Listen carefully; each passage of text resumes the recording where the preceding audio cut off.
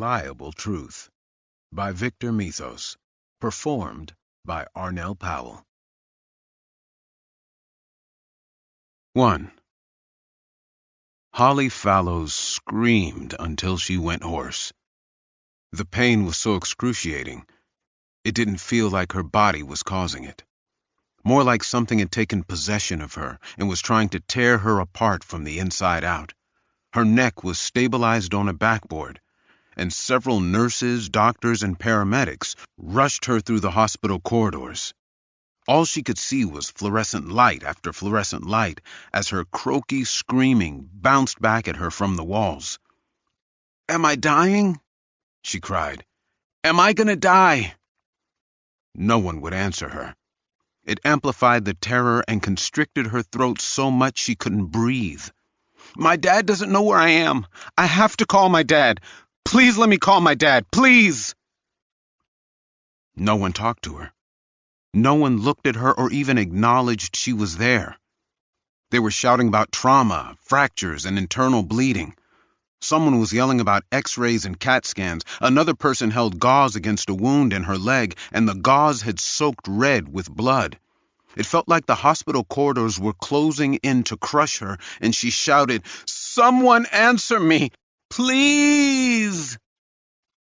They rushed her around a corner, and two other men joined the crowd before they pushed through some double doors into an open room.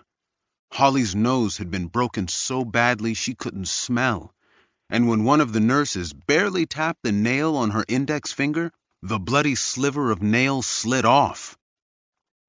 As she was wheeled past a smooth metal cabinet, she caught a glimpse of herself and thought she looked like a nightmare. Exposed flesh, dried blood, and splotches of darker black blood from wounds she couldn't even see. The images and sounds she'd been fighting came to her now. Dense forest, laughing, screaming, and blood. Something black from head to toe that looked like it was part of the forest rather than a man. And then, with the black figure almost upon her, she had a single choice: die or jump off a canyon precipice and have a chance of surviving. She'd made the decision in a split second. She didn't know if her sister was still alive, but her father relied on them to take care of him. Without Holly or April, their father would be put in some moldy room in a care center basement and die alone. Holly wouldn't let that happen. He'd given up everything to raise them as a single dad, and they had always intended to take care of him in his old age. Holly had to survive, for him. She was thinking of her father when someone said, "Breathe deep." Something went over Holly's face, and she fought. She tried to claw at it, but her arms were being held down. As she cried and struggled, she slowly felt a calming sensation loosen her muscles. The calm washed down to the tips of her toes, and she slept. 2. Dylan Astor sat next to his client at the defense table and thought about how being in a courtroom waiting for the jury to return with their verdict felt like waiting for a doctor to come back with your test results. The air had some sort of vibration to it, edginess, maybe, or boredom. He couldn't tell anymore. The defendant, Gerald Dean Weaver, was tapping his fingers against the tabletop to some tune. The prosecutor, a chubby man named Ian, flicked lint off his beige suit. Dylan glanced back and saw his law partner, Lily Ricci, sitting in the spectator benches. She winked at him, and he grinned and turned back around. Glancing out the windows, he saw a rust-colored moon from the lunar eclipse that had begun a bit ago. The Las Vegas Strip wasn't far from the courthouse, and the glimmering neon glow in the distance made it look as if part of the city were on fire. The jury had been in deliberation for 7 hours. When the judge had suggested they take a break and come back in the morning, the foreperson had insisted they could reach a verdict with more time. Now, apparently, they had. The bailiff, A man whose forearms were bigger than Dylan's head leaned against the judge's bench and silently mouthed the words, "What number?" Dylan mouthed back, "44. Trial number 44, and if he won, his 44th straight not guilty verdict. Defense attorneys and prosecutors like to tout their undefeated records at trial, but the truth was that prosecutors routinely dismissed or offered good deals on the cases they were likely to lose at trial, and private defense attorneys could fire their clients. Dylan, on the other hand, had racked up most of his verdicts as a public defender for Clark County before he and his partner went out on their own.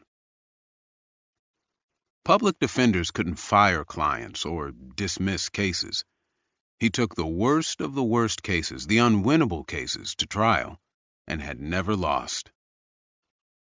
"We should win, right?" Gerald whispered, leaning toward him. "That cop totally lied. I think I want to sue." Dylan leaned over as well and said, "Jerry, let me tell you the first rule of criminal law. Everybody lies. Defendants lie because they have to, cops lie because they think they have to, and witnesses lie for reasons they don't understand. No one's going to care that he lied on some drug case.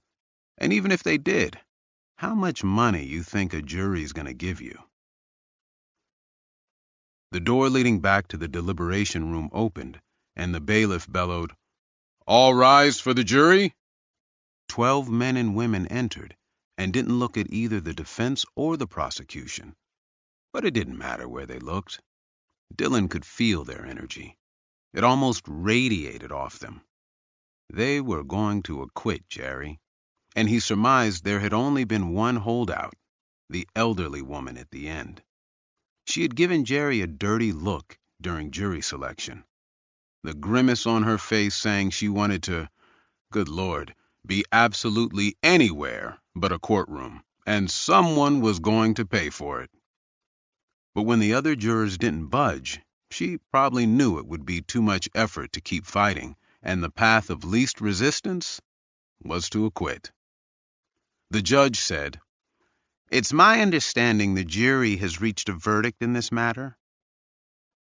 The foreperson, a lithe woman in a black skirt and white blouse, stood. "We have, Your Honor. What say you?" The foreperson raised the verdict form and read, "We, the jury, in the matter of the State of Nevada versus Geraldine Weaver, on count 1, distribution of a controlled substance, find the defendant, Geraldine Weaver, not guilty." Jerry let out a long breath and had to put his hands on the table, seemingly to keep from falling over.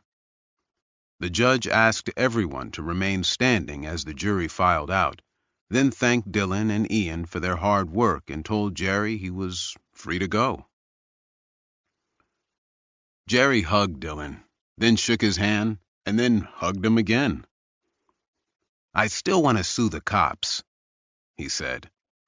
"Let it go, Jerry. You just dodged 10 years at Low Desert Plains. Go get a beer and celebrate." Jerry waved to Lily on his way out as Ian gathered his papers and briefcase and came over to the defense table.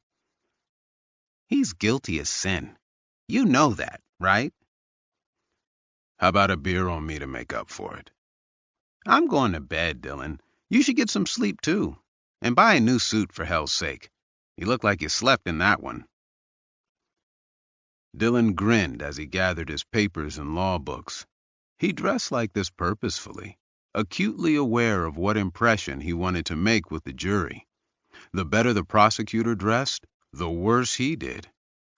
Who didn't love an underdog? 44, Lily said on the way out. "I think that's got to be a record for the state." Dylan shrugged. "It was nothing. They didn't have a good case." "They had a great case. You just outworked him. Ian doesn't want to work that hard." Dylan usually felt a surge of adrenaline after a trial, but he didn't feel it now. He felt nothing but fatigue and a dull sense of dread that he would have to wake up tomorrow and start preparing for the next trial without any rest in between. "Harry's?" he asked. After a verdict, he liked going to Harry's, a bar in Clark County that catered mostly to lawyers, judges, and cops, workers in the same factory. "No, Jake's expecting me. Late dinner." He checked his watch. "Yeah, I guess I better get home too." They reached the elevator, and the police officer who had arrested Jerry was already waiting there. The officer was tall and skinny, with a thick mustache, and had glared at Dylan angrily several times during the trial. No one said anything as they got onto the elevator. Lily hit the button for the first floor, and they stood in silence as the elevator started to move.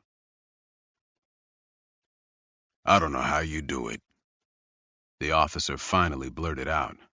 "I don't know how you live with yourself, getting dirtbags like that off." The elevator dinged, and the doors opened. Dylan turned to him. "Some unsolicited advice. Don't stay a cop too long. It'll taint how you see people, and you'll be cynical the rest of your life." As he stepped off the elevator, the officer said, "Same to you, counselor. You defend him too long, you'll become like him." Lily must have been able to tell it bothered Dylan, because she put her arm around his elbow. "He's a little man upset that someone challenged his authority, Dylan. Ignore him. What we do is important." They got outside, and Dylan took a hit of the night air. It was warm, like the air in an oven, and had a hint of exhaust, but it was better than the stale air of the courtroom. "You sure no beers?" he said. "Jake got a promotion at the investment firm, and I have a whole romantic evening planned. With all the trials I've been doing the past few months, we haven't had a date in a while." She told him she'd see him tomorrow at the office and went to her truck across the street. Dylan watched as she got in and drove away. He waved to her as she sped past the courthouse to make the light at the intersection. He sighed and looked across the street. People were still pulling over and taking photos of the ruddy brown moon while it lasted. It had tinted the sky red in a way he'd never seen before. He stared at it a while, and then went to his car. 3.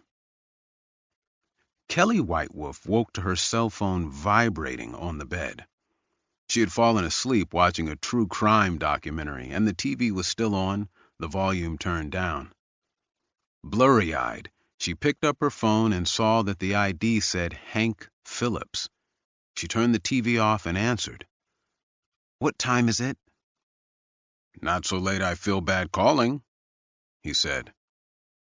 She inhaled deeply and sat up in bed. The room was bathed in dull crimson, and it took a moment for her to remember there had been a blood moon. She felt the empty side of the bed, and the sheets were cool to the touch. After the birth of the twins, her marriage had fallen apart. She and her ex had rushed into it so quickly. They weren't prepared for how much stress children would bring into a relationship. So she had been a single mother ever since the girls were 6 months old. Kelly wondered what it would be like to wake up next to someone else that you knew would be there during the day to help you when you felt overwhelmed. "Kelly, you there?" Yeah. Hang on." She sat up in bed, then went to the espresso maker she kept on her dresser and turned it on. "What's up?" she said once the familiar filtering sound started and she could smell the coffee. "You're going to want to come down to the station. It's a damn massacre, Kelly." "What do you mean?" "Just what I said. There's 4 kids up Coyote Canyon. One of them lived, but she's in the ICU at Roosevelt. Banged up real bad. The other three are... I've never seen anything like it. Well, almost. Hank Phillips had been a police officer for 24 years, 16 of those in the robbery-homicide unit of the Jackson County Sheriff's Office. For him to say he'd never seen anything like it sent a cold shiver through her. We got an APB down here at the station. That fast? He was pulled over by a patrol on I-15 for speeding. When the uniform got him out of the car, he said the guy was drenched in blood. I just left the room he's in, and the uniform wasn't kidding. He's covered from head to toe. I'm coming now. She peed, jumped in the shower, and then threw on a black suit. She guzzled a double espresso before opening a drawer that held her gold badge, Jackson County District Attorney's Office, engraved across the top. Sometimes she carried a concealed firearm as well, but she decided to leave it at home tonight. As the first female district attorney for Jackson County, she had gotten more than her fair share of threats. Some of the good old boys didn't like the idea of a woman, especially a Native American woman, putting them away. Though the county was small and in the middle of an isolated swath of desert in northwestern Nevada, it was growing exponentially. She had petitioned the county council to give her 5 more prosecutors, but so far they kept citing budgetary concerns and stalling. None of them actually wanted to publicly refuse law enforcement a request for more personnel, but they also had their own pet projects they wanted to fund instead. The entire council was made up of the exact types of people Kelly disliked, people that would say anything to get what they wanted. She tiptoed past Aunt Noya's room and into her children's bedroom. Bethany and Bella were sleeping soundly on their backs in the bunk beds. Bella had a pink stuffed bunny wrapped in her arms, and Bethany had an arm hanging down from the top bunk as she drooled onto her pillow. Kelly kissed each of them, then left a note on the fridge for Noya saying that she had to run to work and would be back when she could. It was tribal custom for the elders who could no longer take care of themselves to move in with younger relatives that could care for them. But she had to admit that Noya had helped her far more than she was able to help her aunt. When Kelly's mother was murdered on a cold November night when Kelly was only 12, it was Noya who took her in and explained the life cycle and why her mother could never really be gone. Noya's words that night, and on countless others, were the only things that had kept the trauma from burying itself so deep Kelly might never have been able to get it out. The sheriff's office wasn't too far from her house, a square brick building that looked like it had been office space in the 60s. It felt like an old glove to her sometimes. She had started her career here 2 decades ago as a deputy, and she remembered those days in a police cruiser fondly, though, at the time, working the night shift and going to law school during the day, all she could think about was becoming a prosecutor. She went inside and found no one staffing the front desk, so she headed down the hall to the interview rooms. A deputy, a gal named Cindy, came out from the break room, smiled, and held out a styrofoam cup filled with coffee. "Fresh," she said. Kelly took it without stopping and said, "You're the best." She marched down a long hallway to the first interview room and looked through the one-way glass, ignoring Hank and his partner Syl, who were speaking quietly a dozen feet away. The man behind the glass was sitting down. He was thin, with brown hair, a sallow face that was almost sickly pale, and large brown eyes that Kelly instantly thought held a lot of sadness. He rocked slowly back and forth. She noticed all this in a blink, but what really struck her was the blood. Hank hadn't been embellishing. It looked like the guy had bathed in the stuff. Blood dried a crimson brown, but if someone tried to clean it with, say, bleach or strong soap, it dried to a dull gray because the hemoglobin was destroyed. This blood was deep red, which meant there had been a lot of it, and he hadn't tried to clean it up. His clothes consisted of a plain white t-shirt and jeans, but she almost couldn't see the white in his shirt because of the blood. His hands were coated in it, and his hair matted with it. His face was smeared as if he'd picked up bloody mud and spread it over his exposed skin. "Holy hell," she whispered. Hank came up next to her and looked in. Yeah, but he said it wasn't entirely his fault. How? Hank put his hands in his pockets. Says a demon told him to do it. A demon? He nodded. That's what he said. But here's the part you need to see. Some crime scene photos from something you'll remember.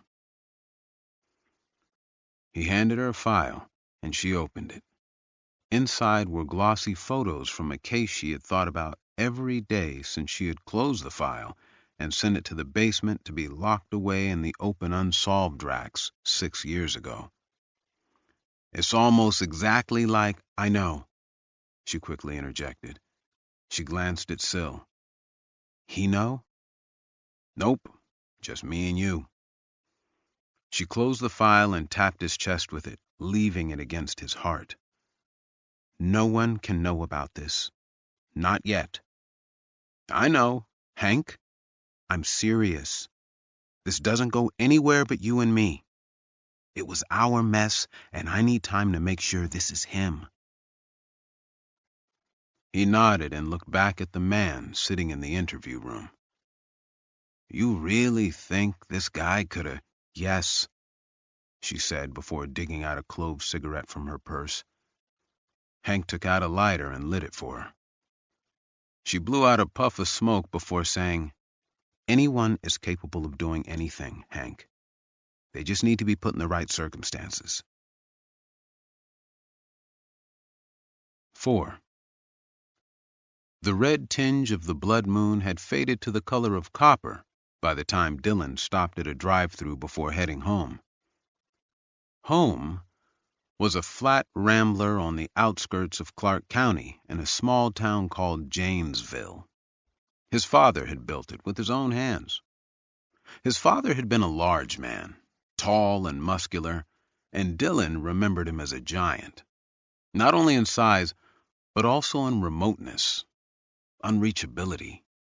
The image entered his mind of the last time he saw his father, lying in a hospital bed with tubes coming out of him. The doctor telling him and his mother that the bullets had done too much damage to his lungs and kidneys, and that they couldn't get a transplant fast enough to save his life. Dylan brought the food inside, where the television was blaring. His 12-year-old sister Marky sat on the couch watching cartoons. Her face was stained red with punch and whatever food she had eaten recently. Hi, Dylan!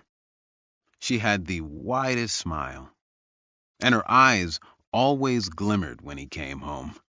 He put the food down on the table and took her chubby face in his hands and kissed her forehead. Where's Mama? She's watching her shows. Dylan went into the master bedroom and found his mother in a bathrobe on the bed. Her eyes were glazed over from the antipsychotics that seemed to do little more than force her to sleep 16 hours a day. She didn't acknowledge Dylan until he said, Brought dinner, Mama. What'd you bring? Chicken. Be right there. She reached for her walker, and Dylan brought it over to her. He helped her out of bed and into the dining room. Marky, he called as he set out the food. Come eat. Marky got up, Her eyes glued on the television as she walked, she bumped into the side table and said, "Ow." Dylan chuckled. "Don't laugh at her, Dylan. She don't like it." "She knows I would never laugh at her." Once they'd each selected pieces of chicken and fries, his mother folded her arms and said grace, ending it, as she always did, with the words, "And bless Papa that he knows we love him and will see him soon." The "and we'll see him soon" always bothered Dylan as a kid. Did his mother know something about when death would come calling? Or was her mental illness affecting her ability to accept that her husband was really gone? After dinner, Marky sprawled out on the couch again, laughing at a cartoon shark chasing a dog. Dylan's mother had taken her pills, the medications that slowed her schizophrenic episodes but made her extremely drowsy, and was snoring from the bedroom. He checked on her, then went back out to his sister. "Time for bed, Marky." "No, Dylan, no. I want to watch this. This is the best part." Dylan took a deep breath and sat down next to his sister. She attended a special needs school that inexplicably started the day at 7 in the morning rather than the 9 o'clock start time of the regular county schools nearby. In the ceiling, near the corner, he saw a crack, something he'd been meaning to learn how to fix for weeks. Today, with his 44th straight jury trial win, he had no doubt there wasn't a trial lawyer in the state that could match his record. The partners at the big firms who barely knew how to speak to a jury without fumbling over their words and had their paralegals do all the real work were pulling down 6 and 7 figures. Meanwhile, he didn't have enough money to hire someone to fix a crack in his ceiling. The perceived injustice of it made him bitter, and he couldn't think about it often. He put his arm around his sister as they watched the cartoon, exhaustion allowing him to keep his eyes open only a few minutes before he drifted to sleep. 5. After a few busy weeks of client meetings and court appearances that drained him to the point he thought about taking some time off, Dylan woke like he did every morning, to the sound of his alarm clock. He hated that sound. It made him grate his teeth and reminded him of days as a teenager, getting up early to work menial jobs before going to high school classes. He turned the alarm off, went to the mirror in the bathroom, and noticed the scar on his neck. Unlike the alarm, it was something he was able to ignore most days. He ran his fingers over it and felt how it rose a little on his skin, just slightly, but enough for him to notice. After showering and getting dressed, he checked the calendar on his phone and saw a court hearing at 2. He made breakfast for Marky and left a plate on the dining table for when his mother woke up. Marky gave him a hug at the door and said, "Love you," before running out to catch the bus. Dylan watched until she got on and she turned and waved to him. He smiled and waved back. She had been a surprise child for his parents. Their father had died before her first birthday, and she had never known a man in her life other than Dylan. Most days he felt he wasn't good enough, that she deserved a better father, but he did the best he could. He made sure Marky had breakfast every morning, and no matter how consuming a case he was on, he was home to give her dinner whenever possible. But he'd received an offer from a large firm in Los Angeles that had been following his trial victories and had called him out of the blue for an interview. He'd done a phone interview and 2 personal interviews and received the offer last week. He was dreading telling his mother. Any change in her life seemed to throw her off balance, like she could no longer think rationally until she grew accustomed to the change. He didn't know how severe the reaction would be when he told her they were moving to L.A. Or that if she refused to go, he and Marky would move anyway, and he'd send money back to her. He drove the 40 minutes to the law offices of Astor and Ricci. Before he pulled into the underground parking lot, he saw that a line had formed outside the Clark County District Courthouse doors across the street, people waiting for a bailiff to unlock them. The Biltmore building had 6 floors, and he and Lily took up 2 offices on the 3rd floor. He took the elevators up and said hello to their receptionist, whose hair had been dyed green today from deep brown, before going into his office and shutting the door. The windows looked out at the courthouse, and he stood there a moment and watched the line of people. It never ceased to amaze him that the justice system worked at all, considering how many people had to go through it every day. A feeling often came to him lately, when he stood there, staring out at the courthouse. Something he hadn't felt before, and it was bewildering why he was feeling it now. Boredom. His phone vibrated in his pocket. It was a number from the district attorney's office. "This is Dylan." "Dylan, hi, this is Jessica Yardley." He sat down in his executive chair and kicked his feet up on the desk. Last year, they'd been on opposite sides of one of the most interesting cases he'd worked on, the Crimson Lake Road executioner. "Long time no see.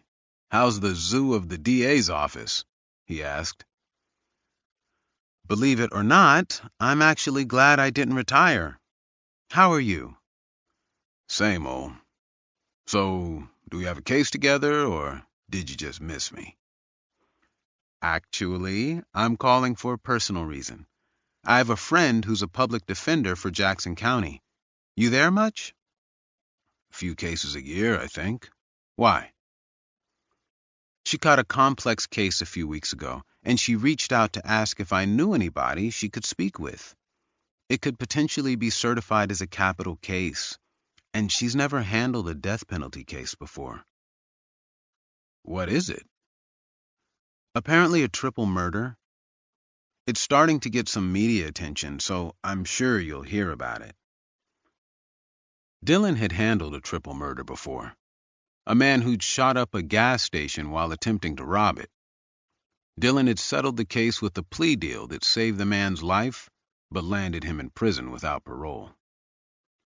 There was almost always overwhelming evidence in multiple homicide cases, which made them among the most difficult for defense attorneys to win.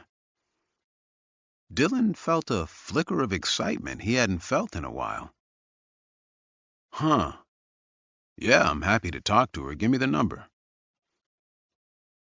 He wrote down the information on a legal pad and said, "So why are you asking me?" She chuckled. "You just like to hear compliments, don't you?" "They don't hurt."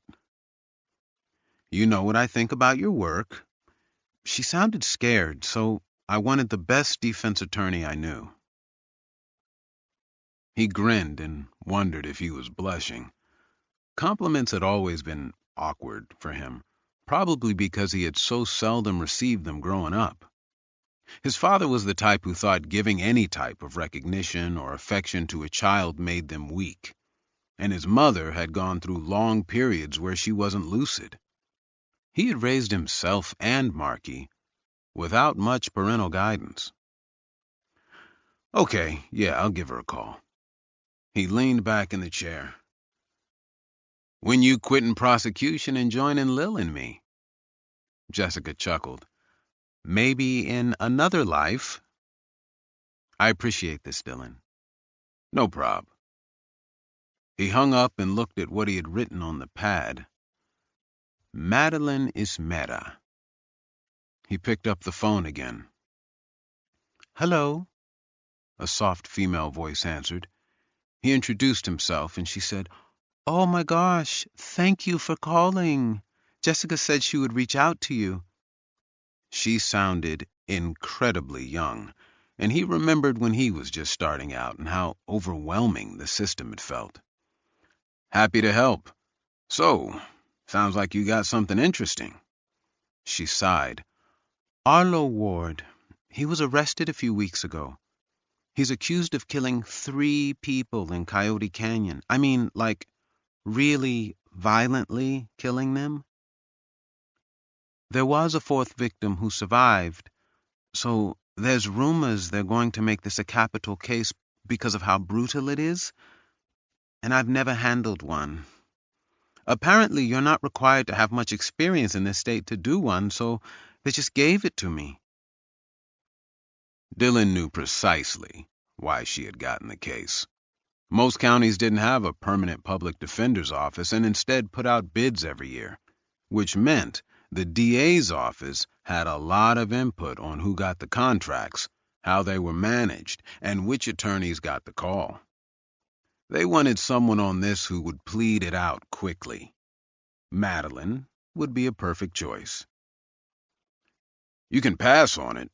Let one of the other PDs who has more experience handle it. I wish. I'm 2 years out of law school, and my only income is this contract. You turn down cases, and pretty soon you're not in the rotation anymore, especially if I bail on one this huge. What's wrong with their case? What do you mean? They gave this case to you hoping you'd plead them out fast, which means they're nervous about something. Do you know what it is? Well, Arlo is unique. He has schizophrenia, a really severe type with auditory and visual hallucinations. Yep, that would do it. He might not be competent to stand trial, and a case that's going to get this much media attention will have the public out for blood. Putting him in a hospital where he might be released one day isn't going to play well in the news. Who's the prosecutor? The DA is handling it herself, Kelly Whitewolf. Dylan whistled. She's a pit bull. Well, that makes me feel better. He grinned. Normally, an aggressive prosecutor is a terrible hand to be dealt on a case like this, but she's smart too. She'll know he might not be competent and will probably offer a decent deal. There was a slight pause, and he knew exactly what she was thinking. She wanted him to take a look at the case. Could you maybe just read the police reports and tell me what you think? I know who you are. I mean, every defense attorney does. It would really help Arlo if someone with your reputation took a look at it. I got a friend up there in Jackson. He's good. Let me give him a call. Oh, okay. I was kind of hoping you'd do it, though. Madeline, I am so swamped right now. I have a federal conspiracy trial coming up that is 200 hours of surveillance recordings and 60 witnesses. There's no way I could get involved with a triple homicide right now. Lily walked into his office and raised her eyebrows when she heard triple homicide. She sat across from him and put her arm on the back of the chair next to her.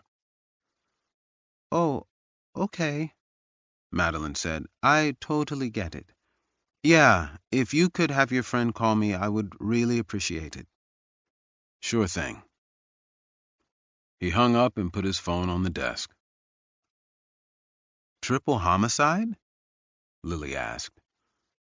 Some guy that allegedly killed some people in Coyote Canyon. Jessica Yardley is friends with the PD and asked me to give her a call. The PD doesn't have any experience with capital cases, so she wanted me to take a look. I'm just going to have Roger up there call her. Lily nodded. Huh. What? He said. I didn't say anything. Lil, come on. She brushed some lint off her jet black suit and wasn't looking at him when she said, Well, Jessica could have called any attorney in the state. Yeah, and? And she called you. It doesn't hurt to do favors for prosecutors. and this case will get a lot of media attention. Free publicity is the best publicity.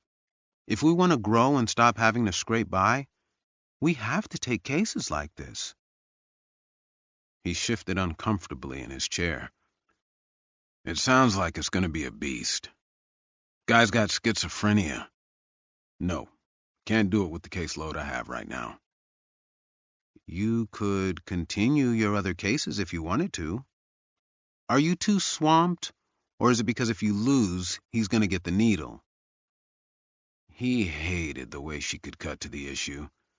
In Nevada, murder was charged as open murder, meaning it included first and second-degree murder and even manslaughter. The jury would decide which degree of murder fit the facts. In cases where the prosecution was seeking the death penalty, the jury almost always agreed with them because of the biased jury selection process to get a death penalty qualified jury. It has nothing to do with that. You've never liked capital cases. Losing means your client's death, but that's just part of the job, Dylan. He tapped his fingers against the desk a couple of times. "I can't do it." "Why?" Dylan wasn't about to tell her that clients with schizophrenia made him uncomfortable. He'd seen how the disease progressed and the utter ruin it created in people's lives, and he couldn't help but think of his mother. "I just can't." She nodded again and rose. "Okay, but just remember when we were fresh out of law school and what it felt like when some senior attorney would help us out. It felt like getting a life preserver in a storm, didn't it?" She left with that, leaving him staring through his open door. Damn it. 6. Dylan finished up his afternoon in court, a drug case where his client had been pulled over with a live snake stuffed with cocaine in his car. Snakes could, apparently, live for a while after they were surgically spliced open, stuffed, and then sewn back up. He stepped out of the courthouse. The sun was bright, and there were no clouds. May was his favorite month, and he wondered if it was because when he was a kid, school ended in May and summer vacation began. He thought of those months in the summer, when his mother had been so medicated she could barely say hello to him in the mornings. Then there would be the days when she was lucid and would spend time with him, and then the next day it would be like it had never happened. Schizophrenia was devastating to the families of the sufferers, because their loved ones would still be there under all that wreckage. Hope that they would go back to their former selves never faded, but it also never happened. Arlo Ward had likely committed those murders during a psychotic break and might not even remember doing them now.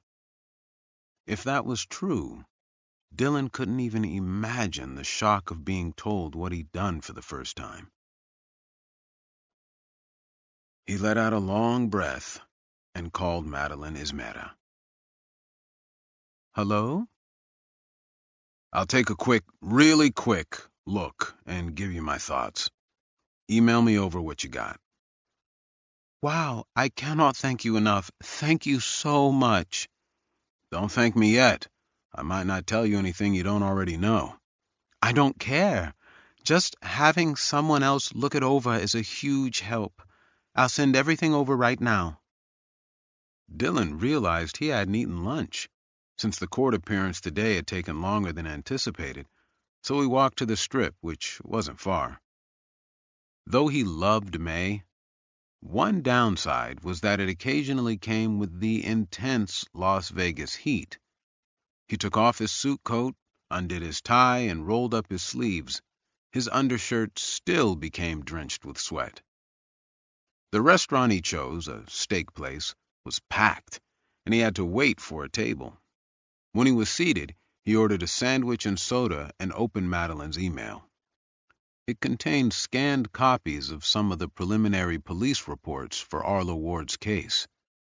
Not much, as the case was fresh, but a few notes from the detectives that could potentially be helpful. Dylan read the detective's narrative first, written by Detective Hank Phillips, and considering he had only had the preliminary autopsy, forensics, and toxicology reports, it was stunningly detailed and absolutely devastating. There were 4 victims: April Fallows, Michael Turner, William Page, and Holly Fallows. April Fallows had died of smoke inhalation and had third-degree burns over much of her face and torso. One of the boys had his skull crushed and then his throat slit, and the other had died from severe blunt force trauma to the head. The injuries were consistent, according to the coroner, with a thick wooden or aluminum baseball bat. All 3 had been mutilated post-mortem, and the bodies, or more accurately, the body parts, had been staged in vulgar ways. The corpses had been made to look like they were engaged in sexual acts with each other. Whoever had killed them had enjoyed it, and enjoyed what they did after the victims were dead even more. Holly Fallows had survived, but not without massive injuries. She had apparently run from the assailant and come to a cliff in Coyote Canyon, where she jumped and landed 40 feet before rolling down the rocky hillside. Dylan pictured her having to choose between the maniac and the jump and felt sorry for her. She couldn't identify the assailant and had failed to pick Arlo out of a photo lineup, stating that it was too dark to see anything. She was sure he had worn something over his head, possibly wrapped his face in black cloth. The only physical evidence left by the perpetrator was 2 cigarette butts, assumed to be his because none of the victims smoked. There wasn't enough saliva left on them for DNA testing. One of the strangest parts of the entire narrative was how Arlo was arrested. He was pulled over for speeding 3 miles from Coyote Canyon and almost immediately confessed. He had been covered in blood, and when the officers asked him about it, he responded by saying, "Oh, I just killed 4 people." The bat had not been found. Neither had the hunting knife suspected of being used to mutilate the bodies. Arlo stated he didn't remember where they were but had given a full confession to everything else. The written confession, in his own handwriting and signed, went into gruesome detail about the murders. Arlo stated that he stumbled upon the 4 young adults at a gas station talking to the clerk about going camping. The campground they were going to was a spot Arlo frequently used when he wanted to be alone, so he knew the area well. Arlo said he had fantasized about killing someone since he was a teenager, but never had the right opportunity. Here, nobody was around, the kids were unarmed, and the moon looked like it was bleeding from a crimson tint. That was when the demon came to him and said if he didn't do it, he would be destroyed. Arlo lay in wait for a while. When Holly Fallows and her boyfriend, Michael Turner, wandered off from the campsite for a walk, he attacked. William Page had gone into the woods to relieve himself. Arlo immediately leapt out at April Fallows, tied her up, and threw her into the campfire. The screaming drew William back, and while he was trying to get April out of the fire, he received the first blow to the back of his head. The blow caused him to fall and twitch like, as Arlo wrote, an insect that got stepped on. Holly and Michael were on their way back to the campsite about half an hour later when Michael stepped on a bear trap that Arlo had covered with leaves and twigs. Arlo described how he'd laughed when he saw that Michael's calf had been torn in half. When Arlo ran at them from the darkness, Michael pushed Holly away, shouting for her to run. She did, and Arlo crushed Michael's skull.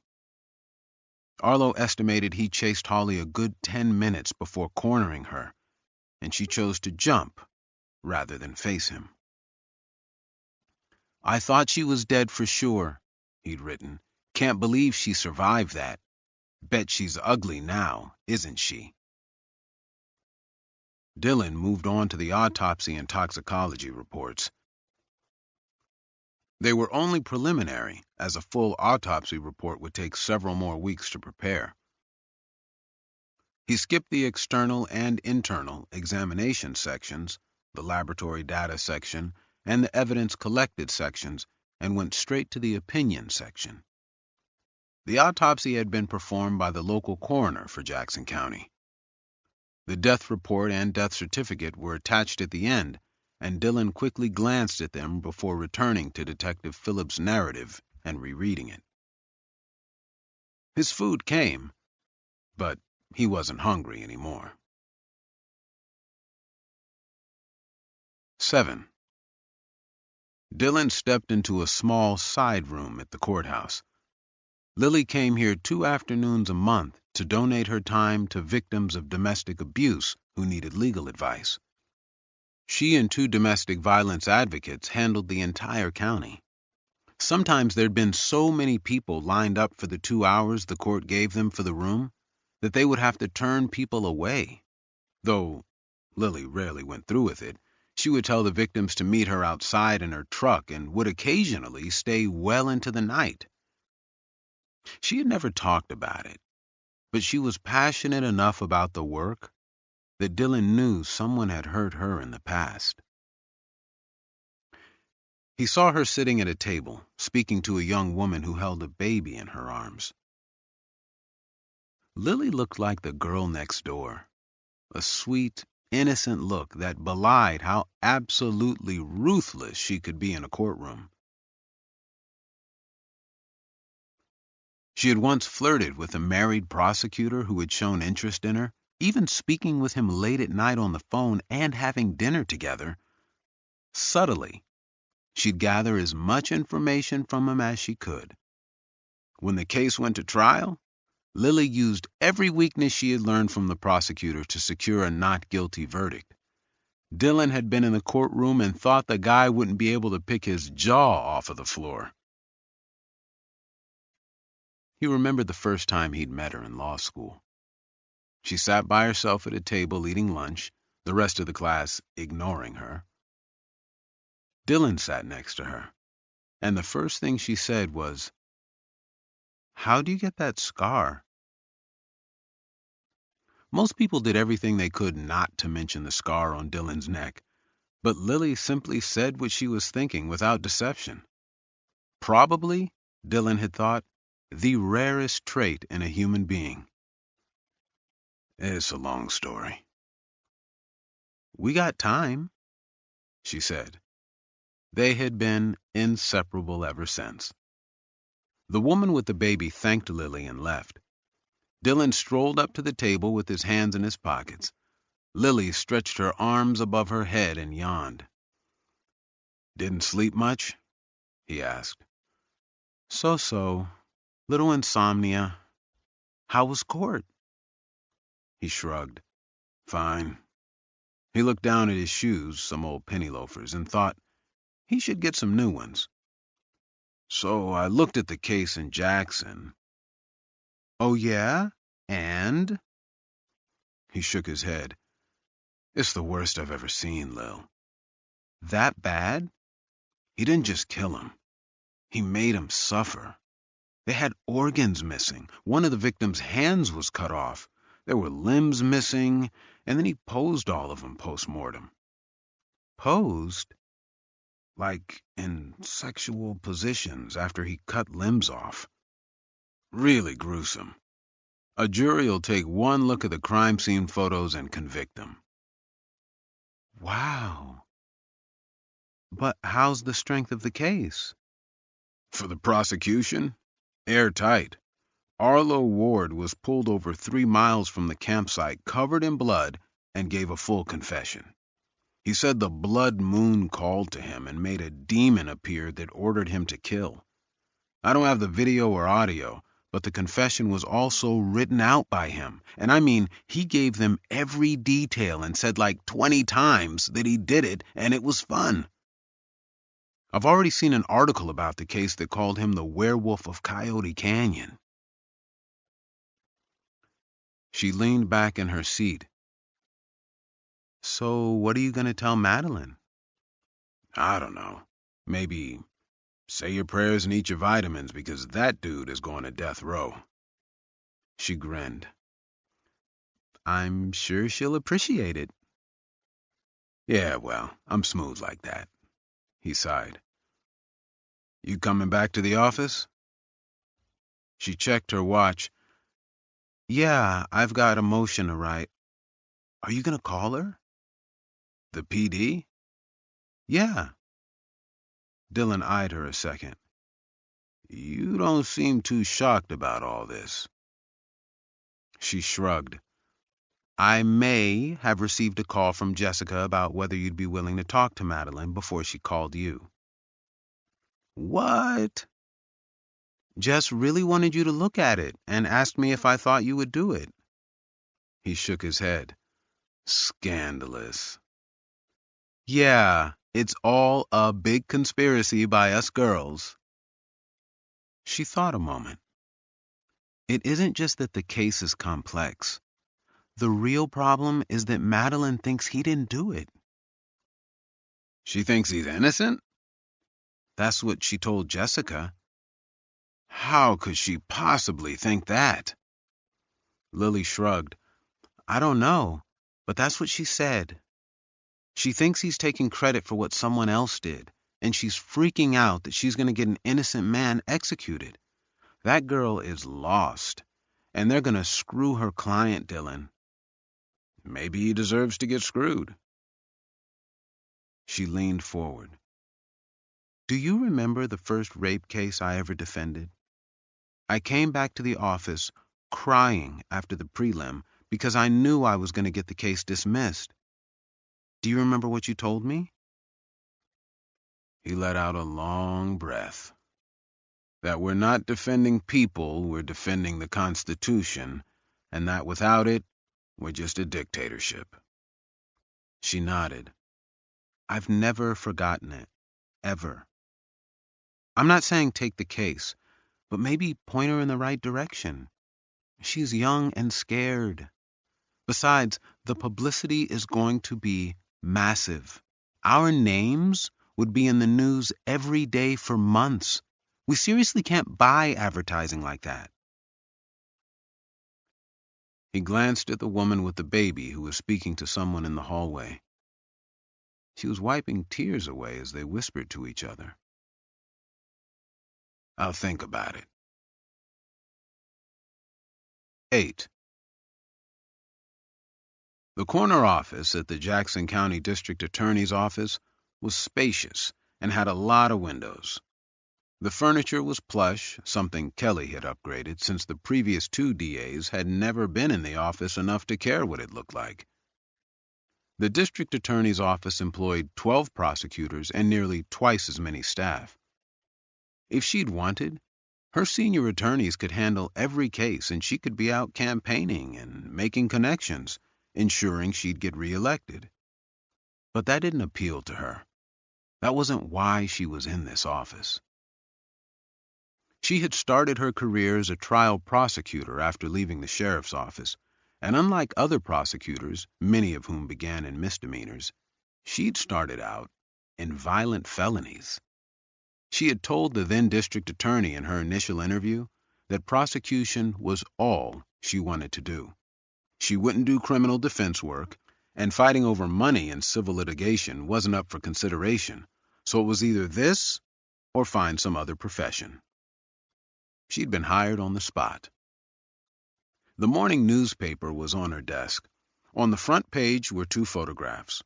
One of her walking up the steps of the courthouse, next to a photo of Arlo Ward. The headline read, Werewolf of Jackson County Case Heats Up. She hated the moniker the true crime bloggers had given Arlo Ward. It had made him seem mystical, with the allure of the nefarious. There was nothing mystical about him. He was human garbage, the type of person that shouldn't have ever been born. someone who was going to do nothing to make the world a better place, but had taken the lives of people who would have. She folded the newspaper in half and looked at the man sitting across her desk from her. James Halden was her chief deputy DA. He had bright white hair, a prodigious belly, and freckles that looked almost comical. He was who she turned to for advice. James was inherently an administrator, a skill she lacked. He handled all her management and public relations duties so she could be in court. "You really want to certify this as a capital case?" James said.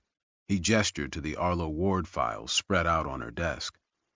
"I mean, with schizophrenia, the jury will convict, but there's a chance they won't impose death." "I don't care about that. I don't need him dead, just locked away for the rest of his life. Death penalty qualified juries are more likely to convict." James took out a piece of gum and put it in his mouth before saying, "This thing is going to be even bigger once all the details get out, Kelly. The media loves misery, and no one's seen anything like this for a long time. Not just here, but anywhere. You sure you're ready for the scrutiny?" "Why wouldn't I be?" James thought a moment before saying, "When I was with Clark County, we had a few celebrity cases that got a lot of national media attention, athletes and such. They weren't like the other cases. Everything you do is picked apart, and everything in your life is laid out there for everyone to see. The case becomes about the players more than the facts. We may want to avoid death, offer a quick plea on insanity, and get him locked away in the state hospital before the media gets its hooks into it." Kelly opened one of the files. She slid out a large color photo of April Fallows, her face charred from the fire, most of her hair burnt, her eyes, what remained of them, slick and red from the layers that had been seared away. He pushed her head down into the fire until she suffocated to death. The coroner thinks it took about 3 minutes for her to go unconscious before she died. Imagine her last 3 minutes, James. And now tell me again how I'm supposed to tuck Arlo Ward away in a hospital until he's ready to be a good boy and come out again." There was more to it as well, but she wasn't ready to get into it with James. Only she and Hank Phillips knew about the Angel Lake murders, and she intended to keep it that way for now. Kelly stood. "I have to go. No comments to any media for now. Call the public defender and let him know to be ready to go forward to prelim, unless she wants to plead her client to life without parole. We'll take death off the table if she does that." James nodded, eyes still on the photo. "You got it." She grabbed her bag and left the office. The DA's office was buzzing with activity, and Kelly could see some of the staff gathered in small groups, whispering, and she knew they were discussing the case. Scipio, the seat of Jackson County, was a town of 60,000, large enough to occasionally get extremely brutal cases, and small enough that everybody would know every detail about them. When she'd gone to the cafe this morning to grab a bagel, she'd heard a table of police officers discussing, almost relishing, the gruesome details of the murders.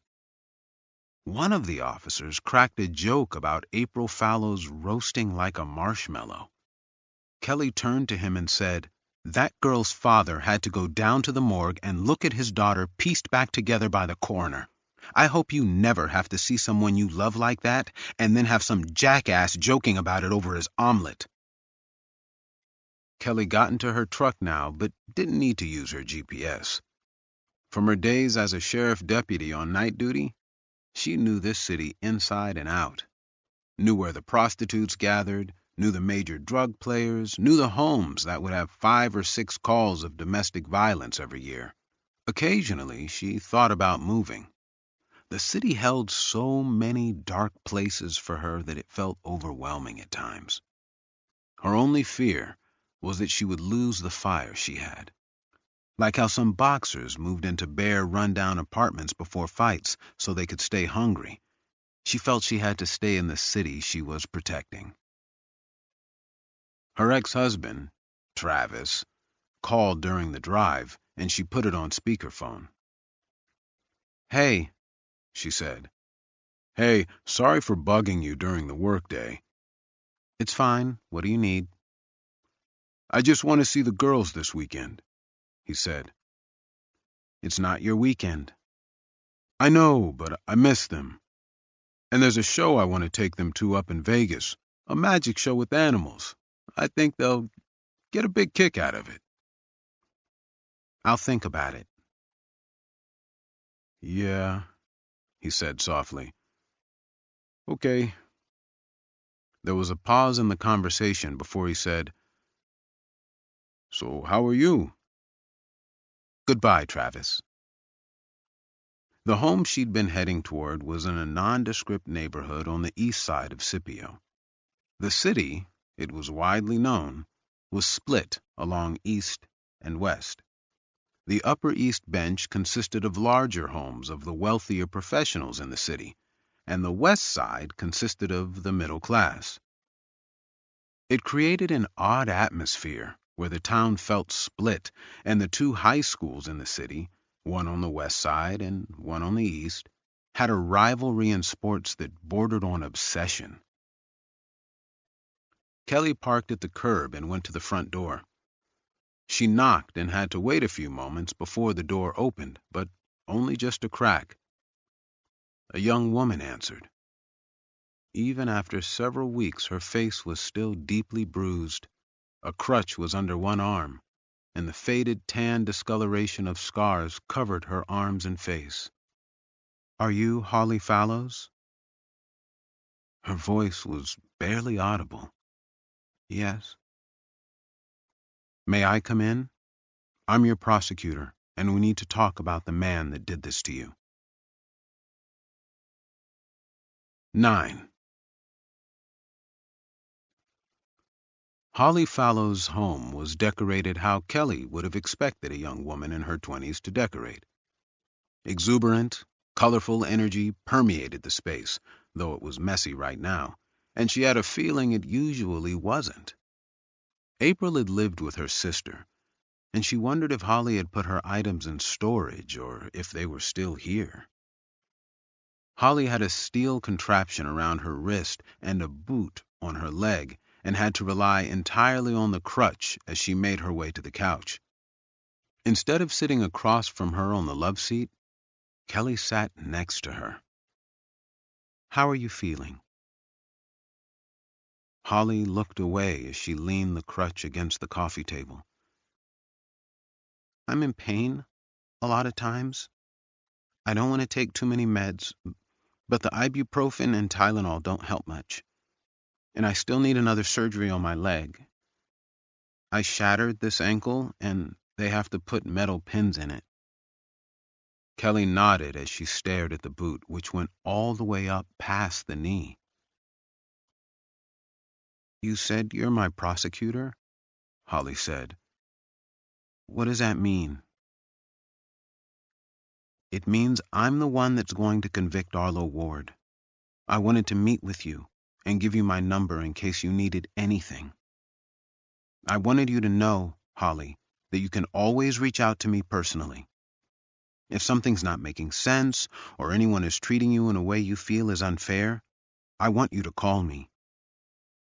Holly seemed to barely be holding it together. Tears welled in her eyes, and her hands were unsteady. "I know what you're going through," Kelly said softly. Do you?" Holly snapped, the tears flowing now. "You know what it's like to have your boyfriend and sister murdered? You don't know anything." Kelly swallowed and watched as the young woman wiped tears away. A box of tissues on the coffee table was nearly empty. "Not my sister, no. My mother. Holly looked at her but said nothing. Kelly hesitated. She wasn't sure she wanted to do this now, but there would never be a good time for it. I, wanted to give this to you. She reached into her bag, which she had set on the floor, and pulled out a black jewelry box. It was found in Michael's pocket. I thought you should have it. When Hank Phillips had told her about the engagement ring, Kelly's stomach had dropped. The engagement ring represented an entire life that Holly should have had, a life that had disappeared like fog and would never return. Holly opened the box and saw the ring. She began to sob. Mikey. No, no, baby. The two of them sat a long time while Holly cried. When she calmed, Holly said, Do you know what Michael used to do with his spare time? A small grin came to her. He volunteered at the Adult Literacy Center. He thought reading was the most important thing for an adult to know. She was silent for a moment. A modeling agency once approached my sister. April was always really pretty, even as a kid, but she turned them down. There was a lot of travel, good money and stuff, but her dream was to be a teacher because she loved kids so much. She wiped a few tears away. They were good people. They didn't deserve this. Holly took the ring out of the box and slid it on her finger. Kelly figured the purpose of the camping trip was Michael's proposal, and it broke her heart to watch Holly stare at the ring and imagine what could have been. My sister helped take care of my dad, Holly said, still looking at the ring. He has MS. I don't know what I'm going to do now. I can barely move around. There's no way I can take care of him, and he doesn't have anybody else. She looked up at Kelly. Why would he do this? We didn't have any money or anything. Why? Kelly had to bite down to relieve some of the anger she felt. I don't know why these men do these things they do, Holly. In fact, I think this may not have even been the first time he did something like this. But, is he crazy? We're not sure. Holly wiped tears away and then stared down at the ring. I have this nightmare where he comes after me in the hospital and kills me too. She looked at Kelly, the tears still rolling down her cheeks, though she was no longer sobbing. If he's crazy, is he going to get away with it and come after me? Kelly reached out and gently took the girl's hand. No, he won't. Holly's eyes were rimmed red. They told Kelly that Holly had seen too much for how young she was, and it had already aged her. Kelly knew that had she met her a few weeks before, she would have looked like a completely different person. As Holly lightly touched the ring and tears flowed again, Kelly took her hand. I promise you, I will make him pay for what he did. When she was leaving, she called James' cell phone. I've changed my mind, she said. I want the death penalty for Arlo Ward. 10. The drive to Scipio was scenic, and the air got cooler the farther they got from southern Nevada. Dylan sat in the passenger seat as Lily drove. They listened to country music, Lily's favorite, and Dylan reread the police reports in the case. The oddest thing about them was how little information there was about Arlo Ward. He was born in North Dakota and then bounced around the Pacific Northwest, but his rap sheet was clean, and there was no credit history, no major purchases, no voting record, nothing that would put him in the system at all. Dylan read the grisly details of the crimes again. He had emailed Madeline and asked for some photos. He studied the way the bodies were mutilated and then posed, pondered the time it took to pose them, and stared in bewilderment at the amount of blood that covered Arlo. The county's criminalist, Dr. Andrew Lang, had taken hundreds of photos of the scene and of Arlo. Because of the popularity of television shows like CSI and NCIS, juries had come to expect a lot of forensic evidence. A trend had developed where good cases were ending in acquittals because there wasn't a smoking gun of physical evidence, no matter how many eyewitnesses there were. Many police departments now had specialists in every area of forensic science: blood spatter analysis, ballistics, DNA, prints, trace evidence, grouped into much larger scientific investigation sections. But Jackson County, like many smaller counties, couldn't afford a plethora of experts, so they hired general criminalists that wore all the hats. Dylan closed the file and stared straight ahead at the road. They were surrounded now by trees, and the air smelled like pine. Lily placed a call through the car's Bluetooth, and Dylan glanced at the caller ID on the dashboard display. It was her sister. He had met her once when she had come out to Las Vegas to visit, and she and Lily couldn't have been more different. Lily was physically strong and muscular, while her sister was squat and plump. Her sister never went to college, and Lily had degrees in economics and history. Even the way they spoke, Lily taciturn and straight to the point, her sister rambling on and on with various stories, couldn't be more different. Lily left a voicemail asking her sister to call her back and then said, "So, what are your thoughts about Arlo?" Dylan placed the file down by his feet. "The confession's detailed," he said, "and the blood on his clothing was matched to two of the victims. If he didn't do it, the best explanation would be he found the scene and then purposely dipped himself in the blood. But if he wanted to get caught, why not alert the police? Why try to go home? If he really wanted to take credit for this, he would have called the cops and waited around. Unless he planned on calling the police, but had to get farther from the canyon. That area is hit or miss with cell reception." Dylan glanced out the passenger window at the entrance to a ranch with a rusted gate. Several men in cowboy hats were standing by it and gave him dirty looks. "I don't think so. I think he would have done it as soon as he got reception off the mountain, not 3 miles away. This doesn't add up. I think he killed those people and manipulated Madeline into believing he didn't." "So what do you want to do?" "Just give her some advice and move on." A silence passed between them. Lily glanced at him. "You haven't talked about that offer from L.A. much. You still thinking about it?"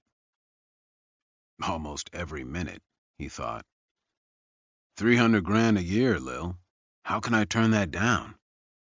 "Yeah, 300 grand, but for a giant firm where you have to keep track of every minute and take criticism from partners that know less than you. You'll hate it. What's the point of working if you hate what you do?" He stared out the window a while before replying. "I've been poor long enough. I like to try being rich now." He looked at her. "Are you trying to get me to take the Arlo Ward case so it blows up all over the news and convinces me to stay?" She grinned but didn't reply. He leaned his head back on the headrest and smiled. Scipio was the next exit. The town was relatively large because of how it had been spread out over the valley, but it had the feel of a small town. Not that many restaurants or stores, one government building for all their municipal services, and a handful of churches. Dylan liked it. He had always lived in small towns and enjoyed the open space. The Jackson County Jail was in a gray brick building that resembled a massive box. No windows. Lily parked in a guest spot, and they went up a ramp to get inside. The front desk clerk logged them in after checking their Nevada State bar cards and sent them through the metal detectors. Madeline Ismera was already waiting for them. She was thin, with bright green eyes and hair that came down to her shoulders. She smiled widely and shook their hands. She wore a small pin on her lapel, a flag of another country Dylan didn't recognize below an American flag. "Haiti," she said, noticing Dylan looking. "So, seriously, I cannot tell you how thankful I am for this. You guys are doing me such a huge favor." "No worries," Dylan said. Madeline led them down the hall to the visiting area. They sat at a steel table in a room with concrete walls painted white. Lily said, "What do you know about Arlo? There wasn't much in the file." Madeline shook her head. "Not much. He has no real history, and when I ask him about it, he's vague. I think it's because he doesn't remember, not because he's being manipulative. Some of his medications affect memory. He also has a wife and a young daughter, but the wife's not talking to anybody, even me." Dylan asked, "Have you had any psych evals?" "Not yet," she sighed. "That's kind of the problem. He won't let me." "What do you mean?" Lily asked. "He refuses to plead not guilty, and he doesn't want me to challenge competence. He insists he did this and wants to take credit." "Maybe because he did do it," Dylan said. Madeline shook her head. "I haven't been doing this long, but I know human behavior. I was a social worker before law school. I can't be 100% certain, obviously, but I don't think he did this. I think he wants to believe he did this. He wants the attention. The first thing he asks me when I visit him is if the news has picked up the case yet." Lily said, "A lot of people with antisocial personality disorder are narcissistic." "I know, but I don't think that's what this is." The door opened just then, and Arlo Ward stepped into the room. 11. Dylan noticed his hands first. Arlo's hands were tiny and pale, the hands of almost a teenager. Arlo didn't have much muscle. He was more stringy than anything and looked entirely plain and unnoticeable. Dylan was surprised, considering how long he'd done this and how many clients he'd defended. He'd expected someone else, someone that looked like they could butcher people with joy. Arlo had large brown eyes the color of dark chocolate and walked with a limp. Dylan knew schizophrenics ran the mental health gamut. Many were perfectly healthy and could lead productive lives, but some couldn't function enough to complete even minor daily tasks. At first glance, he couldn't tell which camp Arlo fell into. "Hi, Madeline," Arlo said as he sat. He turned to the guard and said, "Thanks, Eddie." "Sure thing. I'll give you guys some privacy, but I'll be right out there if you need me, Mrs. Mera." "Thank you." Arlo brought his hands together on the table and smiled at Dylan and Lily. Madeline said, These are the attorneys I told you about, Arlo. This is Dylan Astor and Lily Ritchie. Hello. Arlo smiled wider. His teeth were white and well taken care of. His hands had thick calluses on the palms just underneath each finger, but were otherwise unscarred. No large cracks in the skin, no dirt under overgrown fingernails, no hair falling out from malnutrition. He didn't look different from anyone Dylan would see at a hotel or mall. So, since I got 3 lawyers here, can I ask something? Arlo said. Dylan glanced at Lily. Sure. I'm writing a book about my killings, but some of the inmates here said I can't because there's laws against us making money off our stories. That true? 9 times out of 10, when visiting an incarcerated client, the first question they asked their lawyer was, "How long am I going to be in here?" As far back as Dylan could remember, he had never once been asked what Arlo asked him. There was a law, Dylan said, called the Son of Sam Law that barred people from making money off their crimes. But the Supreme Court eventually overturned it, so yeah, you can write a book if you want to. But I don't recommend it. Why? Because you'd be admitting you did this. I did do it. There was a silence in the room before Lily said, You killed those 3 people? He nodded and flashed a slight grin. Yup, 2 of them with a bat, and the 3rd one burned in the fire. I tied her up good so she couldn't move and then roasted her on it.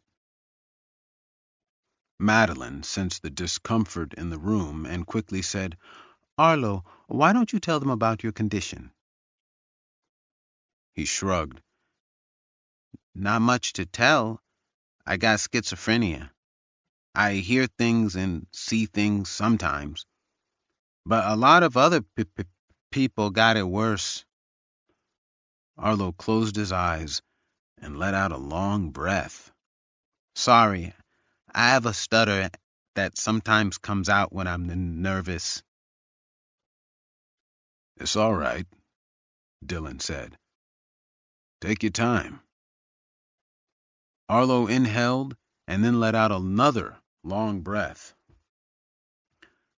I graduated high school, worked all sorts of jobs, and my favorite games are Go and Call of Duty, both really hard games. I'm not smart, I know that, but I'm not like those people talking to themselves under bridges either. Dylan glanced at Madeline and then said, Arlo, why did you kill those people? He shrugged. The demon told me to. That's it? Well, no. I've been fantasizing about it since I was a kid. When I saw them at the gas station, they were lost and had a lot of alcohol with them, so I knew they wouldn't be hard to follow and pick off. Dylan tapped his fingers softly on the table, watching Arlo as he sneezed and apologized. That's a pretty secluded area. Why were you even up there? I go up there sometimes. It's quiet. Nobody bothers me. Lily said, And you followed them up there? He nodded. They camped really close to some abandoned cabins I sleep in sometimes. Then they got drunk. Wasn't hard after that to pick 'em off. Dylan leaned back in the chair and stared at him. The softness of his voice and the sadness in his eyes gave him a sympathetic appearance. Many murderers relied on the instinct human beings had to help one another and could seem warm and kind-hearted. Did you speak to them at all? Nope. You just manage to pick them off one by one. Yup, Lily said. I saw pictures of the victims. The boys were muscular. Both played football, and one of them was a champion wrestler. But you didn't have any injuries. They didn't fight back? Didn't really have time to. I caught them by surprise. People just aren't cautious anymore. They think the world is a safe place until it decides to show them it isn't. Dylan felt a small chill at Arlo's words. He looked to Lily, who cleared her throat and asked a few questions about his mental illness.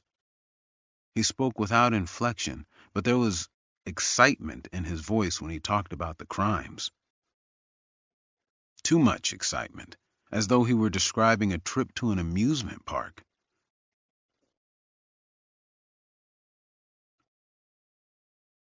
What type of bat was it? Dylan interrupted. What? Arlo said. The bat. They never found it. Wood or aluminum?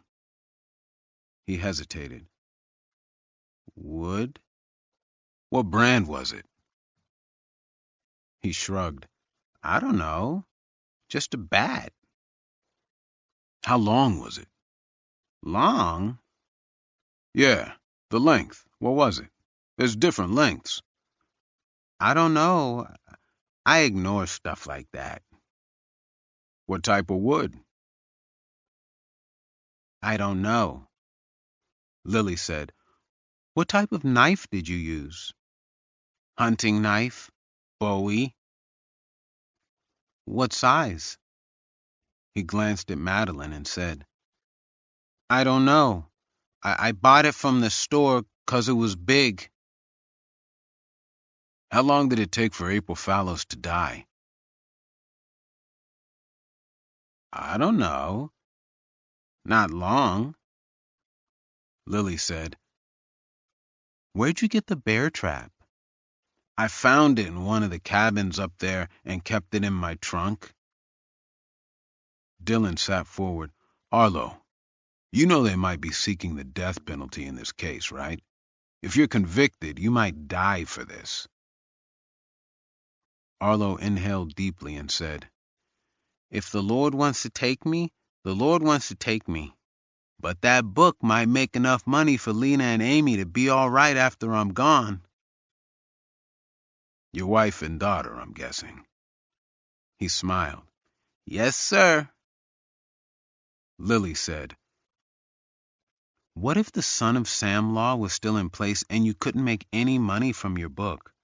Would you still be taking responsibility for these crimes? He was silent a moment. I guess. You guess? Dylan said incredulously. You guess you take credit for something that could get you executed? I mean, I would. You're confusing me on purpose, Mr. Astor, and I don't appreciate it. Dylan grabbed his cell phone off the table and slipped it into his pocket before standing. It was nice meeting you, Arlo. We're going to let you get back. You sure you don't got any other questions? Not right now. Okay. He held out his hand. Dylan shook. Then Arlo shook Lily's and Madeline's hands and said, I'm sorry you had to come out here just for that. They watched him as he shouted for the guard. Eddie came back in and said, Ready? Yup. Thanks again, Eddie. The guard didn't even hold his arm. He had a casual demeanor with him. And Dylan knew, though the guard would probably never admit it, that he liked Arlo Ward. There was, Dylan had to admit, something likable about him. When Arlo had left, Madeline said, So? Dylan shook his head. I was sure when I came here, but I don't know. There's something about him copping to this that doesn't sit right. It feels like he's lying, doesn't it? Maybe. How far away is the crime scene? 12. It was afternoon by the time Dylan, Lily, and Madeline trudged up the trail to where the victims had been killed. Coyote Canyon was an hour-and-a-half drive outside Scipio, and then a hike of a few miles. The air was muggy and hot, and Dylan's collar was soaked with sweat. Lily had changed into shorts and sneakers from her trunk and looked entirely comfortable, while he felt like he was sitting in a sauna fully clothed. The paper file for Arlo's case was tucked under his arm. Surrounded by thick forest on all sides, Dylan couldn't see much. When they got high enough, they found a viewing spot with a wooden bench. They rested for a minute and looked out over the valley. Green trees surrounded by small mountains and hills. After another half hour of hiking, Madeline said, "It's right here." There was a grassy open clearing surrounded by trees on 3 sides. The trail cut through it and headed higher up. Another small path led down into a thicket of pines. Dylan put his hands on his hips and looked out over the space. The trees were tall and provided shade. Even on a night with a full moon, there would be little light after sundown, much less beneath a blood moon with dim crimson light. Nothing was left indicating anything horrific had happened here, as if the earth itself had washed it all away. Lily said, "Where's the cabin?" Madeline pointed. "Down this other trail over here." They took a path that splintered off from the main trail and came to a hill. Down the side of the hill was a cabin with old chipping wood and 2 broken-out windows. It looked like it could collapse at any second. They made their way down to the front door, and Madeline said, "He told me he's been coming here for 2 years. I guess when his hallucinations get really bad. The police found a lot of old food containers and wrappers, so someone's definitely been staying here." A grouping of trees, more densely packed than the rest of the forest, loomed about 20 yards away. Dylan took the file from under his arm and flipped to Arlo's confession. Arlo had written that he'd hidden in the darkness near a dense grouping of pines north of the cabin and watched as the bear trap caught Michael. Then he rushed at them.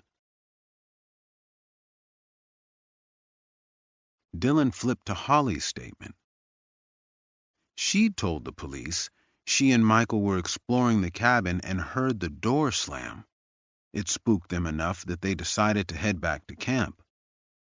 About 100 feet up the trail, she heard something metal snap, and Michael Turner fell to the ground next to her, screaming.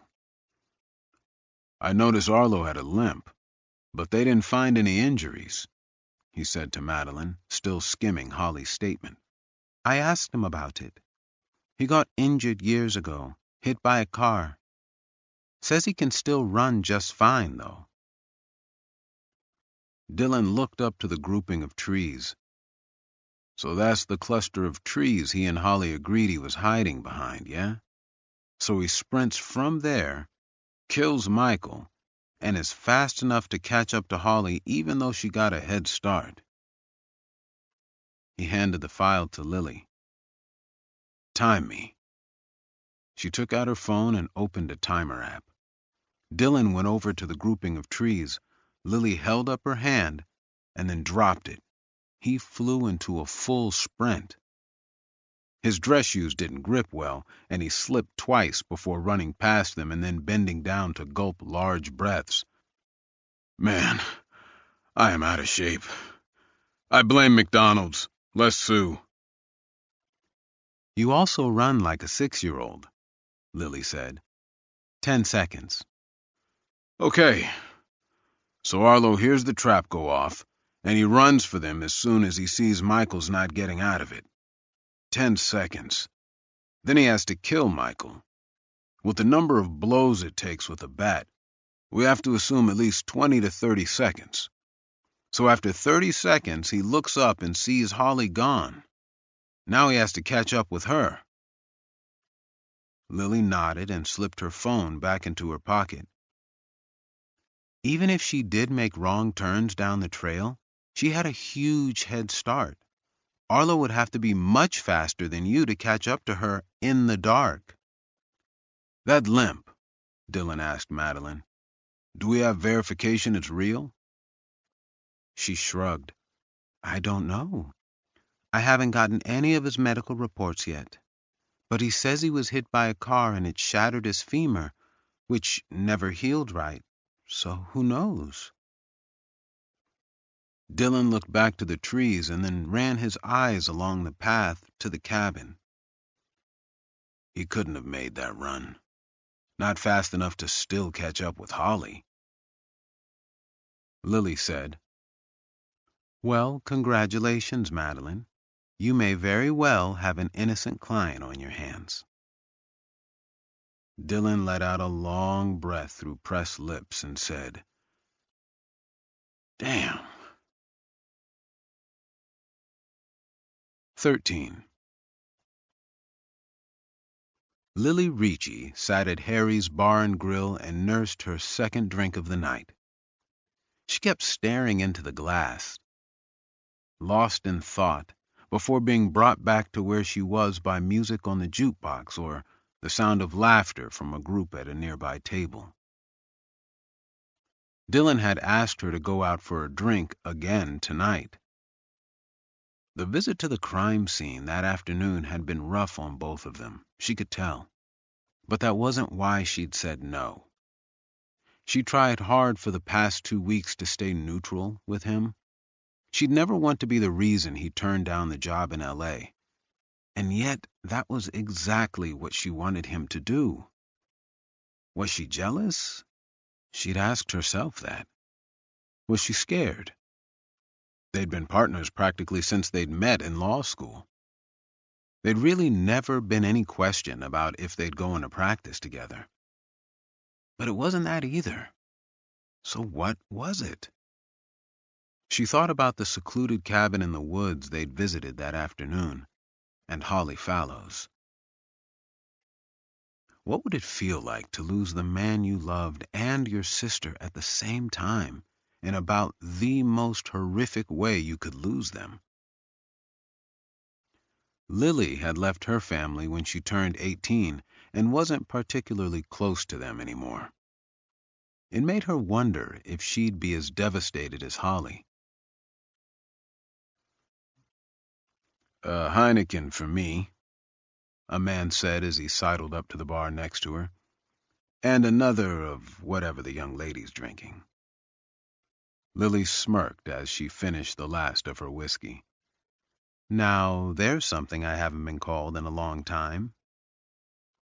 Really? I would think men would be stumbling over themselves to call you young lady and court your affections. She looked up at him. The turtleneck and jeans he wore were stylish, but an elastic tied around his prodigious beard made it appear like a tail coming down off his chin. Court my affections? Did you just step out of a time machine? He grinned as his drink arrived and he took a sip. English teacher. He held out his hand. Nicholas. She shook. Lilith. Ah, the first woman. The one that rebelled against God and refused to be second to man. Did your parents know that when they named you, or is it just a coincidence? I was actually named after my father's favorite horse. Even better. He squinted and turned fully to her. I'm good at guessing people's backgrounds, so let me take a stab at it. Rebellious preacher's daughter strikes out to Las Vegas to get revenge on mom and dad, and needs a rough exterior to keep the vultures away. Am I close? I'm no rougher than anyone else. We've all got pretty much the same story, don't we? He held his bottle of beer up to give a toast, but before a single word came out of his mouth, Lily shot her whiskey down her throat and set the glass upside down on the bar. Then she took his bottle and guzzled the entire thing. Wow, I have never seen a woman able to do that. I'm impressed. She rose and got her bag. You're impressed? Because men will always believe two things about a woman: that she's weak and that she's attracted to him. I'm neither. She patted his arm on her way out. Thanks for the drink, Teach. She felt buzzed and thought it better to call an Uber than risk driving, but she didn't feel like going home yet. She asked to be taken to a popular bar on the Strip, then checked her watch. Jake had asked her to come over tonight. He hated when she was late if they had agreed on a time to meet. Why then, she wondered, was she always late on purpose? Visiting or live here? The driver said. Lily stared out the window. Live here. What part? She checked the time on her phone to make sure her watch was accurate. It would be almost 10 in Kansas, where her sister lived. I'm sorry, she said. What did you ask? Where do you live? Suncrest. Oh, yeah? I got friends live up there. Nice place. She bit her lip, her eyes glued to her phone, and then finally tapped call. The phone rang 3 times before her sister's groggy voice said, Lil? Hey, sorry, I don't want to wake you. Did I? You know you did. I have to work in the morning. I'm sorry, Lucy, The answer is no. And you can't call here this late. Good night, Lily. I know, but I won't get a chance for a couple of days since you guys are going to Mom and Dad's. No, Lil. Go to bed. Her sister hung up. Lily watched the screen a moment, then slipped the phone into her bag. She rested her elbow on the door and stared through the window at the passing casinos and hotels. Glittering neon lighting up the darkness like fire. Some nights, the Las Vegas Strip appeared like burning stars in a galactic cauldron, and other nights, it appeared like glittering garbage in a dumpster. Tonight it felt somewhere in between. I've changed my mind, she said to the driver. Just take me home. 14. Dylan was sitting in court, waiting for the bailiff to call his case, when he got an email from Madeline. He had started her on the right track, but was still hesitant to file an appearance on the Arlo Ward case. Popular culture portrayed defense attorneys as loving to defend the innocent. After all, who wanted to defend the guilty and help them get away with their crimes? But in reality, innocent clients were nightmares. If the attorney lost the case, an innocent person was going to get locked away. Or worst case scenario, like in Arlo Ward's case, they might be executed. It produced an atmosphere of obsessive workaholism, with Dylan routinely pulling 18-hour days and sleeping at the office. He couldn't get involved with something like that right now, he told himself. It would take him away from Marky too much. And then there was the decision he needed to make about L.A. No, he'd ask his friend Roger to get involved and co-counsel. Madeline could handle it with Roger's help. Still, gnawing anxiety wouldn't leave him. Arlo was severely mentally ill and clearly didn't understand the implications of what was happening. He only thought about the money he would give to his wife and seeing his face on the news. It was the reasoning a child would have. Dylan opened Madeline's email. Attached to it was a notice from the prosecution of intent to seek the death penalty. Dylan thought a moment. "I'll call you in an hour." After handling his hearing, a car theft case that he just needed to continue for a month, Dylan went out to the courthouse steps and sat down.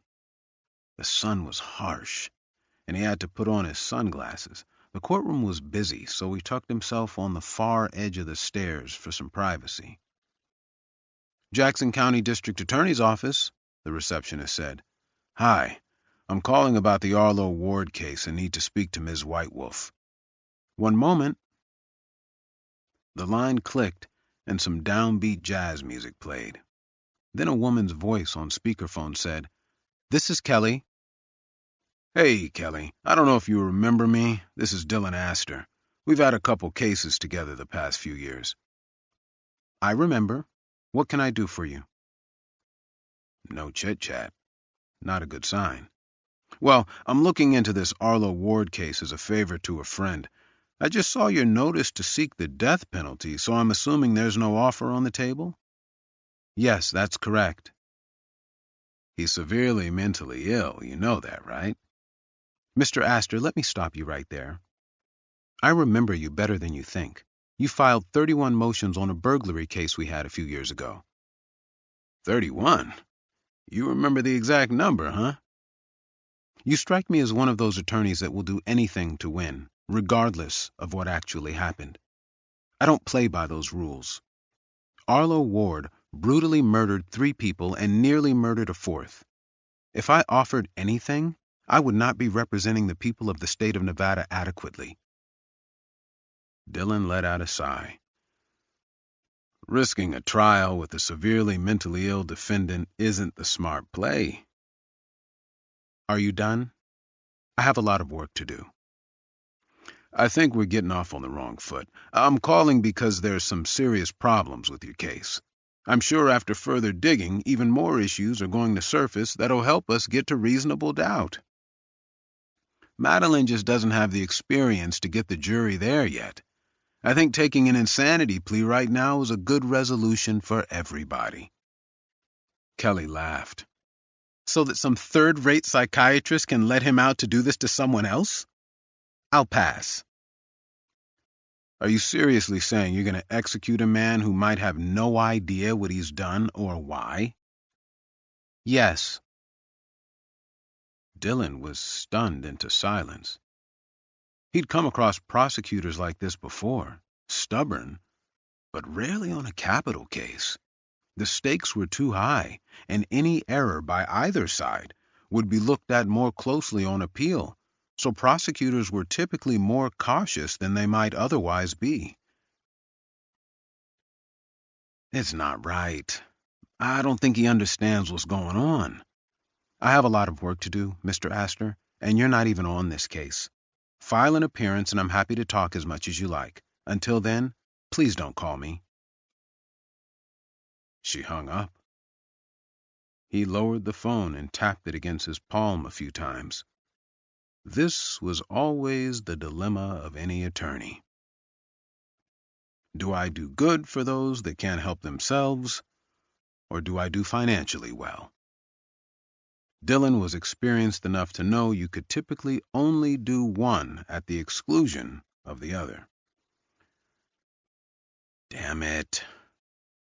He texted his receptionist. Please file an appearance of counsel on the Arlo Ward case and continue all my court appearances for the next few months. 15. Dylan drove to the Jackson County Jail by himself and signed in to see Arlo Ward. He had to wait 20 minutes as it was lunchtime and no guards were available to take him back. When a guard finally came out, he was curt and searched him twice before ordering him not to touch the prisoners. This time, Dylan was sat in an attorney-client room, and Arlo came in wearing an orange jumpsuit with white slippers. His hands were cuffed, along with his ankles, and the guard led him over to the table. A metal lock was on the floor, and he fastened the ankle cuffs around a metal ring holding Arlo in place. Then he left. "Sorry to interrupt lunch," Dylan said. "It's all right. Wasn't very good anyway." Arlo's chain rattled as he put his forearms on the table. "What can I do for you, Mr. Astor?" "Madeline and I spoke, and I'm going to be working on your case, Arlo. I'm going to be your lawyer." A smile appeared on his face, and he said, "Really? That's great. I read that you get a lot of attention in the news. You think we'll get on the news? Not the local news. I've already been on that. I mean the national news?" "Once the case heads to trial, they'll likely pick it up. They love these types of cases." The smile didn't leave Arlo's face as he leaned back in his chair. "I started my book. I should send you some of the pages." "Arlo, do me a favor. Take notes if you want, but don't write the book just yet, okay? Anything you write, the jail can confiscate and introduce in court as an admission." He lost his smile. "I can't do that. I don't remember things too well. I have to write it now or I'll forget a lot." "Well, do this then. On every page, write, 'To my attorney, Dylan Astor.' If you do that, it's a communication to your attorney and it's protected by attorney-client privilege. It can't be introduced against you in court. Can you do that?" "Yeah, I can do that." Dylan leaned back in the uncomfortable metal chair and folded his arms. Arlo's grin returned as he said, "You want to know about them, don't you?" "Them?" "Every severe schizophrenic has a them. The CIA, aliens, monsters under the bed, ghosts, them." Dylan watched him a moment. "Do you have a them?" He nodded. "Yeah, I do. I was 15 when I first saw them. It was in a cemetery near my house, an old cemetery that used to be a gallows, so it had a lot of bad people, people that killed women and children. The worst people." Dylan didn't point out what the implications to him were for that statement, and instead said, "What happened?" "I was walking home from my job at a movie theater, and it was late. I was staring at the cemetery and saw something move real fast and right across the graves." He stopped and stared down at the table. "I looked around, but didn't see anything."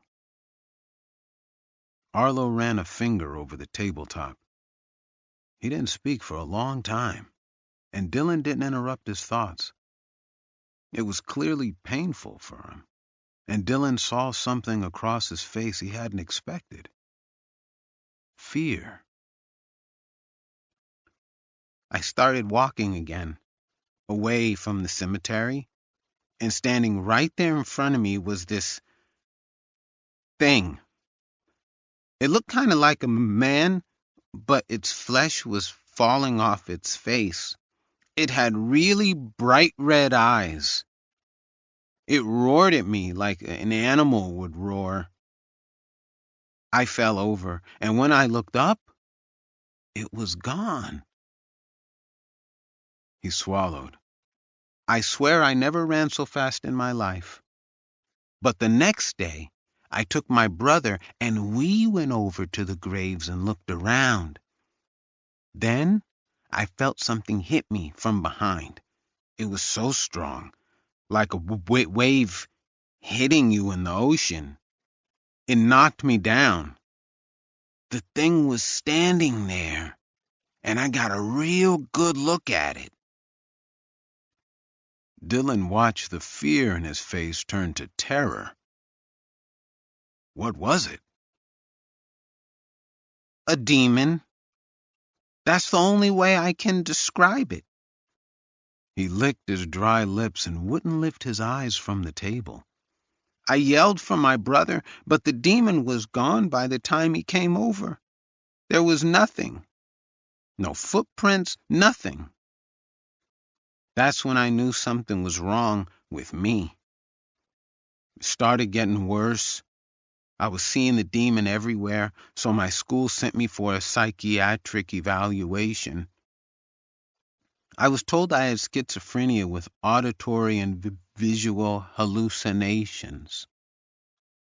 He sniffed and wiped his nose with the back of his wrist.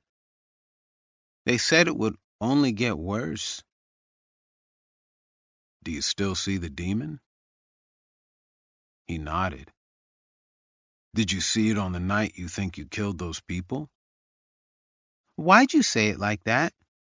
I think I killed them? I did kill them.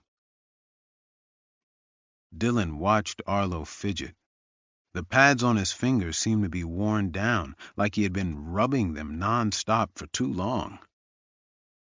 Arlo, I know you've been resistant to this, but I'd like a psychiatrist to come here and talk with you for a little bit. I think it would really help me understand what's going on. And we don't have to release his findings to anybody if we don't want to. Will that be all right if I send him here? Arlo shrugged. Why not? I got all the time in the world. Until they kill me, at least. On the way out of the jail, Dylan called Dr. Leighton Simmons, a psychiatrist he had used on multiple cases. Leighton answered on the third ring and sounded out of breath. "Working out?" Dylan asked. "Elliptical. Best exercise for you. What's up?" "I need you to evaluate a client. He doesn't have any money, but I think I can get the county to pay your fee." "What's the issue?" "He says he was diagnosed with schizophrenia at 15, and I need to see if that's the right diagnosis." "What's he charged with?" "Triple homicide. He insists he did it, had the victim's blood all over him, and gave a full confession, but he's not fitting the mold. I need to know if he's making this all up for the attention." Dylan heard the elliptical machine stop. "Well, I need a minimum of 40 hours with him. Bit booked right now, but in 2 months I can..." "Can't wait that long. Trial will probably be going by then. I need you to start today." "There's no way I can do that, Dylan." "Then I have no choice. I'm calling in my favor." He chuckled. You would do that, wouldn't you? Dylan had once defended Leighton's 16-year-old son after he was caught selling pot to his buddies at school. He'd gotten the kid community service and a sealed record when he turned 18. Dylan had done the case pro bono for this exact reason. He wanted Leighton to owe him a favor. "All right, I'll move some stuff around. Text me his information." "I really appreciate this." "Well, don't get too excited. In most cases like this, defendants are found competent and have to testify that they understood the consequences of their actions. What I find might really hurt your case." 16. Over the next few days, Dylan and Lily focused on nothing but Arlo Ward's case. Madeline assured them she could get the fees for investigators and experts covered by the county, and that she would give them half the payment she was receiving, $15,000, which meant the firm of Astor and Ricci was defending a triple homicide for a little above minimum wage once they put in their several hundred hours. "The publicity will make up for the low fee," Lily said, sitting in his office. "What's with you and publicity lately?" She was silent a moment. "I have some things that are going to require higher income. So I've got marketing plans to make sure our firm sees growth every year. And big cases that get a lot of attention are an important part of that plan. A week after meeting with Arlo, they were in Madeline's cramped office in Scipio. The office was near the courthouse, and the entire floor had a single shared receptionist. There was one bathroom for the whole building. The view from the fourth-floor office would have looked out over the courthouse across the street, but stacks of papers were piled up on the windowsill. Only 2 decorations personalized the office: a Ruth Bader Ginsburg bobblehead figurine and a series of historical flags from Madeline's native Haiti. A scheduling conference to set the preliminary hearing date was slated for half an hour from now. "So," Madeline said with a sigh, "what's next?" Lily said, "Depends on Arlo. He's tying our hands with his refusal to plead not guilty." "I know. I wish I could get him to change his mind." Dylan said, "Doesn't matter for now. Right now, we fight everything. Every single thing the prosecution does, we have to fight. If they say the sky is blue, we have to object and file a motion saying it isn't. Complain, challenge, yell, and argue every single issue to try to create chaos for the prosecution. It might get Kelly to soften on offering an insanity plea and sending Arlo to the state hospital." "Good luck with that," Madeline said. "I've worked with her a lot. She's one of the most stubborn people I've ever met." "This is different. She's taking a huge risk by not offering anything, since she could lose a trial. She's got some personal thing with this she's not telling us about." "Like what?" He shrugged. "No idea, but we need to find out." The assigned judge in Arlo Ward's case was Timothy V. Hamilton. Dylan knew him from multiple cases, as Hamilton used to be a deputy district attorney in Clark County. There was, in legal jurisprudence, a school of thought known as the Truthers School, expounded on and made famous by a law professor at Yale University. The basic premise was that a jury and judge should be given all the facts in a case and nothing should be suppressed. If the police violated someone's constitutional rights, then they should be administratively punished, but the evidence in the case should still come in. "The truth," one of Dylan's truther law professors had said, "is more important than any violations of the Fourth Amendment, and trials are a search for the truth." Dylan couldn't have disagreed more. Once the police saw that basically nothing would happen to them for violating someone's rights, why wouldn't they do it in every case? The truther philosophy, he believed, if actually applied in the American legal system, would effectively rip up the Constitution and make it worthless. Judge Hamilton was a truther. The only thing Dylan and Lily had going for them was that Hamilton loved media attention. On one famous case they'd had together when he was still a prosecutor, Hamilton had gone to the media before Dylan could and given interviews to anyone who wanted them. It was something prosecutors rarely did, as they would be accused of trying to taint the jury pool, and the potential for it to backfire was huge. Everyone thought Hamilton had done it to increase the likelihood of a conviction, but Dylan recognized the truth. He had done it because he couldn't help himself. He loved the cameras more than the practice of law. It was difficult to turn down a judgeship when your father and grandfather had both been judges, though. Dylan suspected Timothy Hamilton hated being a judge, since judges almost never got media attention. Judge Hamilton's courtroom wasn't huge. It could probably hold 50 people, and Dylan had a feeling it would be packed every day if this case went to trial. There was nothing the media liked more than tragic, bloody stories with sympathetic victims and defendants people could hate. Dylan sat at the defense table next to Lily, and Madeline sat at the end of the table. Arlo was brought out. He gave a broad smile and shook their hands before sitting. The prosecutors came in a moment later.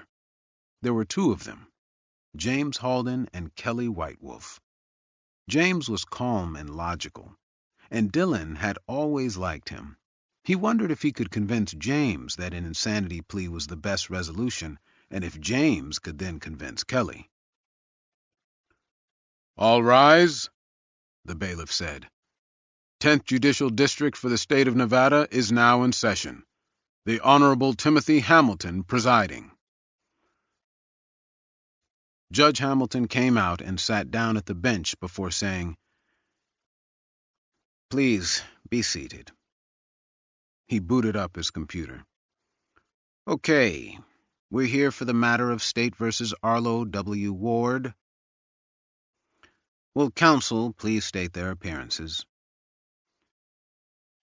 "Kelly Whitewolf and James Halden for the State." Lily stood and said, "Lily Ricci, Madeline Ismera, and Dylan Astor for Mr. Ward." The judge looked over to Dylan. "Good to see you again, Mr. Astor." "You as well, Judge." "Haven't seen you up here much." "I prefer home games, Your Honor. Why give up the home court advantage?" The judge gave a slight grin as he glanced at his computer screen. "So, it looks like we're here for a roll call. I'm looking at 2 weeks from today for a preliminary hearing, Thursday the 17th. That work for everybody?" "It does, Judge," Lily said. "That's perfect," Kelly said. "Then we'll get that scheduled. Any other matters to address at this time?" "Just a minor one, Your Honor," Kelly said, rising to address the court. "Our criminalist, Dr. Lang, found 2 eyelashes on the body of one of the victims in this case, possibly from the perpetrator, as it did not match any of the victims. We would ask that Mr. Ward be ordered to provide eyelashes for comparative analysis. We could have someone over at the jail today to get it done." "I would object," Dylan said, rising. "They had ample opportunities to take my client's eyelashes and chose not to do so. It would be inappropriate at this time to force my client to go through such an invasive procedure as pulling his eyelashes." Kelly chuckled. "That's absurd, Your Honor. The court does this as a matter of course for nail clippings, blood, hair, urine, and everything else, and there is nothing invasive about providing eyelashes." "I disagree, Your Honor. Pulling eyelashes is aggressive and could potentially be traumatizing and doesn't provide anything useful to the prosecution. Study after study of cases across the world show that forensic technicians cannot successfully match hair to a suspect at rates higher than random chance would allow. As such, we would be willing to provide 1 eyelash to the state as a courtesy, but no more." "This is ridiculous. We would ask the court to order the defendant to provide the samples immediately." Judge Hamilton stayed quiet a moment and thought. Kelly was right. This was a routine request that 9 times out of 10 would be granted without hesitation. The fact that the judge was considering it meant only one thing. He knew, as well as Dylan did, that this case would be popular and widely televised. Every decision he made would be scrutinized by a national audience of media legal scholars and professors, as well as voters, who had the power to remove him in a retention election. Hamilton would want to appear the consummate, thoughtful judge. He couldn't do that by immediately granting prosecution requests without any thought. "How many eyelashes would the state need to perform a comparison?" Kelly's jaw might as well have hit the floor with the shock that Dylan saw on her face. She couldn't answer for a moment, then folded her arms and said, We need an eyelash from every portion of the eye to make a match, since we don't know what portion these eyelashes came from. I would say we need 20. 20? Dillon nearly shouted, feigning outrage. Your Honor, they might as well shave his entire head. We will agree to 1. That is the least invasive number that still provides the state with what they want. Before the court decides, we would request a hearing on eyelashes. What? She said, looking at him now. We don't need a hearing on this. I disagree. Your Honor, this is an obvious attempt by the defense to stall this case in the hopes that... Judge, that is offensive. I don't appreciate Miss White Wolf's implication. I'm simply trying to preserve my client's dignity and his right to... Dignity? Are you kidding me? He lost any dignity he had when he held that girl's face into a fire. Your Honor, I don't appreciate the state's tone and would ask for the court to censure Ms. White Wolf for her... Censure me? You can kiss my... All right. Judge Hamilton quickly interjected. Both of you, calm down. He tapped the pen in his hand against his bench a few times. I'm going to set a hearing on the matter of the eyelashes for the same day and time as the preliminary hearing, and we will address it then. Please, both of you, file briefs on the matter at least 1 day before that time. Anything else from either party? One thing, Your Honor, Dillon said. We would ask that Mr. Ward be granted bail. Kelly yelled, That's insane! He murdered 3 people and tried to kill a 4th, and I have no doubt he would attempt to finish the job if he's let out. Apparently, Miss White Wolf has forgotten the use of the word allegedly. This is America, and we're still presumed innocent until proven guilty. I would ask the court to remind Ms. White Wolf of this fact. Your Honor, she said, calming her voice, you cannot risk this man getting out. We already addressed bail at the bail hearing, and it was denied. There's no reason to renew this issue. Judge, Mr. Ward was fully cooperative with the police and is ready to go to trial on this matter. He has no history of criminal behavior, not even a traffic ticket, other than the speeding he allegedly did here. He's got a wife and young daughter, as well as ties to the community through his church. He should be granted bail. Judge Hamilton, Dillon could tell, wanted to tell him how ludicrous that argument was on a triple homicide, but he didn't. Instead, he simply said, I am denying bail at this time. Thank you, counselors, and I'll be looking forward to reading your briefs.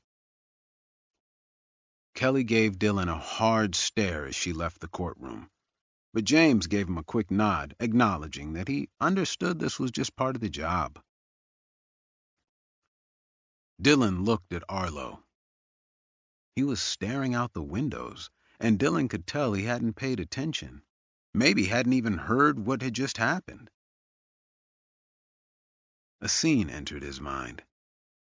Arlo Ward, a potentially innocent, severely mentally ill man, strapped to a table while receiving a lethal injection.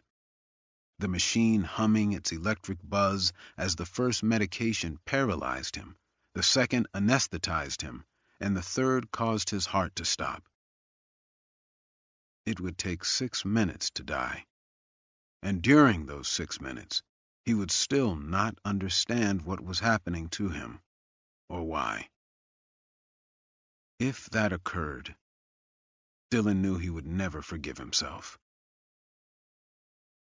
Well, that was just a straight-up brawl, Madeline said. If you thought this was a fight, wait until the trial. 17. Of the 2 of them, Lily was the legal writer.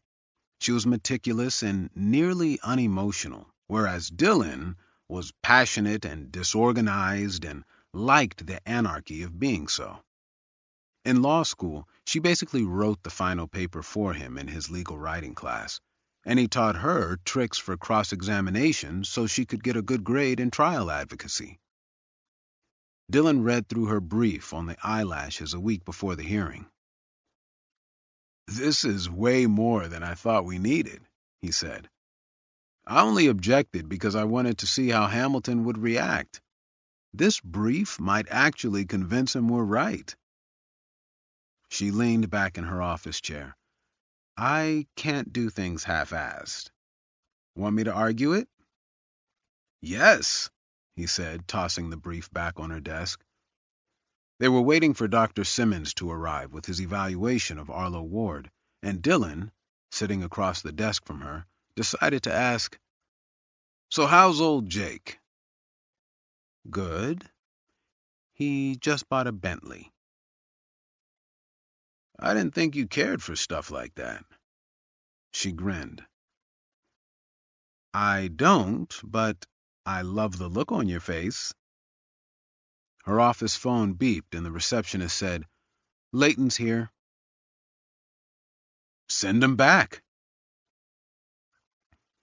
Leighton Simmons came in wearing a gray button-down shirt and jeans. He didn't fit the image Dylan had of a psychiatrist. He pictured Freud, and Leighton was more like a haggard basketball coach. He tossed a thick stack of papers held together by a clip on Lily's desk, and then sat down on the couch and said, "You want the long version or the short version?" Dylan said, "How about we split the difference and do the medium version?" Leighton watched as Lily flipped through his report. "I've spent a total of 40 hours with him now, and feel comfortable enough giving the court my opinion. I think schizophrenia is a spot-on diagnosis.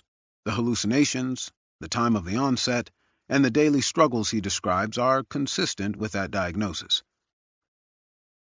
We'll have to get an MRI, CT, and some blood work to rule out any physical causes, but I think the original diagnosis is correct." "The big question, Leighton, is he lying?" "First impression? Yes, he's probably lying." Lily's brow rose. "You really think there's a chance he didn't kill those people?" Leighton nodded. "I think he's a man who never had any affection or attention. His father himself was mentally ill and violent. The father became so abusive to him that Arlo was taken from his parents by the state and bounced around foster families for years before his parents regained custody. His mother was never able to give him any type of attention, since she was a victim herself and just trying to survive. At school, he was bullied for his excessive thinness and his stutter, probably from kindergarten until he graduated high school. He can't recall having a single friend his entire life. All he did was play video and board games, sometimes for 10 or 12 hours a day. It was his escape from the world, which is what the brain attempts to do when suffering from this disorder." Dylan thought about the damage parents could do even in the absence of abuse. "If we put you on the stand," he said, "what would you testify caused this disorder in Arlo?" "We don't truly understand the origins of the illness, but it seems to be a combination of predisposition through genetics and massive childhood trauma. The brain attempts to protect itself from trauma as best it can, but if it gets to the point where the trauma is unbearable, the brain can simply schism, and that's what severe schizophrenia is." "So why do you think he's lying?" "Despite having a wife and daughter, I think this man has lived in isolation his entire life. I don't believe he can connect with another person in any meaningful way. When I asked him why he got married, he replied that it's what you're supposed to do.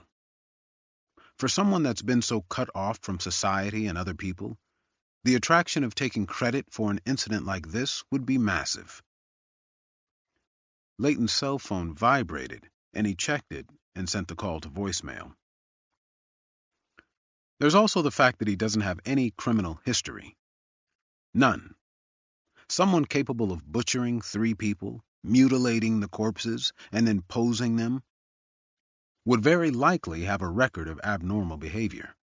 probably severe convictions for violent crimes and a history of being unable to complete probation or parole. As far as the juvenile record, a person like this would have a string of incidents displaying cruelty to animals, friends, and siblings. But there's nothing there. The guy's a mouse. Layton's phone rang again, and he said, "Excuse me a sec," before typing a quick text in response. "By the way, I tried to talk to his wife, and she hung up on me." Dylan said, "She refused to talk to anybody. She's probably scared she's going to make the case against him worse."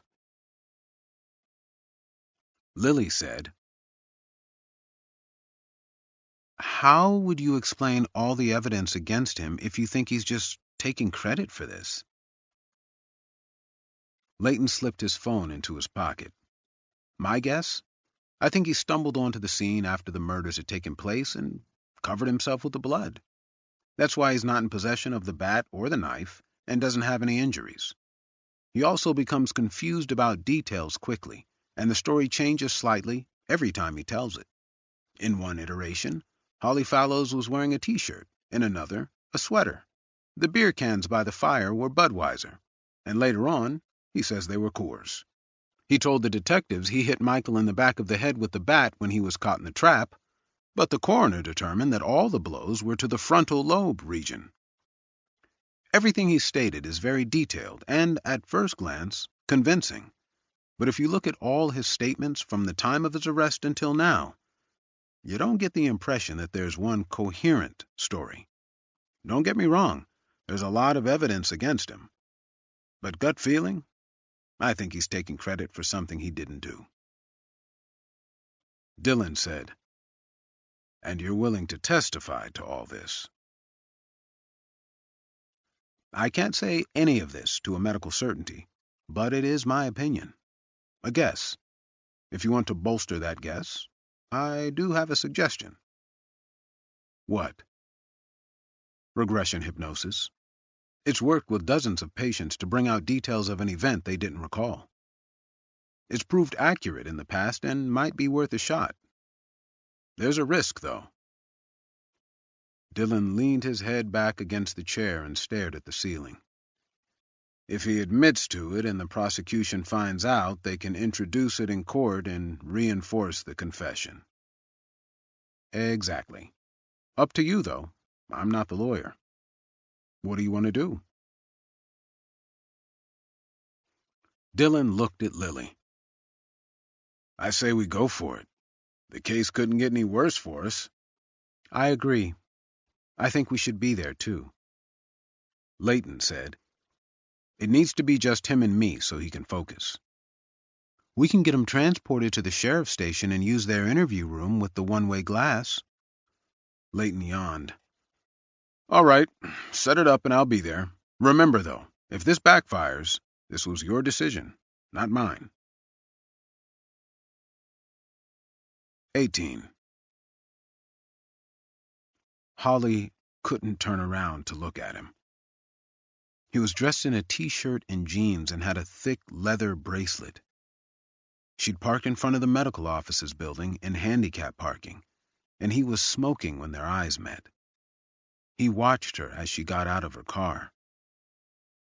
When she got to the glass doors, she saw the reflection in the glass of him tossing his cigarette and following her into the building. At the elevators, he stood behind her. It made the hairs on her neck stand up, and she had to swallow because her throat went dry. She gripped her crutch tighter and wished someone else would come out of an office. It was just the two of them on the elevator, and she could feel his eyes on her. She leaned against the elevator wall as far away from him as she could. "What happened?" he said. She had to swallow again and felt her heart pound. "Car accident," she managed to say without her voice cracking. He smiled, and a shock of fear went through her. It felt as if a scream was building inside of her and trying to force its way out. The elevator dinged on the 4th floor, and he got out. Holly's hands trembled as the doors closed. She was still fighting back tears when the receptionist led her into the therapist's office. The space was lavishly decorated with beautiful art, African masks, Japanese paintings, classical busts, and carpets from the Middle East. Holly sat in the soft chair and stared at one of the masks. A white mask with red paint running down the cheeks, as though it were crying blood.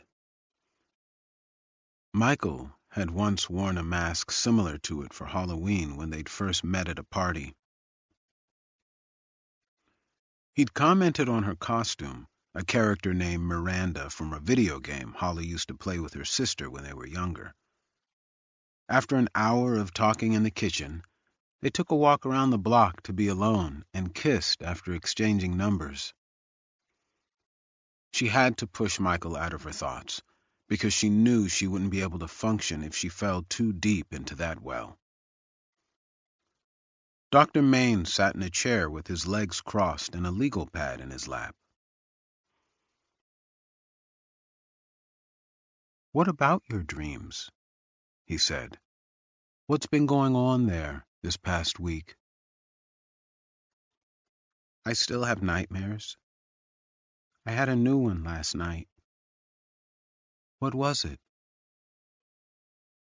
Holly picked a hangnail, trying to distract herself with the minor pain it caused. "I was caught in a trap, and a shadow was running at me. I couldn't get out. I had to sit there until it got to me." "What did it do when it got to you?" She swallowed. "It engulfed me." "Engulfed you?" She nodded. "It swallowed me, and all I could see was black." She gave a slight chuckle that held no mirth. "It's funny. When I woke up, I really did think I died. And you know what I thought? Good. Why is it fair that April and Mike and Will are dead, but I'm still alive? They were better than me. They would have—" "We've been through this many times, Holly. Survivor's guilt is part of your post-traumatic stress. It clouds your thinking and makes you believe things that are simply not true." "But I could have done something," she said, trying to hold back tears. "I could have tried harder to get him out, or maybe April was still alive, and if I'd just gone back.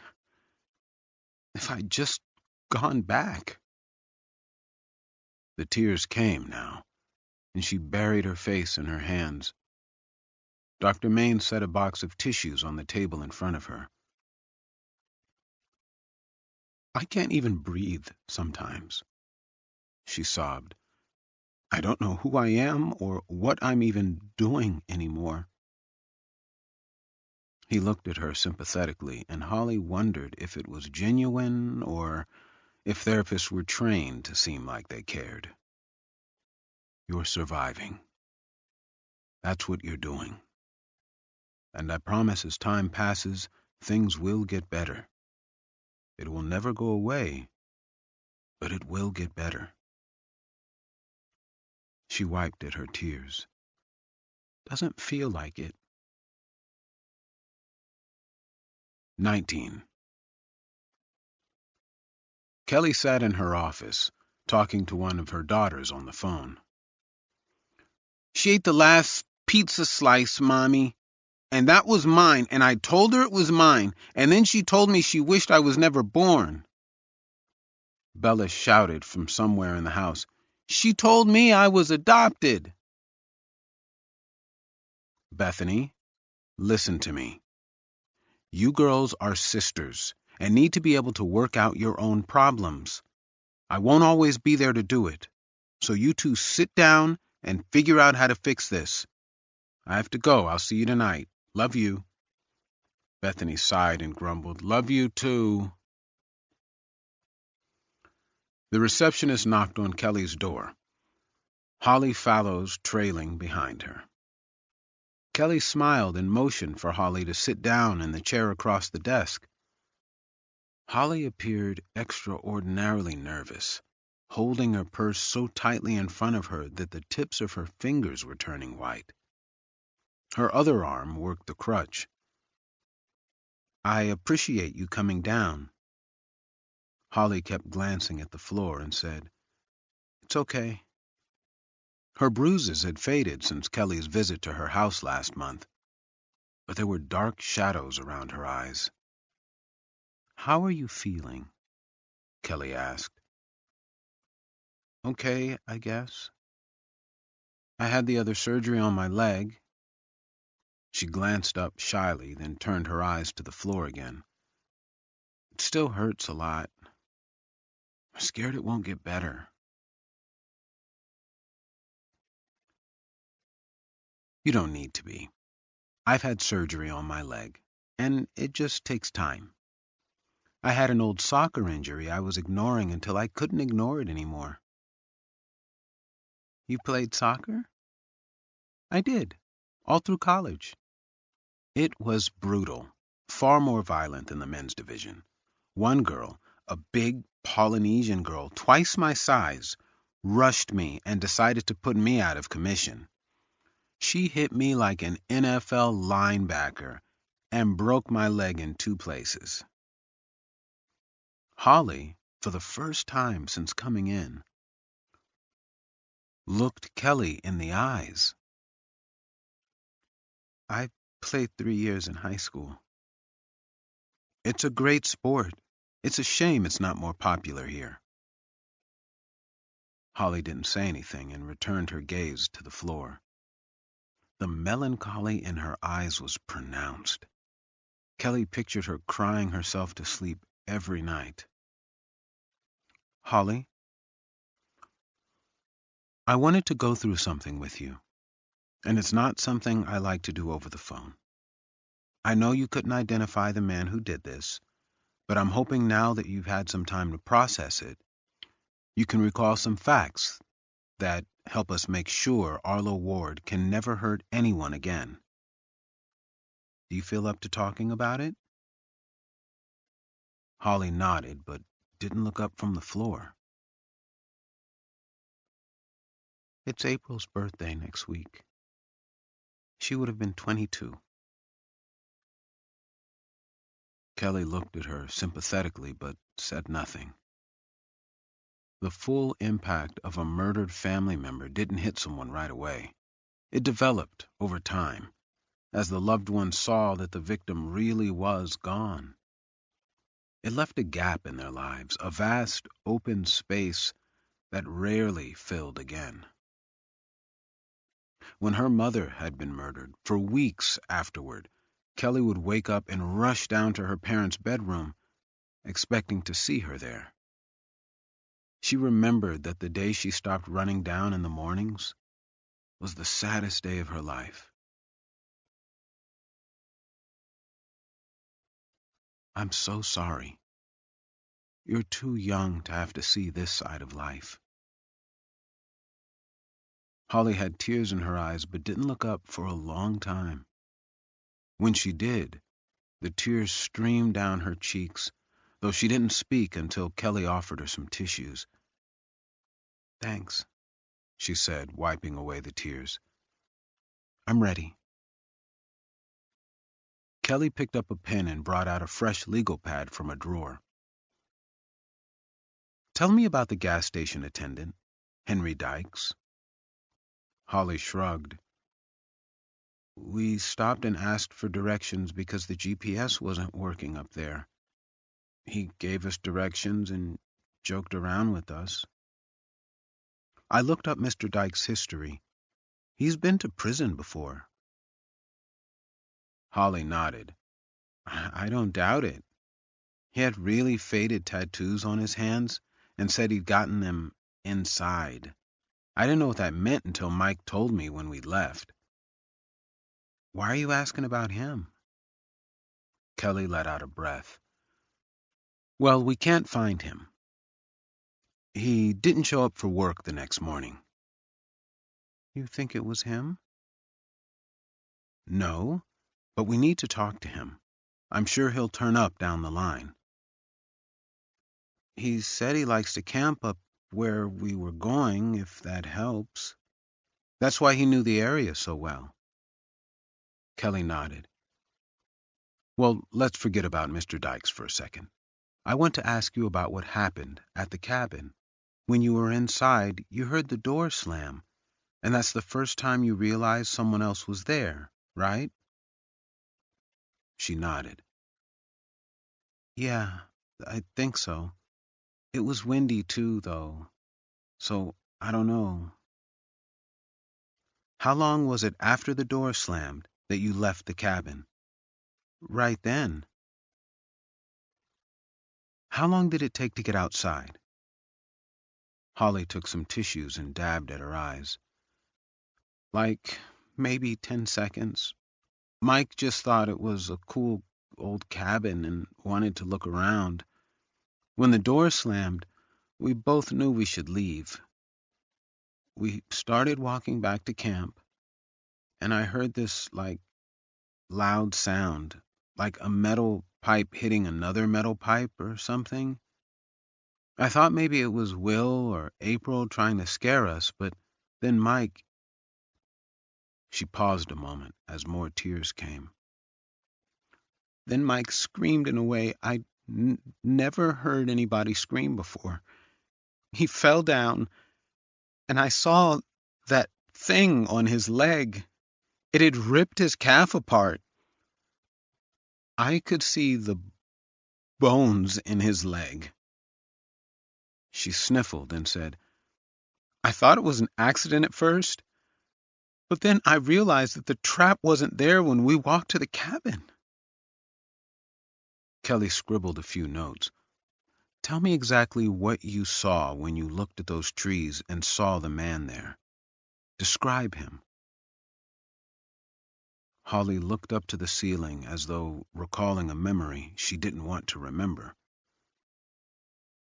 Mike saw him first and told me to run. The man was already running at us by the time I saw him.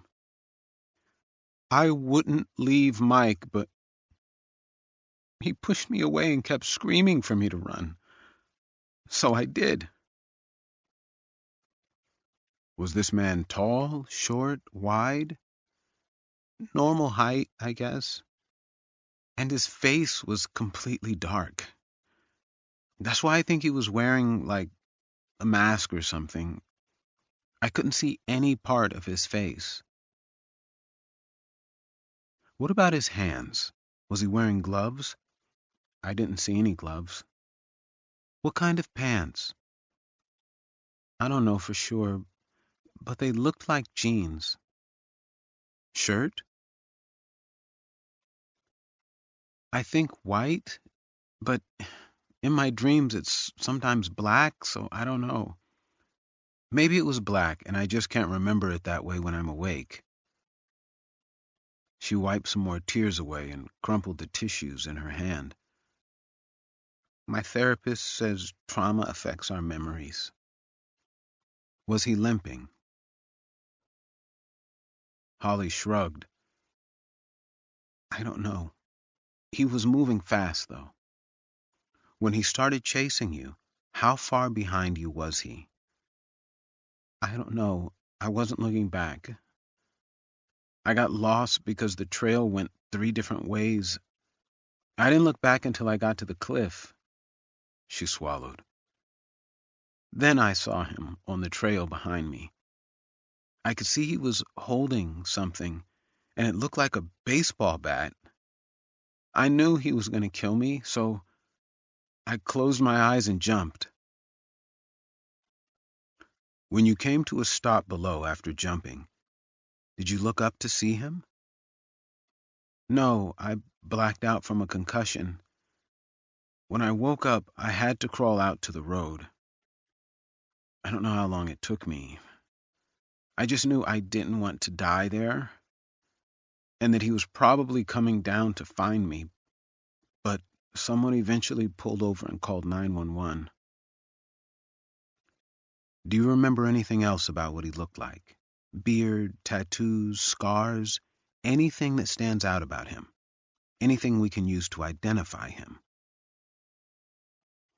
Holly wiped the remaining tears away. No, I told the police everything I remember. Kelly exhaled. This was all the information she already had. She was hoping Holly would remember bits and pieces she had blocked out. Close to a traumatic event, memories were hazy and fragmented. In many victims, they solidified only after enough time had passed. She would have to try again in another couple of weeks with Holly to see if she remembered anything else. Is there anything you remember, Holly, that you didn't tell the detectives? Holly thought for a few moments, staring at the floor. He was breathing really heavy. When? When he was running at me? He wasn't that close, but his breathing was loud enough that I could hear it. He was out of breath. That's the only thing I think I didn't tell the police. She looked into Kelly's eyes. Can I ask you something now? Kelly crossed her legs and put the pen down. Of course. Did my sister really die in the fire like the news says? Kelly hesitated. We think William was away from the camp, maybe relieving himself or getting some more wood for the fire, when Arlo Ward tied your sister up and put her on the fire.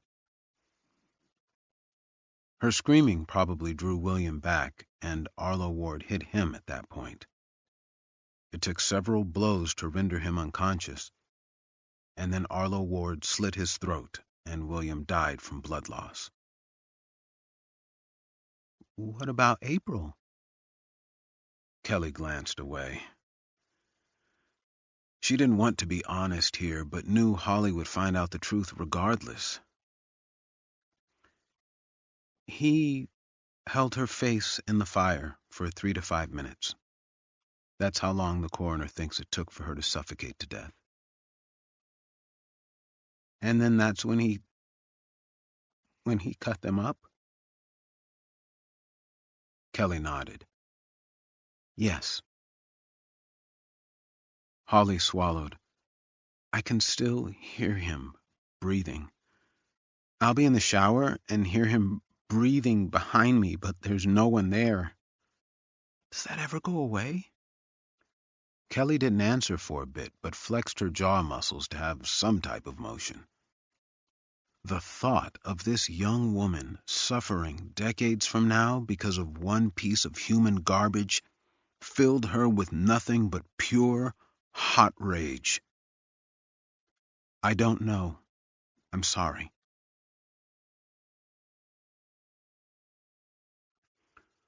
Holly nodded and then used her crutch to stand herself up before Kelly could help her. I'm sorry, too, she said bashfully.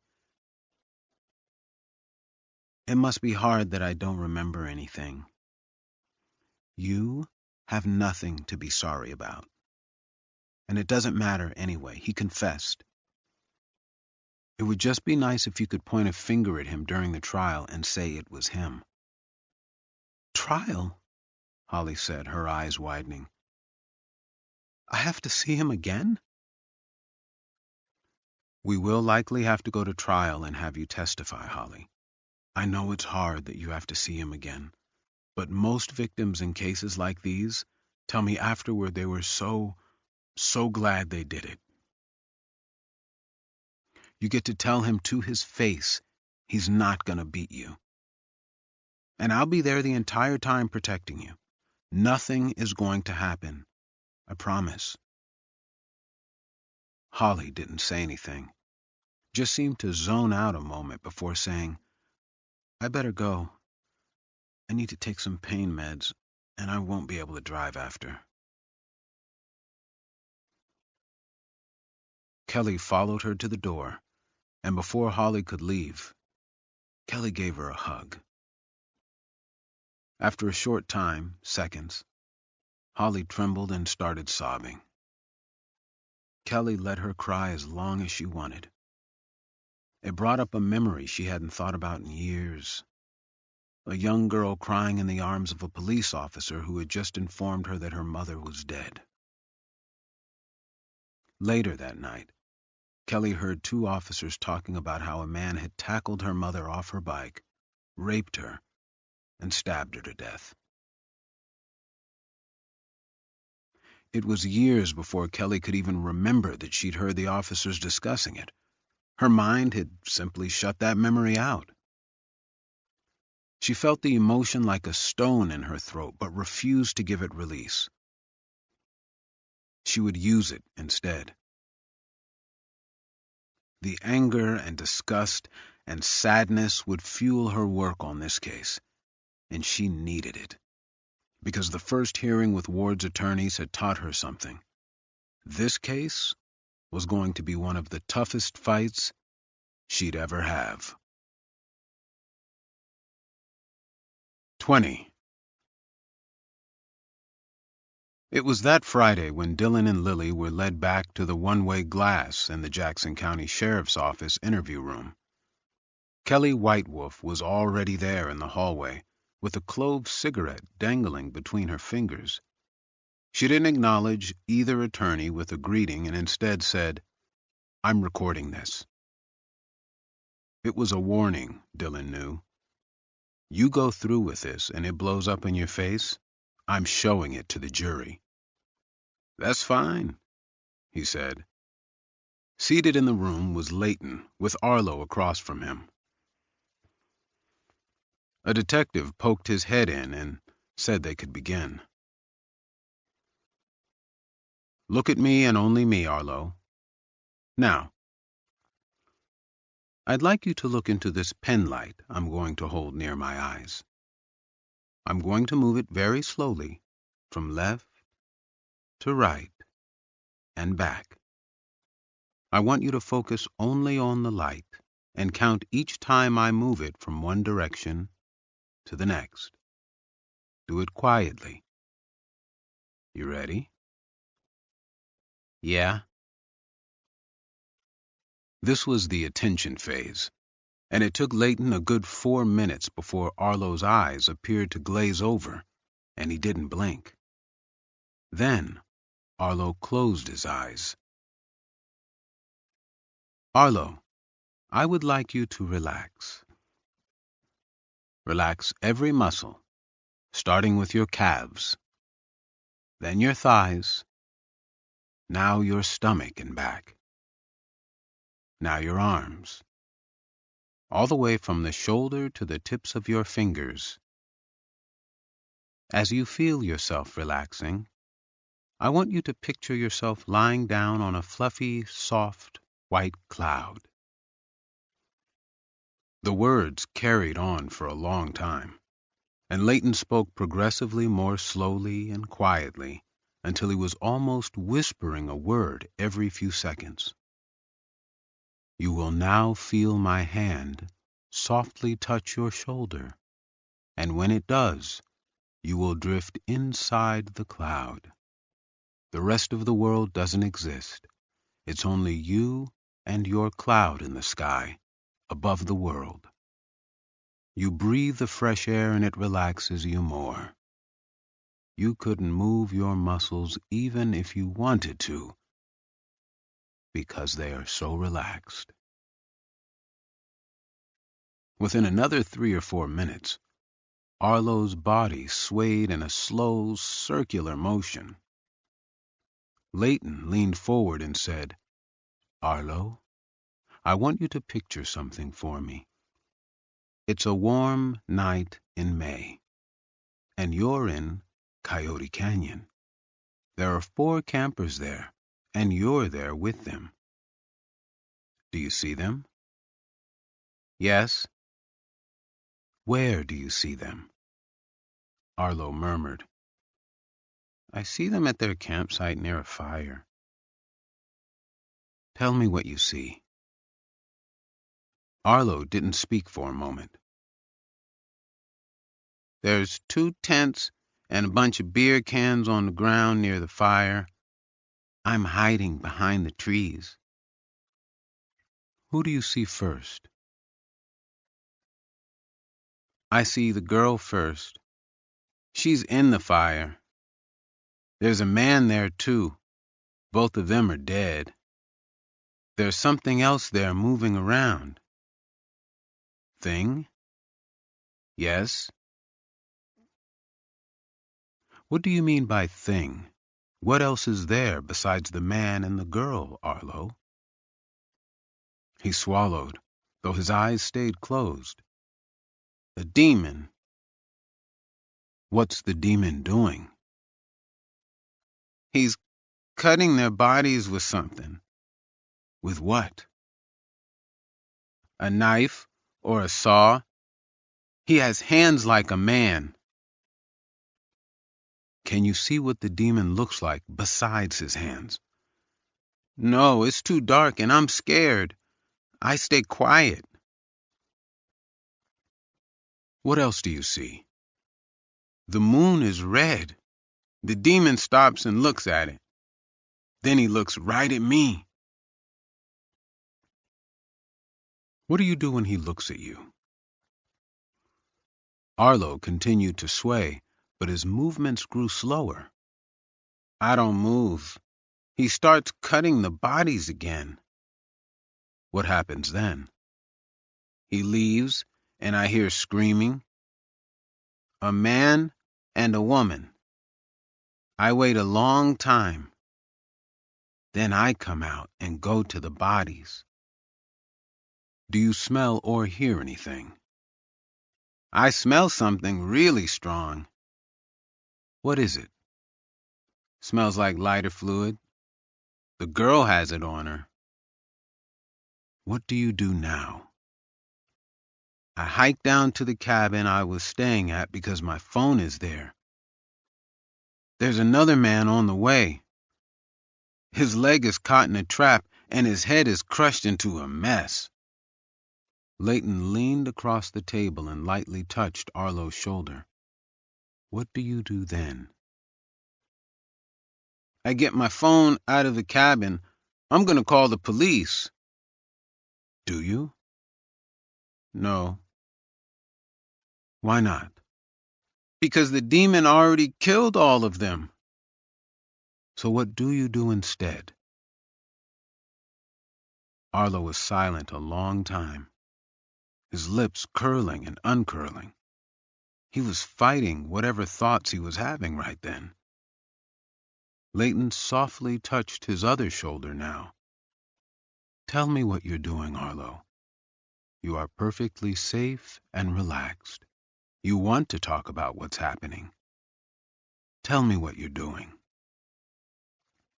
I'm going, he finally stuttered. I'm going to the girl's body and the other man's at the campsite. The demon cut them really bad, cut their arms and legs off, and did really bad things with them. I don't want to look at them, but I need to. I get their blood in my hands. It's still warm. What do you do with their blood? I put it all over me. I didn't like touching the girl's body parts. Why not? Because I felt bad for her. Leighton let him sit a moment quietly. Why did you take their blood and put it over yourself? I thought if people knew it was me and not the demon, I might become famous, like the Night Stalker. You see him on TV shows. I want to be famous like the Night Stalker. Why do you want to be famous? Everybody loves famous people. Leighton touched his shoulder again. Where's the demon right now? Can you see him? He's watching me. He laughs at me. I don't know why he laughs at me. It makes me really angry, and I want to yell at him to shut up. But he stops laughing and leaves. Where does he go? Down the trail. Does he look like a man, Arlo?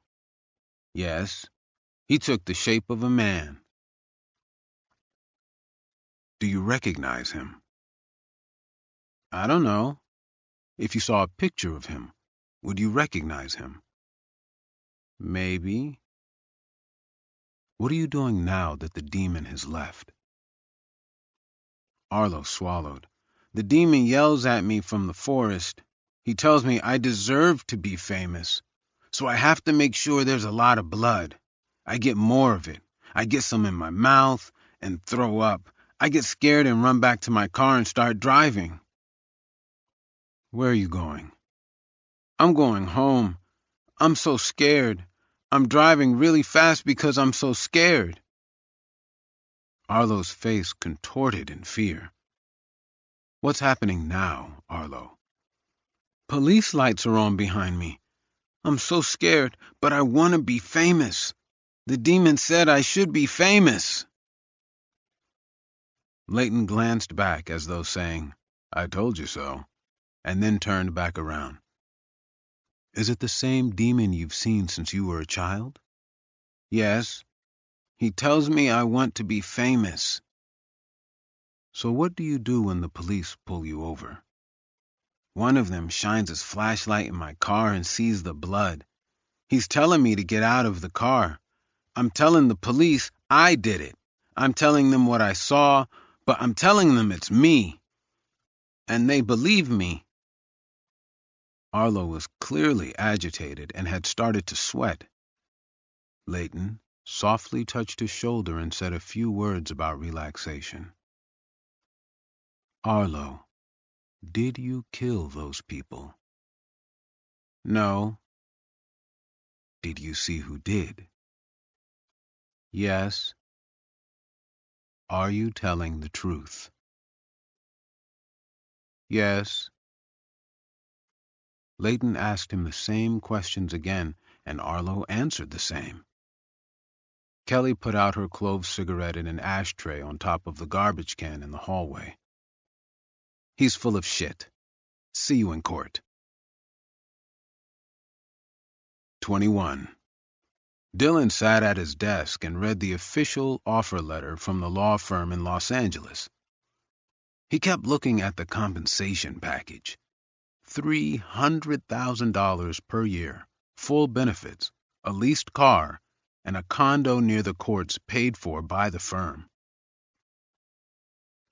It was more than he had ever dreamed he could get. To get that, he would have to leave Lily, the freedom of his own practice, and the ability to make his own schedule. Not to mention leaving Mama and Marky if they didn't want to go with him. He told himself he'd come back every chance he got, that he'd stay involved, make sure both of them were getting the support they needed. But how long would it be before those promises proved as empty as they sounded to him now? His phone dinged, indicating the email he was waiting for had arrived. A psychological profile of the murderer of April Fallows, William Page, and Michael Turner. An ex-FBI agent Dylan knew would write them up for paying clients, mostly prosecutors, but occasionally defense attorneys. Profiling, though a pseudoscience at best in Dylan's estimation, could occasionally provide insights into potential suspects. But it wasn't based on some magical psychology inevitability like the FBI wanted portrayed to the public. It relied on basic deductive reasoning. If a crime had occurred in the middle of the day during the work week, it was a good guess that the perpetrator was unemployed. Assumptions like that could be used to whittle down a list of suspects. Those were the types of logical deductions Dylan looked for in the reports. He skipped the description of the crime, the victimological traits, and the crime scene dynamics and went directly to the summary. Murder is typically ancillary to the primary intent of the perpetrator, and not the main goal in and of itself. The primary intent underlying murder falls into three categories: sexual motivation, emotional or cause-specific murder, and criminal enterprise. The particular set of murders in State of Nevada versus Arlo W. Ward has all the hallmarks of a sexual slaying without a sexual act. No semen or signs of forced sexual intercourse were observed in any of the deceased victims, according to the coroner. The safe kit administered to the living female victim by a forensic nurse at Roosevelt Hospital found no signs of bruising, tearing, or other injuries that would indicate sexual assault. The killings show extreme inefficiency and lack of planning, indicating an inability to think in rational terms. The killer simply saw an opportunity and acted, which indicates he lacks control. And this type of disorganization is concomitant with severe mental illness. Potential disorders include schizoaffective disorder or schizophrenia, or an organic organ such as frontal lobe injury or lesions on the brain. Dillon skipped to the paragraphs about Arlo. Mr. Ward has given a detailed confession to the murders. However, there are discrepancies in his account. Law enforcement will sometimes ask false information in order to ferret out an actual perpetrator from one just wishing to take credit. In this case, law enforcement told Mr. Ward several false details about the crime, which Mr. Ward agreed had occurred. While Mr. Ward certainly meets the criteria for a perpetrator of this sort, bullied, shy, insecure, unusually attached to a distant and cold mother, harboring hatred and rage toward a violent father, and suffering from severe mental illness, many inconsistencies, and the fact that he admitted to incorrect details of the killings potentially hint at his taking credit for these murders in an attempt to gain notoriety. For this analysis, the recording of the regression hypnosis session with Dr. Leighton Simmons was viewed, and we cannot rule out the possibility that Mr. Ward was telling the truth under hypnosis. It is possible, though not highly probable, that he simply came upon the scene, saw a man who he perceived as a demon, and is attempting to take credit for killings he had no part in perpetrating. It is this profiler's opinion that Mr. Ward is possibly not the perpetrator of these crimes. A real chance exists that they were committed by another male in the manner Mr. Ward describes. Dillon let out a long breath and put his phone down before swiveling in his chair and staring out of the windows at the courthouse across the street. Mondays were always the busiest days, and now that lunchtime was over, lines had formed again to get to the afternoon court sessions. As he was watching a young mother pull her stroller up the stairs and wondering why no one was helping her, his phone rang. It was his investigator, Brody. "I was just thinking about calling you," Dillon said. He hadn't spoken to Brody since giving him the files on Arlo Ward and asking him to dig up whatever he could. "Yeah, well, it must have been your spidey sense, because I need your help." "What's up?" "I'm going to text you an address, and you need to drop whatever you're doing and get down here. Bring Lil, too. You're going to need to tag team it." "You're making me nervous now, Brody." "You should be nervous. I'm at the cabin up at the crime scene." 22. Lily drove, and Dillon sat staring out the window at the passing landscape. He had asked Brody to search the cabin Arlo claimed to have stayed in. The police had searched the area in the dark after they already had a suspect who'd confessed, and in situations like that, they usually only did a once-over and had a tendency to miss things. It didn't help his anxiety that Brody wouldn't tell him what he had found. Never a good sign when your own investigator says you better see it in person. Bet it never gets this gray in L.A., Lily said, looking up at the darkening sky. Dylan watched some boys in a field throwing around a football. Wouldn't you take an offer like theirs? Don't you want to be rich? I just want security, Dylan. I grew up as poor as you did on a farm that was barely scraping by. I don't want to be poor again, but I know money's not the measure of being rich either. I know that, says the guy abandoning something he loves for something he hates in exchange for money. I'm not exchanging something I love for something I hate. Seriously? She said as she turned up a dirt road leading to the canyon entrance. You think they're paying you $300,000 to defend the innocent? You're going to be doing business litigation, defending big companies when they've wronged some poor soul and want to get away with it. You'll be the big guy crushing the little guy, Dylan. The annoyance he felt with her words dug into him, and it dug deeper that she would bring all this up now, when he had enough to think about. Lily had, from the first moment they'd met, always been honest with him, and he, in turn, was always honest with her. Most of the time, it made their partnership stronger, but occasionally tempers would flare when something was said that cut a little too deep. Truth seemed to always hurt more than lies. Well, someone's got to be the bad guy, he said, shocking her enough that he knew she wouldn't bring it up again for a while. They parked and hiked up to the cabin.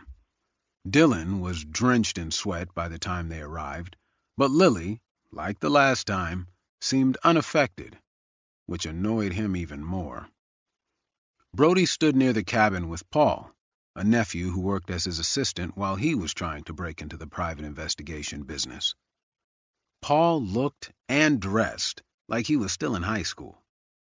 Brody wore black dress pants and a yellow button-up shirt with Gucci glasses, even though he'd known a hike was involved. His bald head glistened with sweat, and he took a small handkerchief out and wiped it away. "Can't you just wear shorts and sneakers once in a while, man?" Dylan said. "That is straight Grandpa 4th of July barbecue uniform. I ain't about that. You need to get yourself some style, Dylan. This humble kid from the Podunk's look is played." Brody saw Lily and smiled. "You still running with this miscreant?" "What can I say?" Dylan heard the forced smile in her voice. "He needs someone to look after him." "Fair enough. Y'all know Paul." They greeted each other, and then Dylan said, "So what's the big secret?" "See for yourself."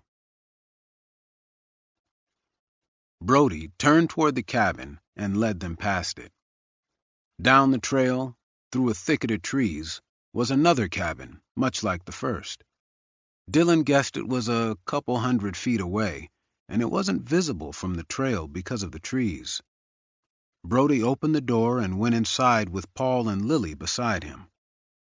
As Dylan followed them, he noticed that cardboard covered the windows, blocking the view of the interior. "Was this open when you got here?" Lily asked. "On the record, yes. Off the record, every former cop knows how to break into a home without damage." Brody hadn't spoken much about his time at the Las Vegas Police Department, other than saying he rose in the ranks quickly, all the way to detective sergeant in only a handful of years, and then he was mysteriously fired. Not really fired, but fired in that they made his life miserable and hoped he would quit. The cabin was the clustered disaster Dylan was expecting. Garbage and abandoned junk everywhere. Profanity was spray-painted on the walls. The stink of mold filled the air. Brody led them to the bedroom. The closet was open. Inside, Dylan saw something that made his stomach drop. For the first time in a long time, he was at a complete loss for words. It was a baseball bat. 23. Paul and Lily stood in front of the closet, while Brody sat on the edge of the dilapidated bed, which had no mattress. Dylan paced as he bit his fingernails. Lily said, "Dylan, your fingernails." She always reminded him when he did it, and they had an agreement that he would stop when she mentioned it. In exchange, he would tell her when she ground her teeth, something that had caused her trips to the dentist. "Crap," Dylan said. The bat was hidden underneath some garbage Brody kicked aside. Paul reached out to touch it, and Lily and Dylan both shouted, "Don't touch it!" He startled and pulled his hand back as though he'd touched a boiling pot of water. "The second you touch that," Dylan said, "the four of us become witnesses in this case, and we could be forced to testify against Arlo." Paul took a step back. "Did the police search the cabin?" he asked his uncle. Brody nodded. "Probably. I didn't see it in any of the reports, though. If they did search it, they must have just done a quick run-through, or somebody put it here after, hoping the police will find it." Lily turned away from the closet and looked over the bedroom as she thought, "Okay, so he leaves the murder scene, stashes the bat, then drives home. Why? Why not toss the bat over a cliff where the police aren't likely to find it?" Dylan shook his head. "I don't know." Brody said, "Maybe it's just a random bat someone left up here." Dylan took a few steps closer to the bat. The wood was light in color, almost white, and clean. "I don't see any blood. He could have cleaned it, but it also might not be the murder weapon." Dylan put his hands on his hips. "We got a bigger problem. Do we have an obligation to turn this over?" Brody said, "Yes." And Lily said, "Maybe," simultaneously. "Of course we do," Brody said. "It's possibly the murder weapon. It's also evidence against our client that we found after speaking with him. That's protected by attorney-client privilege if we don't intend to use it in court." Brody's brow furrowed, and he stared at the bat. The four of them were silent for a moment before Brody said, "Well, this here is a lawyer problem. I got somewhere to be. Good luck with this circus." Dylan watched him and Paul leave and then turned back to the closet and let out a long breath. Why? Why would Arlo hide the bat but take credit for everything else? If it's the murder weapon, he'd want it on him as more proof he did it. None of this makes sense. "Let's ask him about it," Lily said. Dylan nodded and said, "Should we keep this between us for now?" She shook her head. "If it turns out to be the murder weapon and we concealed it, we'll get more than thrown off the case. The judge would file bar complaints and ask for sanctions. He might even hold us in contempt. I say we be honest up front." "Okay. I'll call the court and schedule an emergency meeting," Dylan said. "And I guess we better let Kelly Whitewolf know about the meeting, too."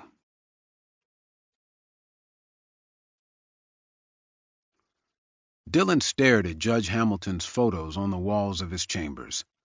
There was an autographed photo of him with Ed Sheeran, and one with him shaking hands with Jay Leno at a restaurant. Several more with local politicians, and a few senators and congressmen.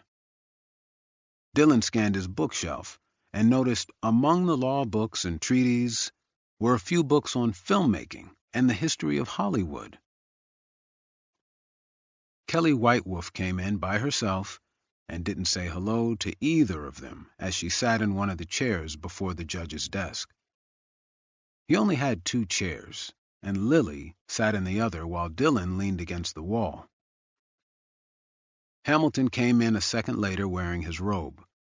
He removed it, revealing a white button-up shirt and black slacks, and hung the robe on a coat rack. He loosened his tie and sat down and said, "All right, Mr. Astor, I've taken a 15-minute recess, but I've got 30 people waiting to have their cases called. Make it quick, please." "No worries, Judge. I just have a hypothetical I need to run by the court." "A hypothetical?" "Yeah," Dillon said, glancing at Lily. "Suppose there's this lawyer that's working on a murder case, and suppose further that he goes somewhere the defendant might have gone. He has no particular agenda in going there, but he stumbles upon something the police might have missed." Hamilton leaned back in his seat. "Uh-huh. And what does this hypothetical attorney find there?" "Hypothetically, hypothetically, maybe finds one of the murder weapons the police have been unable to locate." "What?" Kelly shouted, nearly jumping out of her chair. "I said hypothetically." "Get me that weapon now," Kelly said. "Your Honor," Lily said calmly, "the problem is that informing the state about this hypothetical murder weapon would be a violation of the duty to the attorney's client. So this hypothetical attorney is in a catch-22. They have an obligation to hand the evidence over, but by doing so, they violate their duty and attorney-client privilege. I would remind the court of Michigan v. Stetson, in which a suspect in a kidnapping had told his attorney where the victim was, and the state attempted to force the attorney to tell them. On emergency appeal, the Sixth Circuit Court of Appeals stated the attorney was under no obligation to violate privilege, which is the most protected facet of our legal system, even to save a life." Kelly didn't waste a moment. The reasoning in Stetson and its progeny has been rejected in 3 circuits and will no doubt be rejected in the 10th soon, Judge. And the attorney in Stetson did the right thing and told them where the victim was. I would ask that Mr. Astor and Miss Ricci hand the weapon over to the state immediately. And if they have handled it in any way, I will be calling them to the stand, so I ask that they be removed from this case. "Hypothetically," Dillon said with a twinge of anger in his voice, "this attorney wouldn't be stupid enough to touch anything. I had a friend who was a criminal defense attorney, Your Honor. A client of his called him on the phone and said, 'I just robbed a bank and have the money and gun in my car. What do I do?' My friend said he had the wrong number and hung up. The hypothetical attorney in the matter before you could have done what my friend did and never mentioned this to the court, and no one would have been the wiser. If said attorney did bring it up to the court, it would be in good faith, and it would be a miscarriage of justice to punish their client for the attorney attempting to do the right thing. Hypothetically, of course."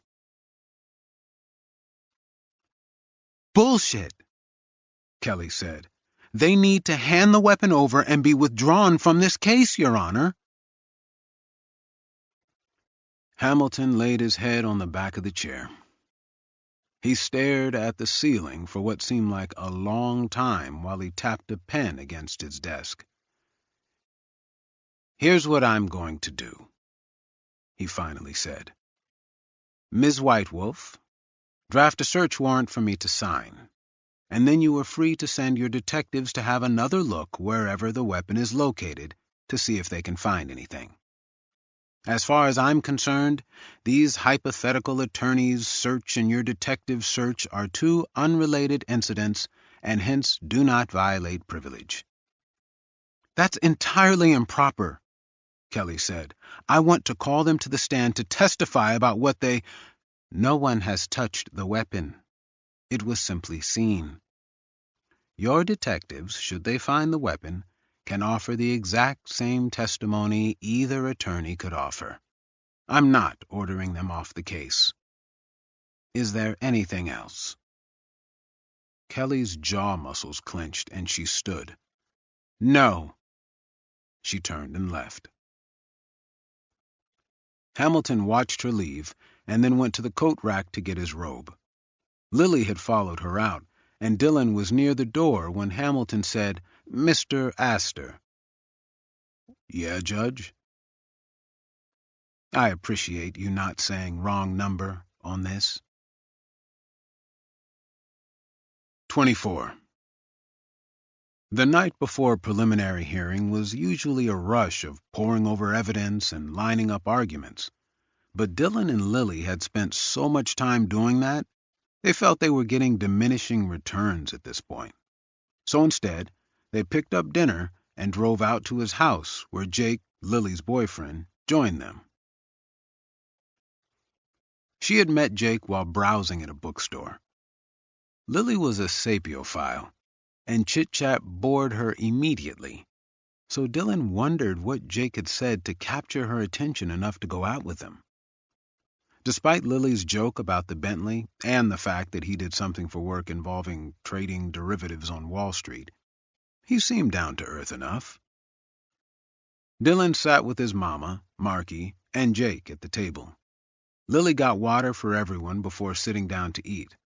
Burritos from a nearby Mexican grill. "Dillon, guess what?" Marky said with a mouthful of burrito. "What?"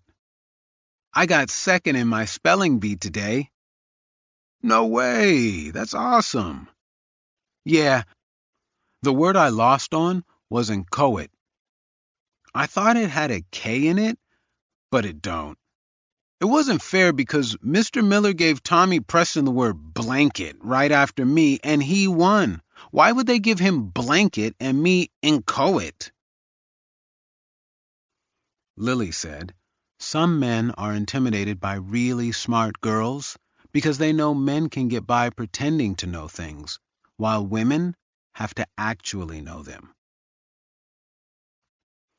Marky nodded as though she already knew that and took another bite of burrito.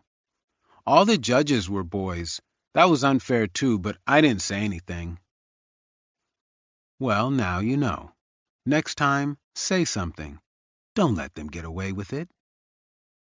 "Or," Dillon said, "it was just unlucky that she got a harder word. Not everything's a conspiracy." Lily rolled her eyes. "You couldn't understand unless you've been through it, Dillon. Isn't that right, Mama?" "Sure as hell is.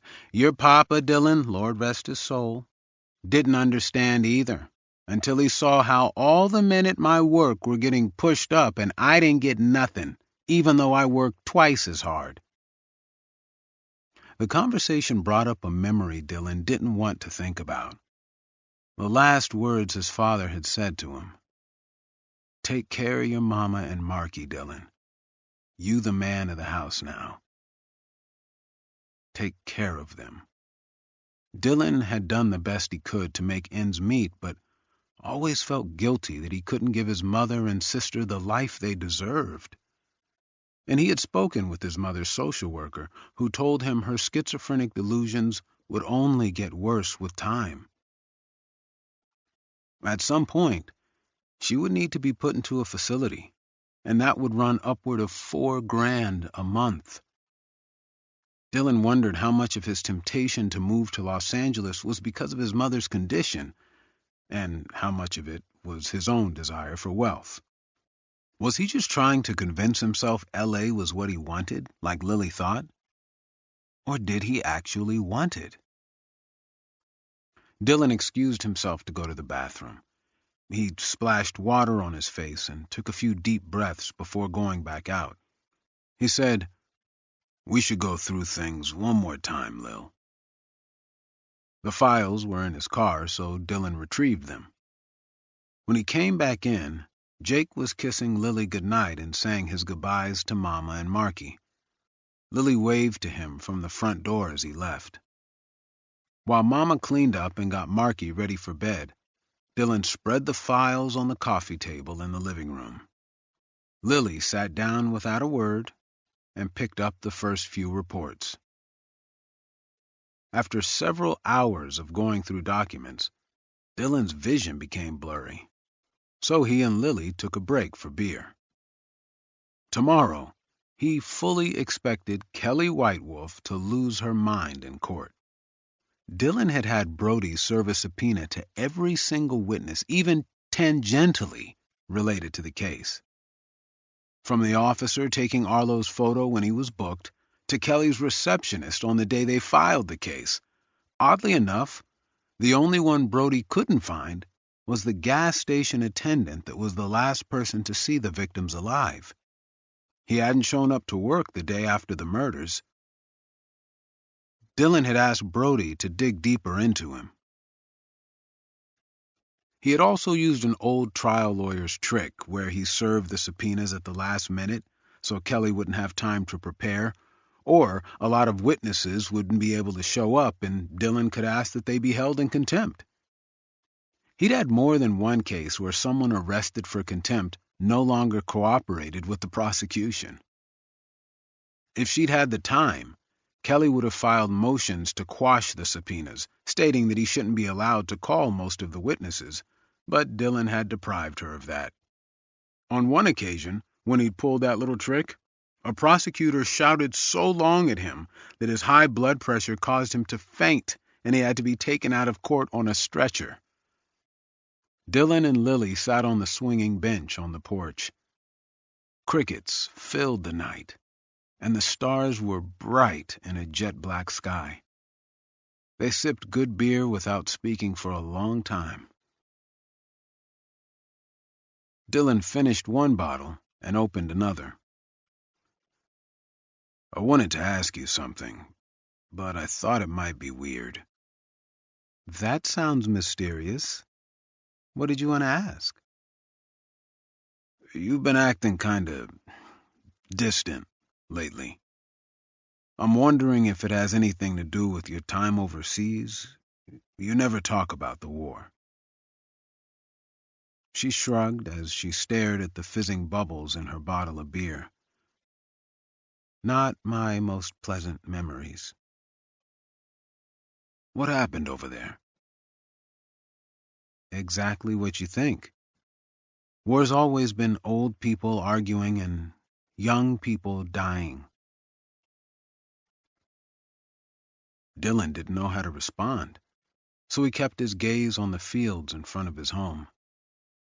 The moon gave everything a pale glow, and a breeze sent ripples through the long grass. My dad fought in Vietnam. Never talked about it either. He sounded like a good guy from what your mother was saying. He wasn't a bad person. He had a long rap sheet, but it was all drug stuff. He was actually trying to stop the guy that was robbing the gas station when the cops shot him. He was the one with the prison tattoos and the haggard look, so he caught the first rounds. Did they charge the officers? He shook his head. Different time back then. Cops said he pointed the gun at them, and that was it. Everybody knew it was a lie, but they still let them get away with it. He suddenly didn't feel like drinking and set the beer down. He told me once that if the government wants to get you, they'll get you. Ain't that the damn truth? She finished her beer in a few swallows. I think we're all set for tomorrow. Better go. Jakey boy gonna get worried about you? You're adorable when you're jealous. He watched her drive away, then decided to keep drinking. 25. Holly had never been inside a courtroom before. She saw Will's and Mike's parents in the audience. They looked at her and whispered hushed greetings and asked how she was, all of them except Mike's mother. She blamed Holly for her son's death, and Holly thought she was right. If only she'd been stronger or smarter, maybe Mike would still be alive. She sat down in the first row. Miss Whitewolf and the other prosecutor were already there. She turned around and gave Holly a warm smile. "Do you need anything?" she asked. Holly thought she might cry again if she spoke, so she just shook her head and looked down at the floor. 2 women attorneys came in, followed later by the young man. The defense attorneys were younger than she would have thought, and they didn't look at her. She tried not to feel animosity toward them. She understood they had jobs to do, but she couldn't help it. They were helping the man that had turned her life inside out. Anger flooded her, and she was glad for it. Anger was better than helplessness. The bailiff said to rise, and she did as the judge came in, before being told to be seated again. Then another bailiff brought out a man that made her feel like she might collapse. He wasn't large or tall or muscular. He was the type of man she could walk by on the street and not notice. Arlo Ward didn't look at her, but he said hello to Miss Whitewolf, and she was glad that Miss Whitewolf didn't acknowledge him. Holly's hands were trembling, her vision narrowing to a tunnel, as the judge asked the attorneys if they were ready to proceed. She looked over at Arlo Ward, trying to remember if that was really who she'd seen that night. Was he the shadow that haunted her? He glanced around the courtroom, and as his eyes passed over her, she felt a chill.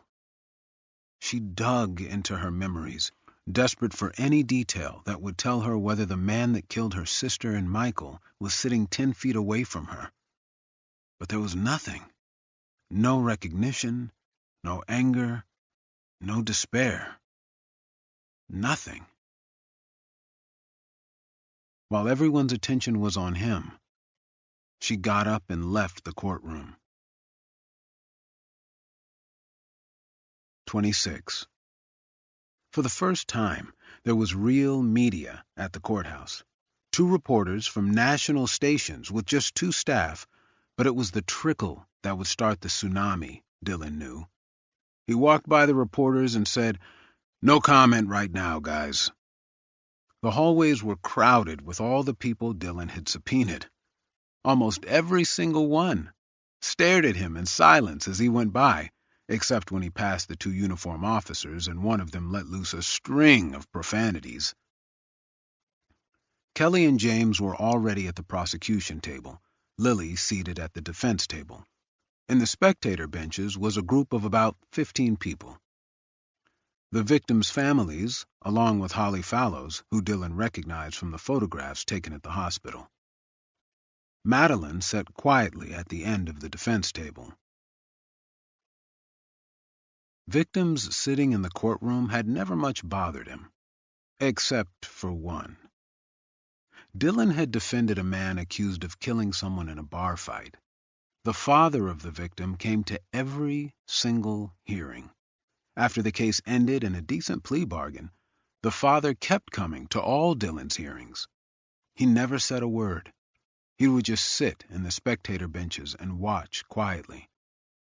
One day, he stopped coming, and Dylan had always thought it was because he had died, and not because he forgave him. All rise. 10th District Court is now in session. The Honorable Timothy Hamilton presiding. The judge came out and said, "Please be seated." He looked to his bailiff and nodded. The bailiff went to a back holding cell and brought Arlo out. As he walked by the prosecution table, Arlo said, "Hi, Miss Whitewolf," with a pleasant smile. Kelly didn't respond, and for a moment, Dylan thought he looked hurt, like a child who said hello to a teacher they liked and wasn't acknowledged. Arlo's wife, Lena, wasn't in the courtroom. Arlo sat in between Dylan and Lily. "Hi, Dylan. You look really nice." "Thanks. How'd you sleep?" "Good. I was reading Charlie and the Chocolate Factory before bed. Have you read it?" "I have. It's a good book." He nodded. "I read it as a kid and it always was an escape for me." Dylan watched him a moment. Sometimes he seemed intelligent and aware of what was going on around him, and sometimes he seemed like a child in the body of a man. Judge Hamilton said, "We ready to proceed?" Dylan heard a noise behind him and turned to see Holly Fallows hurrying out of the courtroom. He turned his attention back to Arlo. "We found something at a cabin 2 days ago in Coyote Canyon I need to speak to you about, Arlo." "What?" "We shouldn't talk here. I'll come visit you." Kelly said, "The state is ready, Your Honor." "Defense as well, Your Honor," Lily said. "Excellent. Then we're here for the matter of the state versus Arlo W. Ward, case number 2014765. Counselors, please state your appearances." "Kelly Whitewolf and James Halden for the state." "Dylan Astor, Madeline Ismera, and Lilith Ricci for the defendant." Judge Hamilton said, "The first issue we should address is the matter of the eyelashes. I have reviewed the briefs submitted by both parties and do not find the defense's argument persuasive that 20 eyelashes impose an undue burden. Oral arguments will therefore not be required. I will sign the state's order for the collection of the samples now and incorporate it into the record." Dylan gave Lily a glance and she shrugged. They had both expected this. He glanced at the camera before signing the order, and then, leaning back in his chair, "Ms. Whitewolf, the floor is yours." 27. "Your Honor," Kelly said as she rose, "I have here 14 1102 statements the state wishes to introduce in lieu of live testimony. They are marked Plaintiff's Exhibit 1 through 14. She put a stack on the defense table and then said, "May I approach the bench?" Dylan had anticipated she would try to introduce the affidavits in lieu of witnesses testifying to rob him of the opportunity of cross-examining them. Before the judge could say anything, Dylan was on his feet.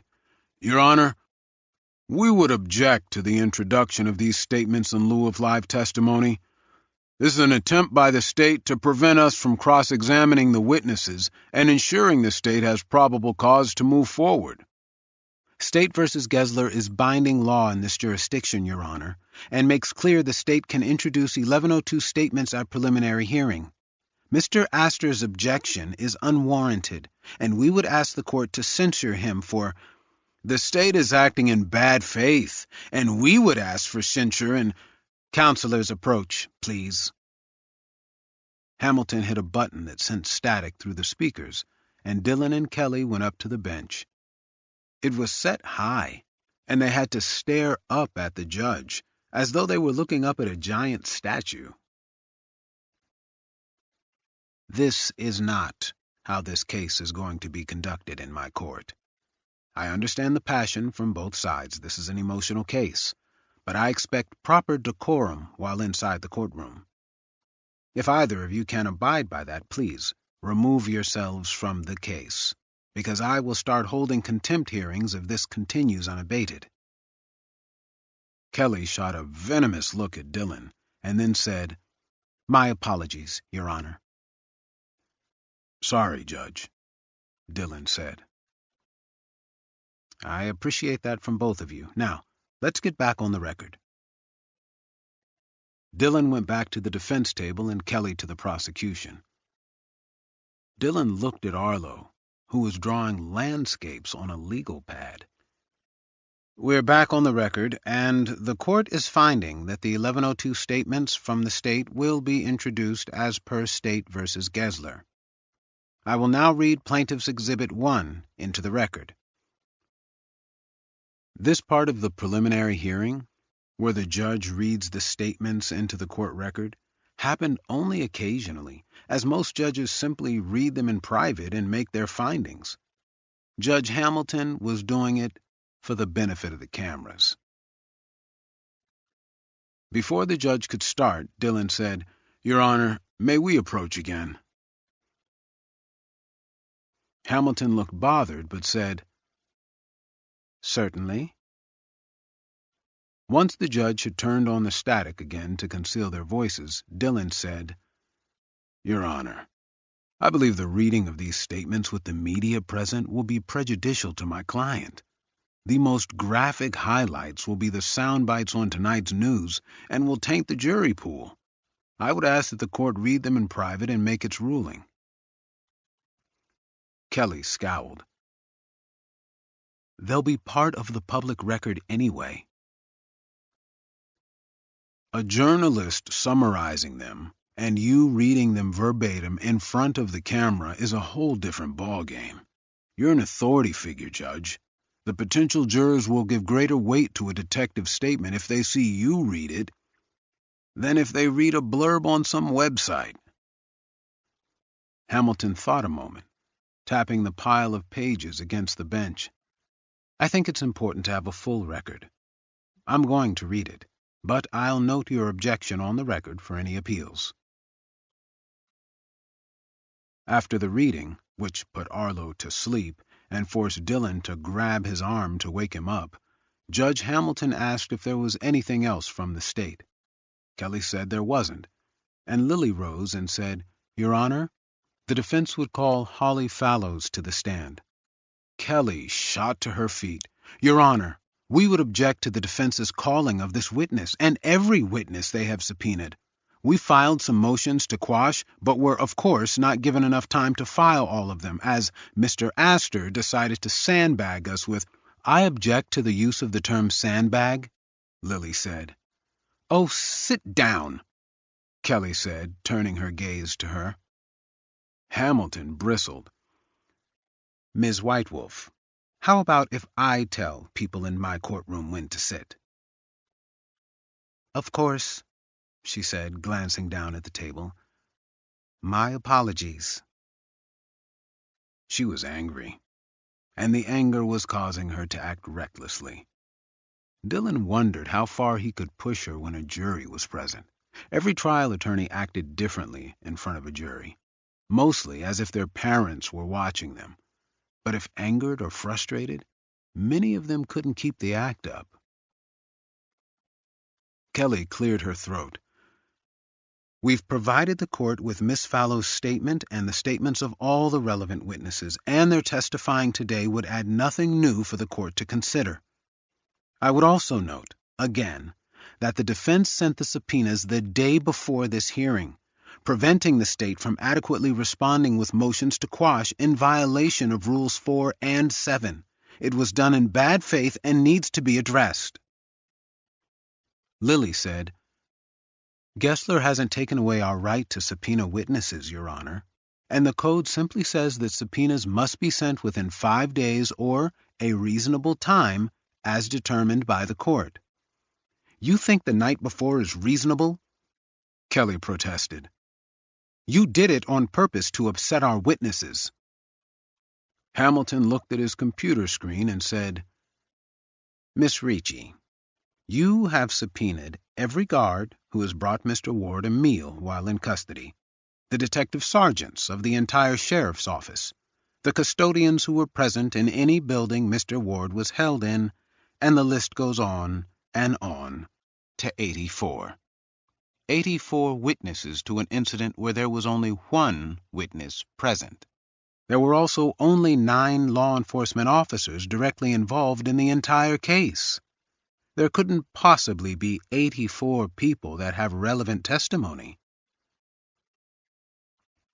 Frankly, Judge, that's not your determination to make.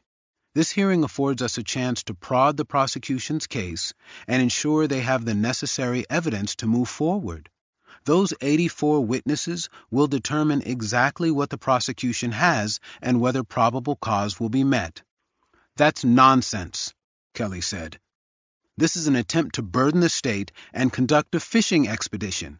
If they want to talk to these witnesses, they can interview them themselves.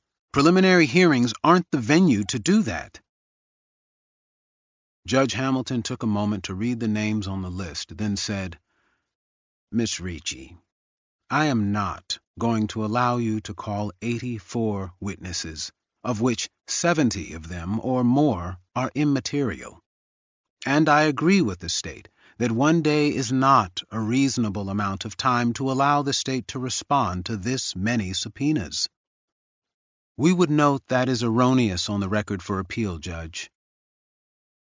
Hamilton, for the first time, looked flustered.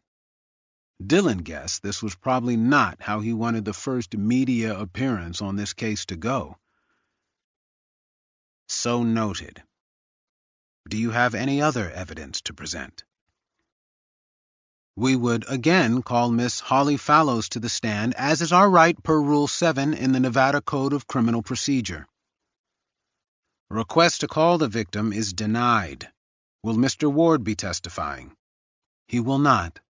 Then I am finding probable cause in this matter to bind the case over for trial on counts 1 through 33. Counsel, would you prefer to come back for an arraignment or handle it today? Today, please, Lily said. Then having found probable cause in the matter of State versus Ward, and having bound over for trial, how does your client plead to counts 1 through 33 in the information? Not guilty. Arlo jumped to his feet. Your Honor, that's not right. Dillon's stomach dropped. Arlo, Dillon said, sit down. No, it's not right. I'm guilty. The sudden realization hit Dillon that he hadn't prepared Arlo for court well enough. Arlo was so quiet and non-confrontational that Dillon had assumed he would continue to be so. Arlo, stop talking and sit down. Madeline put a hand on his arm. Arlo, please don't say anything else. The judge glanced at Kelly, who had a grin on her face, then said, Mr. Ward, you have counsel for a reason. Everything you say on the record right now can be introduced against you in trial. I suggest you follow the advice of your counsel. No, Your Honor, it wouldn't be right to lie. I did it, and won't say I didn't. Dillon, for a few seconds, sat frozen in his seat. Arlo had just confessed on the record in front of the judge and the media. There was only one thing he could think to do. He shot to his feet. We enter not guilty pleas by reason of insanity. He turned to Arlo and whispered, It means you did it, but you shouldn't be held accountable for it. Arlo thought a moment and said, That's fine. Okay, Judge Hamilton said. We will enter not guilty pleas by reason of insanity on counts 1 through 33. I will set this matter for a scheduling conference for next Tuesday. Thank you for your time, counselors. We stand in recess.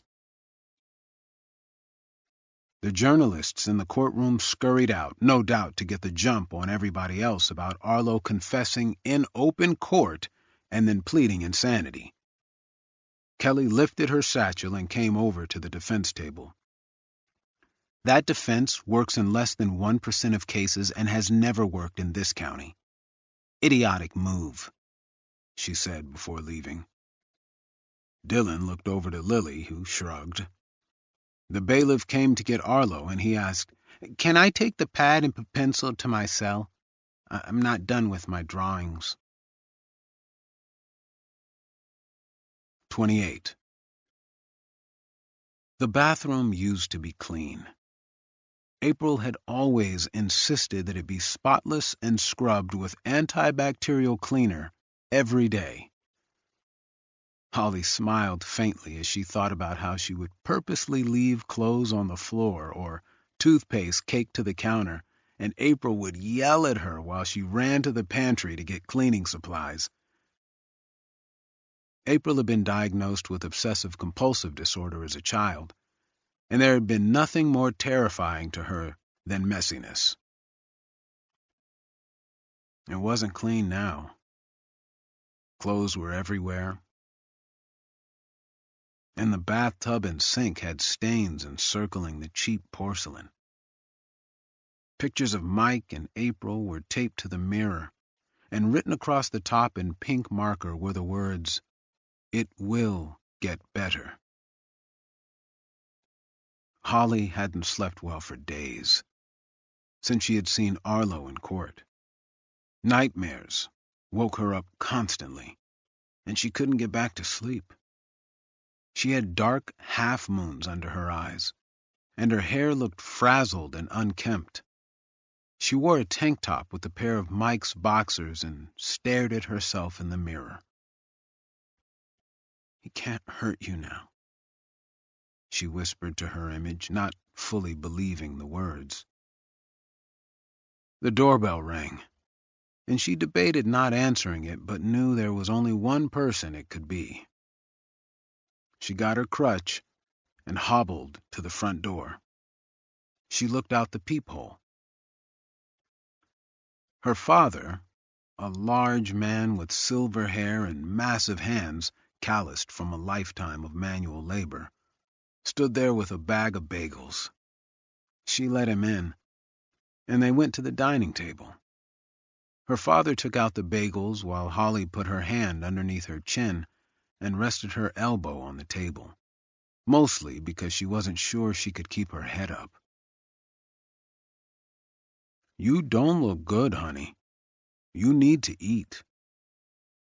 She lifted her bagel and took a small bite. "Do you want to go out today?" her father asked. "I thought we could go to the park and take a walk." "I don't feel like it." He looked down at his food, which he hadn't touched, and said, "I miss her too. Every day. Parents shouldn't have to outlive their child. I'm just glad your mother isn't here to see it." He looked at her, and then put his hand over hers. "You know they're together, right? Waiting for the day when we join them?" She pushed her bagel away. "Yeah, sure." "Holly, we have to keep faith that—" "What kind of God would let this happen, Dad?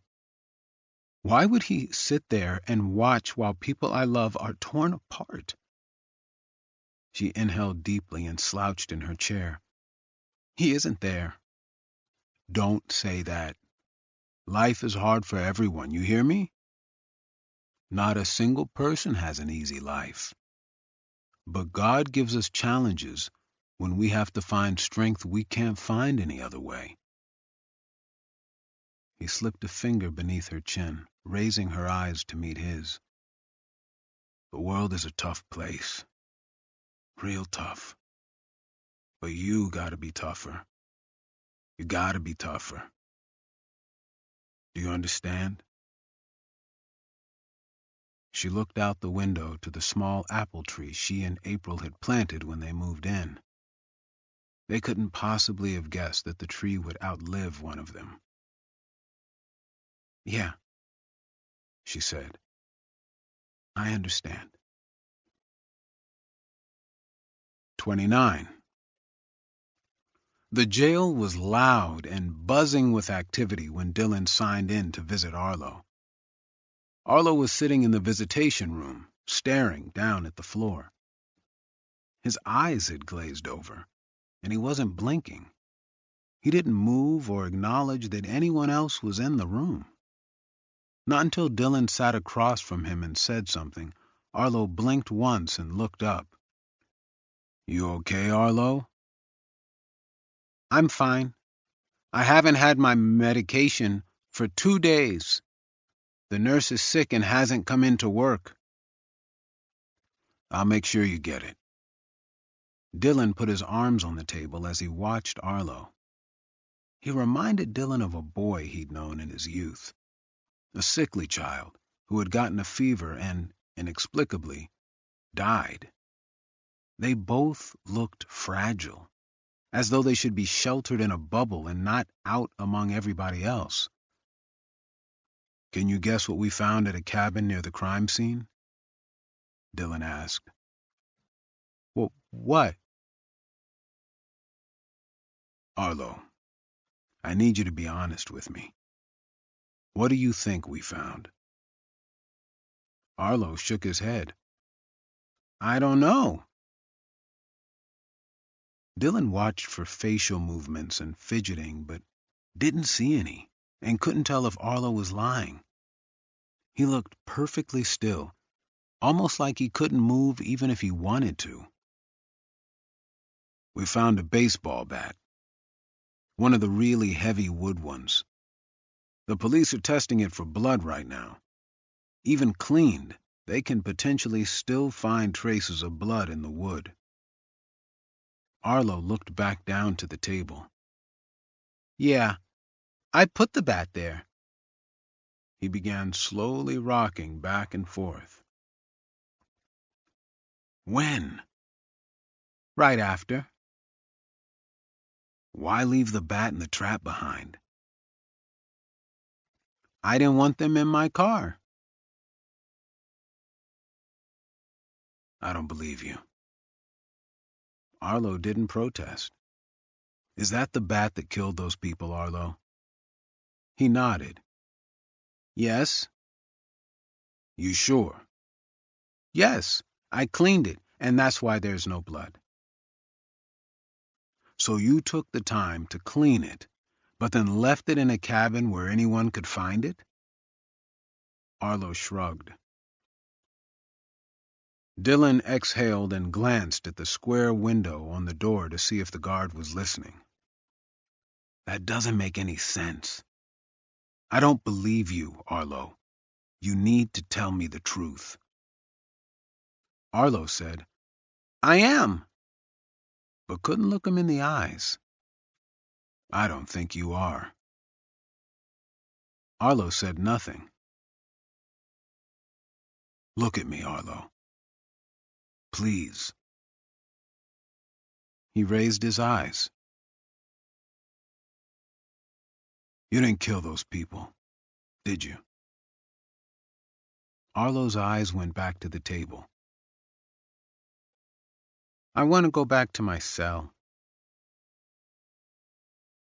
30. Dylan paced the office as Lily sat at her desk, mindlessly scrolling Instagram on her phone. Night had fallen, and there was no moon or stars since clouds hung heavy in the sky. He stopped at the windows and put his hands on his head as he stared outside.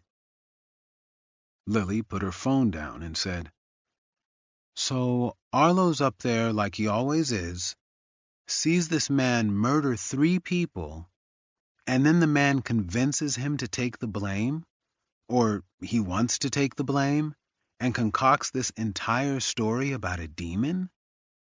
She shook her head. Too many contingencies.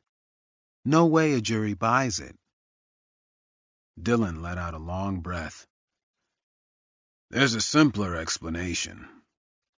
Arlo cares about this person, so he's covering for them. Maybe, Lily said, if we can find the right person to accuse. Where was Lena the night these killings happened? She has no alibi. His wife? No jury's gonna buy that a young mother butchered 3 people. Maybe she had help. Dylan shook his head.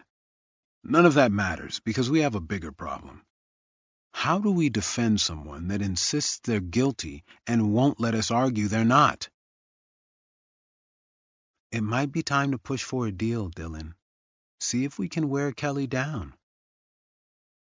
Even if we got life, how long you think Arlo can last in prison?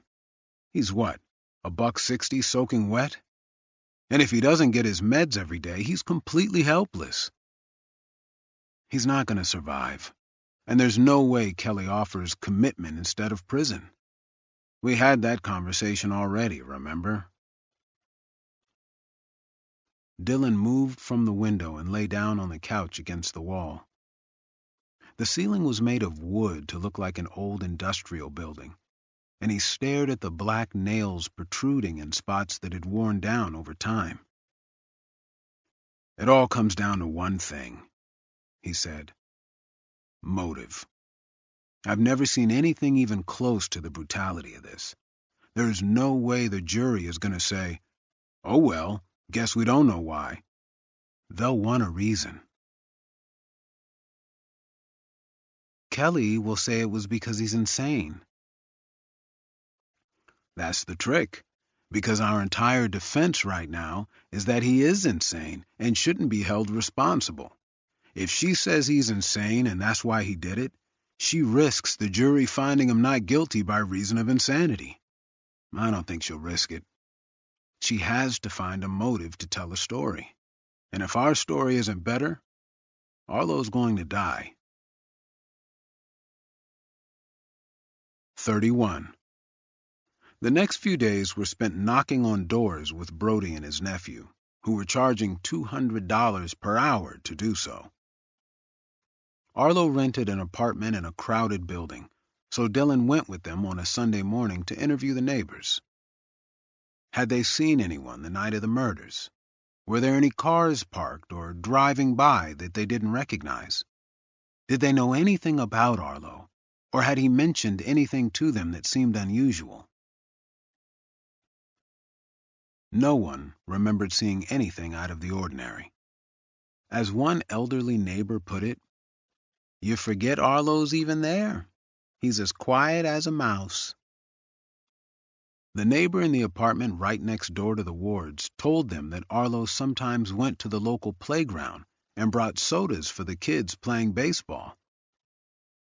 "He doesn't sit or talk with them or nothing," the man said. "Just brings the sodas in an icebox and then goes into the bleachers and watches them play. Saddest damn thing I seen." "Why is that?" Dylan asked. "Well, he's, you know, retarded or disabled or whatever they call it now. Kid probably never played a day of sports in his life. I feel for him. And they live off his and Lena's disability checks. It's not enough for a new family. Sometimes my wife will make 'em dinner and drop it off. They're always so grateful. I gotta tell you, it's hard for me to swallow that he could do something like this." It was past noon, and Dylan was going to call it quits when Brody texted him and told him to come to the top floor of the building. The apartment was plain, with potted plants throughout. Standing at the open front door was Brody, with a middle-aged woman in a pink t-shirt. Dylan came up with a smile and said, "Hi, Dylan Astor." "Stephanie, nice to meet you." Brody said, "Stephanie told me something interesting." "What was that?" he said, looking at her. "I was just saying you may want to ask Evan about it." "Who's Evan?" "Arlo's brother." By Monday, Brody had been looking for Evan Ward for 2 days and had found almost nothing about his whereabouts. He had told Dylan the guy didn't seem to want to be found, and this would take a while. Dylan went through all the police reports again and saw that the detective had mentioned a brother who lived locally. Why, he wondered, had he not focused more on that? Was he getting too emotionally attached to this case? and things were beginning to slip past him? The thought made him uncomfortable. On Tuesday, after the scheduling conference, Dylan and Lily had filed a 110-page motion. They'd asked the judge to suppress everything from Arlo's statements to the blood found on his clothing and the search of his car. The judge ordered further briefing, and they amended the motion to add coercion by the detectives to garner a confession, violation of Arlo's Miranda rights, and everything else they could think of. By Dylan's estimation, they had less than a 10% shot of actually winning on any of the major issues, since the police had done a decent investigation. But that wasn't the point of the motion. The point was to wear Kelly down before the work wore them down. Dylan hadn't slept well for several nights before the morning of oral arguments. Fatigue made him feel like he had to pull his thoughts out of sludge to be able to speak. At the end of 4 days of arguments, he slept maybe 10 hours total, and Kelly didn't look like she fared much better. Hamilton made his ruling in an hour-long soliloquy in which he allowed practically everything in and denied almost all the defense motions.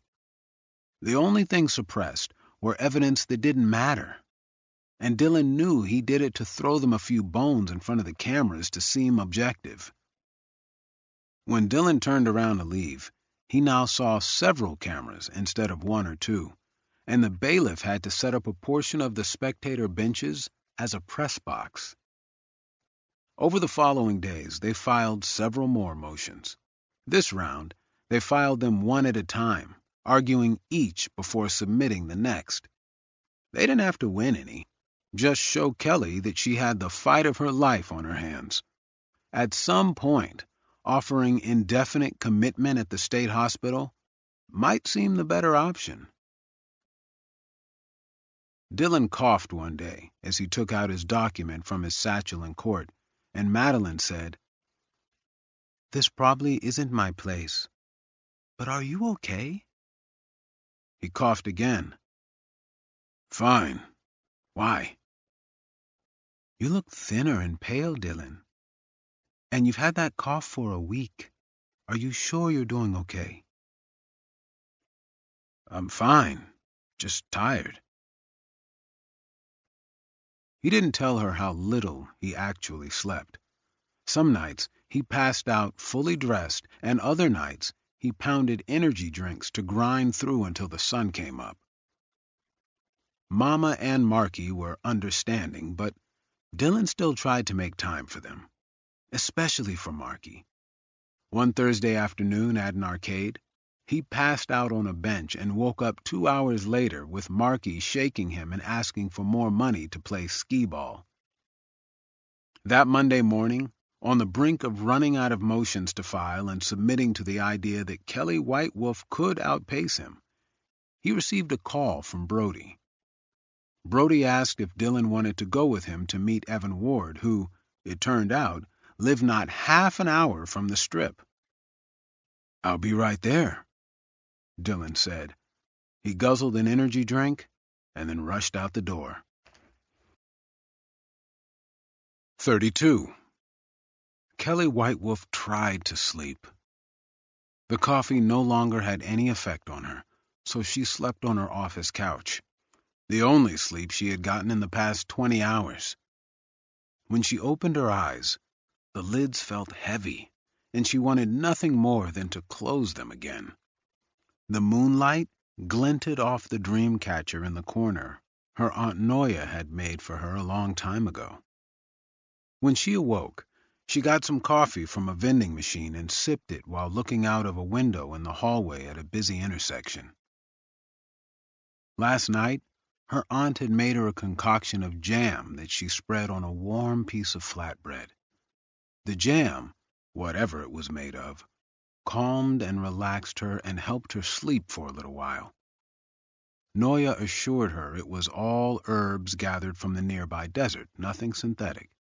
She told Kelly how their family had been using the jam, which they called Ashke's jam, after the great-grandmother who had first made it, for generations. "Good luck, Kel. a detective said as he passed her in the hall. "Here is going to be a long one." The longest trial she had ever experienced was 12 weeks. She knew the trial of Arlo Ward might last much longer and didn't know if she had the stamina to do it. She was the district attorney and still had to have meetings with the mayor and county council, not to mention campaigning, fundraising, and meetings with the public. How could she possibly fit all of it when she was putting in 18-hour days for Arlo Ward? "It'll be no different from anything else," she said, heading to her office. She knew that was false. This was most certainly not going to be like anything else. This wasn't a criminal case anymore, but a war of attrition, and she was no longer confident she would be the one to come out on top. The door to her office opened, and James poked his head in. "You're not going to believe this. Dylan Astor has decided to make all our lives easier and retire?" "No. Arlo Ward's mother-in-law is here." Her brow furrowed. "Why?" "I don't know. She walked in and said she wanted to talk to the attorney trying to kill her son. Said she won't leave until she talks to you." "Bring her up." James left, and Kelly took out a digital recorder from her desk. She placed it next to a stapler and turned it on. Then she put on her suit jacket before sitting back down. She hadn't brushed her teeth this morning, and she quickly took out some mint gum and shoved it in her mouth. A couple of minutes later, an elderly woman with faded tattoos on both forearms came in, led by James. "Kelly, this is Patricia Iden, Arlo Ward's mother-in-law." Kelly rose and held out her hand. Though she felt nothing but contempt for Arlo Ward, his family members were his victims too. Patricia Iden shook her hand. The woman's hand was cold and slightly trembling. "Please, have a seat," Kelly said. She sat, and James took a seat behind her on the couch. Patricia had a tic, and Kelly wondered if it was from medication. Some of the antipsychotics could cause facial tics. "What can I do for you, Mrs. Iden?" "Ms., my husband died years ago." "I'm sorry to hear that." "Don't be. He was a son of a bitch." Her back was hunched, and she tried to straighten up. Kelly could tell it gave her pain. "I came to talk to you about Arlo, because I don't want my daughter to go through all this." Kelly leaned back and folded her arms in her lap. "Okay, I'm listening. What did you want to tell me?" She took a moment to compose herself. His father had the same sickness he did. When Arlo was born, it got real bad. And his father started thinking the government was after them. Made him and Evan live in a cabin with no electricity, no phones, nothing that would make life easier. She lost her thoughts a moment and said, "Now where was I?" "His father." "Well, anyway," she said with a dismissive wave of her hand, "that's neither here nor there. I came to see if I can talk you out of killing that poor boy." "You know what he did, correct?" "I do." "Then you know there's no punishment that can make up for what he did. So we have to give him the most severe punishment the law allows." Patricia watched Kelly in silence and clutched her bag tighter. "That boy has suffered more than you can imagine. His father used to think all sorts of crazy thoughts. He thought leeches could get rid of the tracking gadgets the government put in blood and would bleed his boys. He'd lock them in the dark for days at a time to cleanse their bodies of the rays in the air. He thought beatings could cure the brainwashing the government was doing through the schools. That boy has suffered as much as a boy can suffer and still be walking and talking. Not for nothing, Ms. Iden, but I take Arlo's self-reported history with a grain of salt. The records are too sparse for us to really know anything. Kelly picked up her pen to take a few notes. How did your daughter and Arlo end up together? They were in a therapy group together, for addiction, I think. They just got to know each other and got pregnant, so I told her she needs to get married. That it's a sin to have a child out of wedlock. Patricia sighed. My daughter and granddaughter are prisoners right now. There's people with cameras in their faces everywhere they go. I just want this to be over. Kelly placed the pen down. There's another case from about 6 years ago that has some interesting similarities. Arlo has an attorney, so I can't speak to your son-in-law, but you or your daughter can. Talk to him about it, and maybe I'll see what I can do. Talk about what? Arlo will know. Just bring up Angel Lake. Patricia looked down to the strap of her bag and ran her thumbs along the strip of leather. He's sick. He shouldn't die for this. When did he tell you he began showing signs of mental illness? He was young, 14 or 15. She looked behind her to James, and then sat a little straighter in her chair. My heart breaks for those kids and their mamas, but more death ain't gonna bring them back. I'm asking you to spare the life of a sick man. I understand you'd want him in prison the rest of his life, but could you find it in your heart to spare his life? Are you Christian? Kelly glanced at James, who sat stone-faced. No. But you believe in God. Miss Iden, what I do or do not believe, I'm just saying, if you believe in God, then you know forgiveness is the most godlike thing we can do. Killing a sick man who hears voices telling him to do things ain't gonna help nobody. And I promise you this, you won't forget it. It'll keep you up at night. It's not worth it for no one. Kelly inhaled deeply and said, I'm sorry. I want to help you. But my job is to get vengeance for the victims. That's what the entire system is to me. There is nothing I can do that will even come close to avenging what he did to those kids, except give him the death penalty.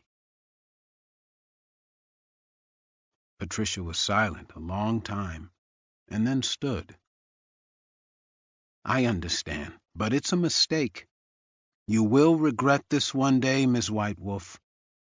Karma is real, and whatever you put out into the world is what you get back. 33. Dylan pulled up to the apartment complex and parked. The buildings were gray with red doors, and 2 dumpsters overflowed with trash on either side of the complex. The pavement was cracked, and the railings on the second floor had rusted in splotches.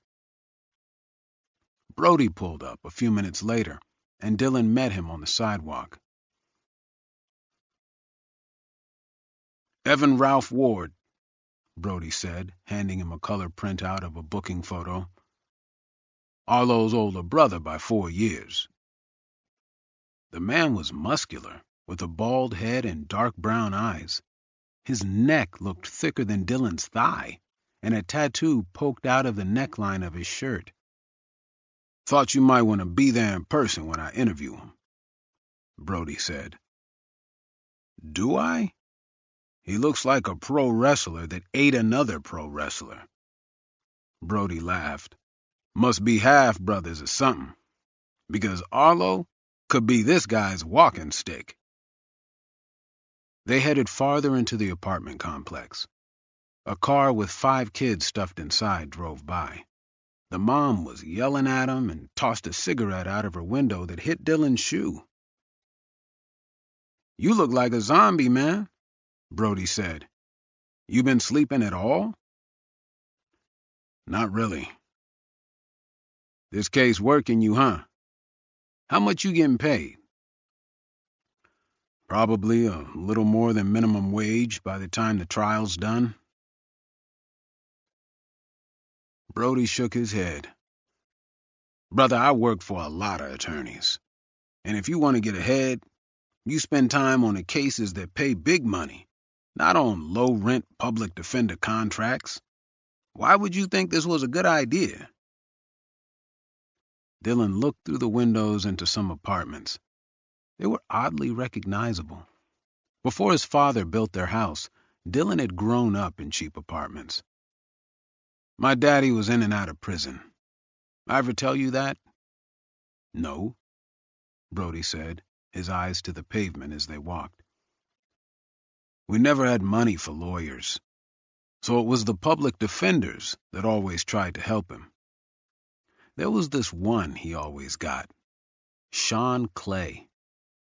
He was really old and an alcoholic, so you'd expect him to be cranky, but I'd never once seen him raise his voice. When court was done, every time, he would come out to the benches and sit with me and my mama and explain to us what happened. One time, she was crying because my daddy got a 2 to 5 sentence, and Sean took me out so she could have some time alone. Got me ice cream and told me stories about being a lawyer. The lawyer helped my family when no one else could." "Well, that's cool and all, but Lily said you got a real offer from L.A. "Yeah, 300 a year with a condo and a car thrown in." He whistled. "That's what I'm talking about. Hope you're not thinking something stupid like turning him down." They reached apartment 10A. "This is him." "You sure he's home?" "Called his P.O., and he said he works nights." Brody knocked and took a step back. Then he knocked again and rang the doorbell several times. No one answered. Brody tried looking through the front room windows, but the curtains were too thick to see through. "You sure the P.O. said this exact time?" Brody was trying to unlatch one of the windows. "He should be here." The latch wouldn't budge. He put his hands on his hips and looked around the complex. "No one out here, man." "I know what you're thinking, and no. You said yourself you think someone else did this and Arlo's covering for him. Could be a lot in this apartment. Maybe even pics or vids of him committing the crimes your guy's gonna fry for." Dylan took a moment to think about it. "No, can't do it, man. D, there could literally be evidence in there that proves your guy didn't kill those people, and you're worried about breaking a window?" Dylan turned around and put his hands on the railing, looking out at the parking lot. He fought aggressively for his clients. Some judges and prosecutors even said unnecessarily aggressively. But this was something else. This was clearly illegal, though most lawyers had, at some point in their career, committed minor unlawful or unethical acts, like billing hours when they were on a beach somewhere and calling it case analysis. This wasn't that. They were about to break into someone's home like common burglars. "Yo, Dylan," Brody whispered. "Wake your ass up." "Why are you whispering?" 11 o'clock, he said as he motioned with his head toward the entrance of the complex. A large man in a t-shirt and shorts with a bald head was walking through the parking lot, a phone to his ear as he spoke and a bag of groceries under his arm. His shirt sleeves looked like they were about to tear tear from his biceps. Thick veins snaked around underneath his forearms and tree-trunk legs. "Brody, you sure about this? He could turn us into pretzels without even getting off his phone." Brody kept his eyes on Evan and said, "I'm gonna go talk to him. He might think we're cops and take off. If he does, you take him down." "What?" "Take him down." "Take him down?" "Dude, I've been in one fist fight and I was in the 6th grade, and that kid beat the hell out of me. I can't take him down." "Pretend you have a gun or something." In a flash, before Dylan could protest, Brody was gone and heading toward Evan. "Damn it, Brody," Dylan mumbled as he ran around the other way to get behind them. 34. Dylan felt warm sweat on his palms, and his heart beat furiously against his ribs. He crouched down a little and then stood straight, then tried to act casual. He guessed Evan Ward outweighed him by at least 120 pounds. "Okay, take him down. Take him down. Trip. I'll trip him. Unless he swings and crushes my head, and then my corpse'll trip him." He could hear the two men speaking. Brody said, "Hey, man, how are you? Had a quick question. I'm looking for the manager. You know where they at?" Evan didn't say anything. He was already suspicious, an instinct probably bred by prison life. Dylan ran his eyes over the tattoos on his left arm, which covered every inch of skin. It was a scene of death and misery. Skulls littering the ground, the sky on fire, someone's boot crunching bones to pieces. If Dylan could see that much detail, he was too close. But before he could turn to get some distance, Evan saw him. Their eyes met, and for a second, neither of them moved. And then Evan dropped the bag of groceries he had with him and bolted. "Go around!" Brody shouted as he ran after him. "Around what?" Evan sprinted in between dumpsters and was over a chain-link fence in a flash, with Brody close behind him. Brody had played college football and was lean and muscular. Dylan felt like the Pillsbury doughboy huffing and puffing his way after him.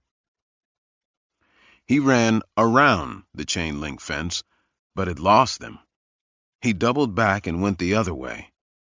An empty field was nearby, and Dylan jogged over and found himself in the back of a vacant parking lot. The asphalt had holes the size of soccer balls and fissures that ran the entire length.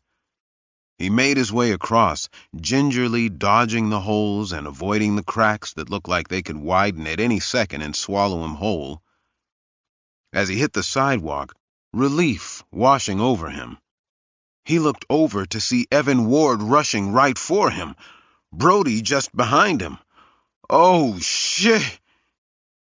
He held out his hands and bent his knees, but immediately flew off his feet as Evan slammed into him, shoulder first. The world spun as he hit the sidewalk with Evan's weight crashing down on top of him. A groan escaped like he'd been kicked by a horse. Brody grabbed Evan by the arms and lifted him off. He pinned him to the pavement, all three men breathing heavily, and slapped cuffs on him before Evan could fight. Evan struggled at first, but quickly realized there was no point. So instead, he rested his face on the pavement. "I ain't done nothing," he said. "I'm not a cop, you stupid bastard," Brody said, out of breath. "Then get the hell off me."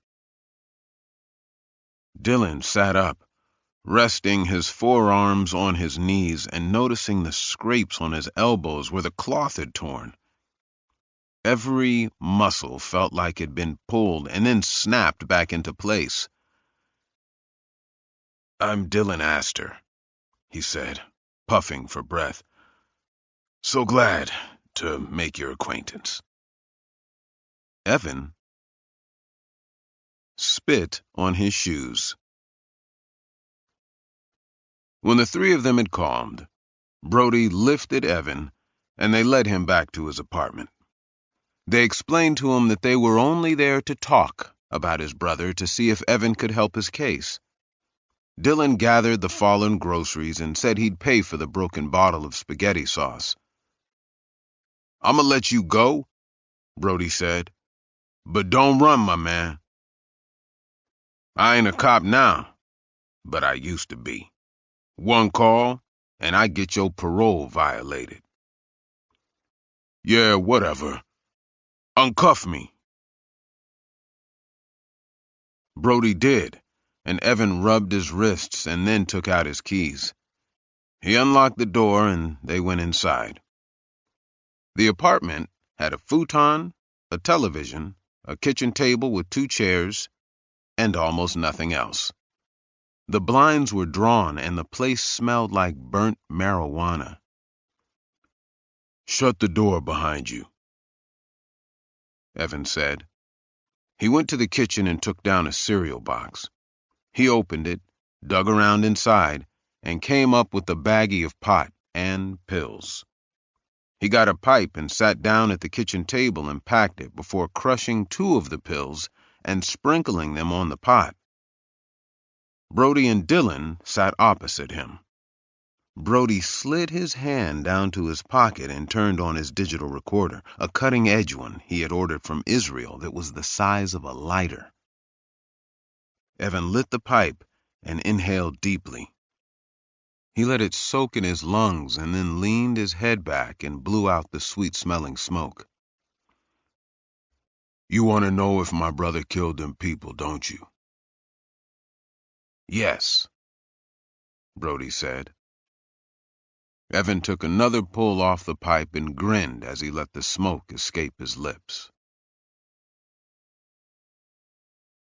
35. Dylan watched as Evan Ward quickly finished off the marijuana and whatever the contents of the pills were. His eyes became wet and red, and he looked much more relaxed, almost sedated. He even offered them strawberry Fantas. "I don't know if he did it or not," he said as he loaded another pipe. "You know your brother confessed, right?" Dylan said. "Yeah, I'm sure he did. He's always been strange as hell. I used to tease him that Josie dropped him on his head when he was a baby. He's got mental sickness, really bad kind." "Josie?" Brody asked. "His mom. We got different moms and the same dad." Dylan noticed photos up on a shelf, mostly Evan hunting and fishing with friends. "What we're trying to figure out is, what's going through his head?"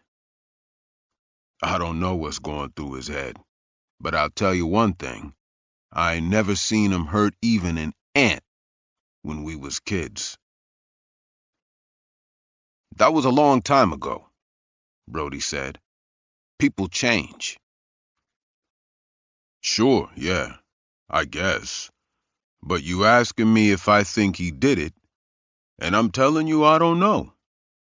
And it ain't like we close or nothing for me to lie. I would say he doesn't have the balls, but I've seen him when he thinks demons are talking to him, and he just ain't there when that happens." Brody said, "He moved out here 5 years ago. Why'd you move with him?" "I didn't. I came out here a few months before with my girlfriend. Then one day, Arlo shows up at my door and says, 'Can I stay with you?' And I'm like, 'Hell no, you can't stay with me.'" "You didn't help him?" Dylan asked. "Nah. He followed me up to Portland before that too, and did the same thing. Showed up at my apartment and asked if he could stay with me. Boy was starting to get like a stalker. When was the last time you talked to him before these killings? Shoot, I don't know. He called me to come to his wedding, but I didn't feel like it. I told you we weren't close. Brody asked, Did you talk to him after his arrest at all? Evan took a sip of his Fanta. Nah, we don't have nothing to do with each other. You guys have a falling out? Dylan said. Something like that. Dylan watched as he took another pull of smoke and stared off into space. He would probably pass out soon if he kept smoking like that.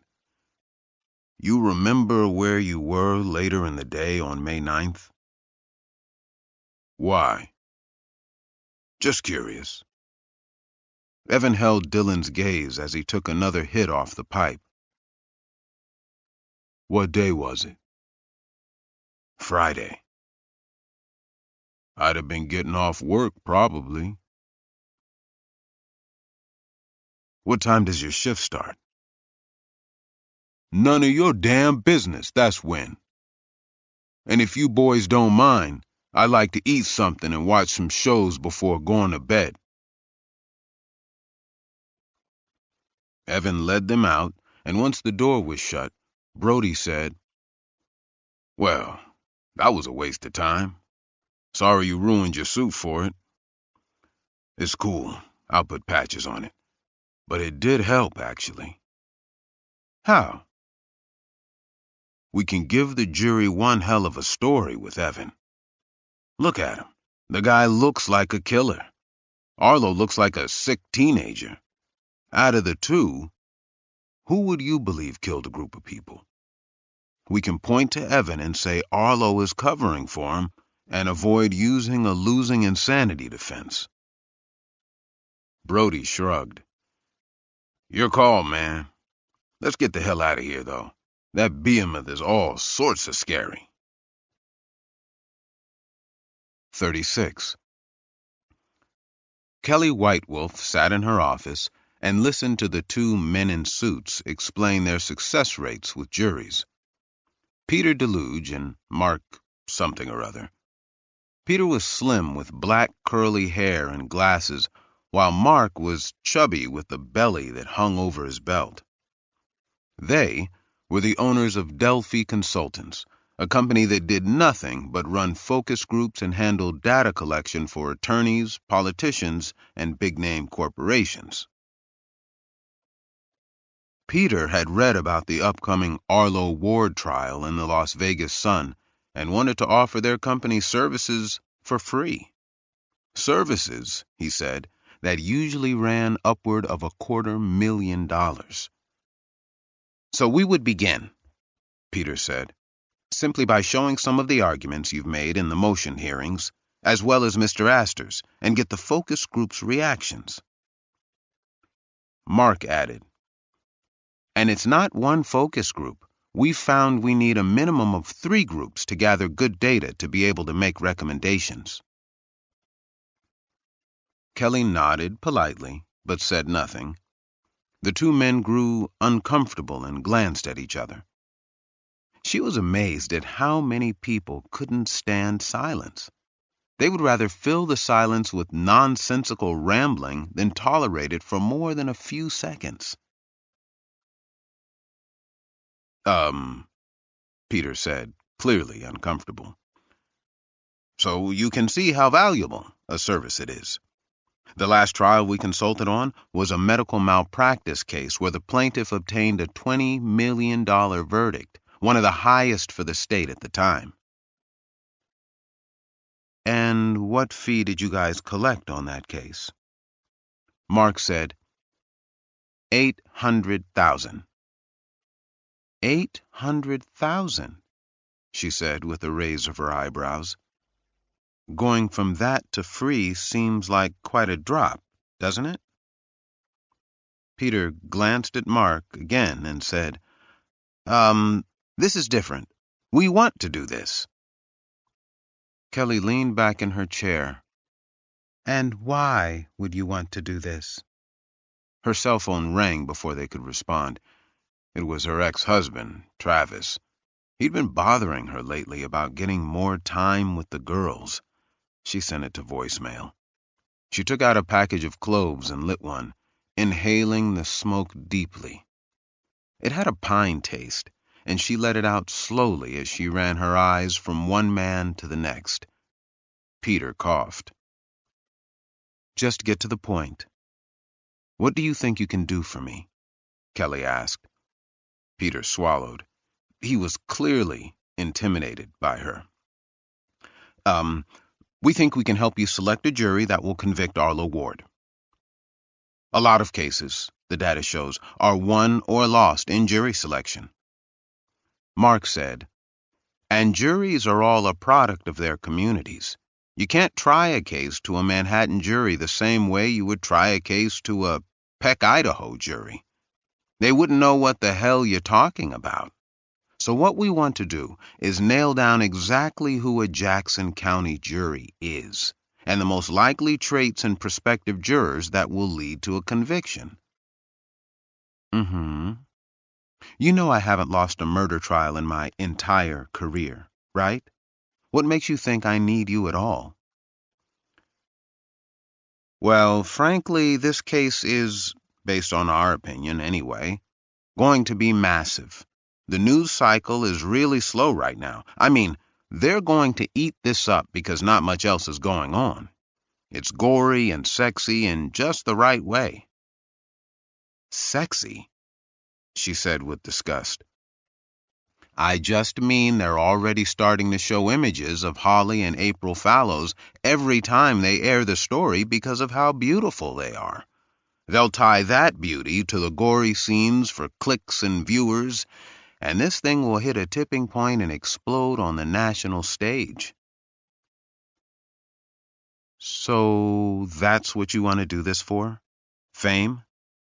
Get on all the cable news shows and drum up business for yourselves? 800,000 isn't enough for you? They glanced at each other, and Mark said, Frankly, Mrs. White Wolf, Ms. Oh, sorry, Ms. White Wolf. But what I was saying was, if you asked us to remain anonymous, we would. We're not doing it for that. Then why are you doing it? Peter looked down to the floor a moment before looking back up at her. I had a niece I was very close to. Her name was Kathy, my sister's daughter. When she was 17, she went camping at Yosemite with her friend Heather, and no one ever heard from them again. They found Heather's skeleton 3 years later in the bed of a stream that had dried out during a hot summer. They never found Kathy's. His eyes glistened, and he coughed, pretending to clear his throat.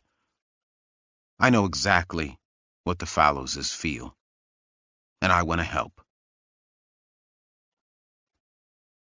Kelly looked from one to the other. You should know, then, that I don't think this is Arlo Ward's first rodeo. I think he's been killing a long time. And if we lose, he will kill a lot more. We can't lose. They glanced at each other. Then you're accepting our help? She blew out a puff of smoke. My mother was murdered by a sick piece of garbage a lot like Arlo Ward. So if you two can help me put the needle in a man like that, I won't say no. 37. Dylan had called Lena Ward 3 times, been hung up on once, and gotten voicemail twice. He asked Brody for Lena's mother's address, where she was staying, but he didn't expect any better reception in person. Even Arlo had been unable to say why his wife wouldn't talk to them. Dylan and Lily sat at the defense table and whispered about how long jury selection was going to take. The longest selection Dylan had ever been involved in took 2 months. Lily had one last 3 months. No way Hamilton lets it go on for months, Lily whispered. You don't know him as well as I do, Dylan said. He loves the press it's getting. He'll want to take as long as possible so he can become a commentator on CNN. The bailiff bellowed for them to rise as the judge came in. Hamilton sat and asked if they were ready to proceed, and then said, "Bring in the panel." 60 potential jurors came in. They were a good mix of races and ethnicities. Dylan had used jury consultants before, but found them unimpressive. Selecting a jury seemed like random chance either way. People were simply too complicated an animal to predict how they thought. He opened his binder, which held information on all 60 potential jurors. They filled out questionnaires through the mail weeks ago, and he began going through them again as the judge explained the process. After an hour of explanations, Hamilton began questioning the panel. Have you ever been convicted of a crime? Are any family members employed by law enforcement? Do you have any beliefs that would make you incapable of rendering a just verdict? This wasn't the meat of jury selection, however. These were questions meant to exclude the jurors that would most likely have a bias in favor of or against the defendant. These were the easy pitches. After a couple of hours, there was a bathroom break. Then Judge Hamilton let the attorneys begin their grilling of the panel. Kelly was allowed to go first. She went through massive lists of questions, most of them about the jurors' stances on the death penalty. The questioning went into the evening and continued the next morning. Before lunch, they all took a break with the judge to discuss some of the potential jurors and whether to exclude them. When they were back in the courtroom that afternoon, Dylan noticed 2 men in the benches. They were taking copious notes and paying careful attention to each potential juror's answers. Jury consultants. He had never seen the prosecution on a case hire consultants before. Most of the good ones charged over $100,000, and counties just didn't have the budgets for them. He wondered how Kelly was affording them. You ever seen those guys before? Dylan whispered to Arlo. No? Dylan took a picture of them as subtly as he could and sent it to Brody with the text saying, "Jury consultants.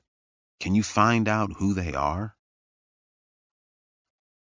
When they broke that night for dinner, Brody texted him. Those men were not just jury consultants, but the most high-profile consultants in the state.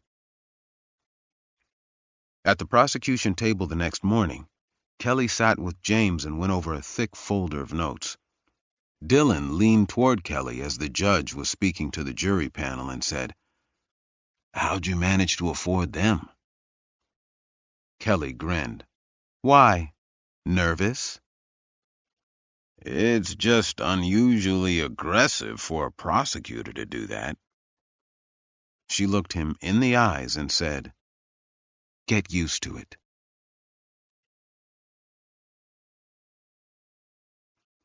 Jury selection dragged on for 32 days. Arlo, as far as Dylan could remember, didn't ask a single question about what was happening. He had filled 8 legal pads with drawings of everything from flowers to jets to galaxies. Lily conducted jury selection for the defense, something she far surpassed Dylan at. She could build rapport quickly and somehow elicit honest answers that Dylan knew he could never get. Every so often, one of the 2 jury consultants in the room would text something, and Kelly's phone would vibrate. She would then ask a new question to a juror, or ask to go back in chambers and discuss a juror that needed to be cut. It happened often enough that Dylan grew frustrated, but Lily kept her calm and just pushed through. On the last day of jury selection, the panel had been whittled down to 18 people, 12 jurors and 6 alternates. An even split of 6 men and 6 women, excluding the alternates. 9 white jurors, 1 Asian, and 2 African Americans. A generally educated group that had all stated they would have no issue imposing death on a defendant if that was what the law required. "Your Honor," Dillon said when it was all over, rising on his feet that ached from 12-hour days in dress shoes, "I would like to make an objection." "One moment, then." Hamilton told the jury the lawyers needed to discuss something outside their presence, and they would reconvene momentarily. Once the bailiff cleared the courtroom, he said, "What is it, Mr. Astor?" "Your Honor, the prosecution has certified this is a death penalty case, and we'll have to go into the death qualification process. I would object to that process." Kelly chuckled. Dillon glanced at her and then continued, "Your Honor, study after study has shown that the death qualification process excludes disproportionate numbers of those who are against the death penalty. It creates a subgroup of jurors that no longer represent the community from which they're selected. Support for the death penalty in this country has declined, and yet the vast majority of death-qualified juries still impose death. Why? Because they're artificially created to be predisposed to death by this process, just as Mr. Ward's jury is in this instance. It is a fundamental violation of my client's due process rights to have a jury selected that is this favorable to imposing death." Kelly rose. "Defense attorneys have tried this trick for decades, and the Supreme Court has always upheld the process. Imagine the opposite scenario, where people who are against the death penalty are deciding whether it's fair to impose it. Would there be any doubt that we wouldn't have a single execution in this country?" "Better to err on the side of life, isn't it, Your Honor?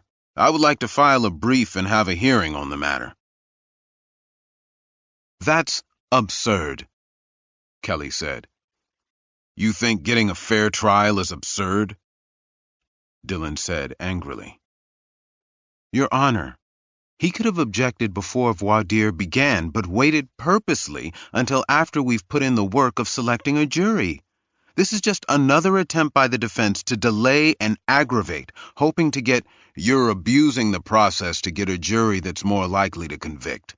This should be delayed, and you're the one fighting for a monster that—" Judge Hamilton bellowed, "All right, enough, both of you." He gave a quick glance to the cameras and took a few seconds to regain his composure. "Mr. Astor, this matter is untimely, as the jury has been chosen while— Your Honor, I needed to wait until an actual jury was selected before—" "Please don't interrupt me when I'm speaking."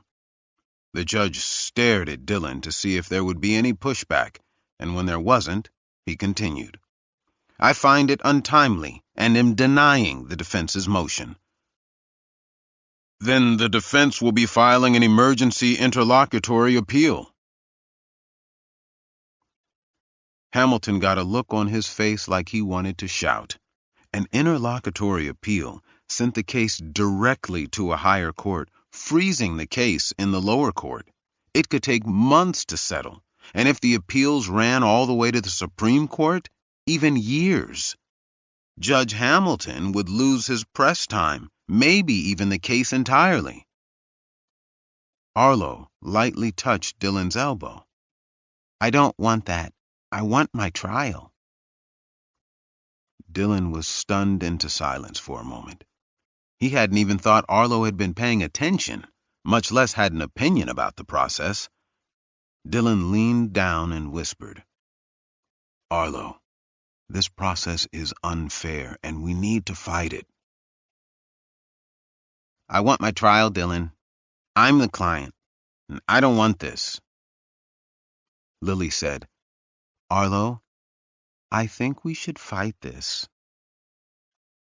"I agree," Madeline added. "No, I don't want to. I don't want to sit in jail and be forgotten while you do that. I want my trial now." Dylan and Lily exchanged a glance before she said, "Call in the jury, Dylan." "Lil, he's the client. We work for him. Call in the jury." "We have a duty to protect clients that may not—" "Arlo, are you clear and lucid right now? Do you understand what's happening?" "Yes." "What?" "Dylan wants to take a long time to appeal the jury selection, but I don't want that. I don't want to sit in jail while you two do that. I just want my trial." Lily exchanged a look with Dylan. Dylan didn't budge at first, but finally accepted that Lily was right. A lawyer was there to tell the client something was a bad idea, but if the client wanted to do it, it wasn't the lawyer's job to force them not to. If Arlo was so confused as to not be able to make decisions in his own interest, Dylan could act against his wishes. But Lily had shown he was lucid and knew what was going on. Dylan looked to the judge and said, "I would like my objection noted for later appeal." "So noted. Now let's get the jury back in here." When the jury took their seats, all of them glanced quickly at the media and spectators. Judge Hamilton said, "Ms. Whitewolf, is this the jury the state has selected?" "It is, Your Honor." "Ms. Ricci, is this the jury the defense has selected?" "It is, Your Honor." "Then, ladies and gentlemen of the jury, my bailiff will take you to your hotel. Please keep in mind that there will be no television or internet usage allowed, including cell phones. And I'd like to thank you again for bearing the imposition to seek justice in this case." He turned to the lawyers. "We will begin with opening statements tomorrow. Court is in recess until then." 38. It was late afternoon when Kelly arrived with James at the offices of Delphi Consultants. They were located in a flashy office building with valets hanging out in front and several floors dedicated to an investment bank. "Wow," James said as they got out of Kelly's truck and she gave her keys to the valet. "We went into the wrong business." The elevators were plush with crimson carpets and mirrors for walls. Delphi Consultants was on the 10th floor. The front facade of the office was glass, and a receptionist told them that Peter and Mark would be with them soon. When they were seated and waiting, James said, "How do you think we did with the jury?" "It's a good group." "I'm worried about Juror 6. Sigourney something. Sigourney Temples." He nodded. "She said she'd convinced a prior jury to convict who initially wanted to acquit. I think they'll select her as the foreperson." "I thought she was great for us. So did Mark and Peter." "Yeah, but what if she wants to acquit and the others don't? She might have the power to persuade them." "It was a good bet. She was married to a state rep who was pro-capital punishment and grew up in an affluent community with little crime. I don't know. I think we're going to get better odds than that." He began fidgeting, touching the tip of each finger with his thumb and then working backward. "I get nervous about powerful personalities on juries." Peter said, "You don't need to be."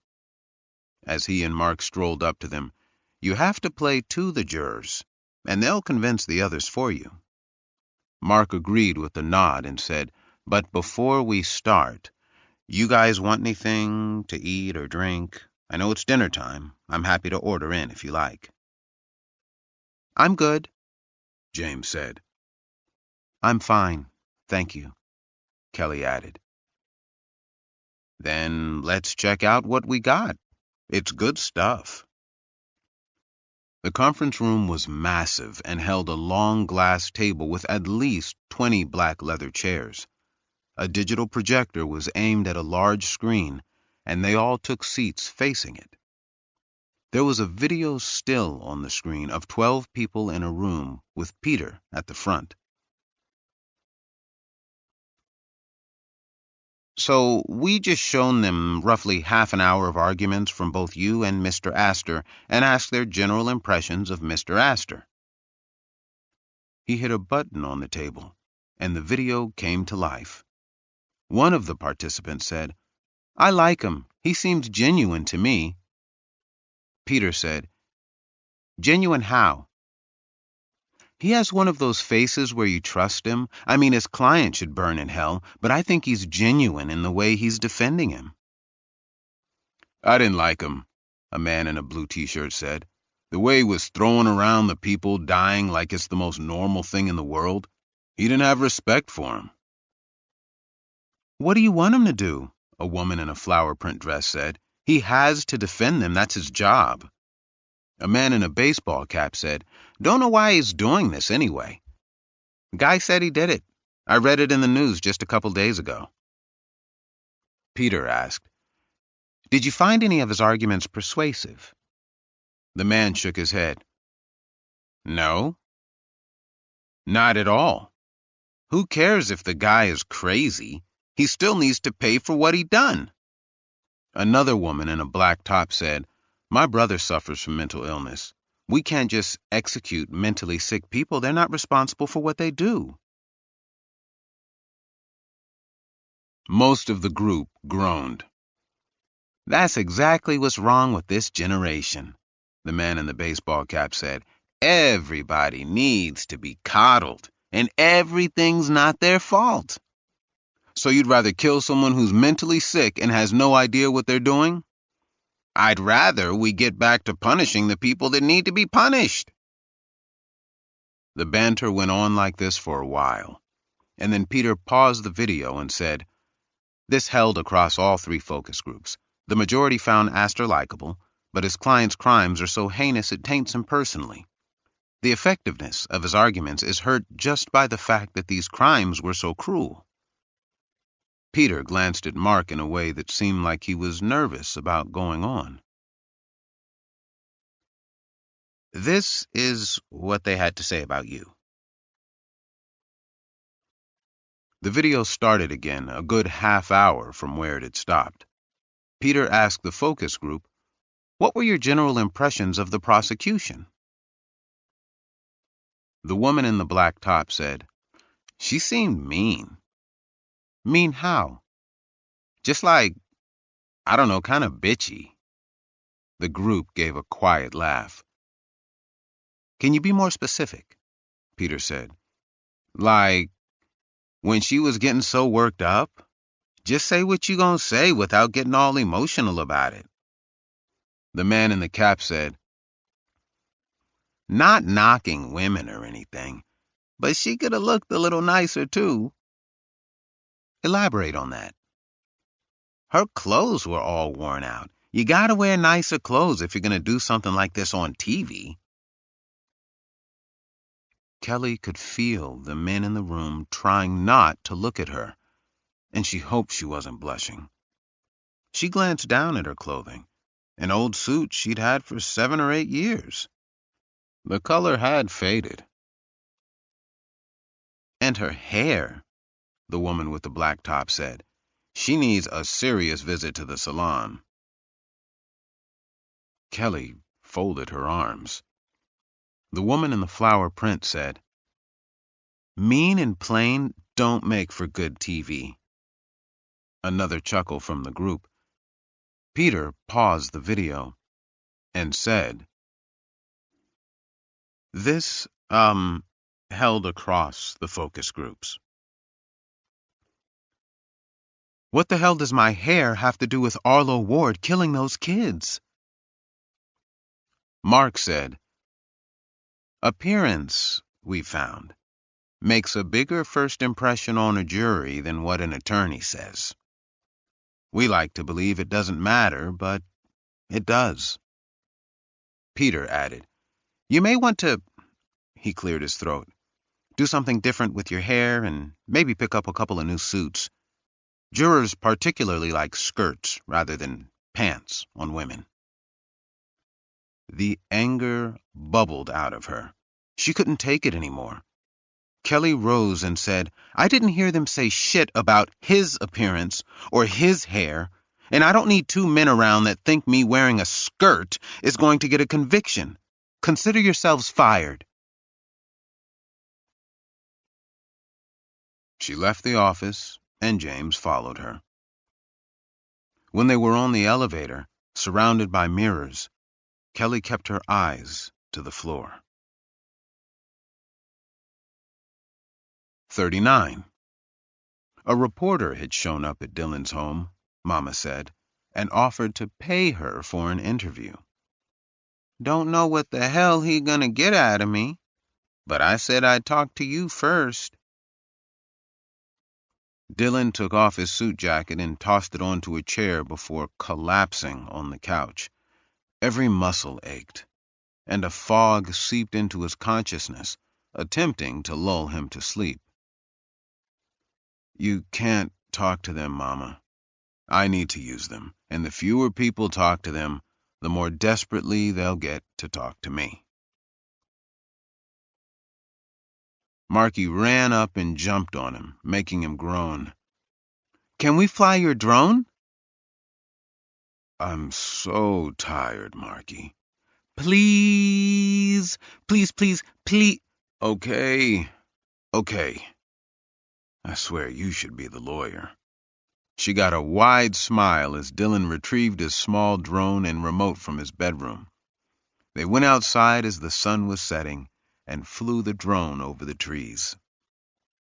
Marky liked making it go high enough that she couldn't see it and thought it had reached outer space. Are you famous, Dylan? What makes you think that? My friend saw you on TV and told me at school. He said you're friends with a werewolf. Dylan grinned as he watched the drone reappear far up in the sky. He sat down on the front steps of the porch. I'm helping a man accused of doing some terrible things. They just call him a werewolf because they're so bad. So are you? Famous? No. She flew the drone over the house. I want to be famous when I grow up. Really, really famous. You think I'll be famous, Dylan? Marky, listen to me. Being famous or rich or beautiful, none of that matters if you're a bad person. So always try to be a good person, and the other stuff will come along. She thought this over a long time. No, I just want to be famous. Dylan arrived at the jail and was seated in the attorney-client room. Lily had texted and asked if he and his mother and sister wanted to join her and Jake at dinner tonight. He made up some excuse and declined. Arlo limped in, chained, and Dylan said, Mind taking those off? The guard did it without a word, and then left them alone. Arlo rubbed his wrists where the cuffs had been and said, You look tired. It's important to get sleep. That's one of the reasons the doctors thought my disability got worse. It's because I had really bad insomnia. I didn't sleep for days at a time. Why? He shook his head as he stared down at the table. The demon would come to me a lot at night, he said in a hushed tone. Dylan wondered if this little man that sat in front of him could really be responsible for the worst crimes he'd ever seen. Arlo, I want to talk to you again about what's going to happen tomorrow. I know you've said you only want us to defend you with an insanity defense, but I want to plead not guilty. I think there's a lot of inconsistencies in the prosecution's case, and it might get us to reasonable doubt. Do you know what reasonable doubt is? No? It's where the jury doesn't fully believe you committed this crime and can't convict you of it. I think we might have enough to get there. How? There's three things I can argue. First is demeanor evidence. That means we would try to find anyone that saw you before and after these crimes were committed and could say you were calm and happy. That's not at all what a mass murderer would act like before and after a massacre like this. Then, we'd argue timeline evidence. That you couldn't possibly have caught up to Holly Fallows in the time she says you did, especially with your limp. And then motive. There's no reason for you to do this. And the murders are so violent that a jury will need a reason to convict you. But by claiming insanity, we're admitting you did it. And I can't tell them you didn't. I did do it. That's not what you said under hypnosis. He hesitated and made the ankle shackles rattle as he shuffled his feet. Whatever I said there wasn't real. Doctors just mess with your head and get you to say things you don't want to say. Even if you did do it, and I don't think you did, but even if you did, I think we should say you didn't. Arlo considered this while rocking slowly back and forth. His nose crinkled as he thought. No, I don't want to do that. Why, Arlo? Dylan said with a hint of anger in his voice. You're looking at the death penalty. They might kill you over this. How many times do I have to tell you that? Arlo ran his fingers along a carving in the table. You know what's worse than being seen as a wicked man, Dylan? Not being seen at all. I'm sorry, Arlo. I know that sucks. But what does that have to do with the jury ordering your execution? Nobody ignores me now. Dylan was used to statements like that from clients. But if the jury had just heard Arlo say that, they would have been frightened. You could still get attention after the case without dying for it. Arlo shook his head. I made up my mind. Dylan let out a slow breath to calm himself. Arlo, he said in a somber voice. Today's the day. If you have anything to tell me, today's the day to do it. You won't get another chance. Did you kill those people? Arlo watched him a second and said, I'm tired, Dylan. I'll see you in court tomorrow. He called the guard and didn't look back as he was led to his cell.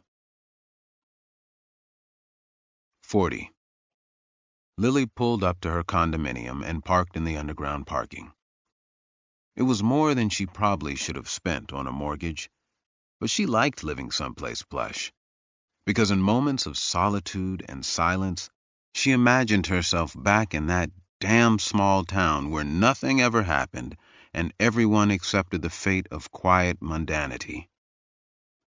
No one from Rock Hill, Kansas ever imagined themselves daring to be anything but average. The condo was on the 7th floor. She smelled cooking food when she came in, a pleasant scent of heated butter and frying vegetables. Lily tossed her keys in a glass bowl on the counter and saw Jake hovering over 2 pans on the stove. She'd given him a key a few weeks ago, but was surprised every time she came home and found him there. Jake had an amiable disposition, sometimes whistling when he didn't notice anyone watching him, and always cracking jokes. He was the polar opposite of Lily. She had always been austere and found men more like puzzles that needed to be solved than objects of love and affection. She didn't know what it meant that she wasn't excited to see him right now. He had earbuds in and was humming to some song. Lily slipped off her heels and slowly approached him. When she was close enough, she jabbed her fingers into his ribs and said, "Boo." He screeched like a child, and the long wooden spoon in his hand went flying. Lily broke out into a laugh. "What the hell? I could have been holding a knife, Lil."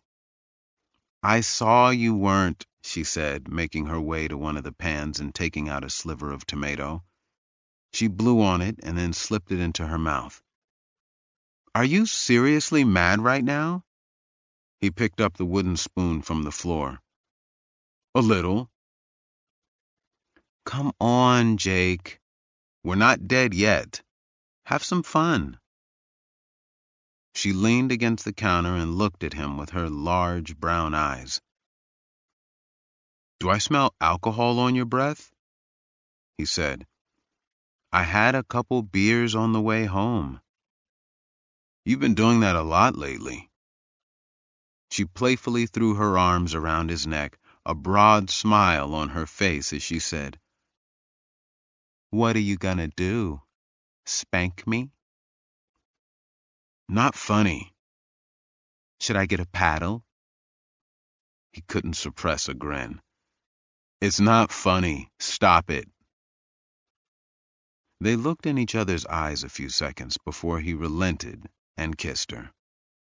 Then he went back to his cooking, mixing in cut onions that sizzled when they hit the pan. "How's the case going?" She sighed and practically fell into a chair at the dining table. She never felt the full extent of her fatigue until she was home. "I can't say the jury seems favorable. They're all fans of the death penalty." He put the spoon down and picked up a dish towel, wiping his hands as he leaned back against the counter. "So you're going to lose?" "Looks like it, though Dylan will probably kill himself trying not to." "He seems like that type of guy." "Like what type of guy?" "The type to bash his head against a brick wall." She shrugged. "I guess, but sometimes it breaks because nobody else tried it." He threw the towel on the counter near the sink and said, "Oh, almost forgot. Your nephew called your landline. Guess your cell was off." "I turned it off for court." "When did he call?" "Few hours ago. He had something to tell you about a game or something." She retrieved her phone from her bag on the floor. "He had his Little League game today. He promised he'd call me after." She dialed her sister's number. When no one answered, she left a voicemail and then sighed and put the phone on the table. "You sure you're all right?" Jake asked. "Why do you keep asking me that?" "I don't know if you've noticed, but you've been drinking almost every night for a couple of weeks. That's unusual for you." Before she could respond, her phone buzzed with a text and she read it. "I have to go." "What? Dinner's almost ready." "I'm not hungry," she said as she put her heels back on. "Where do you need to be right now?" "Dylan wants me to meet him somewhere." "Oh, of course. We have to jump when he says jump, don't we?" Lily stopped and looked at him. "What's that supposed to mean?" "You know what it means." "No, I really don't." Jake folded his arms. "I don't want to fight. I had a night planned for us, and you're just leaving like it means nothing. How would you feel if I ran out on you?" "Crappy, and I'm sorry, but he wouldn't ask me to come if it wasn't important." Jake shook his head and went back to the food, turning the stovetop off. You told me when we started this that you weren't interested in flings, that you wanted a serious relationship. The way it works is, if you're having problems, we discuss it, not keep it bottled up. If we can't do that, this relationship won't work. Lily shook her head as she grabbed her bag. Does everything have to be some big thing with you? Big thing? Yeah. Can't you just, I don't know, go with it and have fun? You're trying to plan the future and it's nonsense. Nobody can plan for it.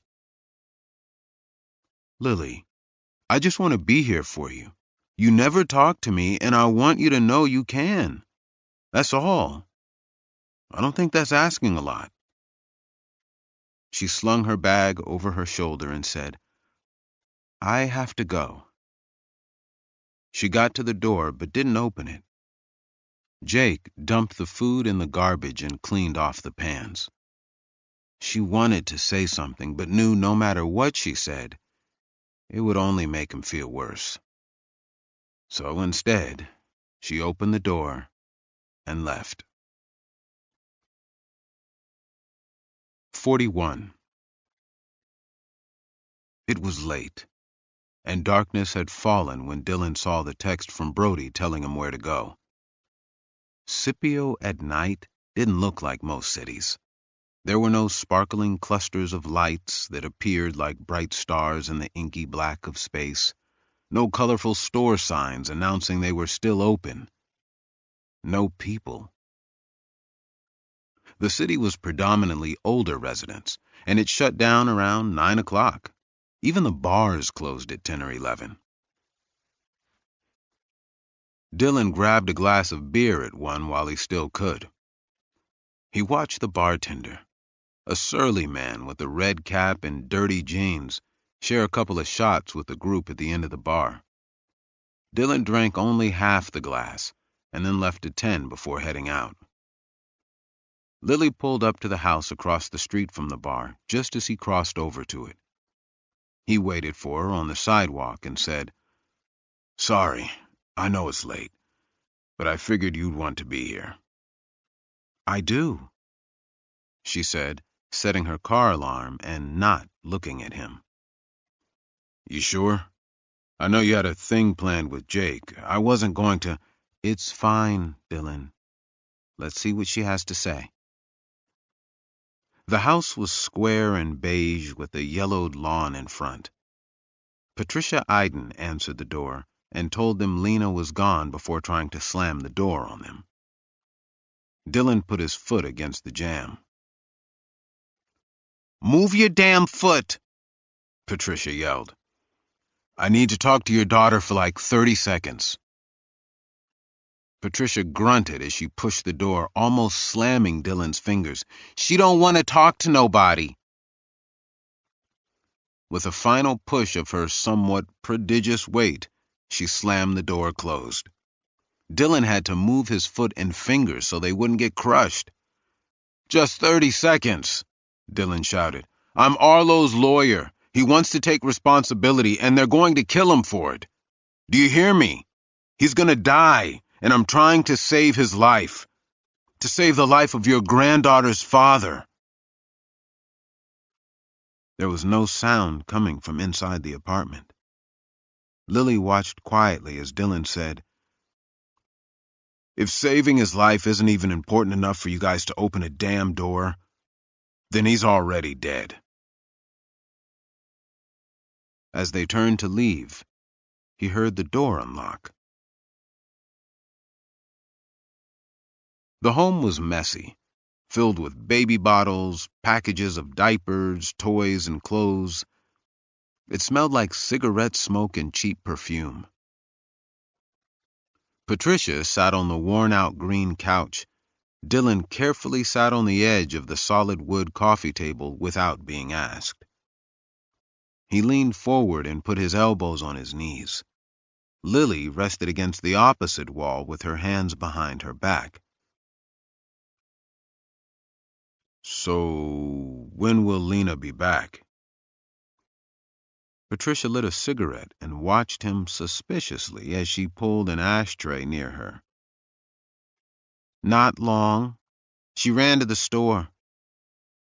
What you want to talk to her about? Anything, really. I need to know if there's anything she can tell me that will help Arlo. She refused to speak to the police, so we have no idea what she knows. Patricia grinned. Yeah, them pigs came by asking all sorts of questions, and then they threatened to arrest her and take the baby away from her. What was it?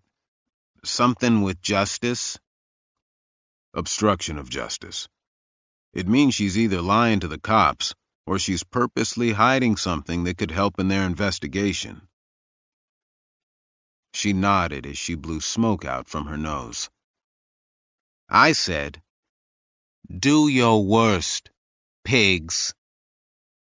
That's exactly how I said it, too. The door opened. A younger woman, younger than Arlo by at least 5 or 6 years, came in. She wore a gray t-shirt with a green army jacket and had her hair pulled back with an elastic. Groceries were in her arms, and she stood at the doorway with her mouth open, clearly shocked her mother had let someone in. Lena, this here's Dylan. He's Arlo's lawyer, and he needs your help.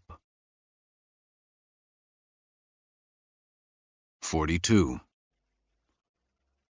Lena stared at Dylan for a long while, and he got the distinct impression she was debating whether to run or call the cops.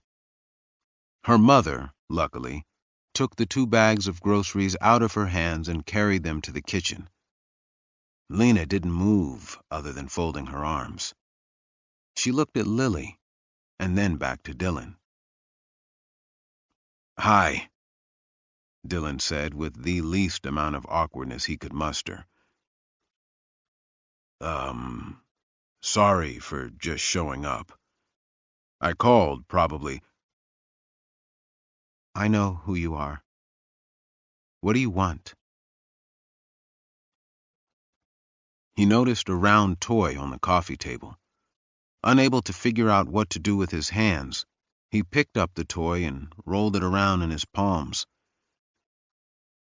You know he's facing the death penalty, right? A hesitation. Yeah, I know. Dylan glanced at Lily, and they exchanged a look before he said, And you know he was found covered in blood and confessed to doing this. You ain't telling me nothing new. Just tell me what you want and leave. Dylan set the toy down and glared at her. I want to save your husband's life, but apparently I'm the only person in the whole damn world who does. His brother won't help us. The prosecutor won't offer anything but death. Even Arlo won't let me plead him not guilty and keep saying in court that he did it. We're fighting for him completely alone. I reached out, hoping that maybe we're not alone. That maybe there's one person that knows what the hell is going on and can help us out. Lily said, Do you want him to die, Lena? Tell us now so we don't waste each other's time.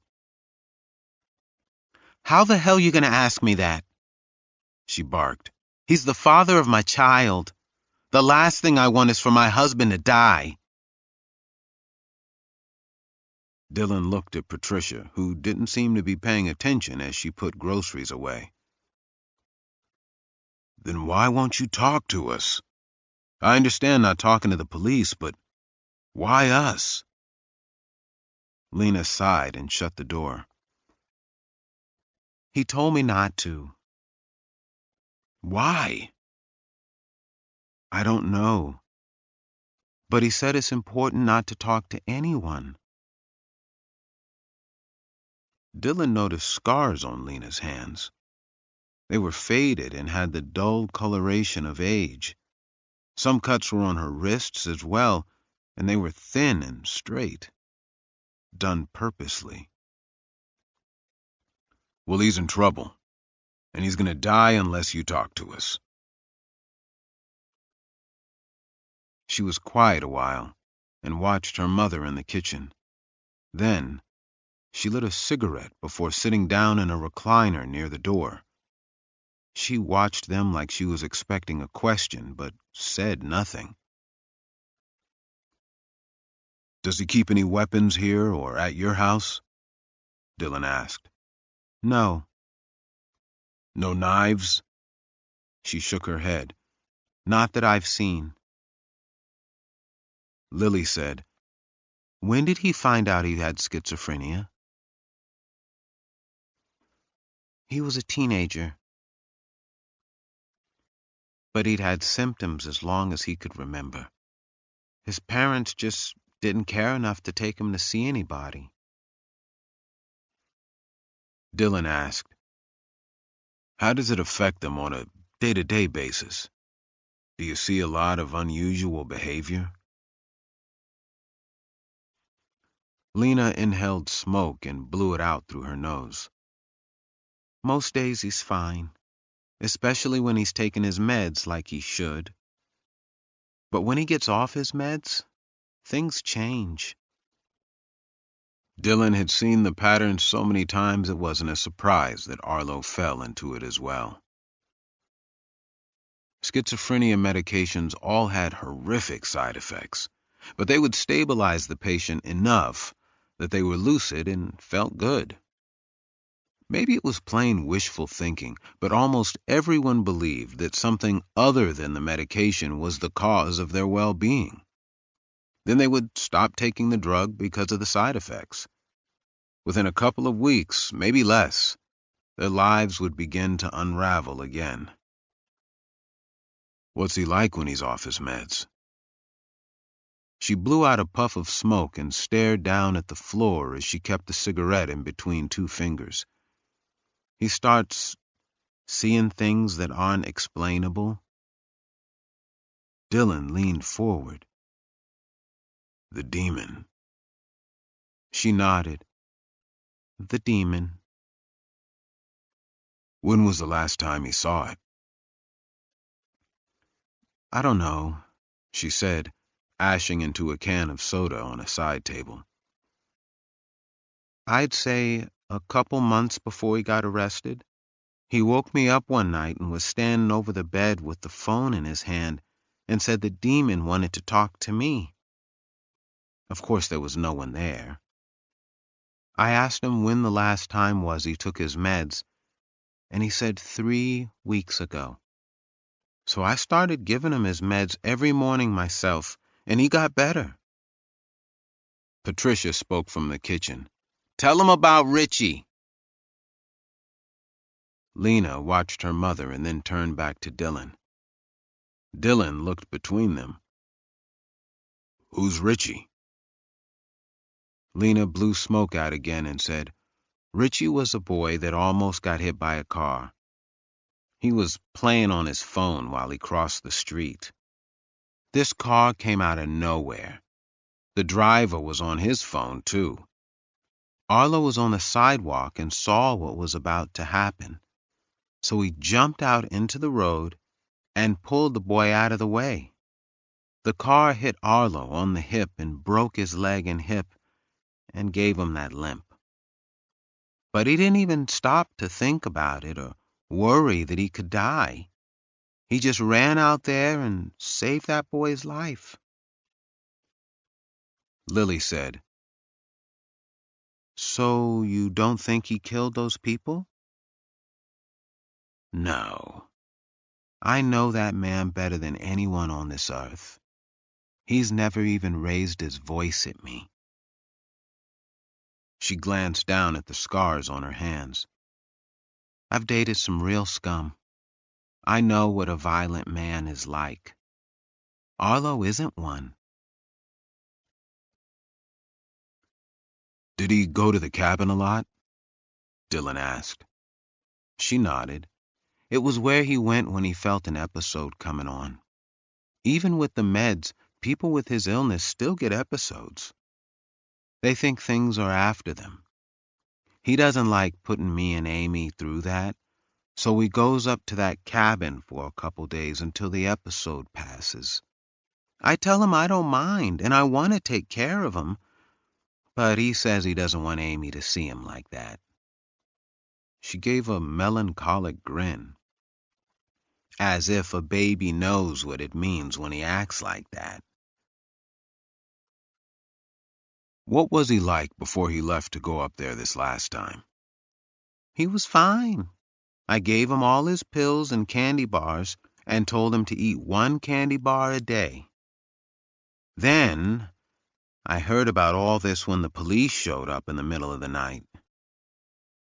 Patricia stopped putting groceries away and was now leaning against the counter listening. Lena, there was a baseball bat found inside a cabin near where the murders happened. Did Arlo say anything about it to you? She shook her head. No. He don't talk to me about stuff like that, but I never saw a bat in the house, and I know he don't play baseball. Did he say anything to you about a knife the police can't find? She shook her head. No. After his arrest, what did he tell you about all this? Did he give you any details? All he said was everything was going to be okay and to not talk to anybody. Lily said, Has he ever mentioned to you that he has dreams about being famous? Lena took another pull off the cigarette. So damn much I'm sick of hearing about it. He was interviewed on the news once about something stupid like a new bridge or something, and he was just walking by when they were filming. He made us watch that video like 10 times. So do you think he's taking credit for these murders because he knows it'll make him famous? I know he keeps saying me and Amy will never have to worry about money again. That he's going to sign the rights to the book over to me and that maybe they'll even make a movie about him. Boy's a damn fool, Patricia said. Lily asked, What about his brother? What about him? What's Evan like? Lena shrugged. We don't have anything to do with him. They hate each other. Patricia said, He's a bum. Been to jail over beating his girlfriends more times than you can count. That's what Arlo says anyway. Dylan nodded. Can you think of anyone else that Arlo could have been up in the woods with? A friend, neighbor, cousin, anyone. Anyone that could do this and let Arlo take the blame. Lena shook her head. No, he don't got any friends. And he likes to be alone up there. There was only one next step that made sense. Dylan let out a long breath. I need you to do something for me, Lena. And it has to happen right now. 43. Jails at night always unnerved Dylan. They were manned by skeleton crews, and the silence made him think of coffins. They checked in at the front counter. Lena held Amy as the baby glanced around in wonder. Lena hadn't wanted to bring her, but Dylan, somehow, managed to talk her into it. The guard, who was half asleep on a chair when they came in, only gave them a quick glance and sent them through the metal detectors. They were seated in a common area with no glass barriers between the visitors and the inmates. When Arlo was brought in, he froze at the doorway, and the guard had to tell him, "Keep moving." He sat down across from them and stared at his child. I told you never to bring her here. I wanted her to see her daddy before all this, whatever it is you're doing, finishes. Arlo looked at Dylan. Why'd you bring her here?" "Look at me," Lena said. He slowly turned to her. "You need to do what these people tell you to do. They're trying to help you." "You don't know anything about it, Lena. You shouldn't have come here." "Arlo, look at Amy. She's gonna grow up without a father. You're not helping us. I don't care about money. I want you home." She gestured to Dylan.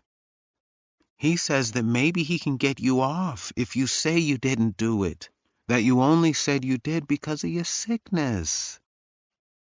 She hesitated. "That's what happened, isn't it, Arlo? Someone else did this and you're just saying you did it? If you ever cared about us, you need to tell me right now. I need to know." Arlo watched his daughter. "Everything I do for you and her. I gladly give my life to make sure you two have a good one." "I know, baby. I know you would.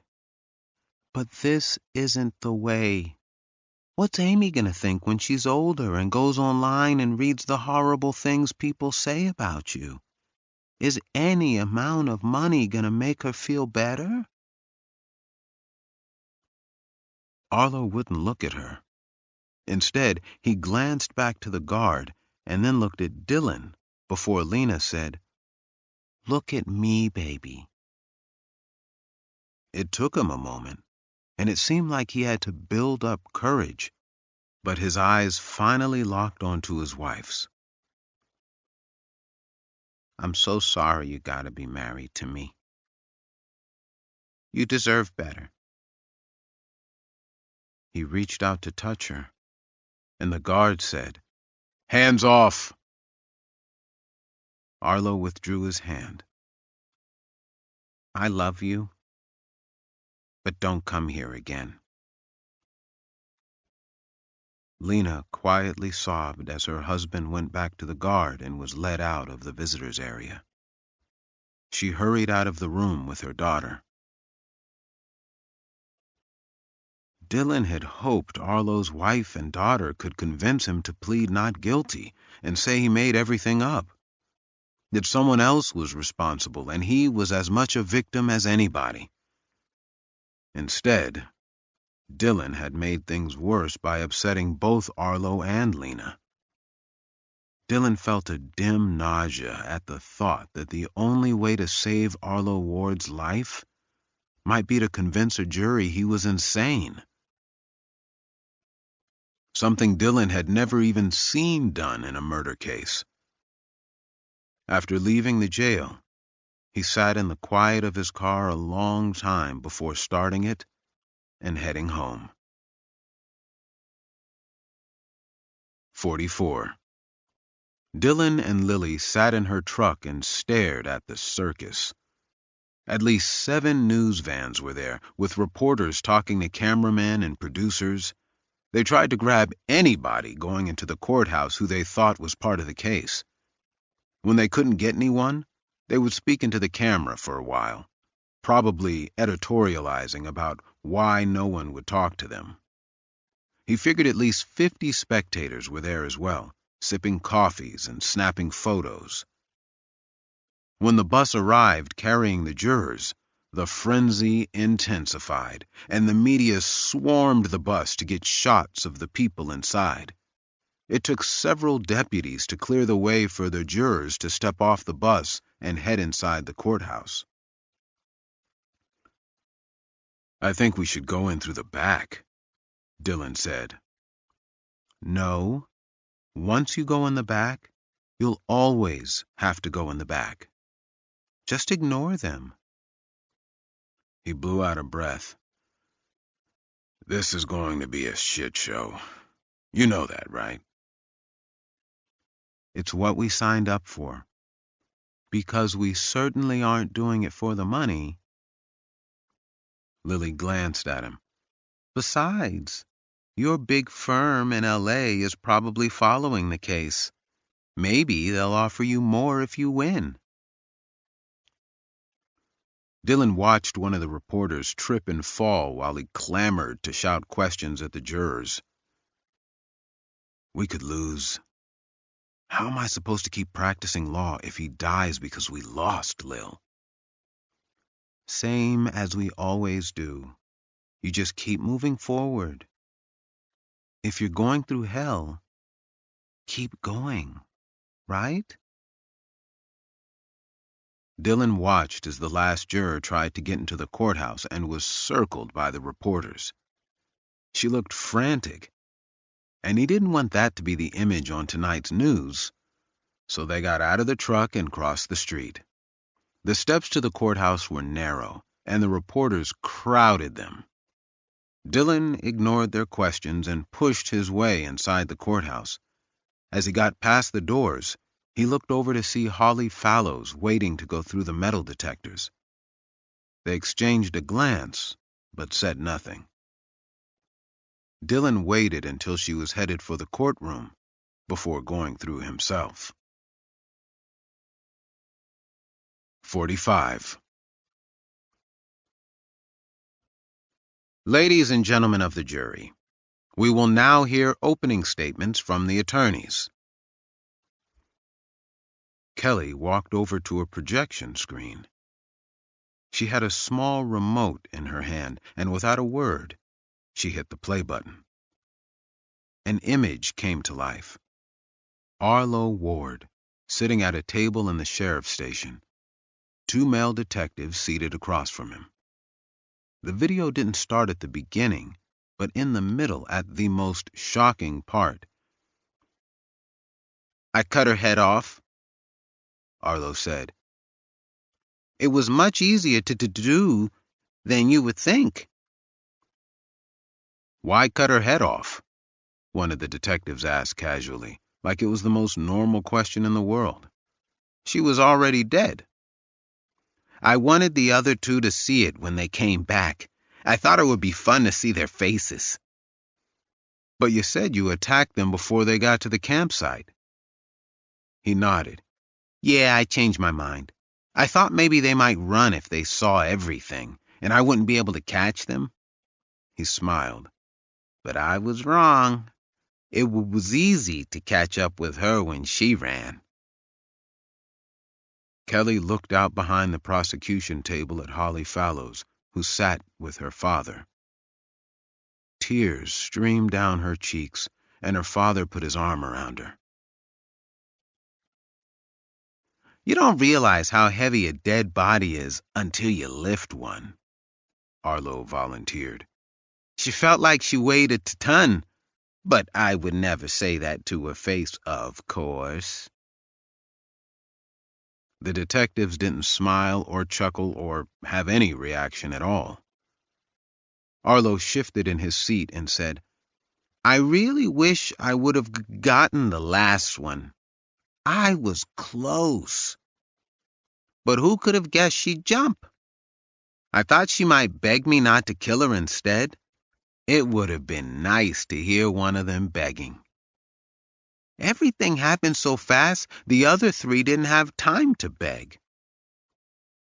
"Why would you want them to beg?" A slow smile spread on his face. "To see their face when they realized I was going to kill them anyway." Kelly stopped the image on Arlo's smile and set the remote down on the prosecution table. She stood in front of the jury with her arms behind her back. She launched into the facts of the case, outlining who was there and at what time. From there, she detailed the actual injuries and mutilations, showing the gruesome photographs of the scene to a jury who could barely look at them. "Objection," Dylan said, rising to his feet. "Your Honor, these details are not relevant to the opening statements in this matter."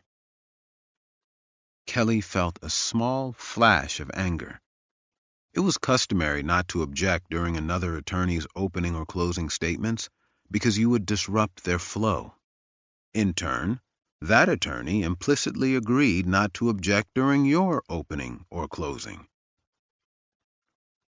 The objection was nonsense. Of course the details were relevant. So she knew that Dylan had purposefully done it to break her flow. "What's the matter?" she said. "Why don't you want the jury to hear all the facts of what your client did?" Dylan and Lily objected nearly simultaneously, with Madeline sitting wide-eyed and shocked. Judge Hamilton said, All right. Mr. Astor, your initial objection is overruled. Ms. Whitewolf, their subsequent objection is sustained. Let's just move on." There were 2 more objections over the next hour, each as nonsensical as the first. And each time, Kelly responded with a comment about them wanting to hide facts from the jury, despite the judge giving her an admonition not to do it again. Understanding that she would do it every time, they stopped making objections and let her finish. More exhibits were put up, enlarged photos of pure horror. One of the jurors, an elderly woman in a beige sweater, covered her mouth with her hand and looked away. Kelly stood in front of the jury. Arlo Ward burned and suffocated one beautiful young woman to death. Another young man he bludgeoned to death, so violently that they had to have a closed casket funeral. Another young man bled to death from injuries so brutal I can hardly describe them. Then afterward, he mutilated and posed the bodies. Poses meant to shock the conscience of anybody who saw them, to shock the entire world. And as you've seen from the number of news cameras here, it has. Anyone willing to do that has to have some insanity. You can't be a normal person and do what Arlo Ward did. But that's not the question we're asking you to answer, and that's not the legal definition of insanity. The only question we're concerned about in this trial is whether Arlo Ward understood the nature of his actions and the quality of his behavior. What that means is, did he understand right and wrong and do wrong anyway? Did he understand that he was murdering people? Yes, of course he did. She put her hands on the banister in front of the jury. Of course he did. Kelly paused and looked each juror in the eyes again before she went back to the prosecution table and sat down. Judge Hamilton said, "We will now hear opening statements from the defense." 46. Hushed whispers came from the media benches as people hurriedly made notes and sent text messages. Lily's eyes were closed, and she was taking deep breaths, something she always did before addressing a jury for the first time. Madeline smiled at Arlo, who grinned at her shyly and looked down to the table. Lily approached the jury. The law says if someone is not sane, they are to be committed to a hospital for treatment and not sent to death row. Arlo Ward is not sane. She waited a beat before moving. The silence in the courtroom was palpable. She wanted those words to hang in the air and bounce around the jurors' brains.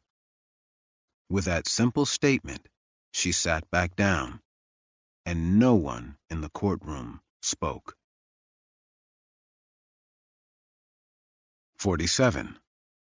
Kelly sat in an Italian restaurant with James. He ate with zeal, ordering an appetizer before their main course, but Kelly only lightly picked at the food. She lit a clove cigarette, but the server came over and asked her to put it out. She told him to make her, and kept smoking. "You okay?" James said as he cut into some chicken parm, his eyes on the food to make it appear a more casual question than it was. Fine. You don't seem fine.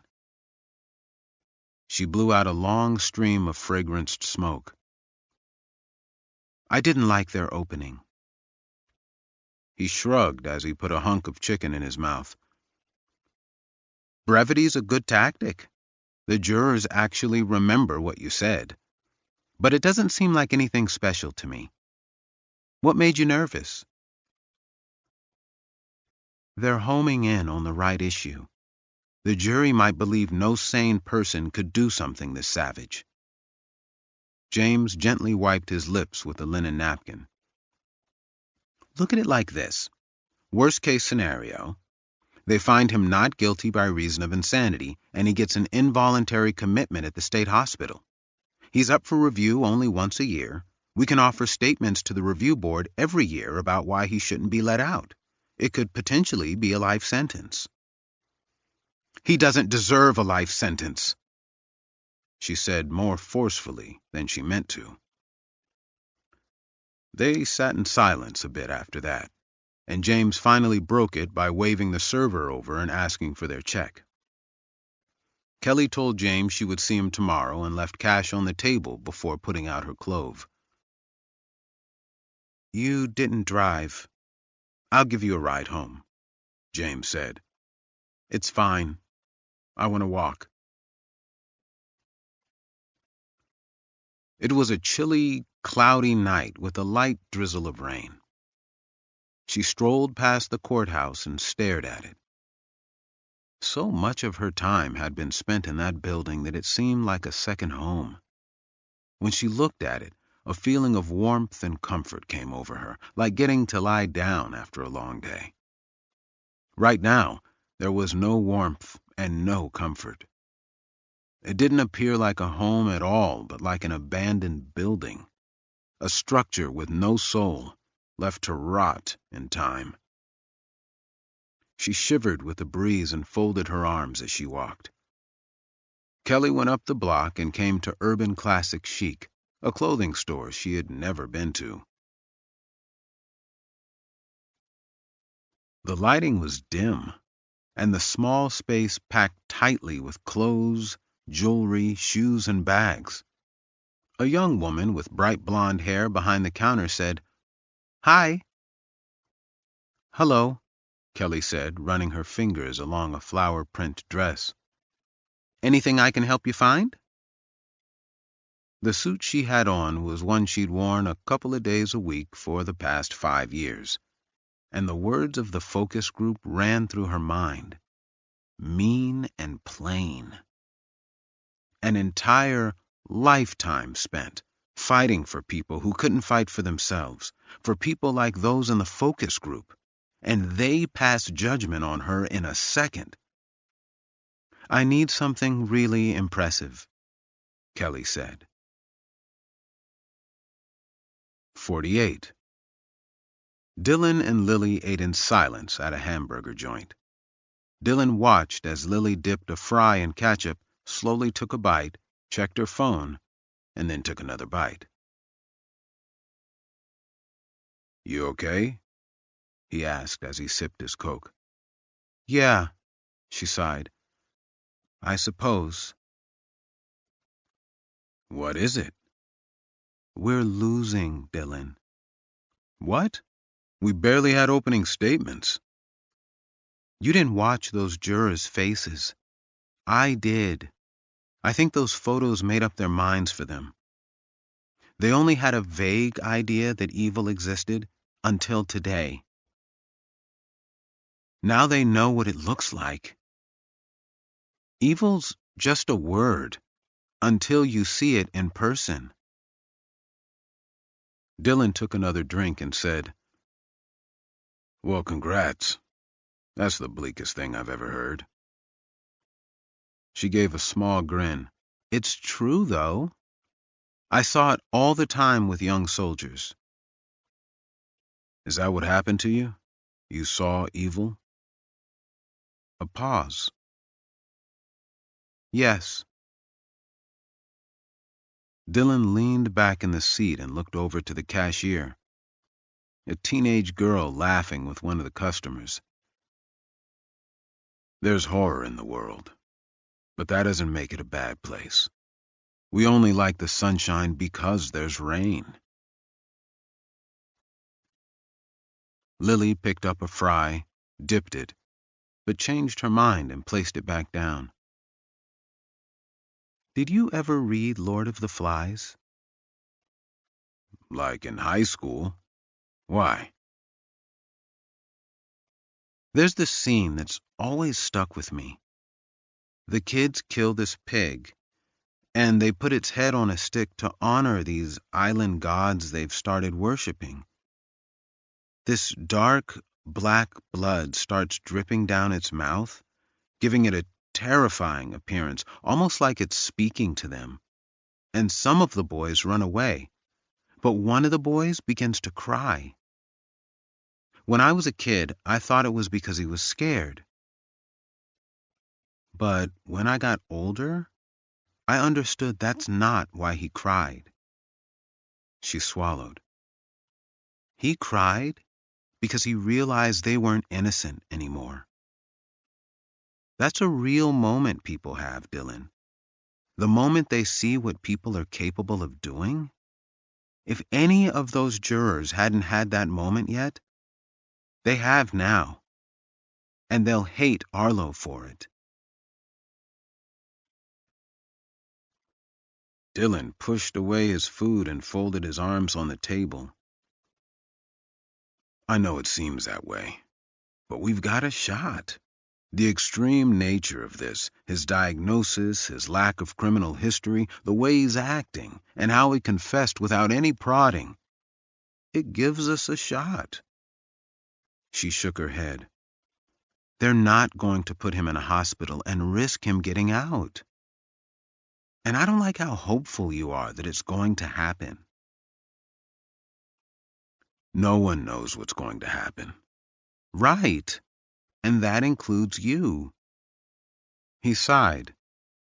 Lil, do you believe him? I mean, really believe him that he did this? She shook her head. I don't know. I think, at the least, he's so mentally ill, he shouldn't be executed for it if he did. But I'm telling you, they won't find him insane. They're going to want someone to pay for what he did, and the only person they have is Arlo. You're looking at it like... Her phone rang, and she said, "Excuse me," and answered it. Lily went outside, and Dylan could see her through the glass doors. She was upset and arguing, her free hand making gestures as though the person on the other end could see her. She hung up after less than a minute and came back in, flushed with anger. "What happened?" he asked. Family happened. My brother's wedding is coming up, and everybody has an opinion about it. A man was standing in line and glanced at them and then did a double take. "Hey, you're the lawyers from that thing in the news, aren't you?" Dylan said, "In the flesh." He shook his head. "Shame on both of you." With that, he turned back around and wouldn't look at them again. 49. The next day in court, Kelly walked in wearing her new skirt and blouse. They had cost entirely too much, and she would have to find some place in her monthly budget to cut to be able to afford them. But she felt good. She strolled past the cameras set up near the double doors of the courtroom, feeling mild exhilaration because she knew she would look good on the news tonight. She hoped her ex would be watching. They had called it an equitable divorce, but there was nothing equitable about his year-long affair before leaving Kelly. Something the male judge had dismissed as boys will be boys with a chuckle, thinking she would find it charming. The first witness was Detective Hank Phillips. He appeared entirely comfortable in court. He looked at the jury while he introduced himself and answered the initial questions. As Kelly ran him through the timeline of events, he kept an even tone and spoke dispassionately, careful not to use inflammatory words that might make him seem biased toward one side. Kelly heard Lily lean over to Dylan and murmur, "He's good." Dylan objected 31 times in 3 hours. Most of them were overruled, and one garnered an admonishment from the judge. "Detective," Kelly said, "I'm going to ask you the most important question you're going to be asked. What was your impression of Arlo Ward's demeanor?" "Objection," Dylan said. "Calls for expert testimony." "I'm just asking his opinion of the general impressions he got as a 24-year veteran law enforcement officer, Your Honor." "The objection is overruled. You may answer, Detective." He seemed nervous, of course, but not unusually so. His body language indicated he was calm and comfortable, perfectly aware of what was happening and why. He answered our questions succinctly, as you saw on the video. Didn't seem confused by any of them. In fact, if I hadn't been told afterward, I wouldn't have guessed that he had any mental "Objection," Dylan said. He glanced at Lily, who should have jumped in with an objection as well. "Calls for expert testimony, Your Honor. He's not a psychologist and can't speak as to what someone with this mental disorder would or wouldn't act like." "Sustained," Kelly said. "Detective Phillips, did Arlo Ward ever give the impression that he was out of control or didn't understand the nature—" "Objection!" "Sustained." Kelly put both hands on the lectern, the tips of her fingers turning white. "Did Arlo Ward seem—" "Objection," Dylan said, rising this time. "Calls for expert testimony." "Sustained." Kelly drew a deep breath. "Did—" "Objection calls for—" "Sit down," Kelly snapped. "I would object to counsel's remark and ask the court—" "And I would ask counsel to sit down again," Kelly snapped. "Your Honor," Dylan said with a wounded tone that grated on Kelly even more than the objections. "This is completely unprofessional, and I am hurt, shocked, frankly, that—" Judge Hamilton interrupted him. "Counsel's approach." The two attorneys went up to the judge's bench. "You two need to tone it down," the judge said quietly. "This makes all of us look bad. And you might approach a place where I have to hold you in contempt." "Tell her that. She's the one asking objectionable questions." "Oh, please. The only thing objectionable in this courtroom is you. You make our profession look like it's here just to manipulate—" "Our profession? Since when do you see yourself as an attorney and not a glorified cop?" "Okay," the judge said angrily. "Enough. If you two can't control it, I'm going to take the day and hold a contempt hearing for both of you. At some point, maybe I'd have to declare a mistrial. Ms. Whitewolf, do you want a mistrial?" She glanced at Dylan. "No, Your Honor."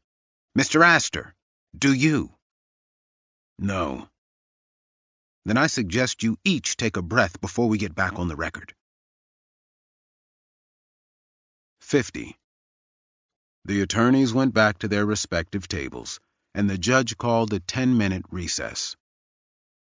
As people left to hit the bathrooms and voices filled the courtroom from those that stayed, Dylan looked at Lily and said, "Can I talk to you outside?" They went out to the courthouse steps. Dylan put his hands in his pockets and looked out over the street at the cars passing by. For a small town, the intersection seemed busy. "Lil, You're a million miles away since you took that call last night. What's going on? Nothing. It's definitely something.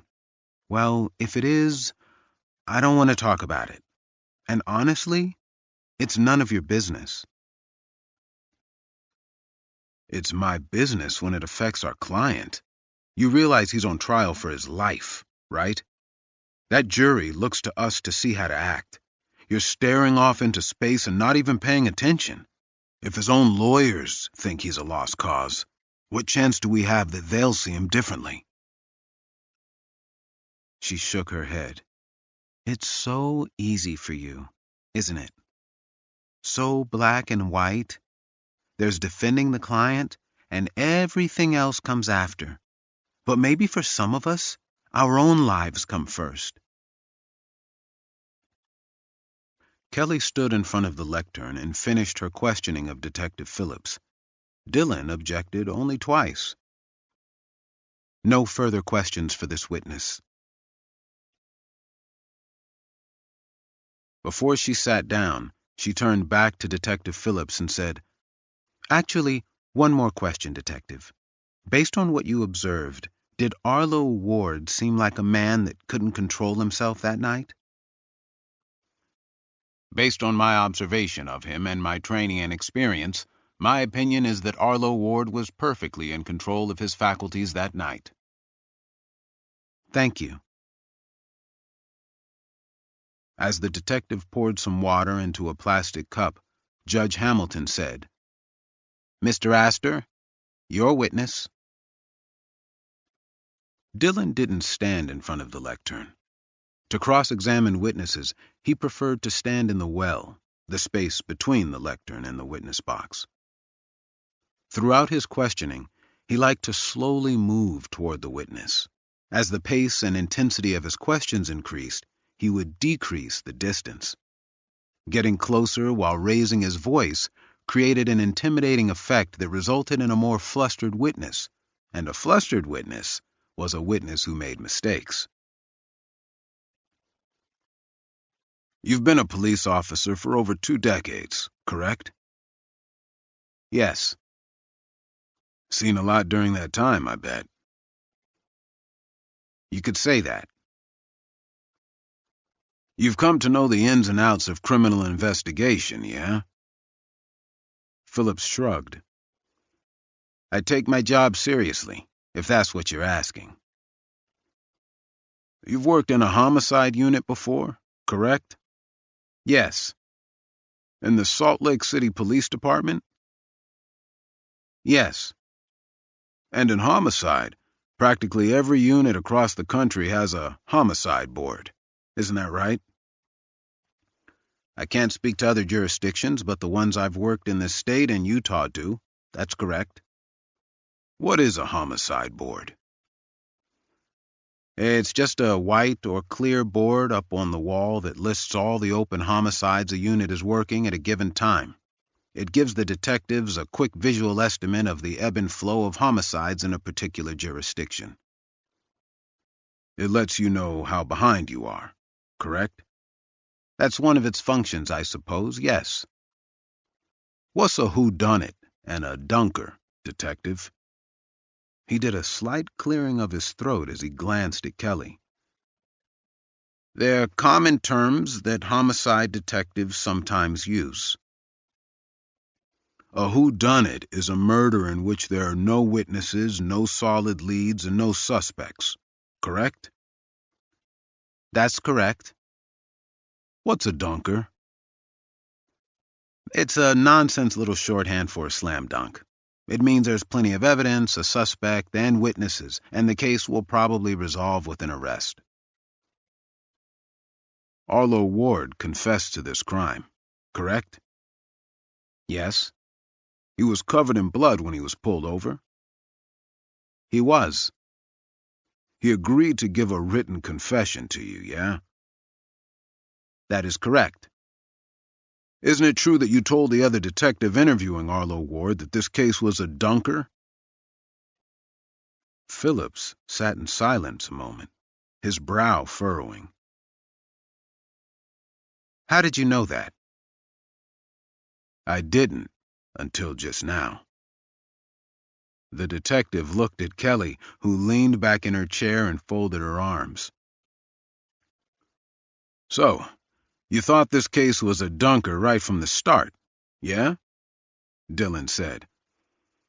It's just a term we use. A term that means slam dunk, correct? Phillips swallowed, his eyes never wavering from Dylan's. Correct. So when you call this case a dunker, you meant that you thought you had this case resolved and Arlo was the one that committed these crimes? Phillips thought a moment. I did call this case a dunker, that's true, but it's not a simple term saying the case is over. No case is over on the first night. There's always more investigation to be done. Oh, okay. Great. What other suspects did you investigate then? Please, list them for the jury. Phillips exhaled through his nose while holding Dylan's gaze. None. Not one? No, there were no other suspects. Did you talk to the surviving victim that night? I did. On that first night, did you look into her background and the background of the other 3 people to find out if they knew anyone who would want to hurt them? For example, did you check to see if either of the 2 women had taken out stalking injunctions against anyone? Or if the boys had gotten into fights with anyone recently? Or even if someone had tried to kill any of them before? No. Not on the first night. The first night is you went up to the scene of the murders that night, correct? Phillips blew out a breath through pressed lips. Frustration, for the first time, flashed across his face. Dylan now knew what his weakness was. Detective Phillips didn't like being interrupted. I did, yes.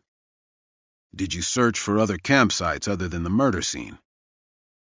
It's not common for people to camp up there. So that's a no. Phillips ran his tongue along the inside of his cheek. That's a no. Did you scour the mountain looking for suspects? We did a cursory search of the area, yes. Really? Coyote Canyon is about 30 square miles. You searched the entire 30 square miles? That would have been impossible with the manpower we had, so again, that's a no, correct? Yes, that's a no, Phillips said, his tone barely holding back the contempt he was feeling. After Arlo's arrest, how many people did you interview as potential suspects? We didn't have none. Yeah? Phillips nodded slowly. That is correct. My client told you he suffers from mental illness almost as soon as you interviewed him, didn't he? We were made aware of that simple yes or no. Detective Phillips paused, and a flush came to his cheeks. Kelly must have seen it too, because she was on her feet and said, "Objection, I would ask for counsel to allow the detective to fully answer the questions." Overruled. I'll make a ruling for each question individually that you object to, Miss Whitewolf, but a general admonishment would be inappropriate. Yes or no? Dylan said. He told you he was mentally ill when you interviewed him? I didn't know what type or how severe. He told us something was wrong with him, but there was no verification. I'll ask you for the 3rd time, Detective. Yes or no? Did my client tell you he was mentally ill when you interviewed him? Phillips gritted his teeth. He told us he was. Yes. So after learning this, you continued to interrogate him, yeah? Yes, but I called Miss Whitewolf and we... Thank you, Detective. You answered my question. Now, after your interrogation, you went up to the murder scene. Yes. But before that, You went to the hospital and interviewed Holly Fallows, yeah? I did. And she told you the man that attacked her came out of the shadows near a grouping of trees. As I stated in my testimony, that is what she told us, yes. He was standing about 60 feet away and ran toward her after Mr. Turner was incapacitated by the trap. So they came out of the cabin because, as you said, they heard the front door slam. That is what she told us, yes. You didn't tell the jury how long it took them to leave the cabin after hearing the door slam. He shook his head and gave a slight shrug. I don't know the answer to that, Counselor. Because you didn't ask Holly Fallows, right? No, it's not relevant to any... So they hear a door slam, take the time to come out of the cabin, and assuming it was the killer who slammed the door, he was now standing 60 feet away. Yes. So what would you guess is the time it took them to leave the cabin? 10 seconds? 20? I couldn't say. I had to object dozens of times when you pretended you're an expert, but now you're telling us you can't guess the amount of time it takes someone to walk out of a cabin. Objection, badgering. Overruled. How many square feet is the cabin? The criminalist estimated it at 800 square feet. Dillon took 2 steps closer to the witness stand. How long would it take someone standing at the back of an 800-square-foot cabin to walk out of that cabin? I couldn't say. Couldn't or won't, because it's me asking instead of Ms. White Wolf. Objection. Sustained.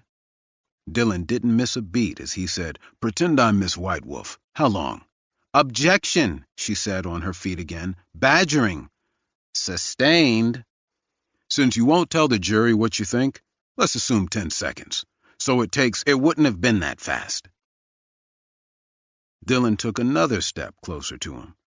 Oh, now you have an opinion about it. I would appreciate you not being evasive with this jury. They deserve the truth. Objection. This time it was James on his feet. Dillon noted the anger in his voice and thought he could see his hands shaking. Not a man used to seeing an attorney who didn't care if he was objected to. Sustained. Mr. Astor, please refrain from commentary about the witness's testimony. Dillon took another step closer. 15 seconds, then. So this killer would have had to sprint 60 feet away in 15 seconds to get to the trees Holly said he was standing by, correct? The detective's jaw muscles flexed, but his gaze didn't waver from Dillon's. If you assume it took them 15 seconds to leave, yes. He would have had to sprint to make it 60 feet away. I'd like to show you something, Detective. Your Honor, I'd like Mr. Ward to stand and approach for a demonstration if that's all right. I'll allow it. Arlo, stand up and walk toward me, would you? Arlo glanced at Madeline, who nodded, and then he stood. He went around the table to the well and approached Dillon.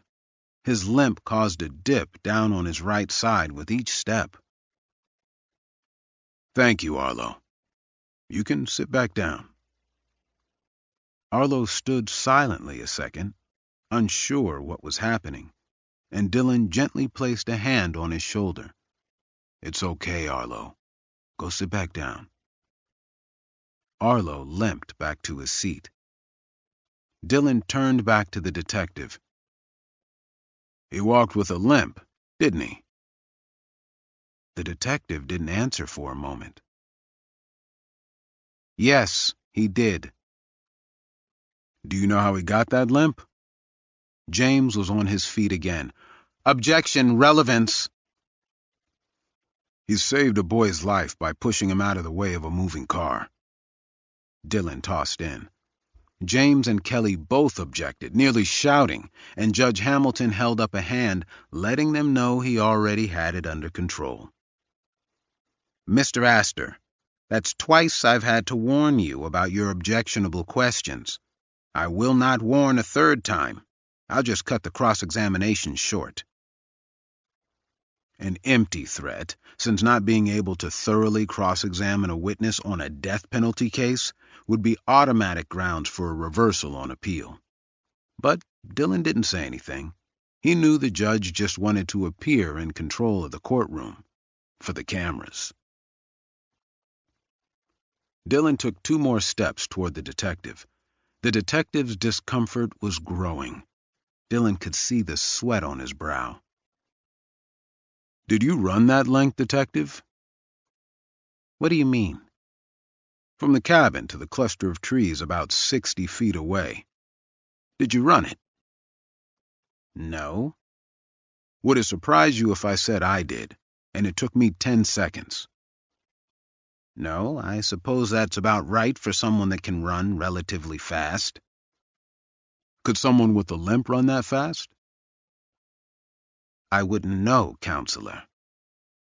"Really? 10 seconds was me pushing myself as hard as possible, and you're testifying today that someone with a limp could do it just as easily as me?" "I don't know how fast your client can run. You'll have to ask him." Perfect, Dillon thought. Police officers hated conceding any point on the stand, and many times, if the point was obvious, the jury would wonder what they were trying to hide. He took another step toward the detective. "I'd like to show you another photograph that Miss Whitewolf already put up." Dillon moved the board with the photos pinned to it so the detective and jury could see it. He pointed to the corner at 6 photos of Arlo. "Now, in these photos, Arlo's face is covered in blood, correct?" "Yes." "That wasn't the word you used, though, right? You never said covered in your reports." "I don't recall if it was or not." "Let's take a moment, then, for you to refresh your memory." Detective Phillips sighed quietly and then picked up his report, which sat on the banister in front of him. He flipped through a few pages until he found what he was looking for. "I stated that the AP had blood smears running both vertically and horizontally across..." "Smears. You said blood smears, not covered in blood, correct? In fact, you used the term smear twice." "Yes." "Smear implies that you mark something messily, yeah? The way a child smears chocolate over their face." "If you say so." "If I say so or yes, detective. If you have a different definition of the word smear, please share it with us now." A beat of silence passed before Phillips cleared his throat and said, "No, I suppose I don't." "Okay, so smear implies that it was done purposely. If a paint can explodes from pressure, paint doesn't get smeared on the wall, correct? It spatters." "I suppose that's right." "Now, if you look at Arlo's face in these photographs, the blood is on his forehead, his cheeks, nose, and chin, right?" "That's right." "Does that look like blood spatter to you?" "Objection," James said. Dillon grinned. "The reason they're objecting is that Detective Phillips is not an expert, something I objected to 50 times, Your Honor. They can't have it both ways." "I'll allow the detective to testify as to what he directly observed." The objection is overruled. Dillon took another step toward the detective, and then another. "Does that look like blood spatter to you?" "I suppose it could be, yes." "But, detective, you wrote that he had blood smeared over his face and clothing. Isn't that right? So that implies you know the difference between a spatter and a smear. You do know the difference, don't you?" Dillon took another step toward him, so that he was only about 5 feet away. "Yes, counselor, I know the difference." And to smear something implies it was done on purpose, as we already said, right? If you say so. Dylan had increased the volume of his voice and took another step forward. The detective was feeling threatened. Dylan could tell because he was getting flushed and was answering quickly instead of taking time to think. So you have a man who is severely mentally ill, has a limp, and can't run fast, and the blood you find on him is purposely smeared as though to make it look like he had been randomly covered in blood. Objection, stating facts not in the record. You have this man, Dylan continued before the judge could say anything, who you know is sick with about the worst mental disorder you can have, and instead of random spatters of blood that would be consistent with butchery, you have someone who carefully, objection, smeared the blood over his body.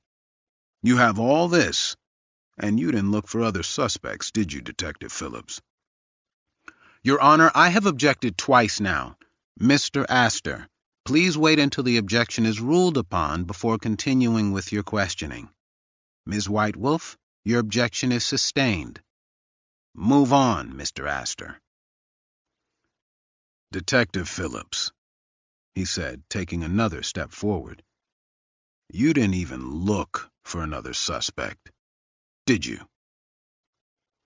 Based on the evidence we had on hand. Ah, yes, Dylan said, so close now that he put his hand on the banister of the witness box. The evidence you had. The evidence.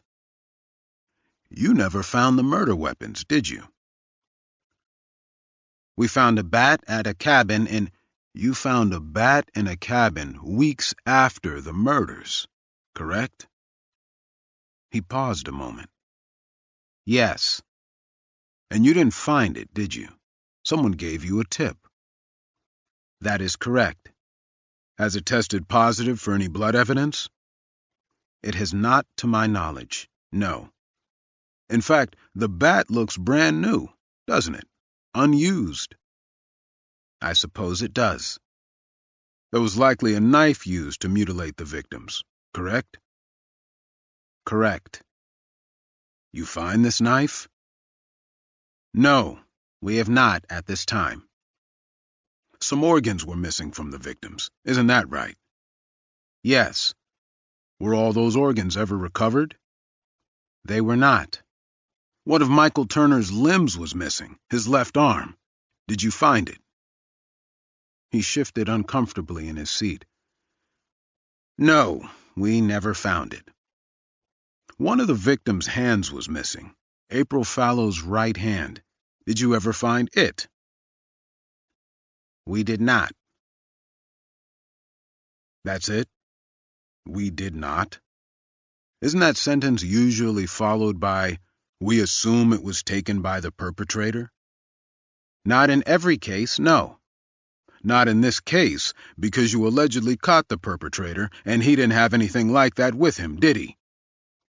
No. In fact, the only thing he had that linked him to this crime was the blood on his skin and clothing, correct? And his confession as to the only physical evidence linking Arlo Ward to this crime was the blood that was purposely smeared on his face and the blood that was smeared all over his clothing. Isn't that right? He hesitated, glancing at Kelly several times before answering, Yes, that's right. Kelly rose. Your Honor, may we go in chambers to discuss a matter outside the presence of the jury? Certainly. We will take a 10-minute break and return on the record at that point. Dylan stared at Kelly, who wouldn't look at him. The only reason she'd asked to discuss a matter outside the presence of the jury was because it would hurt the state's case to discuss it in front of them. He looked at Lily and Madeline, who both appeared as puzzled as he did. 51. The judge's chambers smelled better Then Dillon remembered from his last time there. No dust, anywhere. Everything arranged just right, with vacuum waves on the carpet. The judge must have cleaned it recently, probably in case someone from the media wanted to interview him back here. Dillon and James sat, but Kelly folded her arms and leaned against the wall near the judge's desk. Lily took a spot across from her on the opposite wall, with Madeline. Kelly said, "This entire line of questioning needs to be stricken from the record, Your Honor." "For what?" Dillon said. "'Cause your detective started sweating bullets up there?" "Because it's all irrelevant. Mr. Astor has claimed an affirmative defense of insanity. As such, the question of whether Mr. Ward's actions add or take away from the impression of legal insanity presented to the jury should be the only focus of Mr. Astor's questioning. Instead, in essence, he is building a case that hinges on Mr. Ward not being the one that murdered those people." Dillon gave Lily a look that said, "Little help?" And she said, "The prevailing case is Hutchinson versus Scout. There, the defendant was seen running from the scene of the crime. That defendant also suffered from schizophrenia, and the defense wanted to preserve the issue of diminished capacity. So they argued innocence, and in the alternative, not guilty by reason of insanity." Kelly said, "That was a narrow set of circumstances involving evidence of a second culprit. There is no evidence here that anyone else was involved in these murders. What they're doing is shifting the burden of insanity back to us to avoid having to prove the Imnaten standard to the jury themselves. They can't have their cake and eat it too. He either didn't do it, or he did it and was insane at the time, and they have to prove that, not me. They have to make a choice, Your Honor, because otherwise it unfairly shifts the burden of proof to the state." Lily said, "We certainly do not have to make a choice. The Imnaten rules shift the burden to us to prove insanity, but there is no case anywhere saying we can't also argue that he didn't do it. But if in the alternative you find that he did, we don't feel he had the requisite mental state to be held accountable." The judge inhaled deeply, thought a moment, and then looked at James. "Mr. Halden, anything to add?" "I think that about covers it, Your Honor." Mr. Astor: "This entire objection is academic, Your Honor. I'm simply exploring the groundwork for the insanity defense. Not once in that entire cross-examination did I say that Arlo did not commit these crimes, just that the detective rushed to judgment without doing a full investigation that could have provided—" "Bullshit," Kelly interrupted. "You might as well have said, hey, we think he's innocent and insane, and the state should have to prove it, not us." Hamilton tapped his pen a few times and said, "Mr. Astor, I'm not going to strike the testimony that we've heard so far. I feel Ms. Whitewolf's objection to the entirety of the testimony is unwarranted. However, going forward, I'm going to limit you on what the jury can hear regarding the innocence of Mr. Ward. You have claimed an affirmative defense of insanity. Once such defense is approved, the burden then shifts to you to prove by a preponderance of the evidence the defense you have claimed. The defense of factual innocence is no longer an issue. I believe Ms. Whitewolf is correct in that the line of cases Miss Ricci has cited can be distinguished from the present set of facts and do not directly apply. You have, so to speak, already agreed that your client committed these crimes, just that he shouldn't be held accountable." "A client who is severely mentally ill and won't let me plead him not guilty, Your Honor." "That's a problem between you and your client. I will do further research on this issue, but for now, let's assume you must go forward with the affirmative defense of insanity, since that is the plea entered. Now let's get back out there and finish the day. I can already tell the jury is getting weary of the bickering, and fair warning, so am I. 52. Kelly was one of the last to leave the courthouse. She and James met outside on the front steps to talk with their shadow jurors. 2 men and a woman who'd been paid to attend court every day and later tell Kelly and James what they thought about the proceedings. Since she had fired the jury consultants, James had insisted they at least do this for some objective feedback. Today, they stated that they liked Detective Phillips, and he'd done a pretty good job in the investigation. But they were curious why he hadn't looked at other suspects. "Seems like you'd want to at least look around and see if anyone else was nearby, wouldn't you?" the woman said. "I'm no police officer, but seemed like to me they hurried through everything." Kelly wanted to grab her and scream. "There was no one else around, moron. It's a trick by the defense to make you think the police did shoddy work when they didn't." Instead, Kelly politely thanked them for their time and headed to her truck.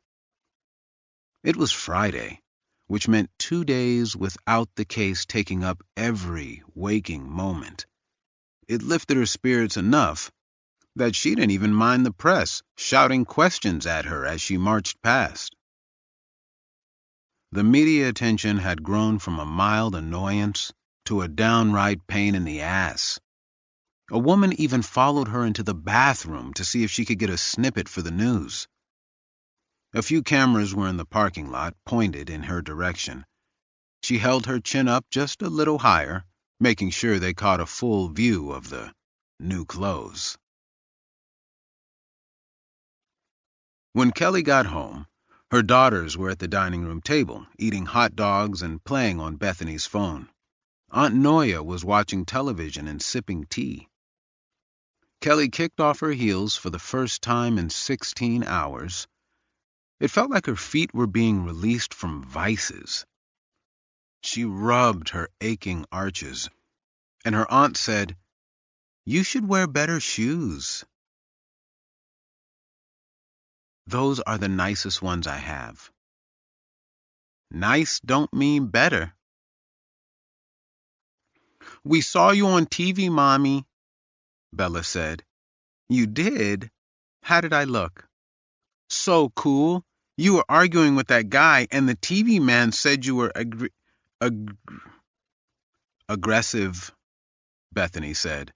"Yeah, aggressive." Kelly grinned as she turned to the fridge. "And those mean women were stupid."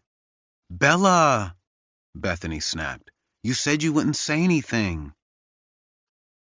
Kelly scanned the fridge and settled on a leftover chicken salad from yesterday. "What mean women?" Bethany and Bella were silent. Kelly turned to them. "What mean women?" Bethany wouldn't look at her. "Just on that show where they talk about stuff. They were talking about you. It wasn't a big deal." Bella said, "But I really like Pollyanna Taylor." "Who's that?" Bethany said, "She's an Instagram model. And she sings, and she can paint, and she teaches people how to put on makeup and how to get bodies like she has. She's really muscly. She's my hero," Bella said, beaming with pride. Kelly placed the salad on the counter. "What did they say?" "Nothing," Bethany said. "Now I'm curious since you don't want to tell me." The 2 girls looked at each other. Her aunt didn't say anything from the living room, but Kelly heard her turn down the volume of the television. Since her mother's death, Aunt Noya had been Kelly's protector, the woman in her life who taught her how to be a woman. During the divorce, Kelly had cried in her arms more than once, and Noya held her, rocked her slightly like she used to when Kelly was a child, and let her get it all out.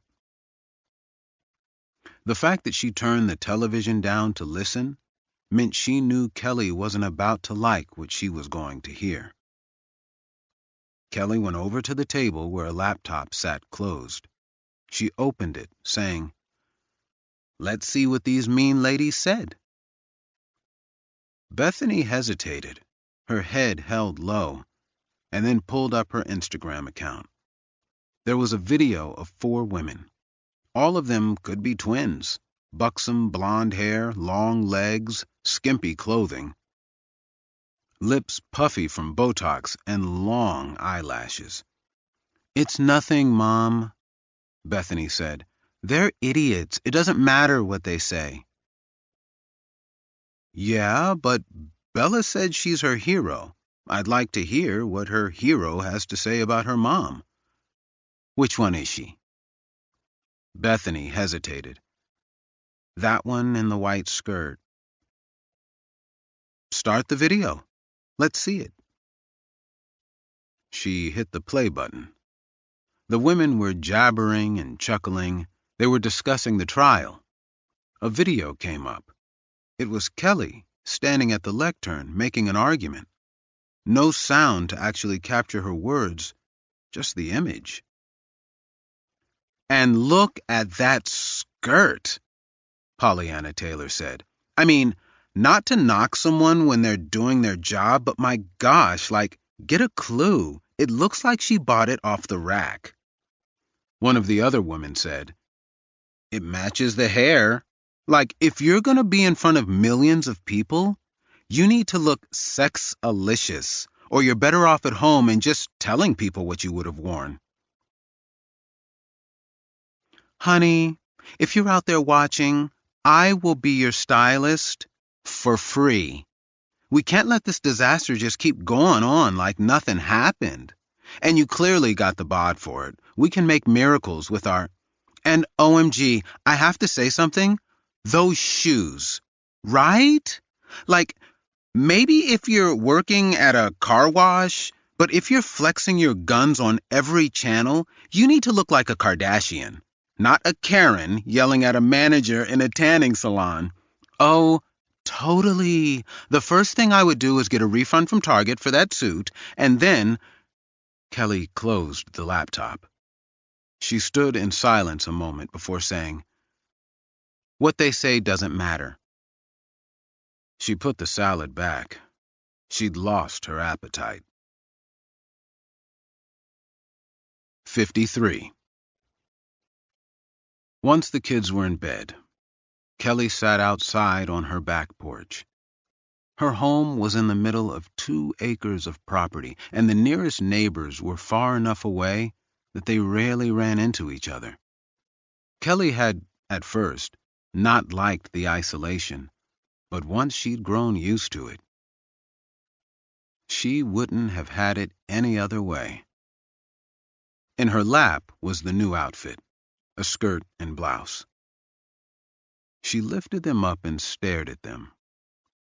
She picked up the scissors she had brought with her and cut a massive gash across the blouse, then another, and another, until strips fell over her porch. The movements became frantic, the actions of someone rushing through what they were doing so they wouldn't have to think about it. A small voice behind her said, "Mommy?" It startled her and she jumped. The scissors nearly dropped out of her hands. She saw Bella standing next to her with a look of confusion on her sweet face. "What are you doing, Mommy?" Kelly looked down at the blouse and pushed the remnants onto the porch. She picked up her daughter and sat her in her lap and said, "Bella, I want you to know something. That person you think is your hero, she's not a hero. She's fake, empty on the inside because she only cares about what's on the outside." Kelly's throat tightened with emotion. The woman who gets up every morning and goes to work and tries to raise a family by herself with everyone telling her she's doing a bad job, and after a while, she felt tears in her eyes. After a while, she believes them, so she cries by herself sometimes. She composed herself and didn't speak again until the tears had stopped. The woman who goes through that but still gets up every morning and does it over and over again, she's the hero. Do you understand? Bella watched her for a moment and then nodded. Kelly wrapped her arms around her daughter and laid her chin against her head. A breeze blew, and a few scraps of cloth slid off the porch and into the yard. It reminded her of a video of the crime scene. Arlo Ward had cut their clothes off before doing what he did to their bodies, and the clothing flapped around the dirt and shrubbery with the wind. Kelly held her daughter tighter. 54. Over the weekend, Dylan had wanted to meet with Lily and go over the upcoming week's testimony. They would be pulling a surprise on the prosecution by calling Evan Ward. Kelly would be expecting him to get up there as a character witness and talk about what a great person Arlo was. She wouldn't be prepared for Dylan's accusing Evan of being the killer. So Dylan wanted his questioning to go perfectly. Lily declined to meet. "What do you mean, no?" he'd said into the phone while mowing his lawn. "Not this weekend." "Lil, what the hell is going on? I've gone from being bugged to being worried." "Nothing. I'm fine. I'll see you on Monday." That was the last they'd spoken the entire weekend. Dylan drove over to her condo once, but Jake answered and said she had been out all day and wasn't answering her phone. On Monday, Dylan finished up with Hank Phillips' testimony. Arlo had gotten a fresh legal pad and was making drawings of fish weaving in between coral reefs. Kelly had a brief redirect examination, and then Judge Hamilton told Detective Phillips he was excused. "You all right?" Dylan asked Lily on a break. "I'm fine, Dylan. You really don't have to worry about me." That's usually what someone says when people should be worried about them. "You're sweet, but I'm good." After the break, when they were seated again, the judge said, "Next witness, Ms. Whitewolf." The state would call, "Your Honor," Lily said as she rose.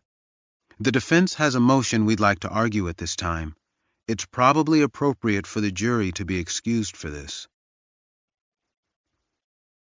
Judge Hamilton glanced at the cameras and then said, "Very well." He turned to the jury. "Ladies and gentlemen of the jury, at this time we will take another short break. The bailiff will lead you back, and please feel free to use the facilities if there's time." Once the jury was out, the judge said, "Ms. Ricci, go ahead." "Your Honor, at this time, the defense would make a motion to call Evan Ward to the stand as a witness for the defense. He is Mr. Ward's biological half-brother." "I would vehemently object to that, Your Honor," Kelly said.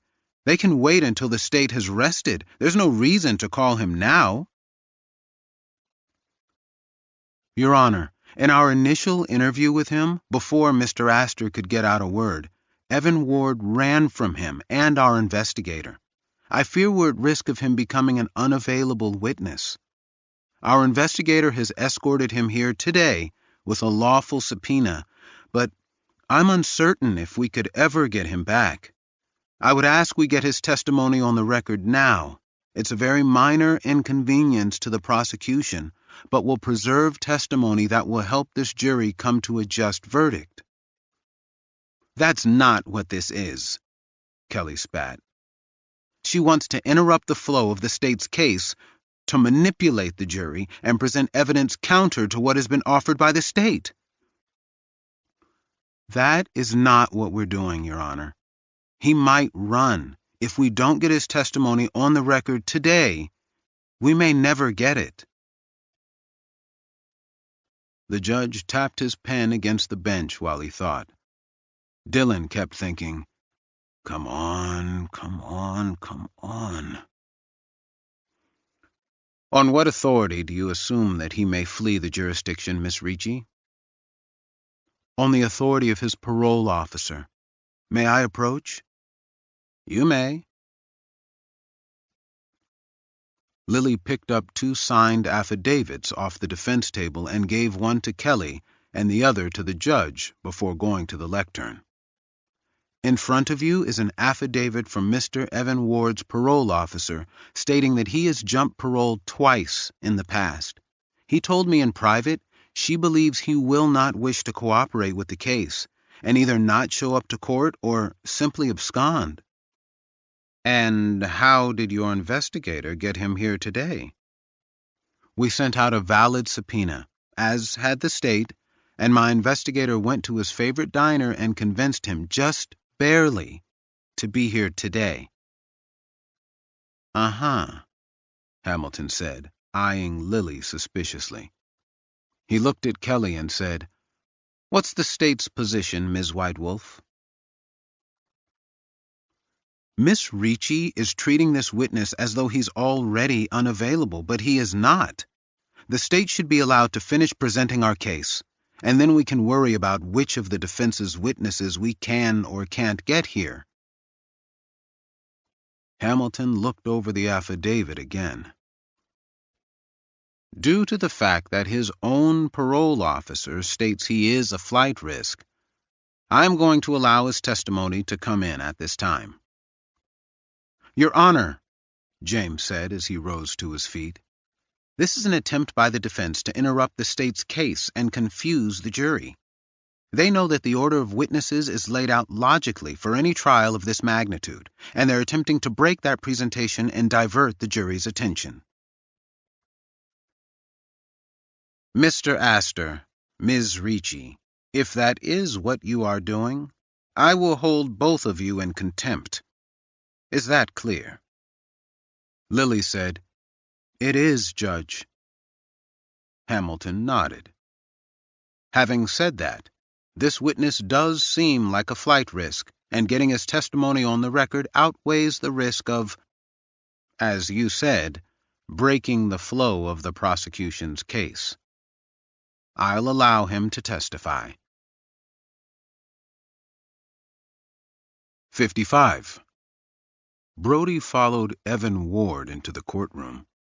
Lily stood at the lectern and reviewed her notes. Dylan and Madeline were discussing something with Arlo in hushed tones. It seemed Arlo was arguing that he didn't want his brother to testify, but they convinced him it was a normal part of the case. It certainly wasn't, and when she was done, Lily fully expected to get yelled at by the judge and her client. Evan was sworn in. He wore a long button-up shirt, but even that was too tight. His muscles bulged underneath. He kept stealing glances at the jury and looked like he'd rather be anywhere on the planet but where he was right now. "Please state and spell your name for the record." Evan did so, and his voice cracked once as he looked at the judge. "Do you know Arlo Ward?" Lily asked. "Yes." "How?" "He's my half-brother." "Do you know what this case is about, Mr. Ward?" "I do." "You read or saw it on the news?" "Yeah, I saw something on the internet about it. It's everywhere." "And you're aware the murders of William Page, Michael Turner, and April Fallows occurred on May 9th? "I am." "That was a Friday, correct?" "I guess," he said. "You work in mail delivery at a private company, correct?" "Yeah." "And you work evenings, correct?" "I do." "You work Friday nights as well?" "I do." "Is there anyone that saw you that night that can testify you were at work?" He shifted uncomfortably in his chair. I don't know. My boss, maybe? So if you were at work, you got off around 10 that night, correct? Yeah. What do you do after work that night? I don't know. Probably watch TV. What'd you watch? He glanced at the jury. I don't remember. Objection, Kelly said, leading the witness. Your Honor, the witness is being evasive. Permission to treat him as hostile. Evan's eyes went wide at the word hostile, and he stared at the judge. Permission granted, Lily said. You remember you watched television that night, but you don't recall what you watched? Some nature shows, I guess. Some nature shows? Yeah, some nature shows. You moved to Las Vegas close to 6 years ago, correct? Yes. But you left home in North Dakota 2 years before that, didn't you?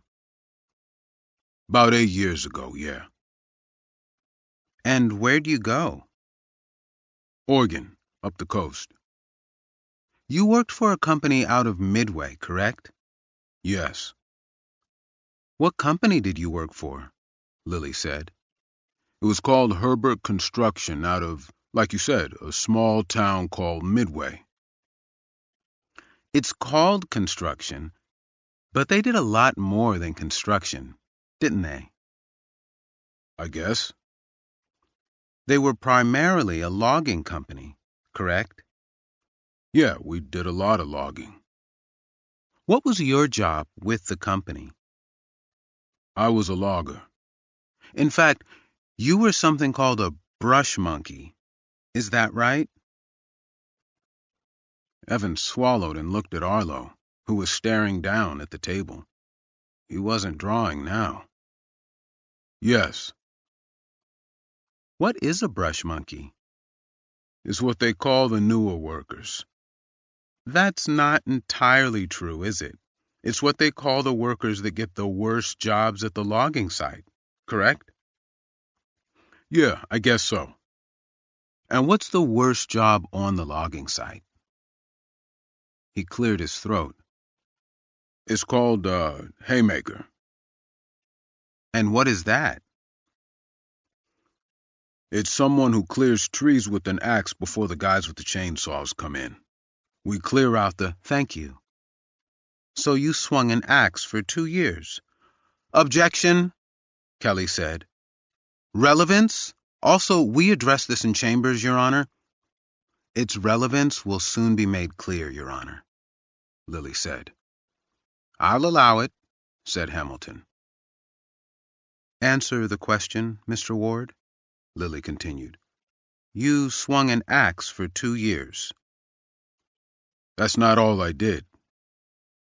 Yes or no? You swung an axe chopping down trees as your primary duty with the company for 2 years? He looked at the jury again and rubbed his palm against his jeans, the way someone would if they had touched something distasteful and wanted to get the feeling off. Yeah, I guess. But that's not the only thing brush monkeys do, correct? What happens when there are animals in the area you're clearing out?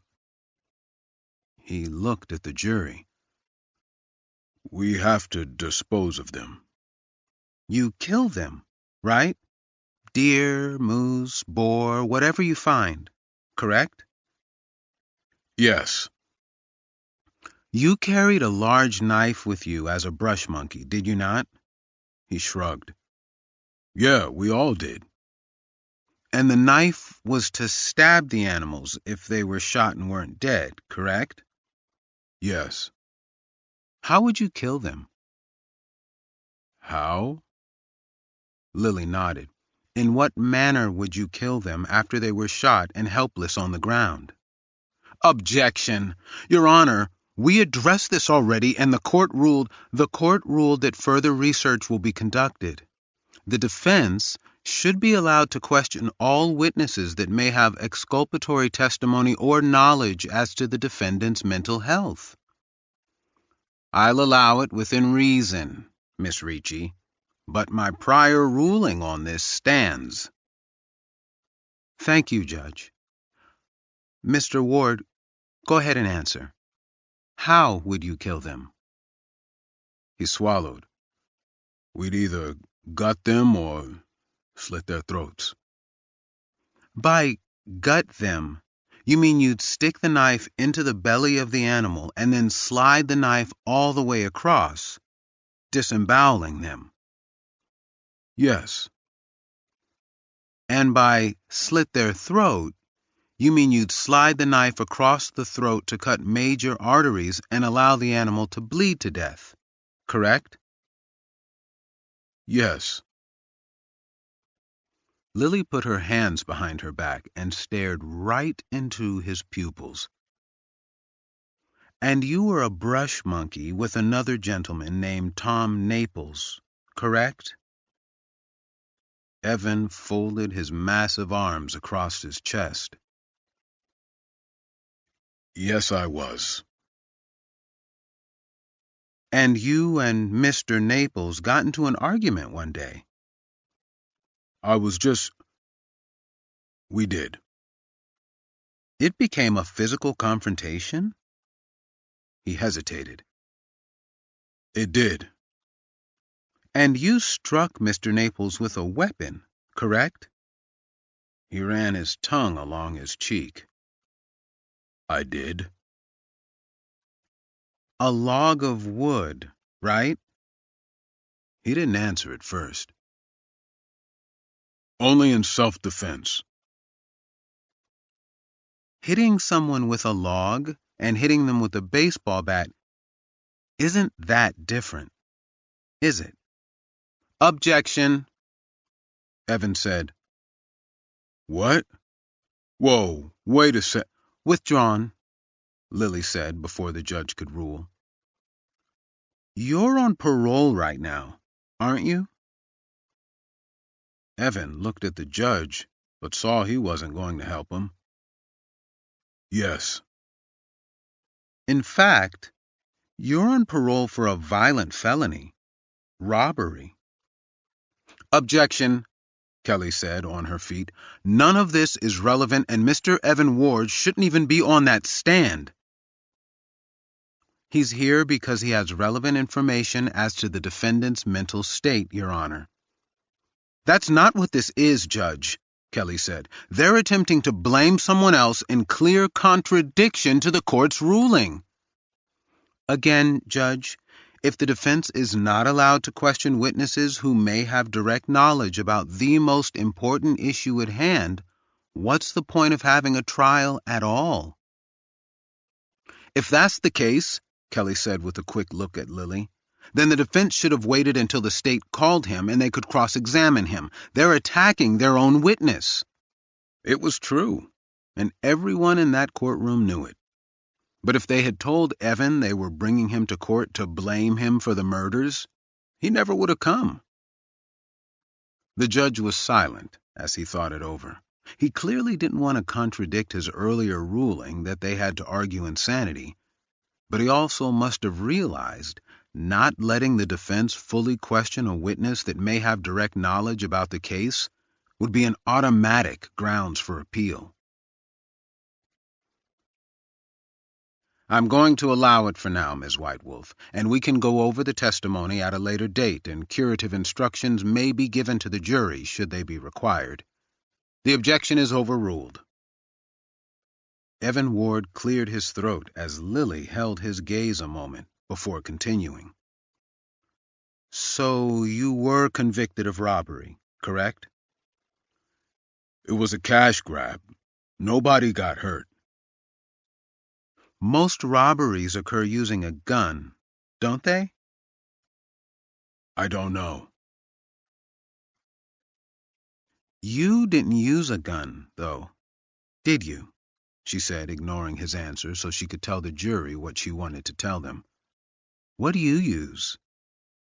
He swallowed. Lily noticed the sheen of sweat on his forehead. Just a small knife.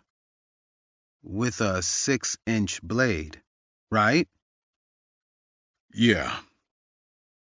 And you said to the clerk, "Open the register or I'll cut your throat." Objection, hearsay. I'm not presenting it for the truth of the matter, Your Honor, that he was actually going to slit her throat. Just that he said it. It's non-hearsay. I'll allow it. Is that what you said, Mr. Ward? Open the register or I'll cut your throat? He didn't answer. I would ask the court to direct the witness to answer.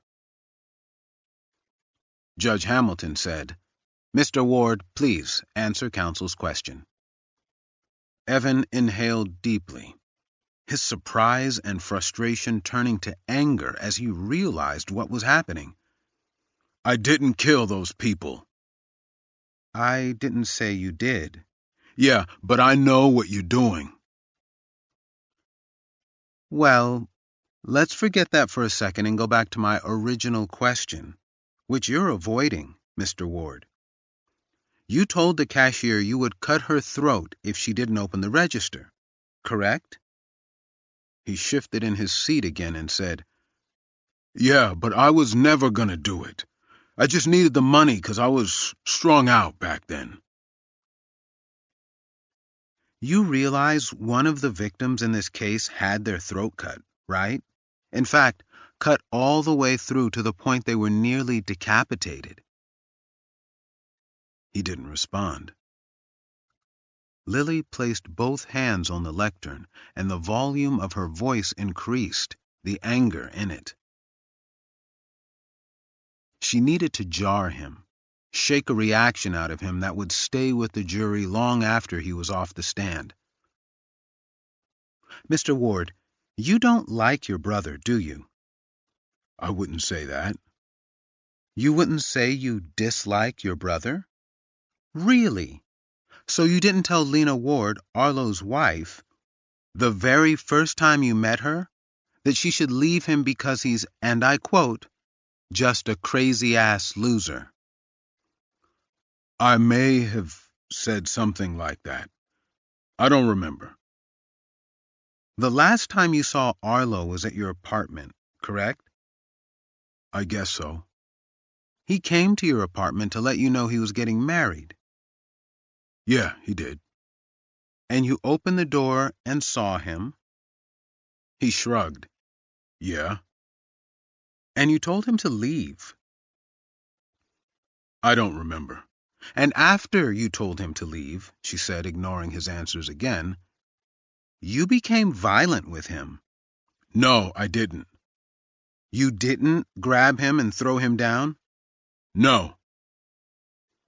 You didn't get on top of him and punch him not once, not twice, but 3 times in the face? No. So if Lena Ward was sitting in the car watching this occur and she came in here and testified that's what she saw, well, she would be a liar, wouldn't she? He shrugged. Can't say nothing to that. But I didn't hit him. In your history of prior convictions, you have one from North Dakota for assault, correct? He let out a long breath. Yeah. It was against Arlo when you and Arlo were still living with your parents? Yeah. I have here the police report for that incident, Mr. Ward. Do you need to read it to refresh your memory of what happened that day? Evan gave her a hard stare, a stare that said the second they stepped out of this courtroom, he was going to explode at her. Lily held his gaze without blinking. No, I don't need to read it. You hit Arlo that day, correct? Yeah, I guess I did. He said quietly now, the fire in his voice dissipating as he realized he might be in real trouble. You hit him with something, right? I guess. It was a baseball bat, correct? You hit your brother with a baseball bat so hard, your parents had to call an ambulance. Objection! James nearly shouted. Overruled, the judge said. Evan swallowed. I did, but only in self-defense. I was like 19, just a kid. He was unarmed, correct? Evan shook his head and looked away, as if he couldn't believe what he was hearing. Yeah. He fell on the ground and started crying after the first blow, according to the police report. Is that right? He didn't answer, and Lily lifted the papers. It's here in the police report if you need to read it. He bit his lower lip to the point it looked like it bled, and then released it. Yes, he was on the ground. So what'd you do then? A deep inhalation, a glance to the jury, and then his eyes went to the floor as he realized the implications of what he was saying. I hit him with a bat while he was on the ground. You hit him in the head, right? Yeah. That seems to be a common thing with you, doesn't it? Threatening to slit people's throats or bash their heads in. Objection! Both prosecutors shouted. Withdrawn, Lily said without looking away from Evan.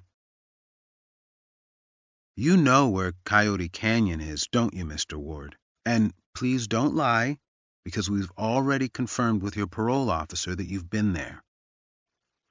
Yeah, I know where it is. You've camped there? I fly fish, and it's good fishing there.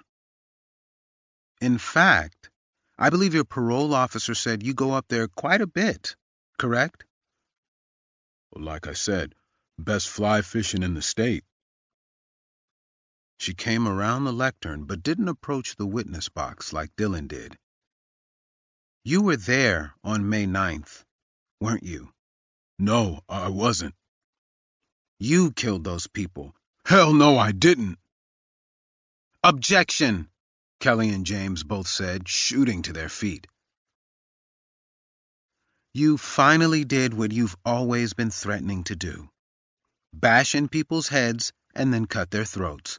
But then you panicked when you realized what you'd done, so you called your severely mentally ill brother to come down and— Objection! Kelly nearly screamed. And take the blame. I bet you just loved that he was willing to do it, too. The thought of him being executed for a crime you committed must have made your day, didn't it? Arlo stood up. I did it. I did it, Miss Ricci. Don't say I didn't. Dylan had to grab him and force him back into his seat. Ms. Ricci, the judge said in his shit-has-hit-the-fan voice, in my chambers. Now! 56. I had every right to accuse him, Lily said as soon as they were inside the judge's chambers. Judge Hamilton shut the door before marching behind his desk. He sat down and took a drink of what looked like cold coffee out of a mug that said, Number 1 Dad. Kelly said, That wasn't questioning. That was an ambush. They convinced that man to come to court to support his brother, and then they sandbagged him. Dylan said, It's perfectly within our rights to blame whoever we want for these crimes, as long as it's within reason. You think that was within reason? Your Honor, Lily said in a placating voice. The man camps near the murder sites, has a history of violence involving knives and bats, and is currently on parole for threatening to kill a cashier in the same manner one of the victims was killed. If the police had actually done their job, he would have already been a suspect.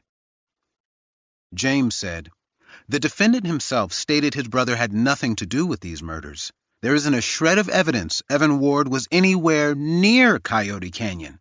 This was all done in bad faith. I would ask that the entire testimony be stricken and the jury told to disregard it. Hamilton let out a sigh and raised his eyebrows at Dillon, asking for his response.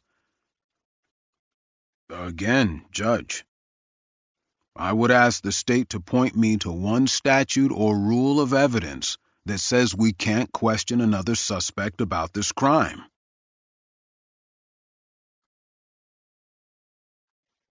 Hamilton shook his head and looked at Kelly and said, "He's right. What they did is neither contrary to law nor to the bar ethical rules." He looked back at Dillon and Lily.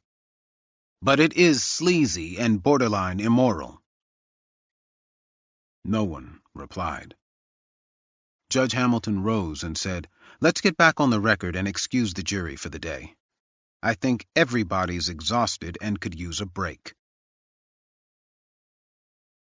57.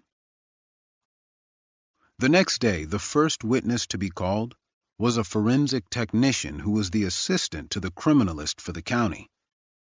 He had little to add, and Dillon figured he was there as a show of force to convince the jury the state had poured every resource they could into the investigation of this case. When court was over for the day, Dillon went out onto the steps of the courthouse in front of the cameras.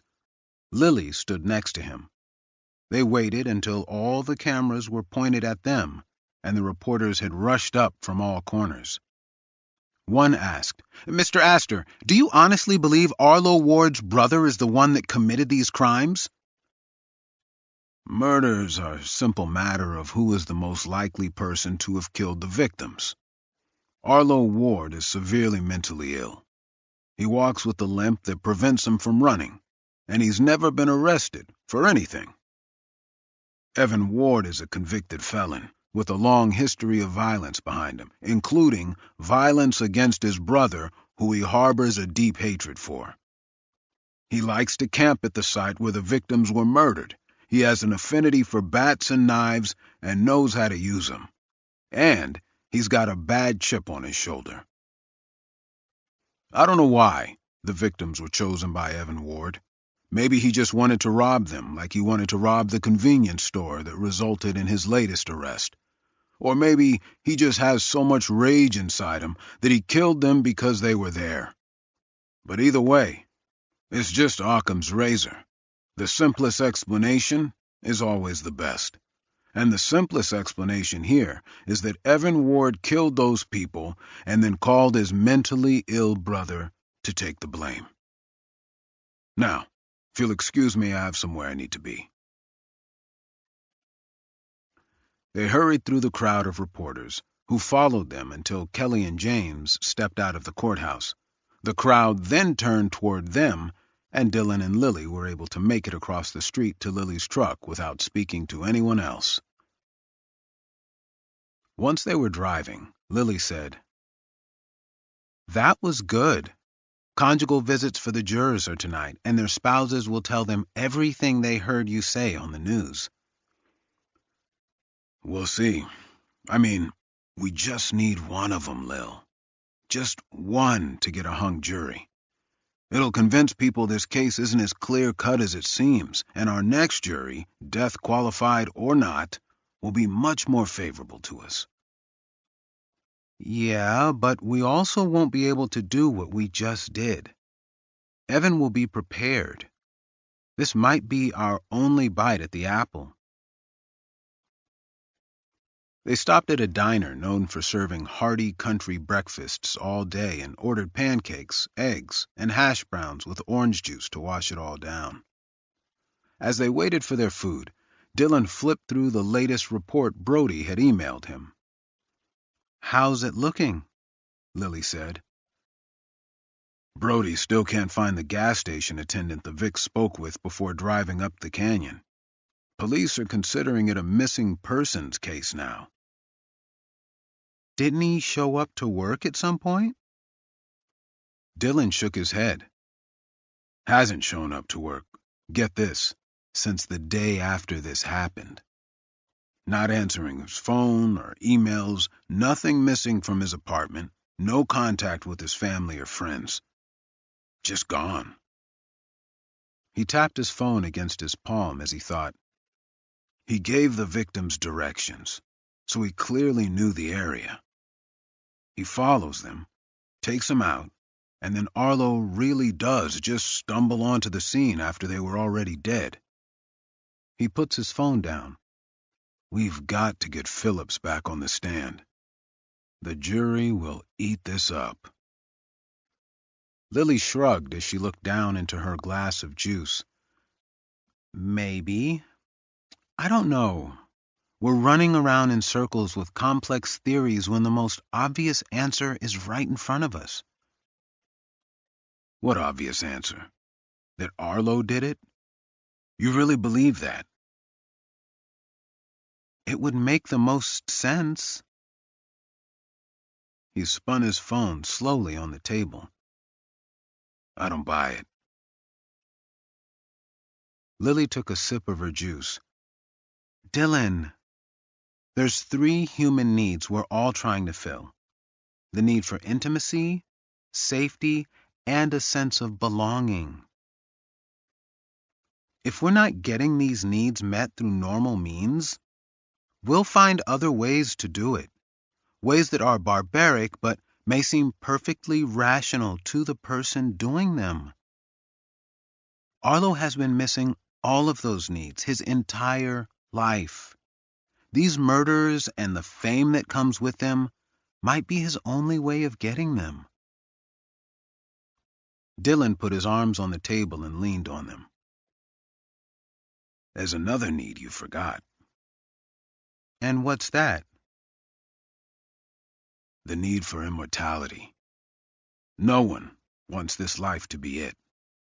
That we all just turn into a pile of dust and none of it meant anything? We want to believe we can be immortal. What if taking credit for this is Arlo's way of getting immortality? People will dissect and analyze what he claims he did forever, and he knows it. It gives him an incentive to take credit. Lily folded her napkin on her lap as the food arrived. That's just the Methodist in you talking. He chuckled. Doesn't make it less true. You really think he didn't do it? He nodded, moving his food around on his plate without taking a bite. Yeah, I think I do. 58. Kelly sat in her executive chair while the shadow jurors sat on the couch. James stood against the wall and said little, letting the shadow jurors speak instead. Things like, I was convinced, but I don't know now, and the brother just seemed so much more violent. I mean, he looked like a killer, were said over and over again in different ways. Kelly took the comments in passively, letting the shadow jurors finish before saying, that jury's job is to convict someone of being a killer, not looking like a killer. When they left, Kelly lit a clove cigarette and stared out of her window at the buildings across the street. She remembered when they were open fields and how the wind would sway the tall grass and weeds. Now, nothing moved. Metal and brick and silence. More like a cemetery than anything else. James sat across from her and unbuttoned his suit coat. Neither of them said anything for a while. She shook her head, still gazing out the window. Why? She said, more to herself than him. It was so clear it was a trick to get them to look at the brother when all the evidence points to Arlo. Why would it be effective? Because he's not entirely wrong, Kelly. The cops had their guy, and that was it. No other suspects were needed. The brother's got a history of violence, and he just happens to fish and camp near where the victims were killed. It's more than a coincidence. Arlo discovered that place because of him. He followed him out to Oregon, then followed him out here, and I bet you he followed him up to that canyon, and that's how he discovered it. He wants to be his brother. Perhaps. Or perhaps Evan killed them and then realized he could get his brother to take the blame. She rolled her eyes. Not you too, James. This murdering little slug is now a saint doing all this for the sake of his family? No, I'm not saying that. I think he's good for it. But we're talking about reasonable doubt. It doesn't matter if the jury believes he did it if they don't feel like we've proved it. James took out his phone and checked a text he'd just gotten. Arlo looks like a choir boy. His brother looks like a Hell's Angel. Don't underestimate how much of an impact that makes. She sighed. It was true. Appearances mattered so much to juries because the majority of people had the mistaken belief that they could tell what a person was like on sight alone. But it wasn't true. What was on the outside was usually the opposite of what was on the inside. An idea struck her just then that made her stomach tingle with excitement. She looked at him with a smile, and James said, "What?" She put her clove out. They have a suspect they can point the finger at, but maybe we have a witness that can point the finger right back. Who? His wife. 59. Dylan didn't feel like going home after his dinner with Lily, so he went to the strip and walked around, watching the people and the lights. A breeze blew trash over the streets. When he finally did get home, chips and empty soda cans were spread over the couch, floor, and coffee table. Marky was passed out in the middle of them. Dylan kicked off his shoes and lifted Marky carefully. He put her in bed and turned her ceiling fan on since the temperature was hovering around 90. When he went back to the living room and started cleaning up, he heard his mother from the kitchen say, "She tried to wait up for you." Dylan glanced at her as he gathered potato chips off the floor. "You shouldn't let her do that. She gets groggy for school." "Or maybe you can try to be home a little earlier and spend time with her." He sat back on his haunches. "How the hell am I supposed to do that, Mama?" "I don't know. She's your little sister and worships the ground you walk on. You should hear the way she talks about you to her friends. It's like you came down from heaven on a cloud. But she ain't spent time with you for weeks."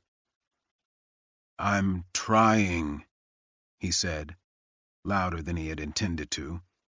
"I'm trying to do every damn thing I have to do and still keep my sanity, Mama.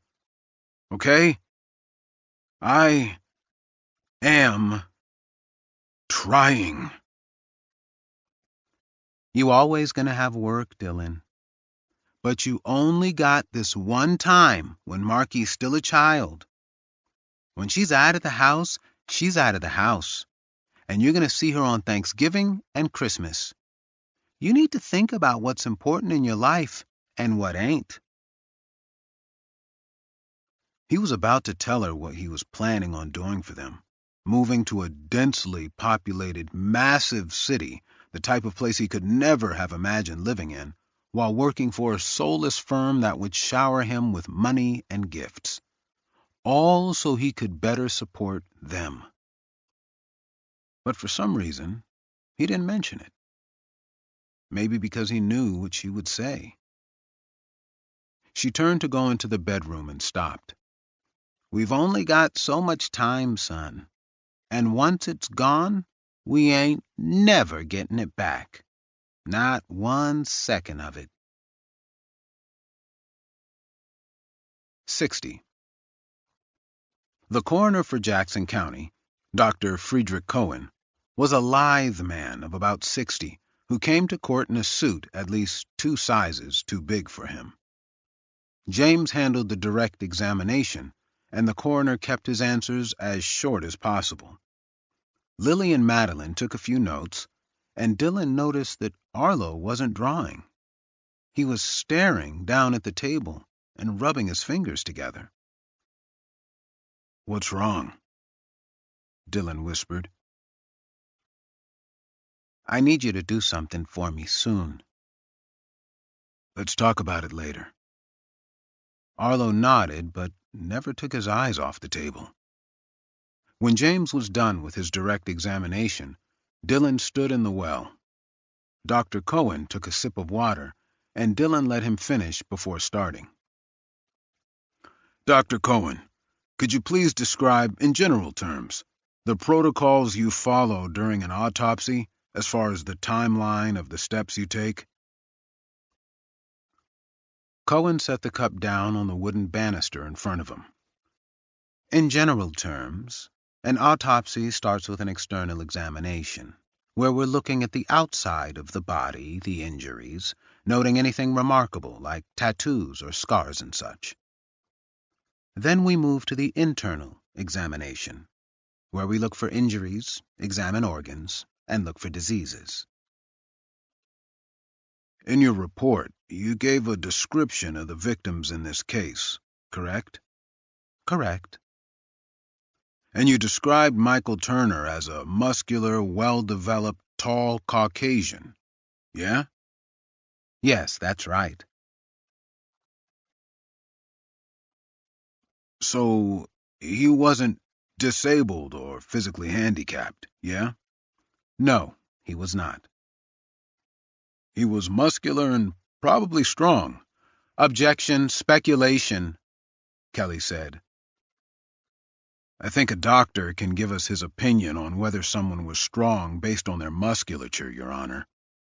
The objection is overruled. So, doctor, muscular and strong, yeah? Yes, he was quite muscular. So I imagine he would also be quite strong. Now, you stated that blunt force trauma was not actually the cause of death, correct? Yes, that's correct. I believe he was rendered unconscious by the blunt force trauma. Then the perpetrator mutilated the victims, and it's during the mutilation that the victim died by exsanguination. Mutilated? With what? Most likely a large hunting knife. Now, you didn't mention something in your reports. You never said stab wound, correct? No, I did not. Why? A stab wound is, by definition, something deeper than it is wide, and I didn't feel the victims had stab wounds. Instead, saw-like movements were used to dismember them. You said in your report the injuries were consistent with a large knife. What does the word consistent mean to you when you use it in this context? It means injuries on a victim could have been caused by whatever weapon is in question. Dylan took a few steps toward the witness stand. But there are other possibilities for the murder weapon here than a hunting knife, right? Well, the thing with knife wounds is that it's not like trying to match a gunshot wound. I know on television they show coroners and criminalists matching knife wounds to various weapons, but in actuality, we cannot match a knife wound or traumatic gash to the weapon used. We must say whether a wound is or is not consistent with the dimensions of a particular weapon. So, obviously, there could be lots of weapons that cause injuries that look similar. Yeah? Yes. So when you say an injury is consistent with a weapon, you just mean that weapon is one of the possibilities that could have caused that injury, right? Yes, I would say that's accurate. And that same reasoning applies to blunt force trauma, doesn't it? Yes, it does. So these wounds on the victim, particularly Mr. Turner, could have been caused by a different weapon than a bat. Though I think a baseball bat is the most likely weapon used, yes, it is possible it was something else. Like a thick, dull axe? Not likely, but not impossible, I suppose. What about a slim log? Yes, that's certainly possible. You're aware Mr. Ward's brother beat someone with a log once, correct? Objection, withdrawn. What's an agonal period, Doctor? It's the time near when death occurred after a fatal injury is imposed. So, when someone is fatally injured, if he dies 6 minutes later, you would say the agonal period was 6 minutes, correct? Correct. How long was the agonal period in Michael Turner's case? It's difficult to nail down an exact time. In your report, you don't even take a guess, right? No, I did not. Most people don't die right away from fatal wounds, do they? No. In fact, there's been documented cases in the forensic literature of people who have been stabbed in the heart and still ran several blocks. Yes, there have been cases similar to what you described. And there's been documented cases of people who had their frontal lobes crushed but still go about completing tasks, such as driving to a hospital. Yes. Michael Turner was rendered unconscious by blunt force trauma and then died of exsanguination, correct? Yes. And you don't know what the agonal period for Michael Turner was after he received his fatal wounds? I don't have an exact time, no.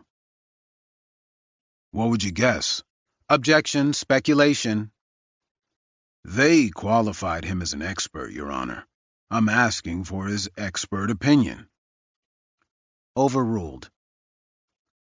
Dillon said, "What would you guess was the agonal period, Doctor?" If I had to take a guess based on the initial blow to the frontal cortex from a lowered position on the ground, since he was caught in a bear trap, and the fact that it was the only injury to the brain before the wounds to his throat, I would say he probably survived from 2 to 3 minutes. He had a massive injury to his right hand, correct? Yes. In fact, it was almost split in half. Yes. This was pre-mortem. It was. There were other wounds on the limbs, abrasions and cuts. There were. And these were consistent with defensive wounds, weren't they? And by consistent, I'm using your definition of within a range of reasonable possibilities. Yes, I believe they were consistent with defensive wounds against a sharp weapon, likely the same knife used to mutilate the corpses. But you can't be sure if it was a knife, yeah? It's consistent with a knife, but also a whole host of other weapons. Correct. I cannot be sure to a medical certainty that it was a knife, no. So, during the agonal period, your expert opinion is that Michael Turner fought, as best he could, with his killer for 2 or 3 minutes. It's possible, yes. And during this time, Holly Fallows was running away? I wouldn't know. I only know what I read in the police reports. You read that she was running away? Yes. So they leave the cabin, Holly runs, and Michael fights with the killer for up to 3 minutes while Holly is running away. You realize my client has a leg injury that causes him to limp and couldn't possibly catch up to her if he fought Michael for 3 minutes, right? Objection, Kelly said as she rose. I would ask that that be stricken from the record. Withdrawn, Dillon said. Thank you, Doctor. No further questions. 61. It was a Friday when all the forensic technicians, the criminalists, the coroner, and the coroner's assistant had finished testifying. The only issue of note had been that the eyelashes found on April Fallows came back as unable to be matched to Arlo's. For all anyone knew, the eyelashes might have had nothing to do with the crime. Judge Hamilton adjourned the court at 3 to give the jurors a more extended break, mostly because the minutiae of scientific testimony could wear out anyone's attention span. Arlo looked at Dylan and said, "Can you come to the jail and see me? I still need to ask you to do something for me." Dylan gathered his papers and files. "I'll come by as soon as I can." "I have to be in another court," Madeline said. "You need me to do anything this weekend?" "You've got some investigators too, don't you?" "Yeah, the state gives us an allowance for one on each case." "Have your investigator focus on finding the gas station attendant. Might be good to have 2 people on it and see if we can turn anything up." "You got it." She looked at Arlo. "I'll see you on Monday, Arlo." "Bye, Mrs. Mara." After Arlo was led back by the bailiff, Lily sat on the edge of the desk and said, "I, have a favor to ask, too." "What's up?" "It's my brother's wedding on Sunday. I know it's last minute, but Jake can't go, and I don't want to go alone. My family's not exactly, well, I'm the black sheep, so it's just sometimes easier if someone's with me." Dylan saw a sadness in her eyes he wasn't used to seeing. The distance he'd noticed about her ever since she first mentioned the wedding hadn't gone away. "Yeah, of course I'll come." The flight to Topeka took several hours. Lily rented a car, and Dylan called Marky, since she had demanded he call her as soon as he landed. As they drove, Dylan looked out over the flat landscape and wondered if a barren view would have adverse psychological effects on someone. For him, at least, he knew he needed the deserts and mountains and hoped Los Angeles would at least have some nearby he could visit frequently. "I really appreciate you coming," Lily said. Dylan looked at her. "I was hoping you'd tell me what's going on. You've been depressed for like a month and won't tell me why." She shook her head. "Just the same old family drama. Nothing new." Dylan knew Lily had been raised on a farm, but he had no idea how much of a throwback to the last century her family farm was. Red barn, large green pastures full of cows, chickens running around everywhere like they owned the place. Her parents were already waiting outside for them, and her father, Ray, gave Lily a long hug. Ray shook Dylan's hand so vigorously it made his fingers ache, and Dylan wondered if he did it on purpose or just thought that was how men should shake hands. After an extravagant dinner, complete with homemade beer, they sat on the porch, and her father smoked a pipe. The sun drifted down below the horizon, and the stars peeked out of the blackness.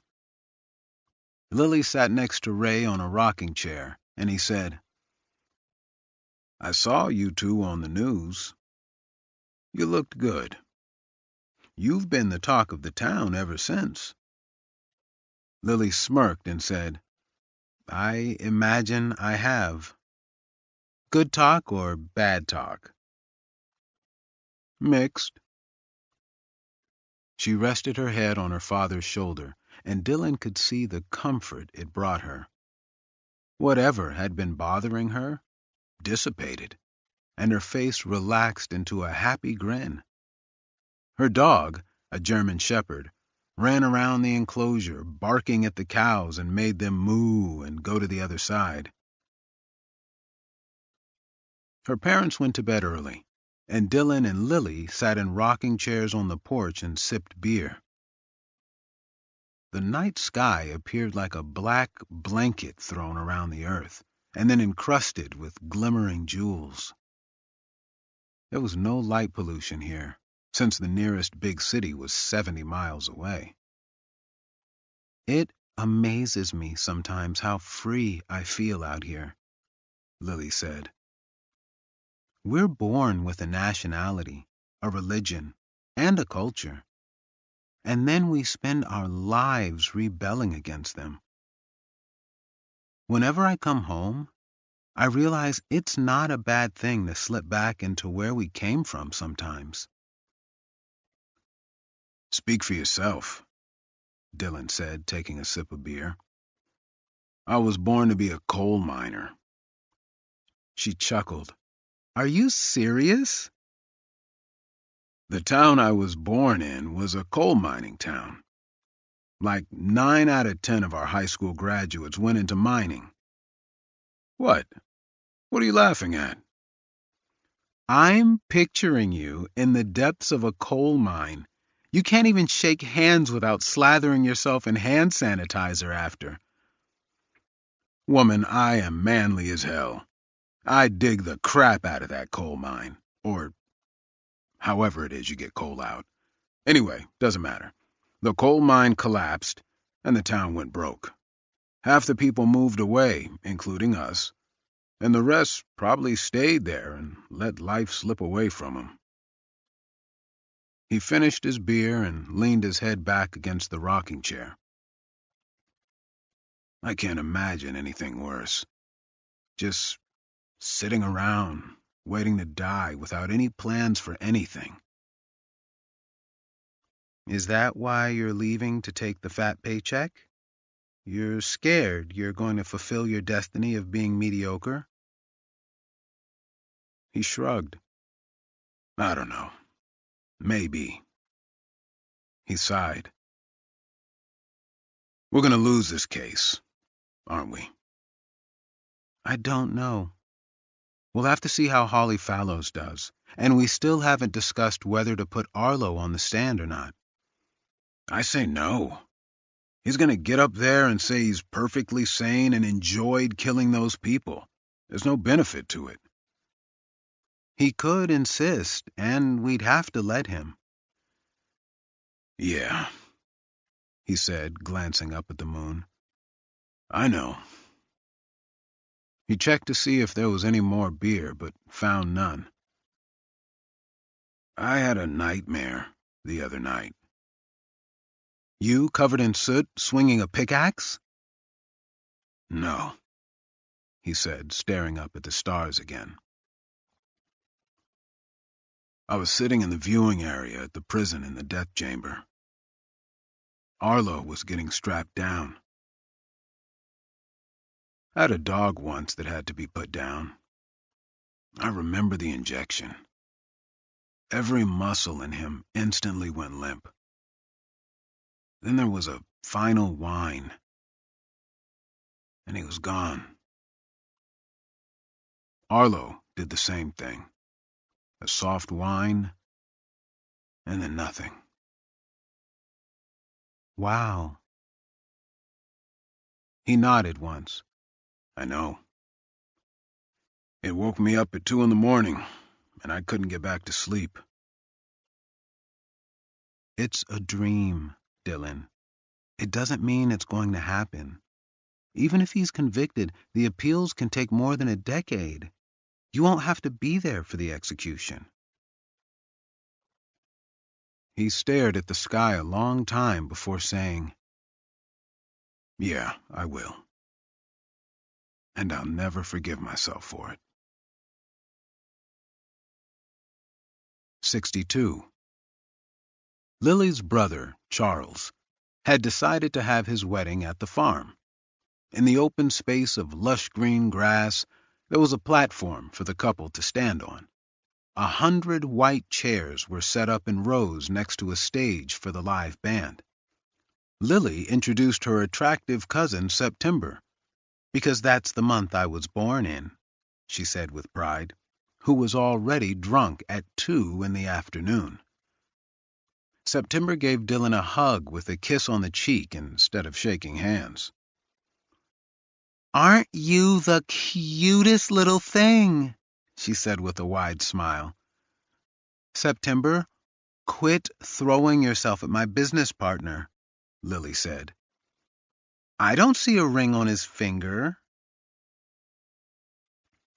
The ceremony itself was a quick affair. Charles was a big guy of at least 300 pounds. His bride was little more than 100, and all the women were gossiping about how life in the bedroom would work. Dylan couldn't get a seat next to Lily, since she sat with her family. September asked the person next to her to move and motioned for him to sit before putting her arm around his elbow.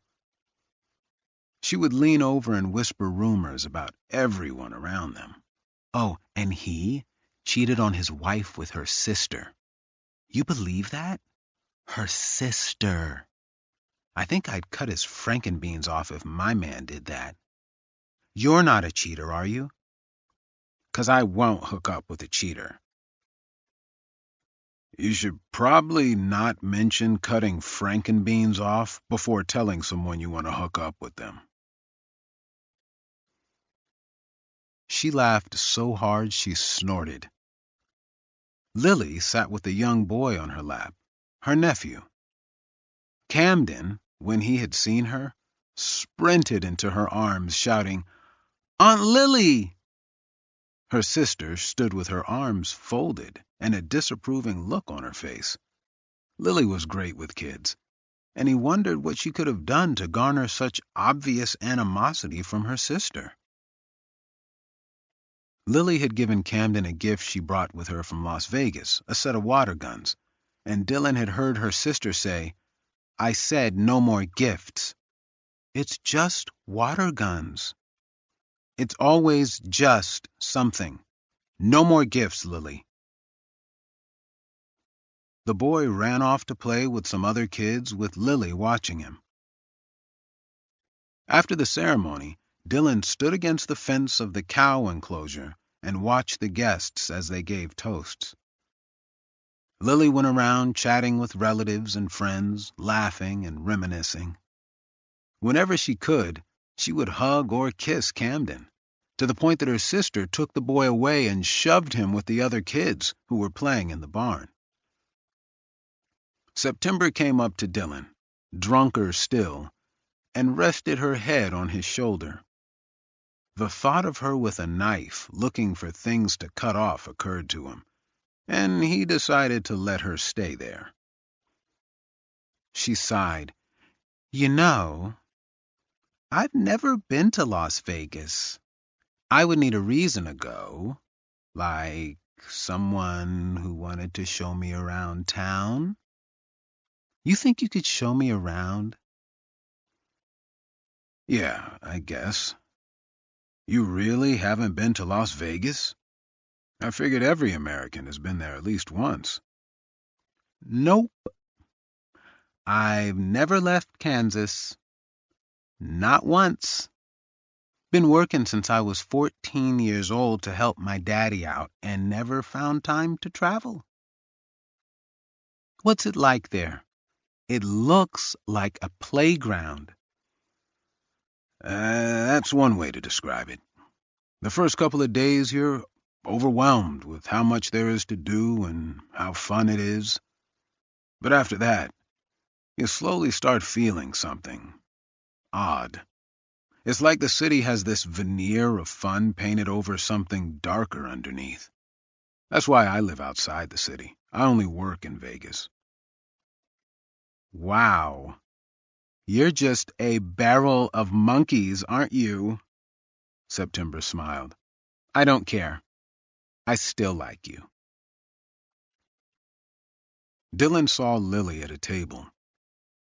She was staring at the children playing, Camden holding one of the water guns she'd brought him and chasing the other kids with it.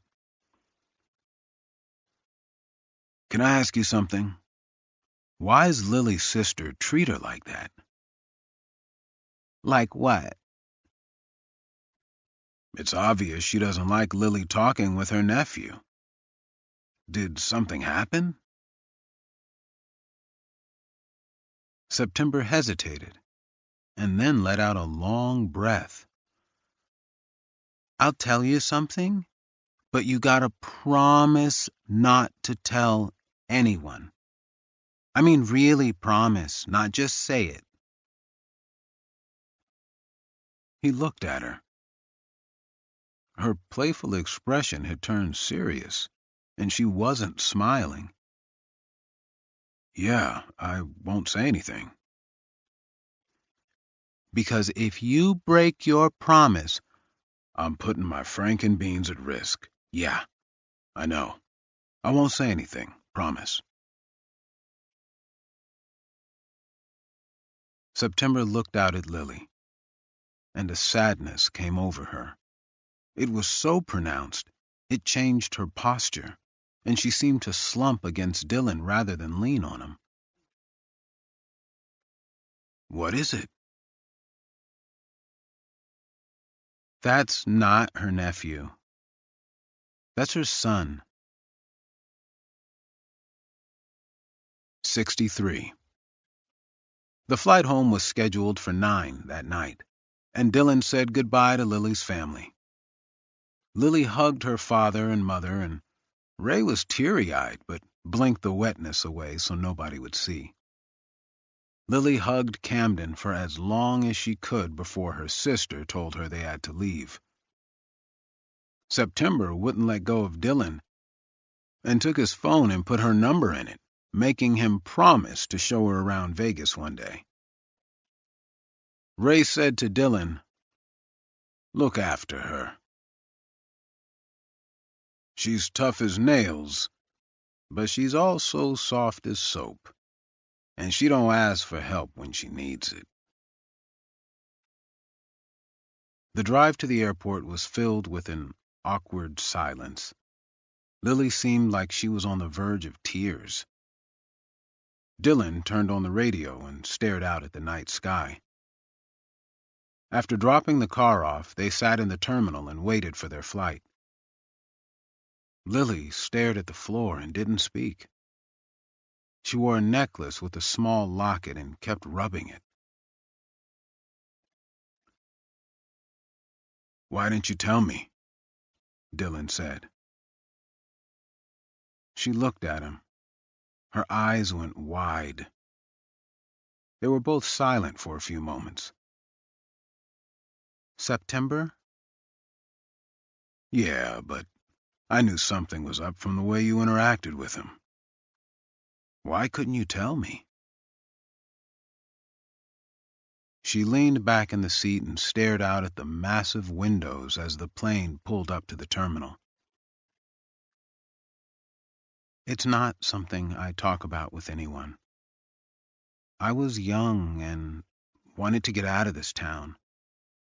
You don't know how suffocating it is. You left your small town when you were 10. I was an adult and getting ready to leave, and then I found out I was pregnant. Who's the father?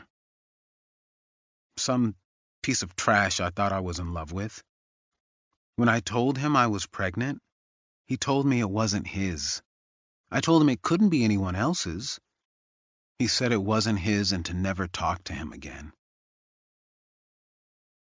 She folded her hands in front of her and stared off into the dark through the windows. So I was alone and pregnant. With no education and no prospects anymore for leaving the town I wanted to run away from since I was a kid. Lucy knew all that. We had a family meeting about it, and everyone agreed she would be the better mom.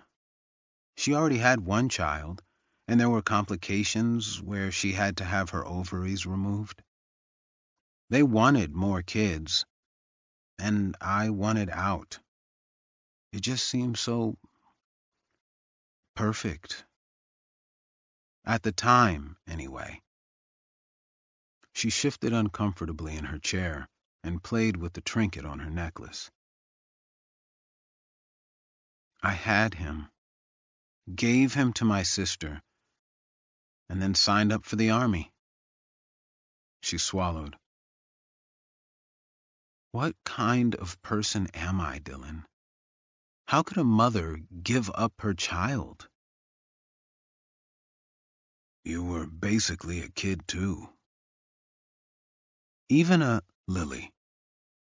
You were a kid. We're not the same people at 20 that we are at 30. He listened to an announcement that their plane would be boarding soon. Have you thought about getting him back? She shrugged. As I get older, yeah. But my sister would never give up custody, and it might hurt him. It'll hurt him more when he finds out Lucy's not his mother because somebody slipped rather than told him. He paused.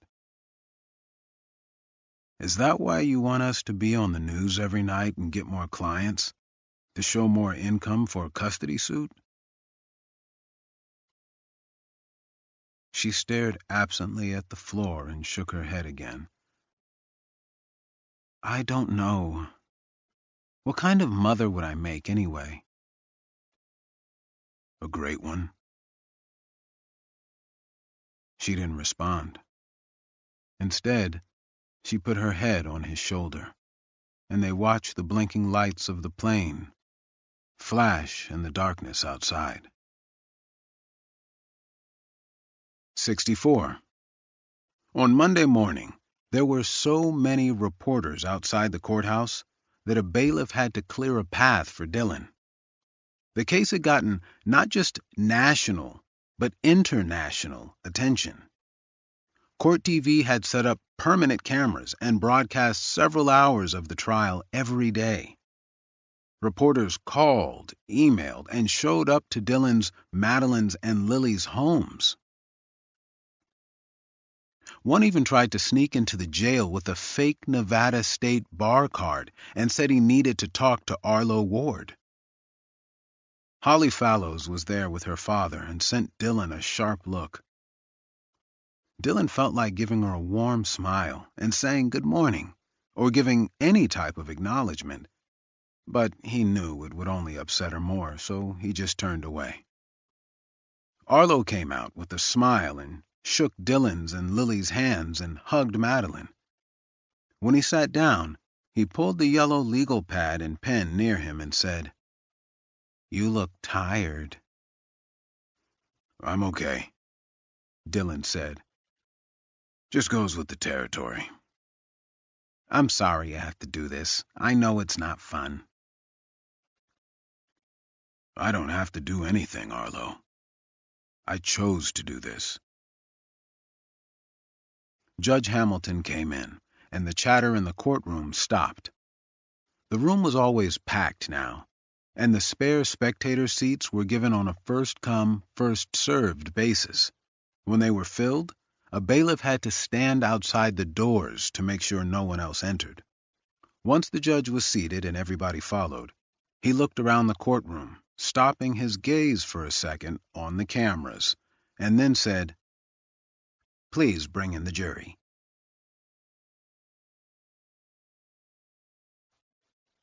The jury was seated, and Dylan noticed they looked refreshed.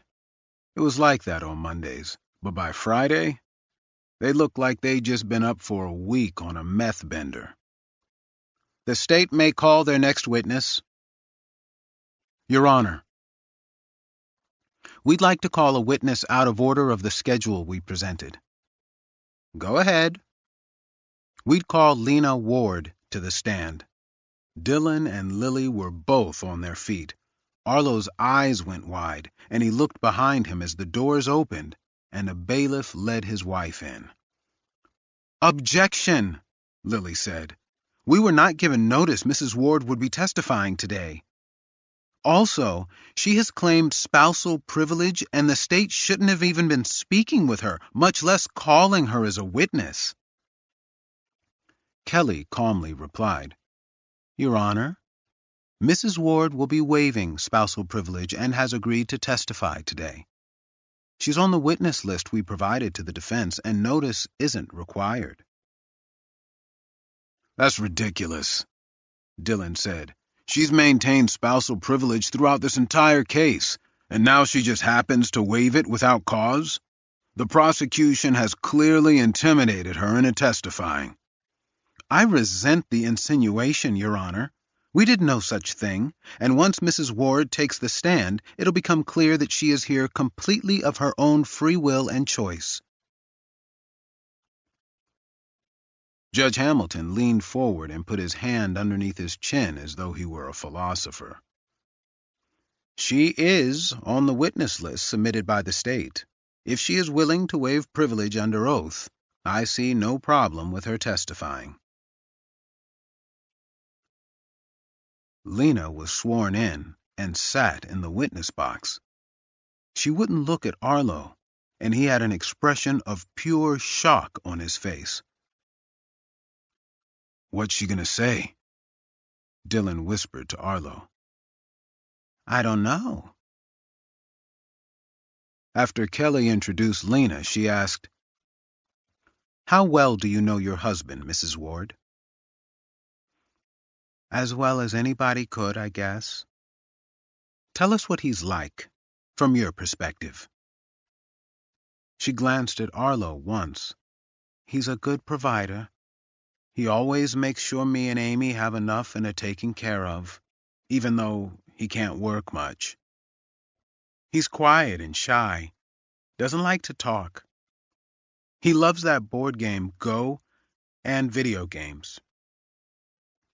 Things that take a lot of time. I think he likes the distraction." "Distraction from what?" "He's got schizophrenia and depression." "Let's talk about that. When did he tell you he has schizophrenia?" "After a few dates. He said he had something to tell me, and then he explained it to me. That his brain doesn't work like other people's, and sometimes he might act strange, but to not take it personally." "And you married him anyway?" "I did. He didn't seem strange to me at all." She glanced at Arlo again. "And I loved him." "In the course of the marriage, how many times did you see him visually hallucinate something that wasn't there?" She was silent a moment. "Never." A quiet murmur went up from the audience. Dillon looked at Lily and knew they both had the same thought. Crap. Either Lena had lied to them when they visited her at her mother's house, or she was lying now. They objected, and it was overruled. "You didn't see him hallucinate even once," Kelly continued. "I mean, he does things other people don't do, talks to himself sometimes, and gets weird thoughts in his head, but I've never seen him hallucinate anything in my presence, no." "What about auditory hallucinations?" "I don't know. He says he hears things sometimes." "He's claiming insanity in this case, Lena, meaning the mental illness affects him so severely he shouldn't be held responsible for these murders. What do you think of that?" "Objection! She's not a psychiatrist." Sustained. Kelly went on and said, "I'd like to turn to something painful, Lena, and I'm sorry I have to ask this, but I looked up your medical history and saw that you visited the emergency room 4 times this year." Lena looked down and swallowed. Her eyes glistened, and she spoke quietly when she said, "Yeah." "The first was for a broken arm, then a fractured wrist, then a broken jaw, and the 4th injury, which occurred 2 weeks before your husband's arrest, was for internal bleeding and fractured ribs.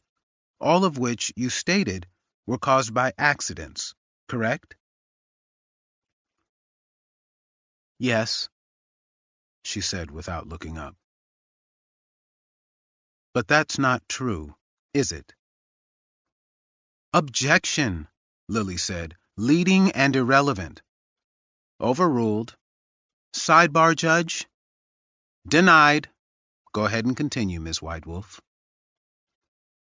Lena swallowed. Tears wet her cheeks. Kelly took a box of tissues and handed it to her. Lena grabbed several and dabbed at her eyes before rolling them up in her palms. Take your time, Kelly said. The courtroom was completely silent. Dylan watched the jury and saw all their faces turn to Lena with intense concentration. No, she finally said. No, it's not true. What happened then? Arlo's got a temper. What do you mean by that? I mean, he sometimes loses control and hurts me. Dylan objected, and it was overruled. What makes him lose control? Kelly asked. She shook her head. Nothing really. There might be a dirty plate he gets food served on, and it sets him off. Or we have to cancel plans he was looking forward to. Nothing and anything, I guess. So you don't do anything to provoke it? No, nothing. That broken arm? I was just sitting on the couch, and he came in screaming about the house being dirty. I told him I'd clean it, and he lifted me by the arm and threw me on the floor and said to do it now. He threw me so hard it broke my arm. So he just flies into rages for no reason? Objection, Lily said. Counsel is characterizing the witness's testimony. Overruled. You may answer, Mrs. Ward. She nodded. Yes, he's always had a temper. I didn't know it at first when we were dating. He hid it from me. But once we were married, he changed. It's like he could show me what he was really like then. Why didn't you leave him? She shrugged. I don't have an education. I work part-time and have a daughter to support. If I left, he told me he wouldn't help at all. I'd be on my own. I stayed for Amy. I started school last year, beauty school, and I thought once I get my license and a good job, I would leave him. You know that a bat was found in a cabin near where the murders occurred, right? I do. Whose bat was it? It was Arlo's. Does he play baseball? No. Then why did he have a bat? Lena glanced at Arlo and then quickly away. He likes having it for self-defense, he said. No weapons were found in your home when the police searched it. Did he have any? Lena swallowed again and looked at the floor. Yes, but that night, when the killings happened, he called me and told me to get rid of all the weapons in the house. Objection! Overruled. Do you recognize this, Mrs. Ward? Kelly said as she handed her a few papers. Yes. What is it? It's my phone records for May. And on May 9th at 10:15, did someone call your phone? Yes. What number is highlighted at that time? It's Arlo's cell phone number. Move for introduction of Plaintiff's Exhibit 41, Your Honor. We would object, Lily said. We were not given notice of this particular piece of evidence coming in, and we sent it to the defense as supplemental discovery, Your Honor. That was true. Dillon had noted its importance immediately, but Arlo explained that he was scared and had called his wife to find out what to do. What did he mean by get rid of them? Kelly asked. Objection. She can't know his thoughts. Sustained.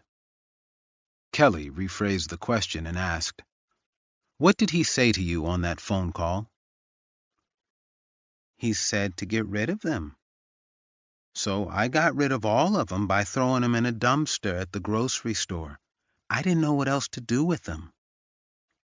He told you to get rid of them, Kelly said, looking at the jury. That doesn't sound like what an insane person who doesn't know what they're doing would say, does it?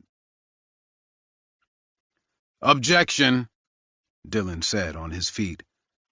Withdrawn. No further questions. Lily nodded to Dillon and then went to the lectern.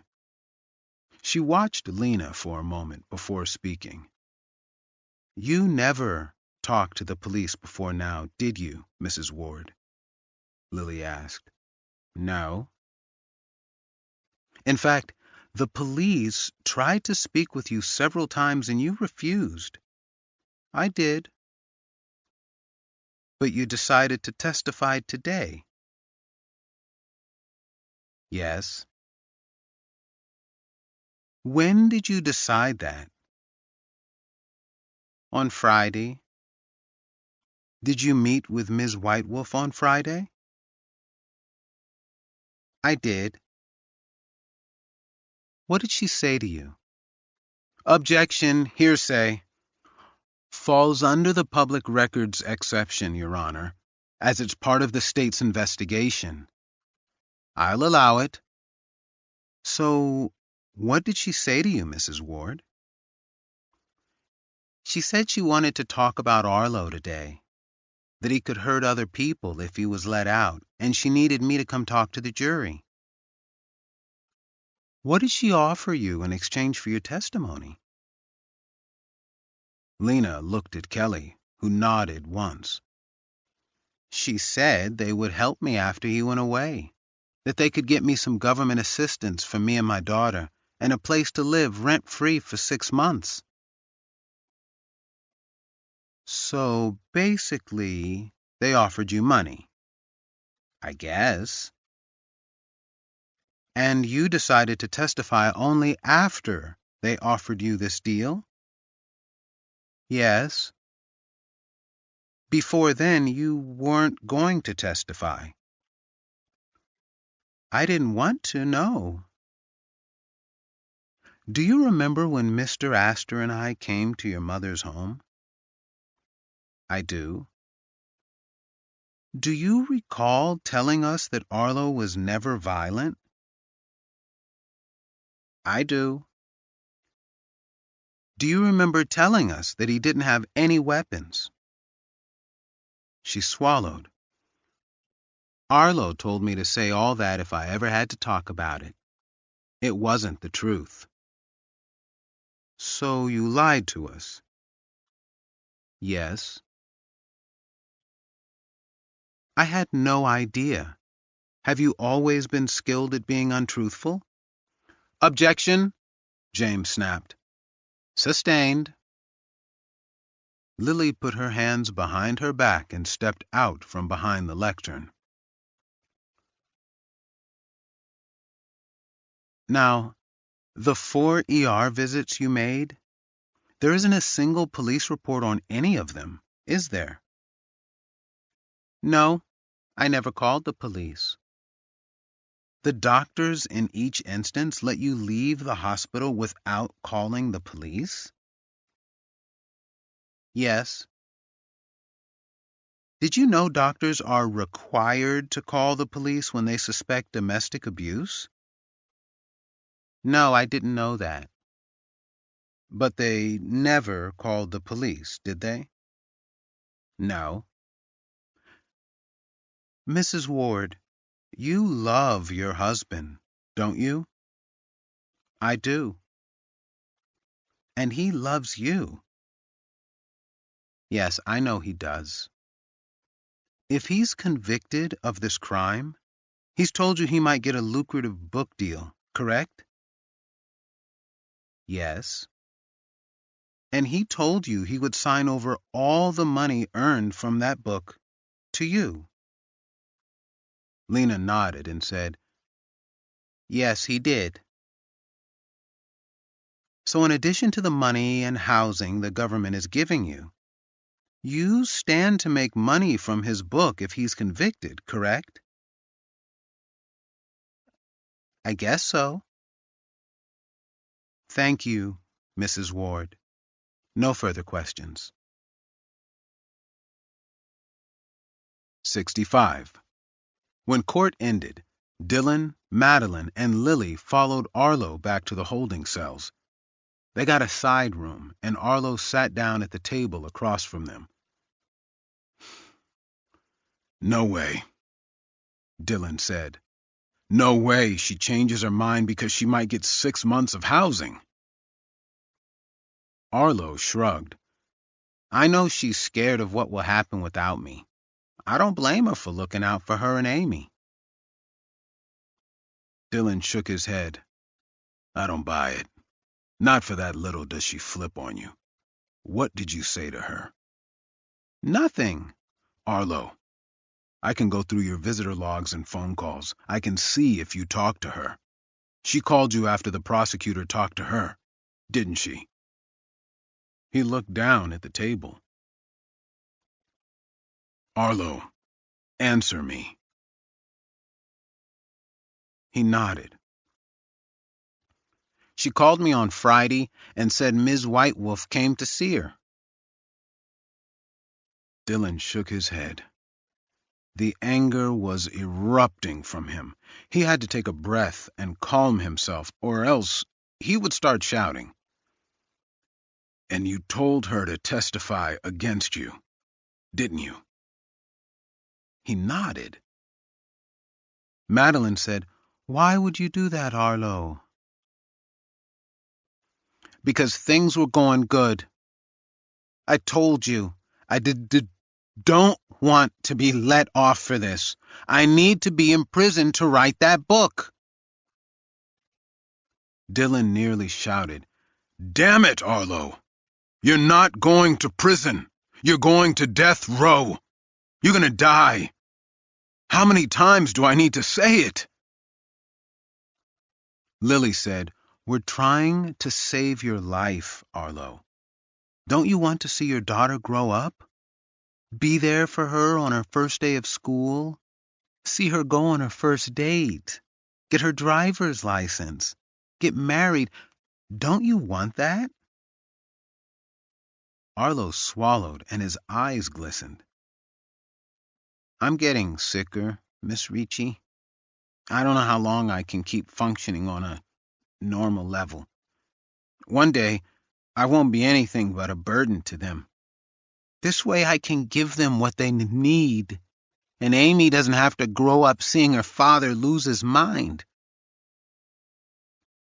He stood before any of them could respond.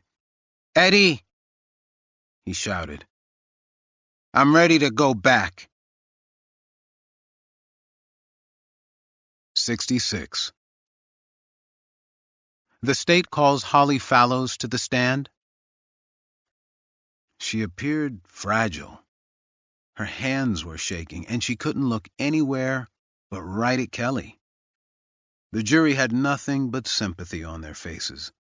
Victim cross-examinations were always dangerous. One misstep, and the jury could instantly turn against Dylan and Lily in order to protect the victim. Kelly ran through her testimony, and Holly stopped several times because she choked up. One pause lasted a good minute as she wiped tears away. He was such a good person, Holly said, speaking about Michael Turner. He helped anyone that needed it. Any spare minute he had, he was helping other people. He once missed a football game because his neighbor needed help removing a tree from his yard. Kelly pretended to flip through some notes, but Dylan knew she was just letting that sink in with the jury. You said you couldn't see the assailant. Holly nodded. Yeah, he had something black around his face, like a black hood or cloth, or maybe a mask, and he never got that close to me. Was he limping? I don't know. I only saw him for like a second, and then I took off running. The defenses raised the issue that he couldn't have caught up to you in the time it took him to run from the trees to your position, kill Michael, and then chase you through the canyon. Holly sniffled and dabbed at some tears. I got lost somewhere along the way. I was just running so fast. I couldn't think. And so the trail broke off into these other paths. I took a wrong turn and ended up in denser trees and had to turn around. That's how he caught up to me. When did you notice him behind you? Holly looked up to the ceiling and let out a long breath. The difficulty in getting each word out was tangible. The trees opened to like this clearing near the edge of a cliff. That's when I heard him behind me. I could hear his breathing, so I knew he was close. I turned around and saw him like 40 feet behind me, not far. What'd you do? I got to the edge of the cliff and stopped. It was dark, so I couldn't see how far down it was. But when I turned around, he was almost to me, and I could see something in his hand, like a baseball bat or a thick piece of wood or something. She paused as more tears came. It looked like it was covered in blood. What did you do when you saw this? I knew he was going to kill me, so I jumped. I hit the rocks and shattered my leg, fractured my ribs and hips, fractured 4 bones in my face, and had a bunch of internal bleeding. I almost died. But I knew I couldn't lie there because he was going to climb down and get me. So I crawled away. She stopped a moment. I crawled for a long time. I don't know how long. And then when I got to some trees, I found branches on the ground and used a big one like a crutch. I found the road and flagged down the first car I saw. Then I woke up in the hospital. I don't remember anything in between. How has this whole ordeal affected your life, Holly? She started to cry and stared down at the tissues in her hand. I have nightmares all the time. I wake up screaming. I fell asleep in the bathroom the other day because I can't sleep, and I even had a nightmare in there. Sometimes it's so bad I think I'm having seizures, but my doctor doesn't know yet if I am or not. I'm scared all the time. A man was going into the same store as me the other day, and I almost ran away crying because I thought he was coming after me. I've lost everything. All I had was April and Mike. She wiped her tears away. He took everything from me. I can't even imagine going through something like this. and I am so sorry you had to endure it." Kelly stepped closer to the witness box. "If you could say anything to Arlo Ward, the killer of your sister and future husband, what would it be?" Dylan almost objected, but stopped himself as the entire jury seemed interested in what she had to say and might not like him preventing her from saying it. "I would tell him that the people he killed were good people who wanted to make the world a better place.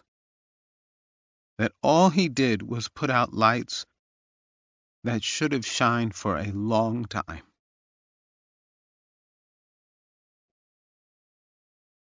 "Thank you, Holly.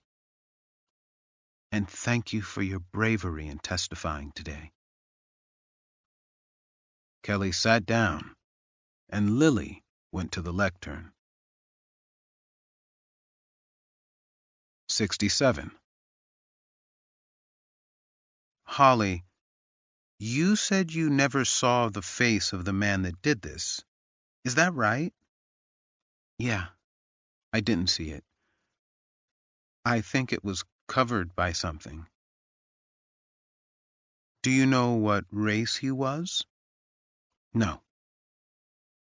"Do you know if he had any tattoos?" "No." "The color of his eyes?" Holly shook her head. "No, it was dark, and I was never that close." "The color of his hair?" "No." "The sound of his voice?" "No, he never talked." "So you know nothing about him other than he was wearing black and maybe had a baseball bat?" It was dark, and he never got that close to me." "Can you give us one identifying trait of his? Something that would show that Arlo Ward was the man that attacked you that night, and not his brother, Evan?" Holly glanced at Arlo for the first time, and then had to quickly look away. "No, I can't." "Thank you, Holly." No further questions. 68. The state rested its case with the testimony of Holly Fallows. Dylan thought the prosecution's case had done about like he had expected, except for Lena Ward. Her testimony was absolutely devastating. Though he intended to put up Dr. Simmons to testify that Arlo likely didn't know right from wrong on the night of the murders, the prosecution had put up 3 other psychiatrists and psychologists who testified the opposite. The insanity defense, which Dylan had never wanted to go with in the first place, rarely worked, and Lena had made the jury hate Arlo Ward on top of it.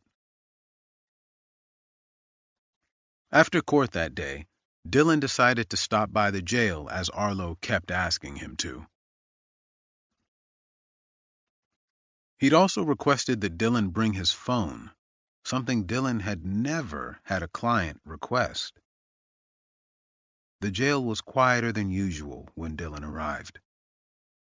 He was wanded and allowed through the metal detectors with his phone, since he said he needed it to record his client's statement. He'd asked for a private room, and when he arrived, Arlo was already sitting cuffed to a steel table. The guard checked the cuffs and then left. When the door shut, Dylan pulled out his cell phone and placed it on the table. "You didn't seem happy today," Arlo said. "No, I wasn't. We're losing, Arlo. You know that, right?" He nodded. "I know, but it doesn't matter. I asked you here because I want you to record a video for me. It's for my daughter. You need to give it to Lena, but also keep a copy in case she loses it. When Amy's old enough, I want her to watch it. Can you do that for me?" Dylan glanced at the door, which had a square glass window at face level, and he saw the back of the guard's head. "Sure, Arlo." He lifted his phone. "Let me know when you're ready." "I'm ready. I've been thinking about what to say for a long time." Dylan hit the record button. "Go ahead." Arlo swallowed and was silent for a bit.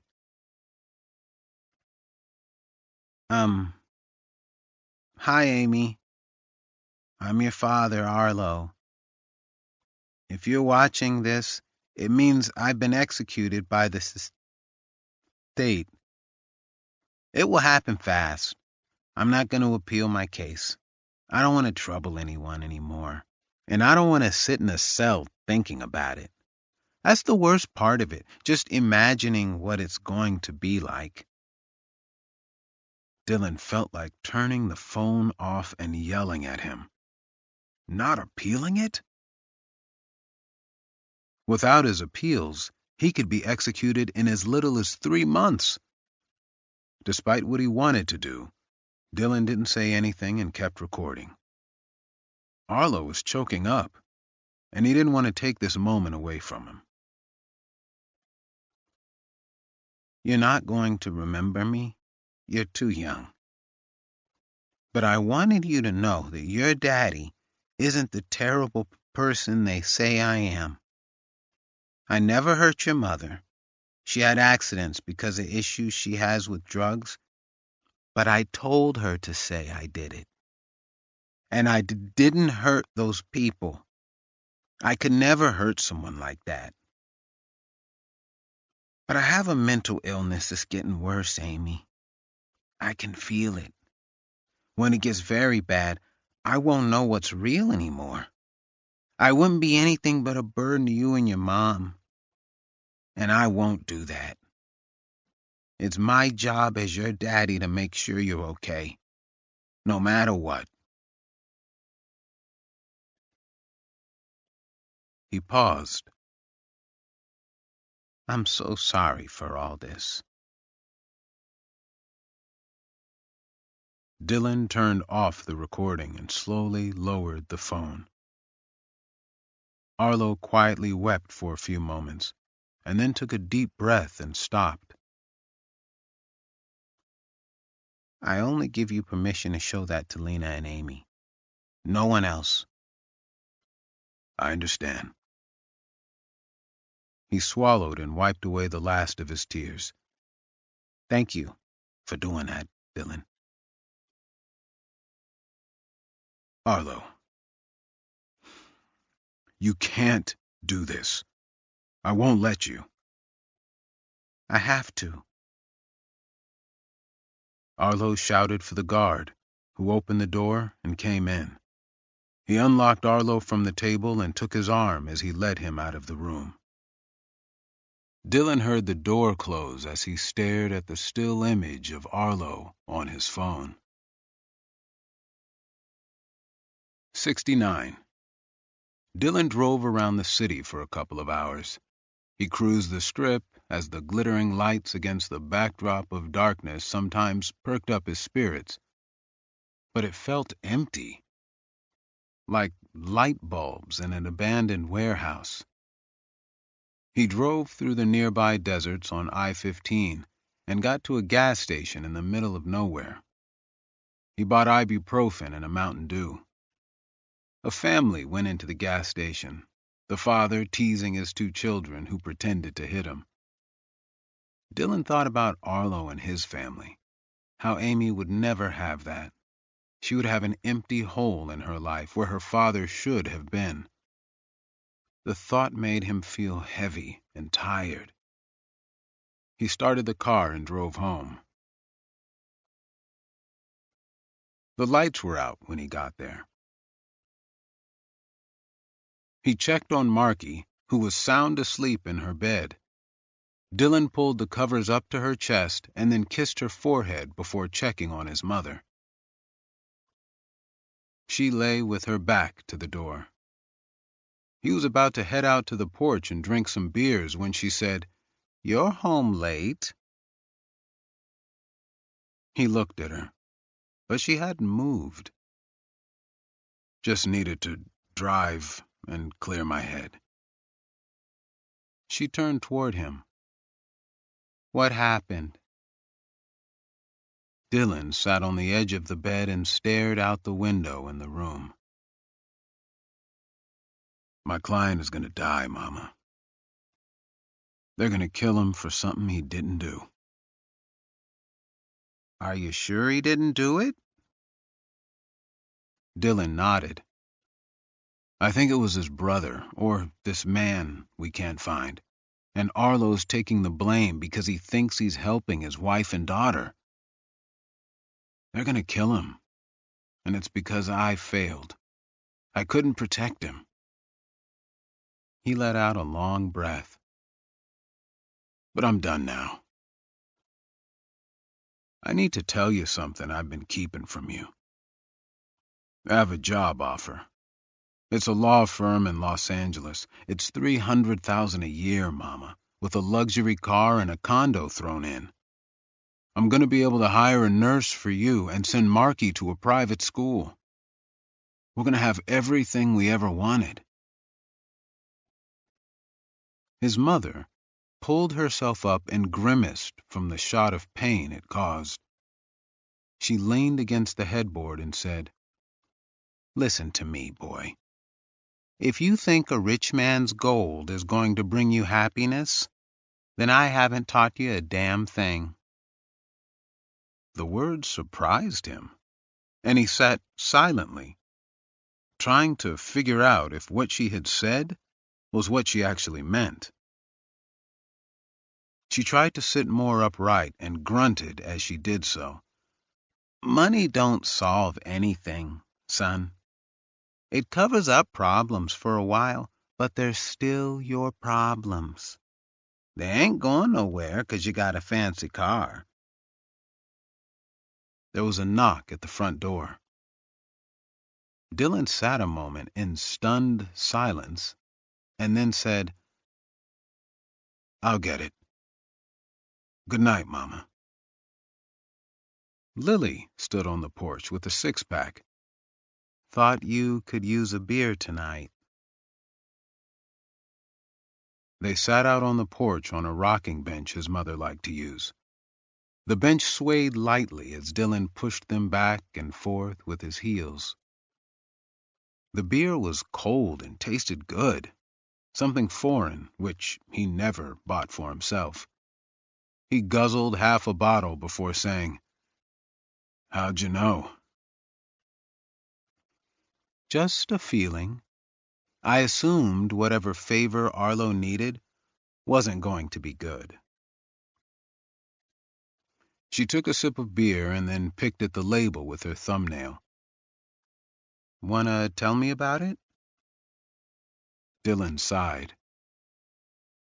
"He had me make a recording to show his daughter after he's dead. He tells her he made everything up and convinced her mom to lie on the stand. And he's not going to appeal. Once he's convicted, it'll be a few months on death row, and that'll be it." "Do you believe him?" He nodded.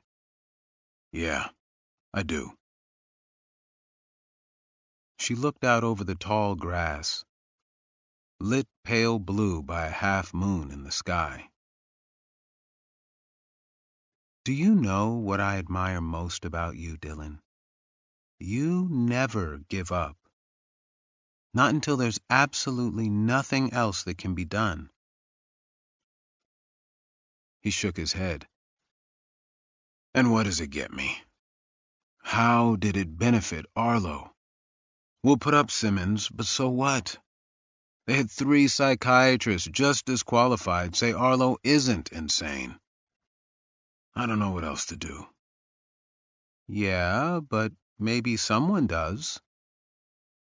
"Who?" "It's not like when we first started, Dylan, where it's just us and law enforcement and that's it. There's a whole community of amateur investigators. I guess you'd call them web sleuths. They dig into cold cases or interesting current cases and become obsessed with them. And they're good. A lot of times even better than law enforcement. Maybe they know something about this case that we've missed. How have I not heard of them before? Because you still like to use paper files and write with pencils like a caveman? I bet even Marky knows about web sleuths. Let's dig around and see what we turn up. Couldn't make the case worse for us, I guess. She squeezed his hand and then stood up.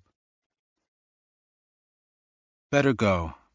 Just know I'm here for you, no matter what. He watched as she got into her truck and drove away, leaving him alone in the dark with the crickets. He rose and leaned against the banister of the porch, enjoying the rough texture of the old wood underneath his hands. He finished the last beer, then went to the computer in his home office. 70. Lily had been right. After only a few searches, it became clear there were thousands of people who considered themselves online detectives, all working to find perpetrators for crimes law enforcement had given up on or diving into current cases in areas law enforcement wasn't exploring. Dylan found a message board dedicated to Arlo Ward and saw that there were 1,412 posts, with almost 4,600 replies. He got an energy drink out of the fridge, sat back down, and began to read.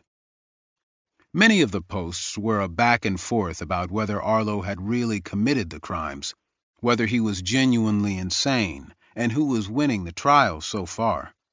The consensus was that Arlo would be convicted, that it was his wife's testimony that would put him away, and that the defense attorneys should have done everything possible to prevent her from testifying. I tried, jerk-offs. One post did talk about how cute the male defense attorney was, and Dylan read all the replies to that one. He scrolled through the dozens of posts about various aspects of the case, and one, posted by a user named Obsessed with Crimes, had a single line that caught his attention. Does anyone else find it weird how similar this is to the Angel Lake killings? Dylan had never heard about the Angel Lake killings. He quickly went to Google and searched. Only a few pieces came up, all from several years ago, and he read the article in the Las Vegas Sun, then a post on a blog, then a report on the local news station's website. 2 campers, a husband and wife, had been murdered near the shore of Angel Lake with a blunt instrument. That was it. There was no other description in any of the sources about how they were killed. No photographs of the crime scene, no autopsy photos, no pictures of coroner assistants hauling away bodies. The media lived for cases like this and described them in as much horrific detail as they could. The only time Dylan had ever seen stories sanitized of the particulars was when law enforcement requested it, or a judge ordered it. At the bottom of the Las Vegas Sun article, he read something that made his heart drop and quickened his breath. The detective assigned to the Angel Lake killings had been Hank Phillips of the Jackson County Sheriff's Office. Dylan minimized all the windows on his computer and brought up a new document. He typed in the heading, Motion for Finding of Prosecutorial Misconduct and Request for a Mistrial. 71. They purposely hid this from the defense in violation of every discovery rule known to man, Dylan said. The courtroom had been emptied except for the judge, bailiffs, clerks, and lawyers. Even Holly Fallows had been escorted out. Arlo sat quietly and watched, looking like he didn't understand what was happening. The state withheld exculpatory evidence from the defense that would have greatly impacted both defense strategy and plea bargaining on this case. Kelly replied, "Nonsense. The Angel Lake killings were an unrelated crime from 6 years ago that has no relevance to this case, Your Honor. I would direct your attention to the police report our investigators secured that I've added as an addendum to the defense's motion. You'll see that the two victims, Marty and Carolyn Benet, were killed, according to the coroner's report, with what was most likely a baseball bat. The bodies were then mutilated with a large knife or machete and posed in gruesome, sexually suggestive ways that are not only similar, but identical to the posing of the bodies here. And Miss Whitewolf is correct. This was 6 years ago, several months before my client moved to the state of Nevada. These murders have nothing to do with this case. We did briefly look at this in comparison to the actions of the defendant. We found that there were dissimilarities that did not warrant further investigation. This was work product, and as such, we are under no obligation to turn it over to the defense. This is just the defense. This was exculpatory evidence that could have changed this entire case. The state had a duty to hand this over. The defense could easily, and should have, searched for similar cases in the state themselves. We're under no obligation to do their job for them.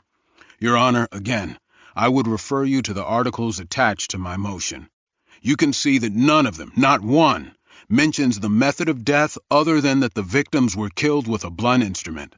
None of them mention the mutilation or the posing of the bodies. How exactly could I have found this when none of it was ever released to the public?" Judge Hamilton said, "So why is it the state's malfeasance if these publications didn't release the details? Perhaps they simply thought they were too gory."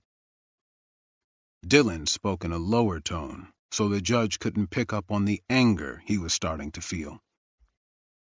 "It is the defense's assertion that the state got a sealed court order demanding that these publications not reveal any of the details of what occurred. It is a tactic commonly used by law enforcement so they can separate those taking credit for crimes from those who actually committed the crimes. I had no reasonable way to find this case.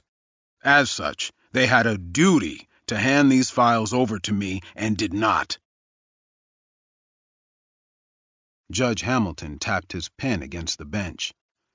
"So the remedy you're asking for is a mistrial. I don't think that's warranted, Mr. Astor. The jury has heard nothing about this, and there's still time for you to present it to them. I'm going to deny your motion for a mistrial." "Then, Your Honor, in the alternative, we would ask to change Mr. Ward's plea from not guilty by reason of insanity to straight not guilty." "What?" Kelly said. "They can't simply change a plea once the prosecution has already rested, Your Honor." Arlo tugged at Dylan's suit coat. "I don't want that, Dylan." Dylan leaned down. "Honestly, Arlo, I don't give a damn what you want. I'm saving your life whether you want me to or not. Don't interrupt me again, or I'll have 'em gag you." He said it with such force that Arlo seemed to understand there would be no argument. He put his head down and stared at the table. "This was exculpatory, Your Honor. The court knows it, and the state knows it. At the very least, we should be allowed to change our plea to better fit the case in light of withheld evidence." The judge looked between them. "Ms. Whitewolf, were the details of the method of death and post-mortem injuries of the Benets withheld from the public? At the time, we had no leads and no motive for anyone to harm the victims, but we felt we might be able to draw the perpetrator out. I was informed by a criminal psychologist I consulted that these types of perpetrators crave attention, and by denying them that, it would cause them to attempt to get it, perhaps by sending letters to us or the media.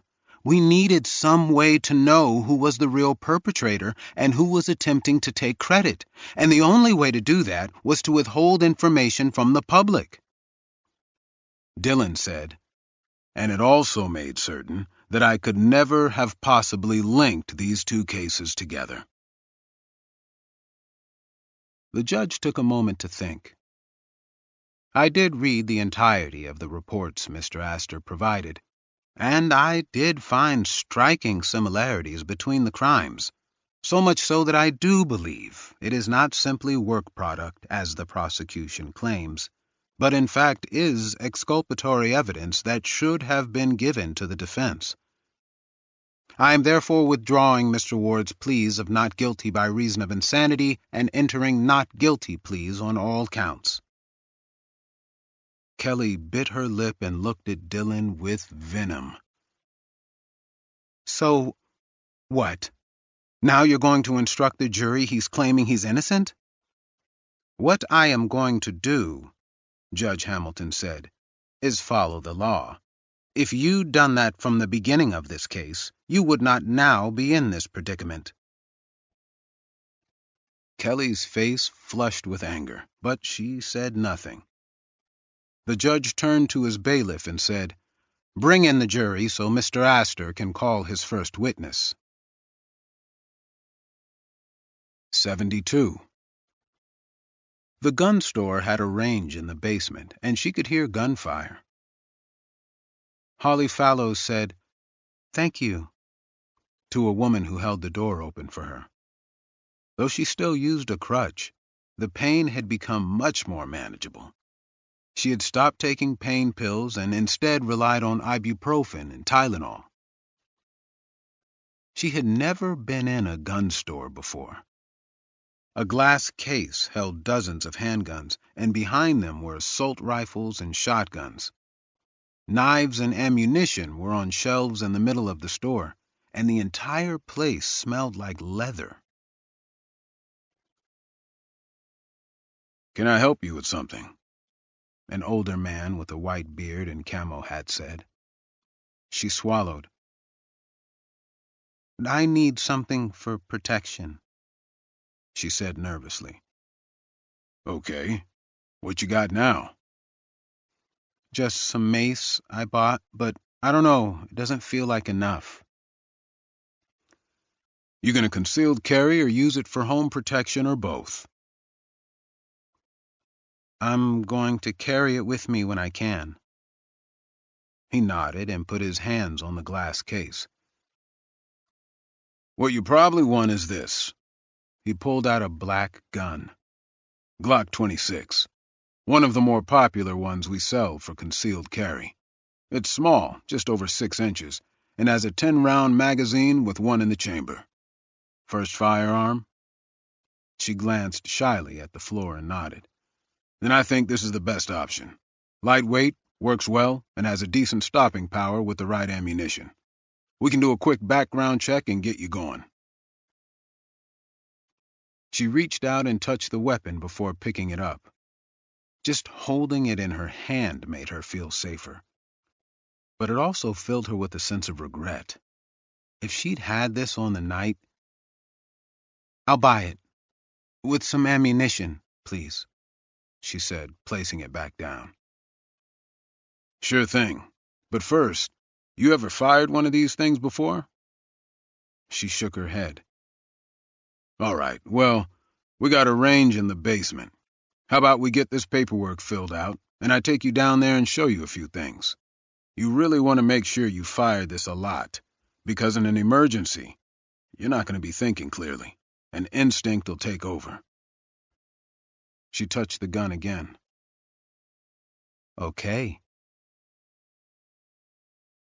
73. The defense recalls Detective Phillips to the stand. The change of plea had been announced to the jury, and the jury instructions modified. The judge explained it for a good half hour before letting the defense call Detective Phillips. Dillon handled the cross-examination, and spent the first few minutes lulling the detective into a rhythm with easy questions he didn't need to think about to answer. A tactic Dillon liked to use to jar the witness when he got to the meat of what he was attacking them with. "I'd like to turn your attention to something, Detective Phillips," Dillon said. "I've handed you a police report you wrote over 6 years ago. Do you recognize it?" "I do." "It's for the murders of 2 campers, Marty and Carolyn Benet, correct?" "Yes." "Tell us about their deaths." Phillips cleared his throat. "The victims were camping at Angel Lake here in Jackson County. The campsite was in a secluded area without anyone else nearby. At some point during their first night there, the perpetrator found them and attacked them. The tent was torn, so we assumed he cut through it to get inside. Mr. Benet was attacked first and killed. His wife made it out of the tent and ran about 30 feet before being killed." "What did the coroner conclude they were killed with?" Phillips glanced at the jury and cleared his throat again. "Head trauma from a blood instrument." "So the murder weapon could have been, say, a baseball bat?" "Could have been, yes." "In fact, the coroner states a bat is the most likely murder weapon, yeah?"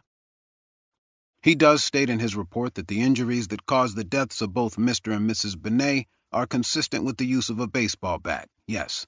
But no murder weapon was ever found to confirm this." "What happened to the bodies after they were killed?" "They were mutilated." "Mutilated and then posed, correct?" "Yes." "Posed in obscene ways?" "I would say so, yes." "Did you find a knife or machete nearby?" "No, we did not." Dillon held up the photos of the Benet's corpses. He showed them to Kelly and then slowly walked them past the jury. "Detective, do the poses remind you of anything?" "Remind me of anything?" "Do they remind you of any current cases you're working?" Phillips was silent a moment. "Yes, they do. They are similar to the poses in the case with Mr. Ward." "Not just similar." Dillon took a large color photograph of William Page post-mortem and a color photograph of Marty Benet post-mortem and held them up to the jury. "Not just similar, but the same. Isn't that right?" "There were some differences that I believe the jury is looking at 2 photos right now, Detective." Dillon turned the photos toward him. "Are these poses the same, or aren't they?" He glanced at Kelly, who was sitting with her arms folded, her jaw clenched. "Yes, they are nearly the same." "You and Miss Whitewolf didn't release the details of these killings to the public, did you, Detective?" "Objection, relevance." "Overruled." Hank Phillips blushed and started sweating. Dillon stood right in front of him, close enough that he could smell his cologne. "We felt at the time that—" "No, Detective. No. I don't care about your feelings. I asked you a question. Did you make the details of these killings public?" He looked at the jury, then back to Dillon. "No, we did not." "And you didn't hand these reports over to me, did you?" "No, after investigation, we didn't feel they were relevant to the matter at hand." Dillon took another step closer. "A couple killed with a baseball bat while camping, mutilated post-mortem, and then posed, and you didn't think it was relevant for me or this jury to know about it? Boy, I would love to see what you think is relevant then." "Objection." "Withdrawn."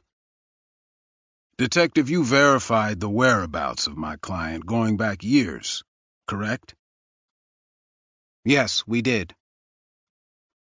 "Where was he 6 years ago in July?" Phillips swallowed. He was living in Oregon at the time after following his brother out there from North Dakota. And on what date were the Benets killed, Detective? Philip's jaw muscles flexed and relaxed. He looked over to the prosecution table, and he and Kelly exchanged a glance. 6 years ago, on July the 10th. Do you have any evidence, Detective, that Arlo Ward was in Nevada at the time the Benets were killed? No, we don't. In fact, when you first arrested him, it reminded you of the Benets murder, and you looked up where he was at the time, yeah?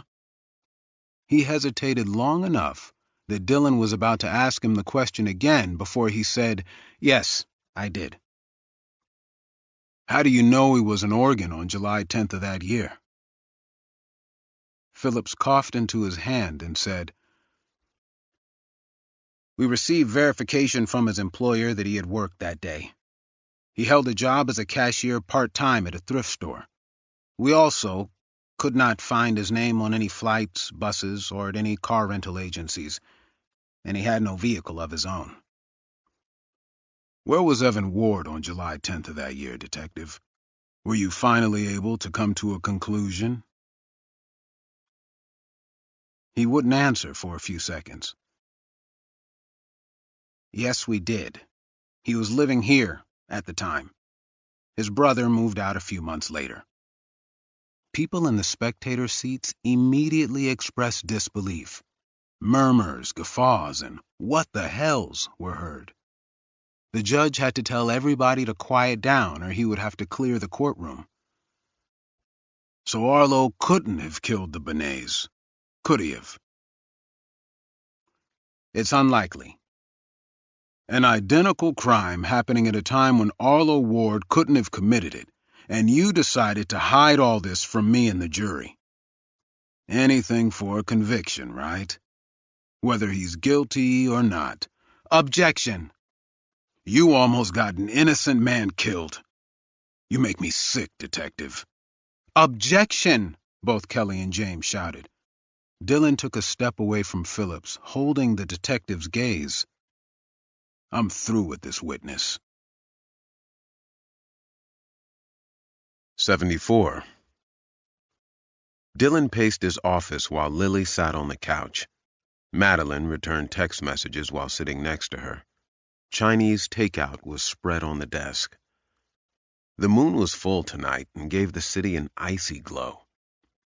He thought his office was starting to smell like sweat because of all the late nights with a broken air conditioner. He opened a window, and warm air bathed in. We have to put Arlo on, Dylan said. It's risky, and Philip's testimony was devastating to their case. It's enough for reasonable doubt. I agree, Madeline said, looking up from her phone. That was brutal for them today. For us as lawyers, maybe.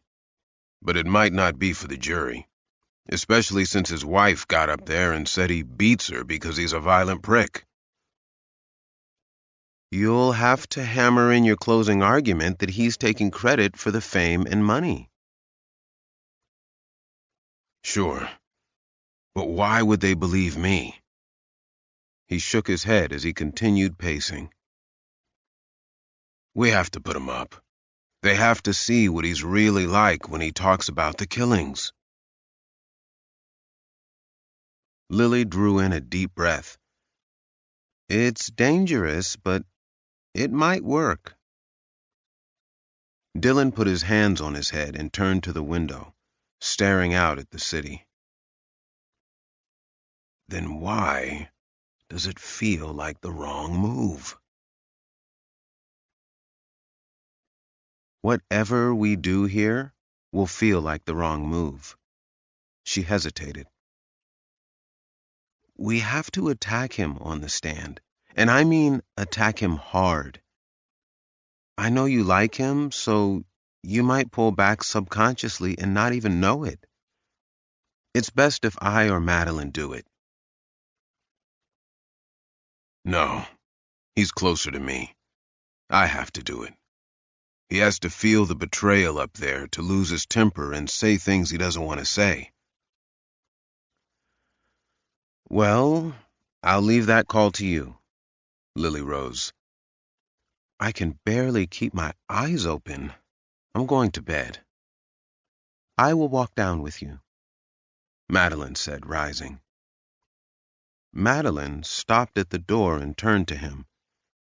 Dylan, whatever happens, you tried an amazing case. I'm proud to have worked with you. She gave a melancholic little smile and left. He turned back to the windows and stared at the empty courthouse. The statue of Lady Justice lit up with the headlights of a passing car and then faded to darkness again. 75. Arlo looked terrified on the stand, like a child at an assembly who had to give a speech in front of the entire school. He tried to pour some water into a plastic cup and spilled it, then tried to mop it up with tissues and just spread it around instead. The bailiff came over with paper towels and cleaned up the mess himself. Thanks, Arlo said. The bailiff just grunted. Arlo, I want you to take me back to the night you picked out these particular victims, Dylan said calmly. Okay. Who did you notice first? The girl, April. She was really pretty. Like the kind of pretty you see on magazines. So she was the first. Then I noticed Holly and then the two boys. What was April wearing? Excuse me? What was she wearing? You watched them a while, followed them up the trail, so what were they wearing? I noticed the police never asked you that. She was wearing camping clothes. I don't know how to explain it better than that. Jeans? Yeah, jeans. Flannel shirt? I think that's right, yeah. Your Honor, may I approach? You may. Dylan picked up one of the large color photographs Kelly had already introduced, clothing that had been removed from April Fallows and found crumpled on the ground. You recognize this, Arlo? Arlo didn't respond. It's April Fallows' clothes. Please, tell the jury what she was wearing. Dylan turned the photograph toward the jury and walked up and down near the banister so they could all get a good look. She was wearing shorts. Shorts. That's right. And not even denim shorts, but canvas. Yeah, I just forgot. It was really dark. What was Holly Fallows wearing? Arlo said nothing for a while. I don't remember what they were wearing. I was more concerned with how I was going to do it. By do it, you mean kill them, right? Yeah. Let's talk about that for a second. You said to the police you held April Fallows down onto the fire with your boot on her back, right? Objection, leading, Kelly said. Permission to treat the witness as hostile. I'll allow it. Dylan turned back to Arlo. You held her in the fire with your boot on her back, yeah? Yes. There were no burn or char marks found on your boots, were there? He swallowed. I guess not. Your hands and feet had no burn marks the night the police examined you, did they? No. Dylan stood in front of Arlo. How many times did you swing the bat to crush William Page's skull? I don't know. I kept swinging until he fell down. So like 2, 3? Probably 2. Arlo, I'd like to refer you to the coroner's report, something you haven't read, right? I haven't. What does it say right here? The highlighted passage. Arlo was silent. Arlo, please tell the jury what it says. He cleared his throat. It says that William Page had at least 4 injuries to his skull from a blunt object, most likely a baseball bat. 4. So whoever killed him took 4 swipes to knock him out and crush his skull. It'd be pretty hard to crush a grown man's skull with 2 swipes of a bat, wouldn't it? Arlo swallowed. I killed him, Mr. Astor. I did it. Just because I don't remember the details doesn't mean anything. What color hair did April Fallows have? What? What color hair did she have? Blonde. All blonde? Yes. Dylan picked up another photo. A close-up of April's face, clearly showing red tips in her hair, with a red streak going down the left side. It's not all blonde, is it? That's too hard to see in the dark. Yeah, but you cut them up for, how long would you say? At least an hour, right? You claim you decapitated her post-mortem, but you didn't notice she had red hair. Arlo said nothing. What kind of shoes was April wearing? I don't know. It was dark. What kind of shoes was William Page wearing? I don't know. What about Michael Turner? He shifted in his seat, and the first flash of anger appeared on his face. I already told you it was really dark and I couldn't see. These bodies were posed sometime after death, right? Yes, he said, a slight smile returning now. I thought it'd be fun to terrorize Miss Holly Fallows when she came back and took it all in. Dylan had to resist the urge to look back to Holly Fallows for her reaction. Right. And so when you posed these bodies, you had to lift the severed limbs, correct? I did. That would include the legs. The killer cut off both of Ms. Fallows's and Mr. Turner's legs at the knees. The way they were arranged, he would have had to pick those up, correct? Arlo started nervously rubbing his fingers together. Yes. So you take the clothes off, but leave the shoes on. Pick up the legs, hold them in your hands. Take the time to arrange everything. And you can't tell us what kind of shoes they were wearing? It's not like that. When you kill people, everything moves quickly. It's like your brain is on autopilot. You don't notice the details. Oh, but in your confession, you do mention the details, don't you? You talk about how far you ran after Holly, about how the bat felt when it came down on Mr. Turner's head, how you set up the bear trap to catch him. Speaking of which, he turned to the judge. Your Honor, I would like permission to have Mr. Ward give a demonstration to the jury. You may. Dylan went to the clerk and asked for 2 exhibits that had already been introduced into evidence.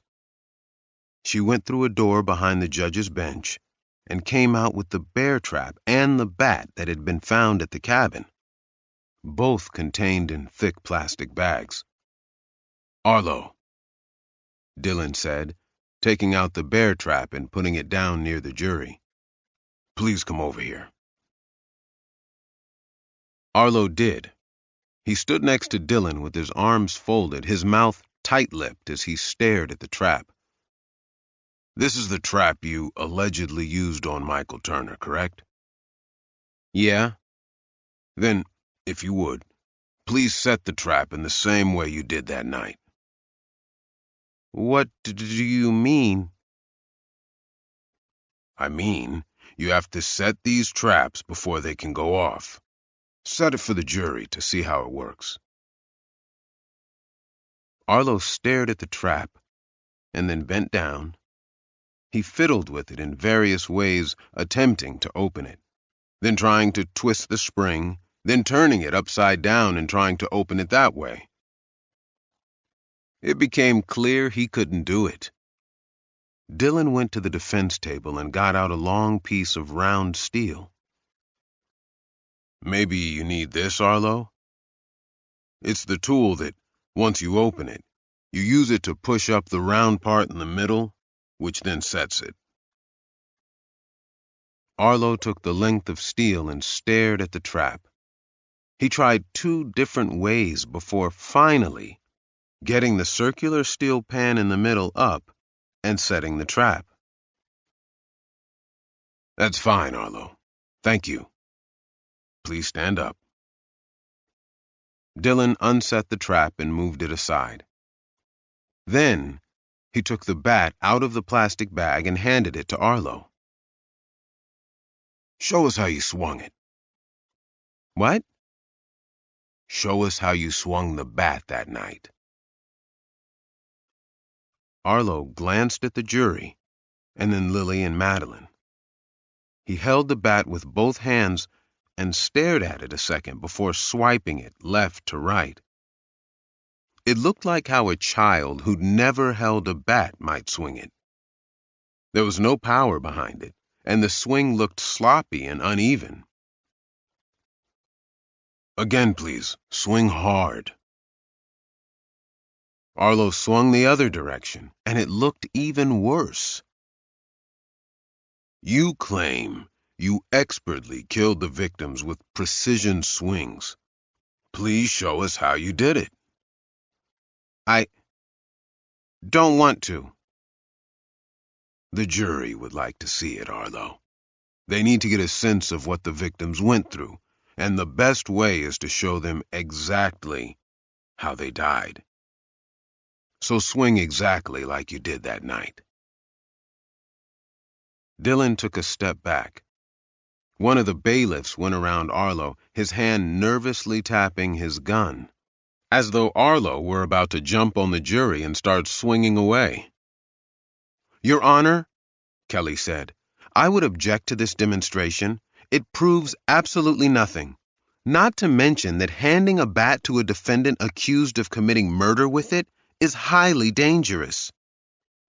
"We have bailiffs here ready to tase if necessary, Judge, and the jury should be the ones deciding whether Arlo actually knows how to swing this thing or not." The judge tapped his pen against the desk. He was taking too long to think. For the cameras, Dylan added, "I think any judge would want to remain objective on this, Your Honor. If the court is fearful for its safety, we can put ankle restraints on Mr. Ward and bring him farther away from the jury." He nodded. "Yes, why don't we do that? Bailiff?" They took the bat out of Arlo's hands and then strapped cuffs to each ankle connected by a length of chain, short enough that if he tried to move quickly, he would stumble. Dylan moved him farther away from the jury and near the defense table. "Go ahead. Swing." Arlo swung. He swung so hard that he went off balance, creating a whiff of air that filled the silent courtroom before he stumbled and had to correct himself. "One more time." Arlo swallowed, his face red. "No." "No? But you're an expert at swinging a bat. These people were fighting for their lives, and you still managed to take them down. I mean, it's really an amazing feat. killing targets with such a cumbersome weapon while they're fighting you. Let's take another swing and show the jury how you did it." Arlo set the bat down on the defense table. "No." "You don't want to show 'em because you can't do it. Can you, Arlo?" "I killed those people." "You killed those people, but you can't even swing a bat without almost falling over?" Before Kelly could get out an objection, Dylan said, "You can sit back down in the witness box, Arlo." 76. Once the ankle restraints were removed and Arlo was seated, Dylan came into his space and stared into his pupils, clearly unnerving him as he began to fidget and shift in his chair. "April Fallows was missing her kidneys. Did you take her kidneys?" "Yes, but I left them there." "How'd you cut 'em out?" "With a hunting knife." "What hunting knife?" "Just a knife. I threw it over a cliff when I was done. That's why they didn't find it." "See, that's interesting," Dylan said, taking a step back. "Because April Fallows only had one kidney, her left kidney. She'd lost her right kidney in an accident when she was 16, and her left kidney was found at the scene." Everyone in the courtroom sat in dead silence. Even the crowd of reporters in the media box didn't write anything or glance down to their phones. Arlo noticed the focused attention. He couldn't look up from the floor. "I get confused sometimes. It happened so fast and it was dark. And I get confused because of my illness." "You weren't confused when you confessed. The detectives asked you for all the details, and you never mentioned she only had one kidney, did you?" "No." "Now you say you remember she only had one, but you couldn't tell me what their hair was like, what shoes they wore, or what clothes they wore. You couldn't even swing a bat hard enough to hurt a child, much less a college football player." "Objection," Kelly said. "It's not because you're confused, Arlo. It's because you didn't kill these people, did you?" "Objection, Your Honor." "No," Arlo said. "No, I did. I killed them, and I'm famous now." "You didn't kill anybody. Whoever killed the Benets killed these people." "No," Arlo said, panic in his voice now. "No, that's not what happened." "I have a recording of a phone call between you and your wife at the jail dated 27 days ago. I'd like to play it for the jury." Arlo glanced at the jury and then turned his eyes back to the floor. Dylan handed the disc to the clerk. Kelly objected on foundational grounds, and Dylan gave her and the judge a signed document by the clerk at the jail that the disc was an authentic recording made on the date stated. Voices came through the speakers in the courtroom. "I miss you." "I miss you too."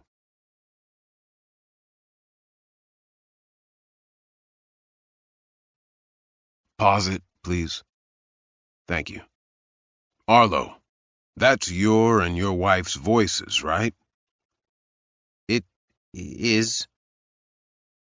He was trembling now and had lost all the color in his face.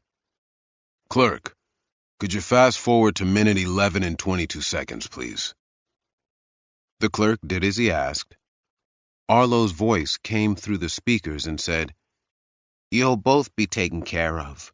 Amy is never going to have to worry about money again. I want you to put her in a private school, a good one. I want her to have everything I didn't have growing up." "What she needs is her daddy, Arlo."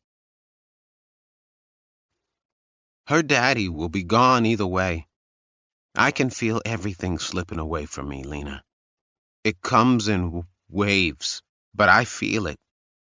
You won't even recognize me anymore. I'll just be gone. It's better this way. Thank you, clerk. You can stop it, Dylan said, folding his arms but not moving an inch away from Arlo. A man's first job is to take care of his family, right?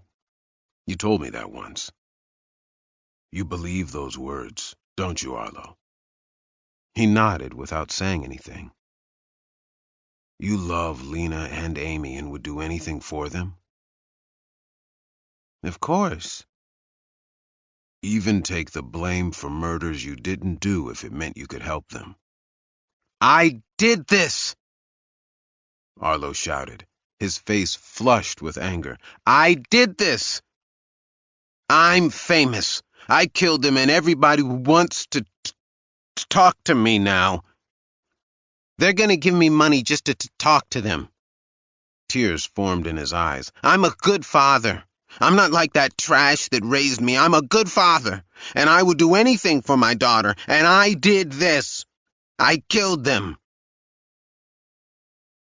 He sobbed now, his shoulders slumping as his hand covered his eyes. Please, Dylan, please don't take this away from me. I'll just become a burden to them. Please. He looked directly at the jury as tears came. Please don't take this away from me. Dylan watched him a moment and then turned to the jury. One of the jurors had tears in her eyes. We don't execute innocent people, Arlo, Dylan said, no matter how much they want to be executed. 77. Kelly's cross-examination of Arlo went through all the details of his confession, and she played the video, again, with her asking questions about it throughout, and Arlo answering gleefully. It took several hours, but introduced nothing new. It was just a tactic to force the jury to watch the confession in full again. Dr. Simmons was next to testify, and told the jury precisely what Dylan had hoped he would. Arlo Ward was doing this for the attention and likely hadn't murdered anyone. Kelly attacked him on the fact that he couldn't possibly know what Arlo was thinking and ended with, "Have you ever been deceived by a patient?" "Yes, I have. All psychiatrists have." In fact, when you were on the board for a care facility for the mentally ill, you approved the release of a man named Ian Rupert Bell, correct? Yes. And I have here your report about his release, where you state that he was ready to be reintegrated into society and had reformed, and I quote, "as much as any patient in here can reform."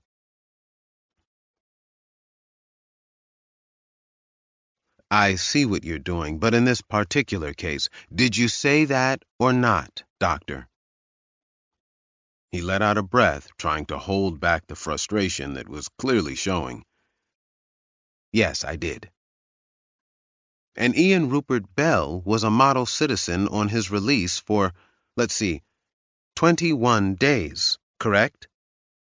Dr. Simmons hesitated. Yes, he was. Then what happened on day 22, doctor? You're treating this as if it were an exact science like mathematics. The human mind is enormously... I will ask you again, since you apparently do not want to answer my question. What happened on day 22 of his release? Dr. Simmons swallowed and glanced at Dylan. He killed his wife. Wow!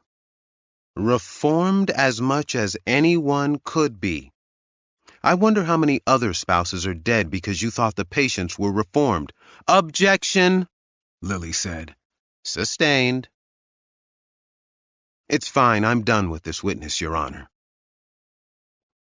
Judge Hamilton said, "You are excused, Dr. Simmons. The defense may call their next witness." Dillon rose, looked at Arlo, looked at the jury, and said, "The defense rests." "Any rebuttal witnesses from the state?" "No, Your Honor." Judge Hamilton tapped his pen a few times and said, "I believe we have enough time to begin the state's closing statements, if you'd like to proceed, Ms. Whitewolf. Or if you'd prefer, we can wait until tomorrow." "I'm sure the jury is tired from a full day of testimony. I'd prefer to begin in the morning." "I think that's best as well. Court is adjourned until morning." While most everyone in the courtroom hurriedly shuffled out to use the bathroom and make calls they'd been ignoring, Arlo remained seated. Dillon sat on the edge of the table and stared at him until he looked up. "That's not what I wanted, Dillon. You made them think I didn't do it." "No, I didn't. We might lose, Arlo. You still might get that needle in your arm. But at least this way, I know I did everything I could to save your life. Maybe you'll hate me, but you'll be alive to do the hating." 78.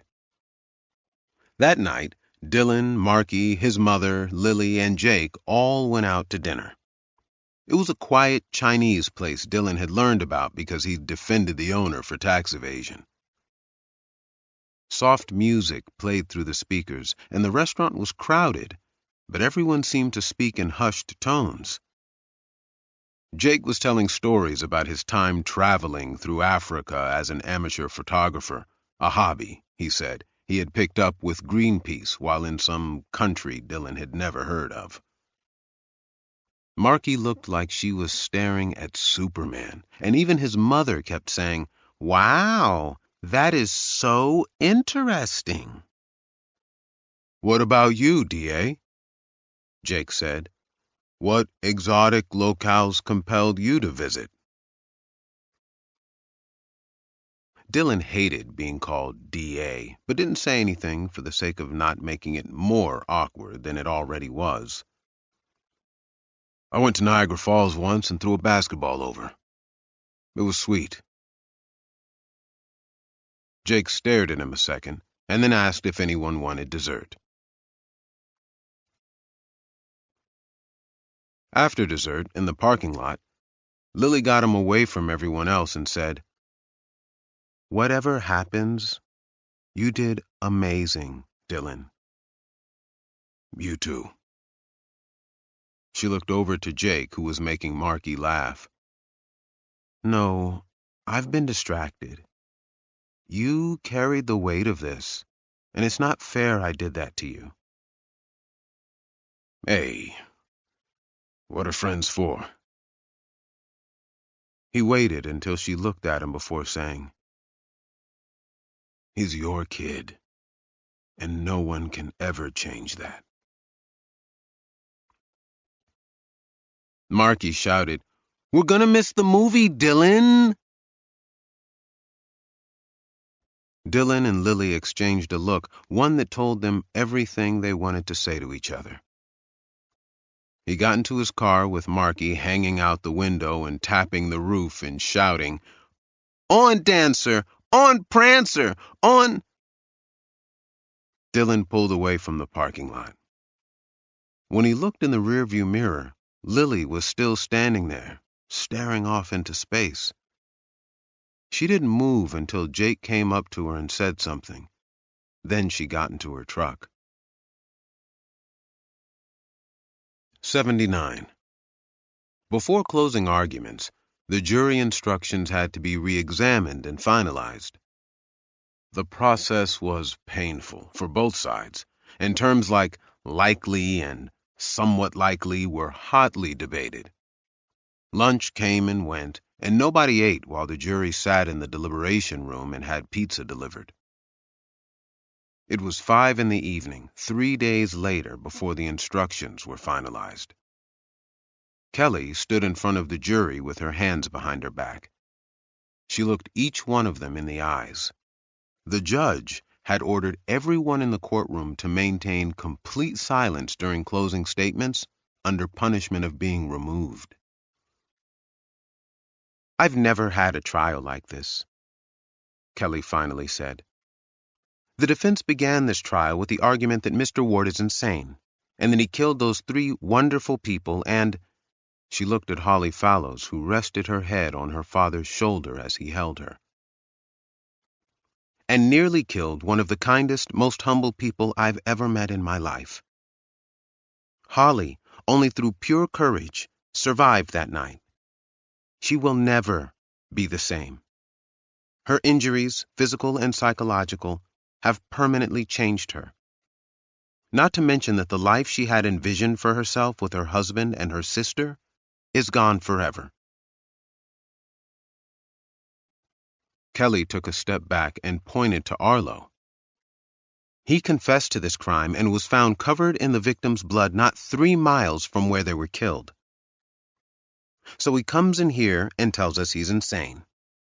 He didn't know what he was doing. He didn't know it was wrong to crush someone's head with a baseball bat or to cut off arms and legs and pose them in the most horrific ways possible. He can't be held responsible because he just didn't know it was wrong." As if that weren't ridiculous enough, he then changes his plea at the very end of the trial and says, "Surprise, I'm not crazy. I just didn't do it." It's a level of maneuvering that anyone would look at and say, "This guy must be insane to do all this." It's chaos. She put her arms behind her again and looked each juror in the eyes. It's not insane. It's not random. It's not chaotic. It's genius. Absolute genius. A stroke of inspired brilliance. Arlo Ward isn't some hapless victim of circumstance. He is a chess grandmaster who set this game up with sheer cleverness. He also isn't some sympathetic, mentally ill savior who is doing all this to save his family. If he wanted to write a book, then just write a book, get an agent, and sell it. Maybe it would have sold, maybe it wouldn't have. But the point is, he didn't try. He didn't try anything else. He went straight to taking the lives of innocent young men and women who did absolutely nothing to deserve the barbaric way they were killed. But the real problem for Mr. Ward is Holly's bravery and resourcefulness. He didn't count on anyone getting away. He probably wanted to clean the crime scene before he left, dispose of the bodies, find a change of clothing. But he couldn't do any of that because Holly got away. And he had no idea how long it would take for her to flag someone down and get the police out there. He quickly double-checked the bodies to make sure they looked like the Benays killings, which he no doubt learned about at some point, and then jumped into his car, covered in blood, and raced home as fast as he could. And that's where luck came into play. That stretch of highway is known as a speed trap, and a squad car was quietly waiting on the side of the road watching for speeders. They clocked the defendant at almost 30 miles over the speed limit, nearly 100 miles an hour. Why would he possibly be traveling that fast on a highway known for having a police presence? This is where his genius really shines. He can't just say nothing happened, because Holly might have survived and there would be a report of a speeder covered in blood pulled over near where the murders occurred. So instead, he fully confesses, tells them everything in detail, and then insists that he's guilty and needs to be punished. He knew he couldn't give an alibi, knew the blood would match the victims, and he couldn't be certain Holly wasn't alive to identify him. So he had to think fast, and he did. He concocted this entire story. Careful to give some details, but not too many. Not details that only the killer would know. He gave just enough that it would seem like he was taking credit, but not enough that you would know for certain he did it. He went under hypnosis, as you saw in the video Dr. Simmons played, and fabricated another story of him just happening to stumble onto the horrific scene and thinking, gee, 3 people are dead. How about instead of calling the police, I smear blood all over me and then speed home at 100 miles an hour? This entire show, ladies and gentlemen, was put on for your benefit, to convince you that someone other than Arlo Ward killed Michael, William, April, and almost killed Holly. It's genius, and it almost worked. Mr. Astor and Miss Ricci, both brilliant attorneys, have been nothing but pawns. Arlo Ward needed attorneys that would somehow get not guilty pleas entered while he still maintained that he did it. He needed you to believe that he wanted to get convicted to provide for his wife and child. The wife who took the stand and told you about all the time she had to go to the emergency room because of him. And who knows how many times there were where she didn't go to the emergency room. Kelly paused and intertwined her fingers, taking time to ensure her next words came out the way she wanted. When you go back there and discuss this case, think of what would have had to occur for his story to be true. He happened to be in the exact spot in Coyote Canyon where the victims were. He happened to come by right when they were already dead.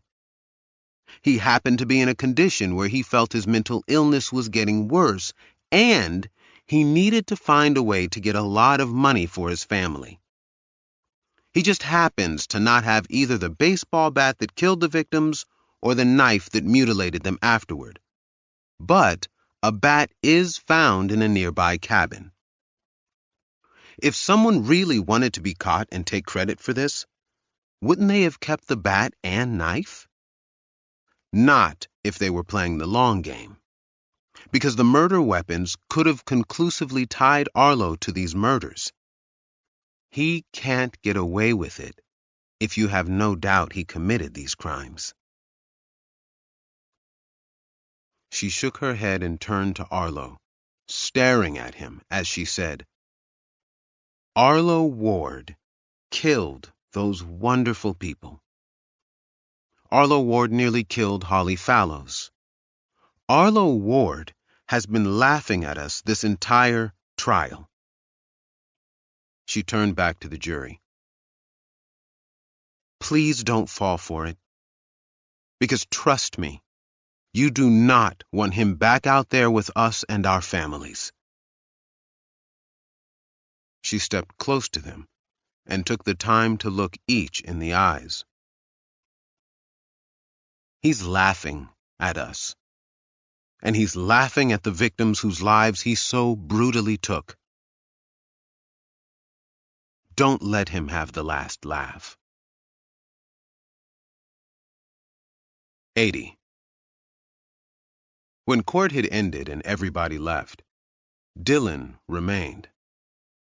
Lily had asked him to dinner, but he said he was too busy finishing up for closing to go. It wasn't the truth. His closing had been completed and memorized. Something dug at his guts and wouldn't let go, and he needed time alone to think.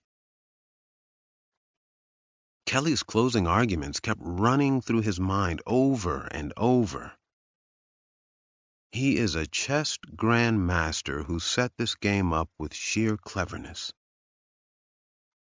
Arlo's favorite game, Go, was an extremely complex game, a game of strategy that required thinking many moves ahead, exactly like chess. Dylan went home and had forgotten to grab dinner, so he ordered a pizza for everyone. Afterward, he went directly to his home office and booted up the computer. The first place he went online was the True Crime Followers Forum and into the subcategory about Arlo Ward's case. He began reading the posts. Many of the new ones were commenting on today's developments and how good the prosecutor's closing had been. But some were saying that she hadn't adequately addressed how Arlo would have learned about the Benet's murders when the police never released the details, and there was a debate about whether it was pure coincidence or if Arlo was simply a copycat of the Benet murderer. Minutes turned into hours without his realizing it. His vision blurred, so he had to take a break and go outside. The air was cool, and the stars were out. He put his hands in his pockets and watched them in the night sky for a long time before going back into his office. He continued reading the forum posts. Some of the web sleuths had done research into Arlo's life. Dylan was surprised how many little pieces of information they had that the police didn't, like the name of Arlo's previous girlfriend and a prior address that wasn't in his history. It was always someone who knew someone else that had the information. Crowdsourcing seemed to have a reach that law enforcement just wasn't set up to have. Dylan guzzled energy drink after energy drink, and it gave him a nervous edge but kept his brain sharp, at least for a little while. After hours of scrolling and reading, his eyes ached and his lower back was screaming. He rose and stretched his arms above his head. He was debating getting some ibuprofen when he glanced down and noticed the topic heading for one of the threads way down on the list. It read, "I can't believe his rating." Dylan sat back down and clicked it. It opened to a screenshot of a list of names, each with a flag and number by it, in a column titled ELO, a word Dylan had to Google and found out was related to the game Go. Arlo was around the center of the list with an American flag and the number 3012. Dylan searched what that meant. It was a numerical score, ranking the different Go players that had played in tournaments. 100 was considered a novice. 1000 was considered an intermediate player. 3000 was considered a world grandmaster. He Googled more about Go scores and found a study that correlated Go scores with IQ and concluded that it was more accurate in predicting IQ than school grades or chosen profession. Dylan experienced heavy nausea. It felt like a boulder was crushing his chest and stomach and growing heavier by the second. He had to take a deep breath and expand his lungs to make sure he still could. The thought couldn't be denied. Arlo Ward might have schizophrenia, but he was very likely also a genius. 81. The jail didn't have many visitors that night, and Dylan scored a private room. He sat at the steel table, rubbing his hands together. Only then, when he looked down at them, did he notice they were shaking. Arlo was brought in and sat at the table. The guard cuffed him to the metal ring near one of the legs and said, "I can only give you 15 minutes this late." "We won't be that long," Dylan said. When the guard had left, they stared at each other. Arlo started to say, "Must be important to wake me up in the middle." The stutter was a nice touch. Arlo sat there a moment. "Excuse me?" "It's just you and me now," No cameras, no other lawyers, no prosecutor, no judge.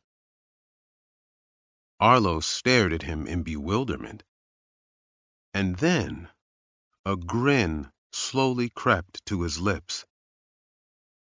Her closing was exquisite, wasn't it? Did she convince you? I found your ghost score. You're a world grandmaster. Then it was just Occam's razor. The simplest explanation is always best. The options are: did you stumble on the scene and want to get famous and you don't know who the killer is? Or did the missing gas station agent kill them and you followed them up there and watched? Or did your brother kill them and then called you down? Or did you actually do it? Arlo clicked his tongue against his teeth. Ted Bundy once said, "It's never the big things that get you caught. It's always the little things you can't plan for." Dylan swallowed but wouldn't move his gaze from Arlo's. Did you kill the Benets too? No. I really wasn't in the state at the time. How'd you know how they were posed? That wasn't public information. He smiled, and the smile was awful. I was in group therapy years ago with a man that talked about the Benets and a couple of others frequently. He never admitted to the murders, of course, but he either killed them or knew who did it. And what a masterpiece that scene was. So unique. Do you know he was going to use Marty Benet for target practice before cutting his throat? He planned to tie him to a tree and shoot him at a distance, but he felt rushed and skipped it. It was his first time killing. I'm sure he's improved by now. Arlo sighed and picked at some loose skin on his thumbnail.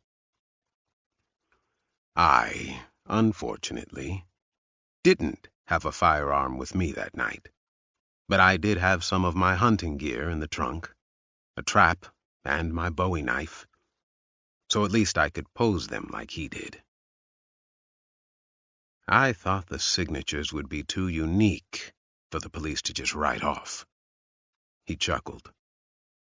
But boy, they surprised us both when they hid that from you. That's just plain unethical, if you ask me. Dylan leaned back, unable to blink or even have coherent thoughts. He couldn't speak for a minute because he thought he might vomit. His hands were trembling badly now, and he put them together under the table so Arlo couldn't see. Have you ever killed anyone else? Arlo shrugged, still picking at his fingers. It's amazing how the gas station attendant, who saw me in line behind them, vanished, isn't it? The devil's in the details, you know.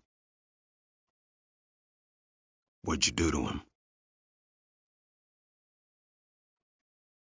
That's not really what you want to ask me, is it? What you really want to ask me is why. Go ahead, ask. A beat of silence passed between them. Why, Arlo? You didn't rob them. You didn't sexually assault them. Why? Arlo inhaled deeply and thought a moment, running his fingertip along a scratch in the metal table someone had made with a pen.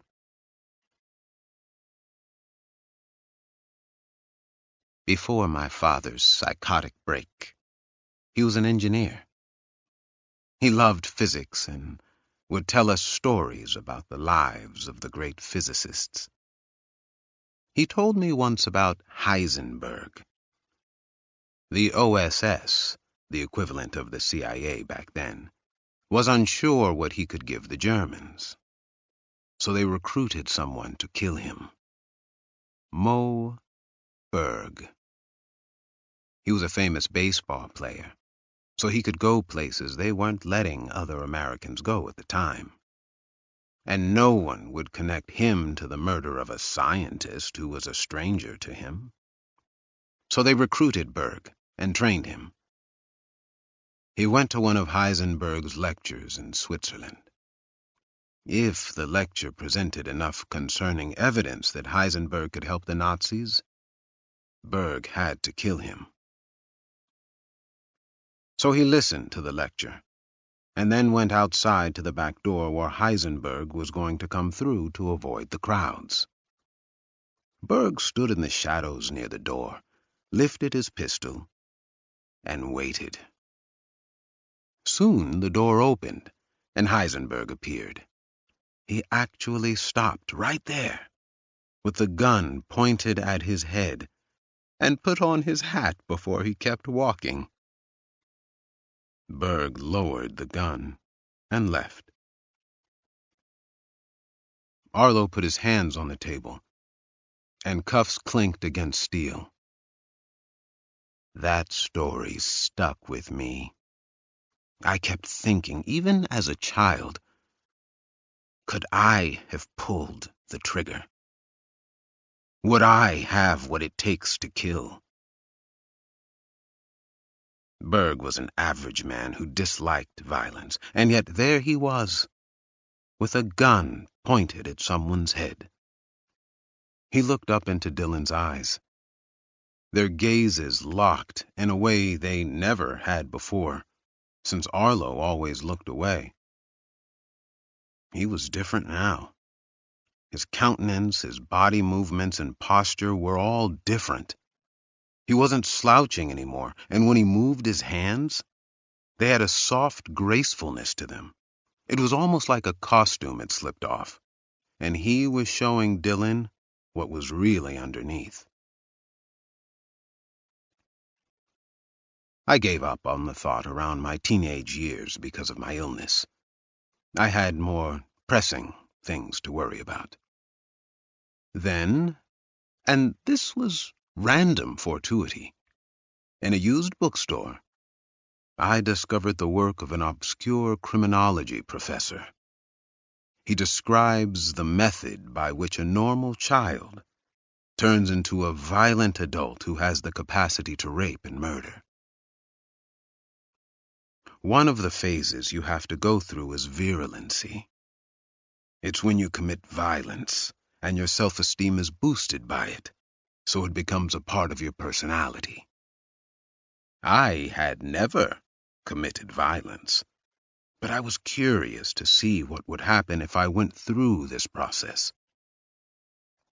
I started small, fistfights with neighbors and such, hitting people with things when they were walking by, throwing rocks at cars with open windows.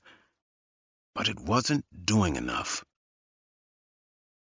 And then I saved that boy's life. That story is true. What does that have to do with anything? I had committed the ultimate virtuous act, risked my life to save the life of an innocent. Everyone called me a hero, but I felt nothing. No elation, no sense of justice, no feeling that I had done the right thing. There was nothing. He inhaled deeply and put his hands together. That's when the story of Moe Berg came to me again. I felt nothing with virtue. Would I feel something with vice? The violence I had been experimenting with was petty and small. I needed to commit the ultimate evil act and measure its effect on me. I needed to murder. He chuckled to himself. You should have seen some of my early attempts. Break-ins at homes that had alarms that made me sprint through backyards, chased by dogs sometimes. Once, my foot was run over by a car when I tried to force a woman out. It was almost comical. Then, fortune struck again. I was at a gas station when 4 young, good-looking, likable people were there asking directions to the most secluded area in the state. They were everything that's good in the world. If I killed them, it would be the evilest act I could commit in my circumstances. Arlo's eyes had a distance to them now, a coldness that wasn't there before. How'd you do it? I knew the area well. When my episodes were severe, I would go to Coyote Canyon to be alone. It was a simple matter to follow them and wait for the right time. He shook his head. But that speeding, it was such a childish thing to do. I rushed through everything too quickly. I didn't even have a change of clothing with me.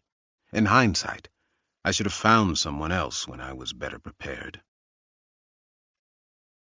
How'd you catch up to Holly? The forest is unforgiving. That poor girl took every wrong turn she could. Then, she ended up exactly where I thought she would. But I will give her this. It took enormous courage to jump. I think I did her a favor and that she found strength she didn't know she had. The thought of Arlo thinking he'd done Holly Fallows a favor made Dylan physically sick. He had to swallow down the bile rising in his throat. Dylan took a breath and looked away. Lena's testimony was real, wasn't it? He nodded. That was actually her sloppy attempt to get away from me. She'd been trying for some time. That Ms. Whitewolf is persuasive, I will give her that. Lena thought I would go to death row and she would go live on the government's dime somewhere. Luckily, though, she knew practically none of the details to share. Though I have to admit, when she took the stand, I thought we were cooked. Dylan leaned forward, keeping his eyes glued to Arlo's. Are you going to hurt her, Arlo? Good attempt, counselor. If I tell you I plan on hurting somebody, you can break privilege and report it. I won't let you harm her. How can I harm her from in here? Don't be foolish. Arlo sighed ruefully, as though remembering a pleasant but regrettable memory. I think we're doing rather well with the jury, given the circumstances, don't you? Dylan stood up and nearly tripped over his chair. Arlo said, You all right, counselor? You look white as a ghost. Dylan hurried out of the jail. He barely made it outside before what little was in his stomach came up onto the pavement. 2 men saw him as they were heading in. One of them laughed. 82. The pounding on the door woke Lily up from a dream she frequently had, picking her son up from school and having him tell her about his day. Such a minor thing that most parents took for granted, but she would have given anything to have. She instinctively looked at the clock on the nightstand. It was almost 3 in the morning. Jake stirred and mumbled, "Who's that?" "How would I know?" She put on a robe and slippers and, just in case, got the 9mm handgun from her gun safe. She held it behind her back as she looked through the peephole. Jake yawned from the bedroom. "What the hell?" she mumbled. She put the gun on a small table that had a potted plant on it and opened the door. Dylan stood there, red-eyed, swaying, his clothes disheveled and his hair messy. "What are you doing, Dylan? It's almost 3 in the morning." Hey, the party never stops, right? Isn't that what you're always telling me? That I need to relax and have more fun. He brushed past her and said, Wake Jakey, boy. Let's make it a real party. You got any tequila? "How much have you had to drink?" I don't know, but there's always room for more. "Sit down," she said, helping him to the kitchen table. "I'm making you some coffee." Only if it's got rum in it. Hey, he said, lightly gripping her arm. You got any weed? 'Cause I could really go for some right now. "No, Dylan," she said, pulling away. "I don't have any weed. Just don't move." Jake came out of the bedroom. He was wearing pajama bottoms but no top. He saw Dylan and said, "What's going on?" Nothing, man. I'm just here to party with my best friend. We are best friends, aren't we, Lil? Anyway, you should join us. I think we're gonna have tequila and try to score some weed. Jake looked at Lily and she said, "We most certainly are not. I'm brewing him some coffee." Spike it with a little bit of Kahlua, please. Just a tiny bit. Lily put on the pot and then came over to the kitchen table. "Jake, can you give us a minute?" Yeah, sure, he said, not taking his eyes off Dylan. You take it easy. All right, Dylan? Jakey boy, I've always liked you. I thought you were kind of a douchebag at first with your red Porsche and dress shoes with jeans. But the more I get to know you, the more I like you. Jake grimaced and left.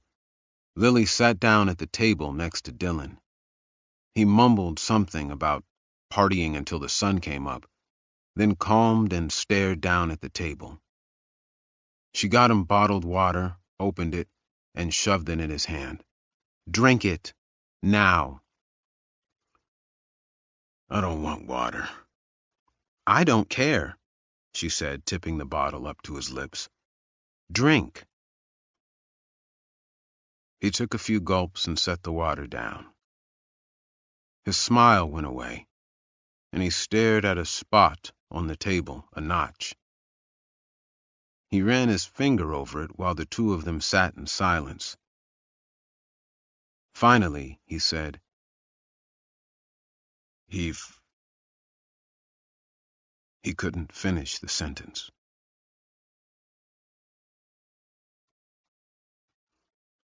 The coffee was ready, and Lily poured him a cup and brought it over. He drank a sip and set it down next to the water.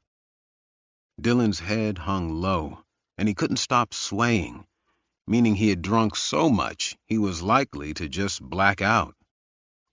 "Did you drive?"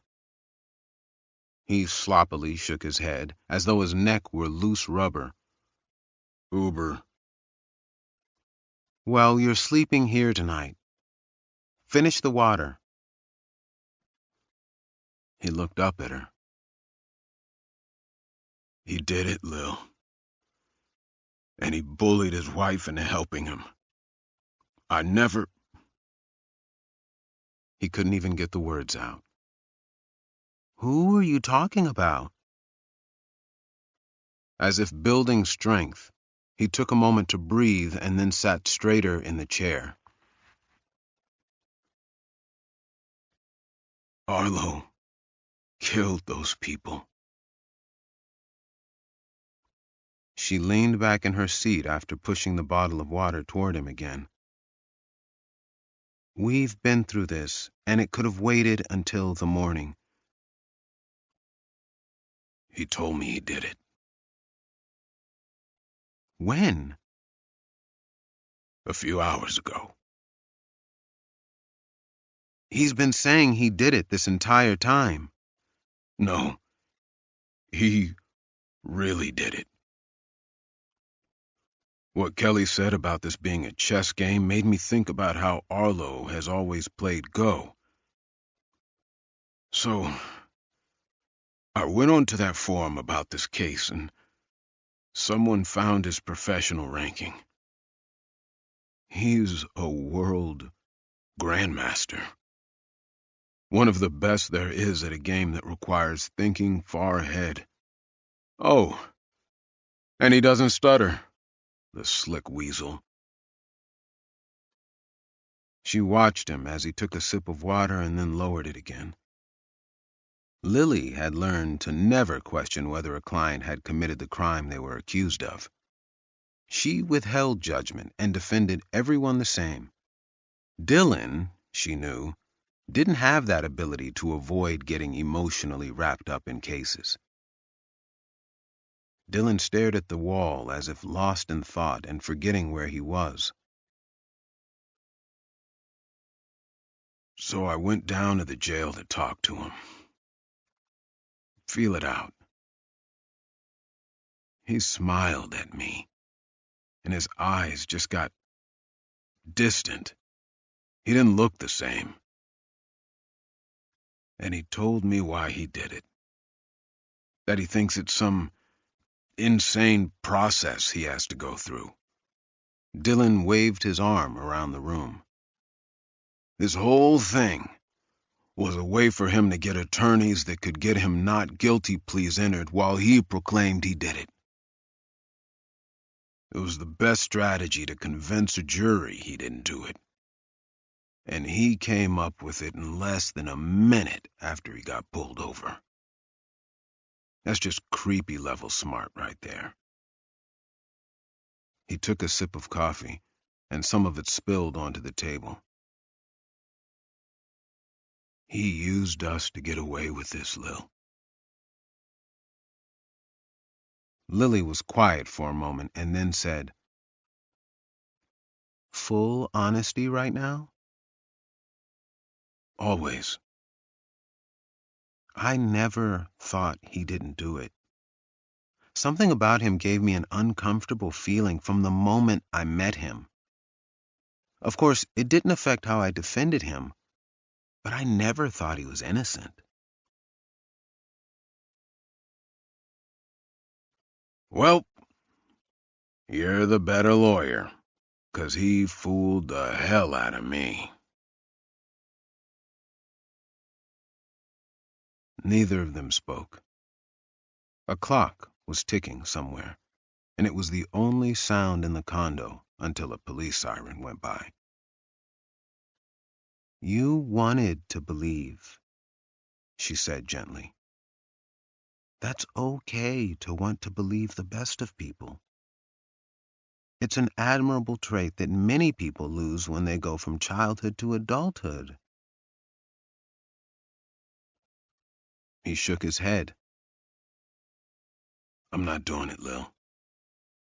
I'm withdrawing from the case tomorrow. "You can't." Watch me. "I'll do the closing." No, he snapped. No, you can't do it either. You don't want this on you any more than it already is. We're not doing it. We're withdrawing. She took a deep breath and stood up. Dylan, I want to show you something. She went to her office and came back with a manila envelope. She laid it in front of him. Open it. Dylan opened it and pulled out the police reports from one of their first cases, along with an order for dismissal. Oscar Beltran. You remember him? He was facing life for the sexual assault of a 20-year-old woman, and the only evidence against him was her testimony. One of the first cases you and I ever had at our own firm. What did you do? He didn't answer, and she touched his hand. What did you do, Dylan? She asked tenderly. He swallowed and said, He said he'd been at a college ball game at the time. So I watched the game several times in slow motion until I found a shot of him in the crowd. Yeah, and it got the case dismissed. And then the real rapist was arrested a few months later and looked just like Oscar. If it wasn't for you, Oscar, a father of 3, would have spent the rest of his life in prison for something he didn't do. You saved that man's life and spared his family torture I can't even imagine. She took his hand. If you want to defend the innocent, you have to defend the guilty too. It's all or nothing. You need to ask yourself, do you believe in what we do or don't you? Is the Constitution something real to you? Or is it just a piece of paper that we can disregard when it's convenient? But, she said, lifting the file, you will never have another Oscar if you quit because of one Arlo. She set the file down and said, Come on, I'll get you a blanket and pillow. That couch may not look it, but it's really comfortable. After she retrieved the blanket and pillow, she helped him to the couch. He killed those kids, Lil. How can I look those jurors in the eyes and say he didn't? What kind of person can do that? A person that believes in something greater than himself. 83. The judge instructed the jury on what would be happening today. Dylan stared at a spot on the floor and couldn't take his eyes off it. Though he didn't mean to, he sat far from Arlo and leaned away from him. He lightly tapped the pen in his hand against his lips. Mr. Astor, it's time for the defense's closing statements. Dylan didn't move, and no one in the courtroom made a sound. Arlo stared at him. Lily and Madeline watched him. Kelly and everyone at the prosecution table turned to him, and the jury gazed at him. Everyone, waiting. But his eyes didn't move from the floor. Mr. Astor, the judge finally said, are you ready for closing statements? Dylan didn't budge, and his eyes never lifted. Arlo whispered, What are you doing? A slight movement of Dylan's head, and the two were staring at each other. Understanding and animosity in both their eyes. Dylan didn't blink, and Arlo didn't look away. Lily got to her feet and stepped toward the jury. Dylan said, "There's really only one question in this trial, and it's not about Arlo Ward, and it's not about the attorneys or the judge. It's about the 12 of you." He put his pen down and slowly rose as Lily sat back down. The two of them exchanging a quick glance. He buttoned the top button on his suit coat and approached the jury. "Sitting over there is a man who has a severe mental illness. As Dr. Simmons said, probably the most severe mental illness you could have. Acute schizophrenia with both auditory and visual hallucinations. Yes, the government put up 3 doctors that said he knows the difference between right and wrong and that his confession is genuine. But not a single medical professional from the state ever spent more than 2 hours with Arlo.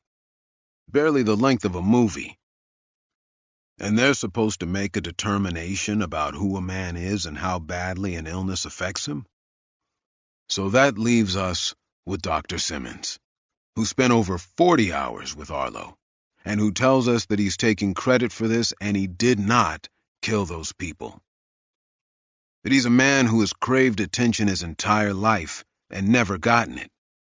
And this is his chance to not only get it, but to have it provide for a wife and child he doesn't believe he can provide for.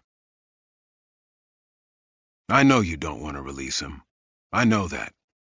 I know you're thinking, what if he really did do it? How many more people would he kill?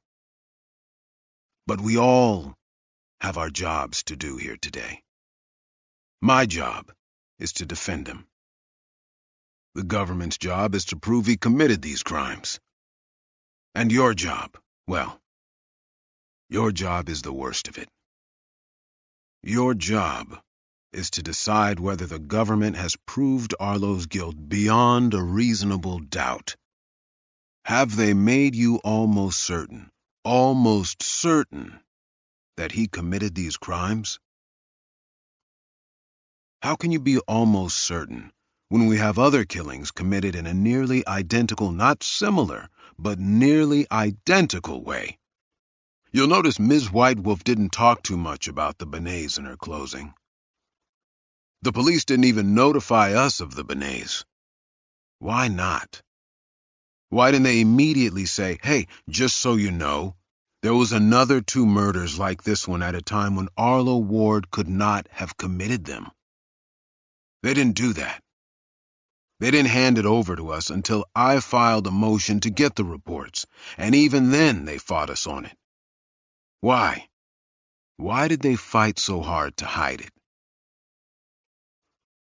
Because it is a fact that 2 people were killed by blunt force trauma to the head, possibly from a baseball bat, and mutilated and posed in identical ways to the victims in this case, and at a time when Arlo Ward was in another state. That's almost by definition reasonable doubt. And let's not forget, this is a death penalty case. So knowing about these other murders that someone else committed in a nearly identical way 6 years ago, crimes the government tried to keep from you, how can you kill him? Dylan stopped and looked at each juror. How can you kill him, knowing that? He took a step back and stared at the jury. Then he looked at Lily. The question you need to ask yourself is, do you believe in our Constitution, even though you don't want to follow it in this case? Or do you not believe in it, and think not everyone deserves the same rights? He made a point to look each juror in the eyes again. You took an oath at the beginning of this trial that you would uphold the law. Are you going to uphold the law and acquit Arlo Ward because there's reasonable doubt? Or will you not uphold the law because you don't want to? Are you going to honor your oath, or will you break it? Because if you're going to honor it, then you must acquit him of these crimes. But if you're not going to honor it, then nothing in our system means anything anyway. He paused a moment. Everyone in this courtroom knows the government has not proved their case. So the only question is, are you honorable people, or aren't you? He sat back down and stared at the same spot on the floor. Arlo was going to say something, but Dylan held up his hand. Arlo leaned back, and neither of them spoke. 84. The jury broke for deliberations at noon. Dylan and Lily went to a nearby cafe and ordered lunch, while Madeline had other cases to attend to. Dylan picked at his food without taking a single bite. It was a great closing. Good, he said without looking up. Dylan, we all have a part to play in that courtroom, like you said. And you played your part. That's all you can do. And if he gets acquitted and kills another 3 people, how about then, Lil? Will you feel like we just played our part and it's no big deal? What he does or doesn't do when he leaves that courtroom is none of our business. Our job is to make sure the government doesn't lock up or kill people without enough evidence. You made sure of that today. You did exactly what the Founding Fathers wrote the Constitution for. He nodded. Yeah. Well, if he goes free, you can quote Thomas Jefferson to Holly Fallows and see if it makes her feel better. Lily's cell phone rang. Her brow furrowed as she answered. Yes? She looked at Dylan and said, Thank you, before hanging up. Jury's back with a verdict. Jury deliberations in murder trials ranged from a few hours to a few days. Dylan had even had one take 18 days before the jury stated they couldn't reach a verdict and a hung jury was declared. This jury had come back in just under 2 hours. 2 hours of deliberation on the deaths of 3 people. The courtroom was so packed that the bailiffs had to force people outside. At least 9 or 10 cameras were in the courtroom, and spectators crammed in wherever they could. Arlo was brought out, and once Kelly and James and the rest of her staff arrived, the judge came out and said, Any preliminary matters to take care of, counselors? No, Your Honor. No, Dylan said quietly. Then let's bring out the jury. The jury came out single file and filled the 2 rows of seats. None of them looked over to the defense table. The judge said, Ladies and gentlemen of the jury, it's my understanding you have reached a verdict in this matter. The foreperson, a tall man in a suit coat, rose and said, We have, Your Honor. Please hand the verdict forms to my bailiff. The bailiff took the sheets of paper and brought them to the judge. Judge Hamilton read them impassively, careful to keep his face as neutral as possible. He handed the verdict forms back to the bailiff, who gave them to the foreperson again. "Mr. Ward," the judge said, "please rise." Lily, Madeline, and Arlo rose, but Dylan remained seated. When he saw the judge staring at him, he slowly stood up and put his hands in front of him. "In the matter of the state of Nevada versus Arlo W. Ward, what say you on count 1 to the charge of murder within Nevada state limits on May the 9th of this year?"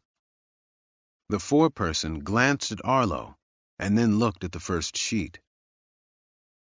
"We find Arlo Ward not guilty." The courtroom erupted. The judge had to hit his gavel several times and threatened to clear the courtroom before it quieted down. Dylan placed his hands on the table because he wasn't sure his knees wouldn't buckle. "On count 2 of the information, murder committed within Nevada state limits on May 9th of this year, what say you?" "We find the defendant, Arlo Ward, not guilty." They read the verdict form for every charge, and for every charge, it was not guilty. Holly Fallows was crying in her father's arms. The media was shouting and running around, and the spectators were talking at full volume. Judge Hamilton gave up on quieting them and simply waited until the verdicts were all read, and then thanked the jury for their time. Kelly shouted over the den, "Your Honor, we would ask that the defendant immediately be taken into custody for obstruction of justice, for lying to the police during this investigation, and for—" Lily said, "It's a lesser-included offense to the charges he was just acquitted for, Your Honor. Jeopardy has attached." "She's correct, Ms. Whitewolf." "Then I make a motion for judgment notwithstanding the verdict and ask the court to render a just verdict." Judge Hamilton looked pained, but tried to hide it as much as possible. Dylan, at least, had to respect him for that. "To find for you," the judge said, "I have to find that no reasonable jury would have acquitted Mr. Ward, and there is no basis for such a finding here. Your motion is denied. Mr. Ward, you are free to go." Arlo leaned over to Dylan, who still wasn't looking at him, and said, "Excellent job, Counselor. I think I'd like to sue the state for malicious prosecution if you're ready for it." "Actually, Arlo, I think you need to find another lawyer." Arlo chuckled and slapped his shoulder. "You gotta get more fun out of life, Dylan. You're too uptight." Dylan watched as Arlo left the courtroom. Subtly, and so quickly few others caught it, Arlo looked directly at Holly Fallows and winked. The wink might as well have been a punch. Holly lost her breath. If her father hadn't been holding her, she would have crumpled to the floor. She sobbed, and Kelly went over and held her, too. "We should go out the back way to avoid all this," Lily said. "No. Someone much smarter than me said that once you go out the back way, you'll always be going out the back way." Dylan took a deep breath, picked up his satchel, and began making his way through the crowd. 85. Dylan didn't feel like going home, so he walked the strip and gambled and drank. He ate a small meal at a cafe and sipped beer until evening fell. When it was dark, he started strolling again.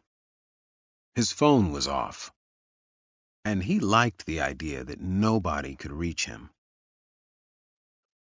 When he finally drove home, Lily was sitting on the steps of his front porch.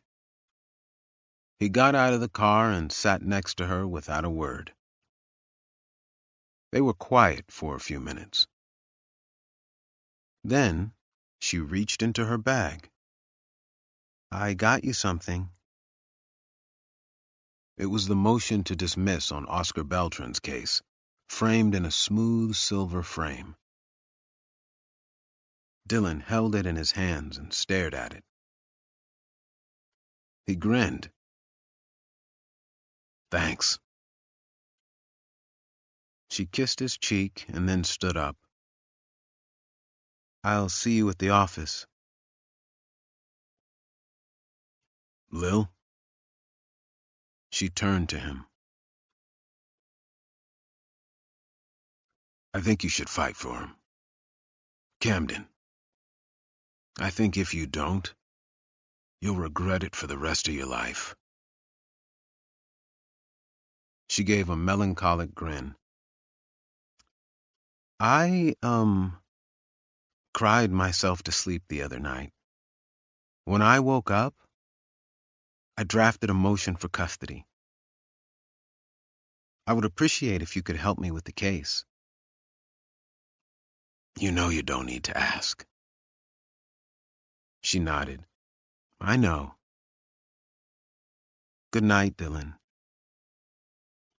"Good night."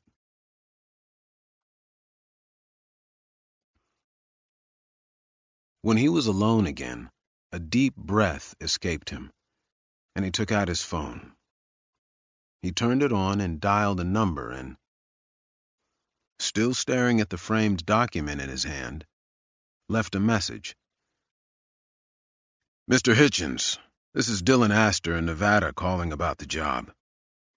I really appreciate it, but I don't think it's the right fit for me. Thanks again for the opportunity." He slipped the phone into his pocket, leaned back on the steps, and stared at the sky for a long time.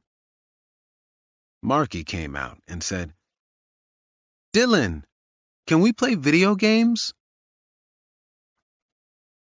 He looked at her and smiled at the chocolate smeared on her lips and cheeks.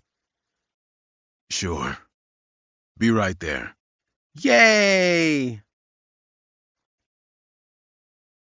He stood up and glanced at the moon and the stars, then looked out at the vast grasslands in front of him, and only one word kept coming to him as he did so. Home. He went inside and shut the door behind him. In the morning, Dylan's alarm clock went off as it always does. He picked it up, threw it as hard as he could against the wall, breaking it, and then went back to sleep. When he woke up, he texted Lily's cousin, September, and said he was taking some time off and he'd like to show her around Vegas.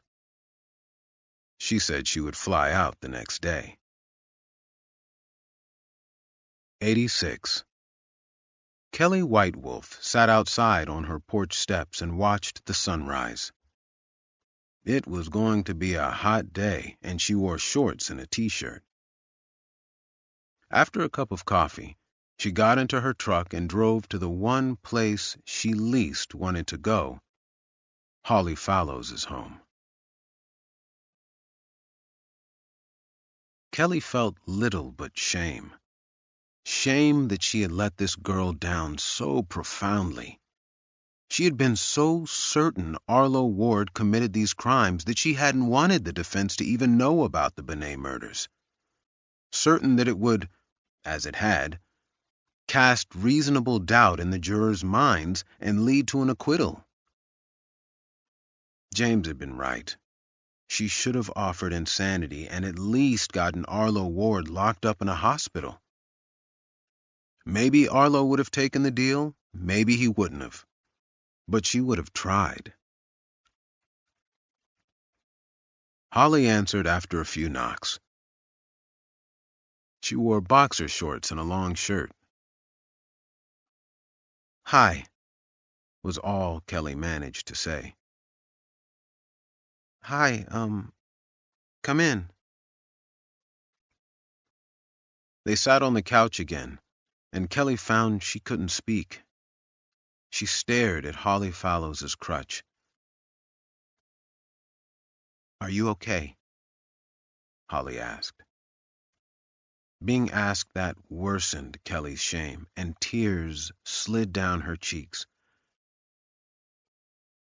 I'm so sorry, she said, wiping away the tears.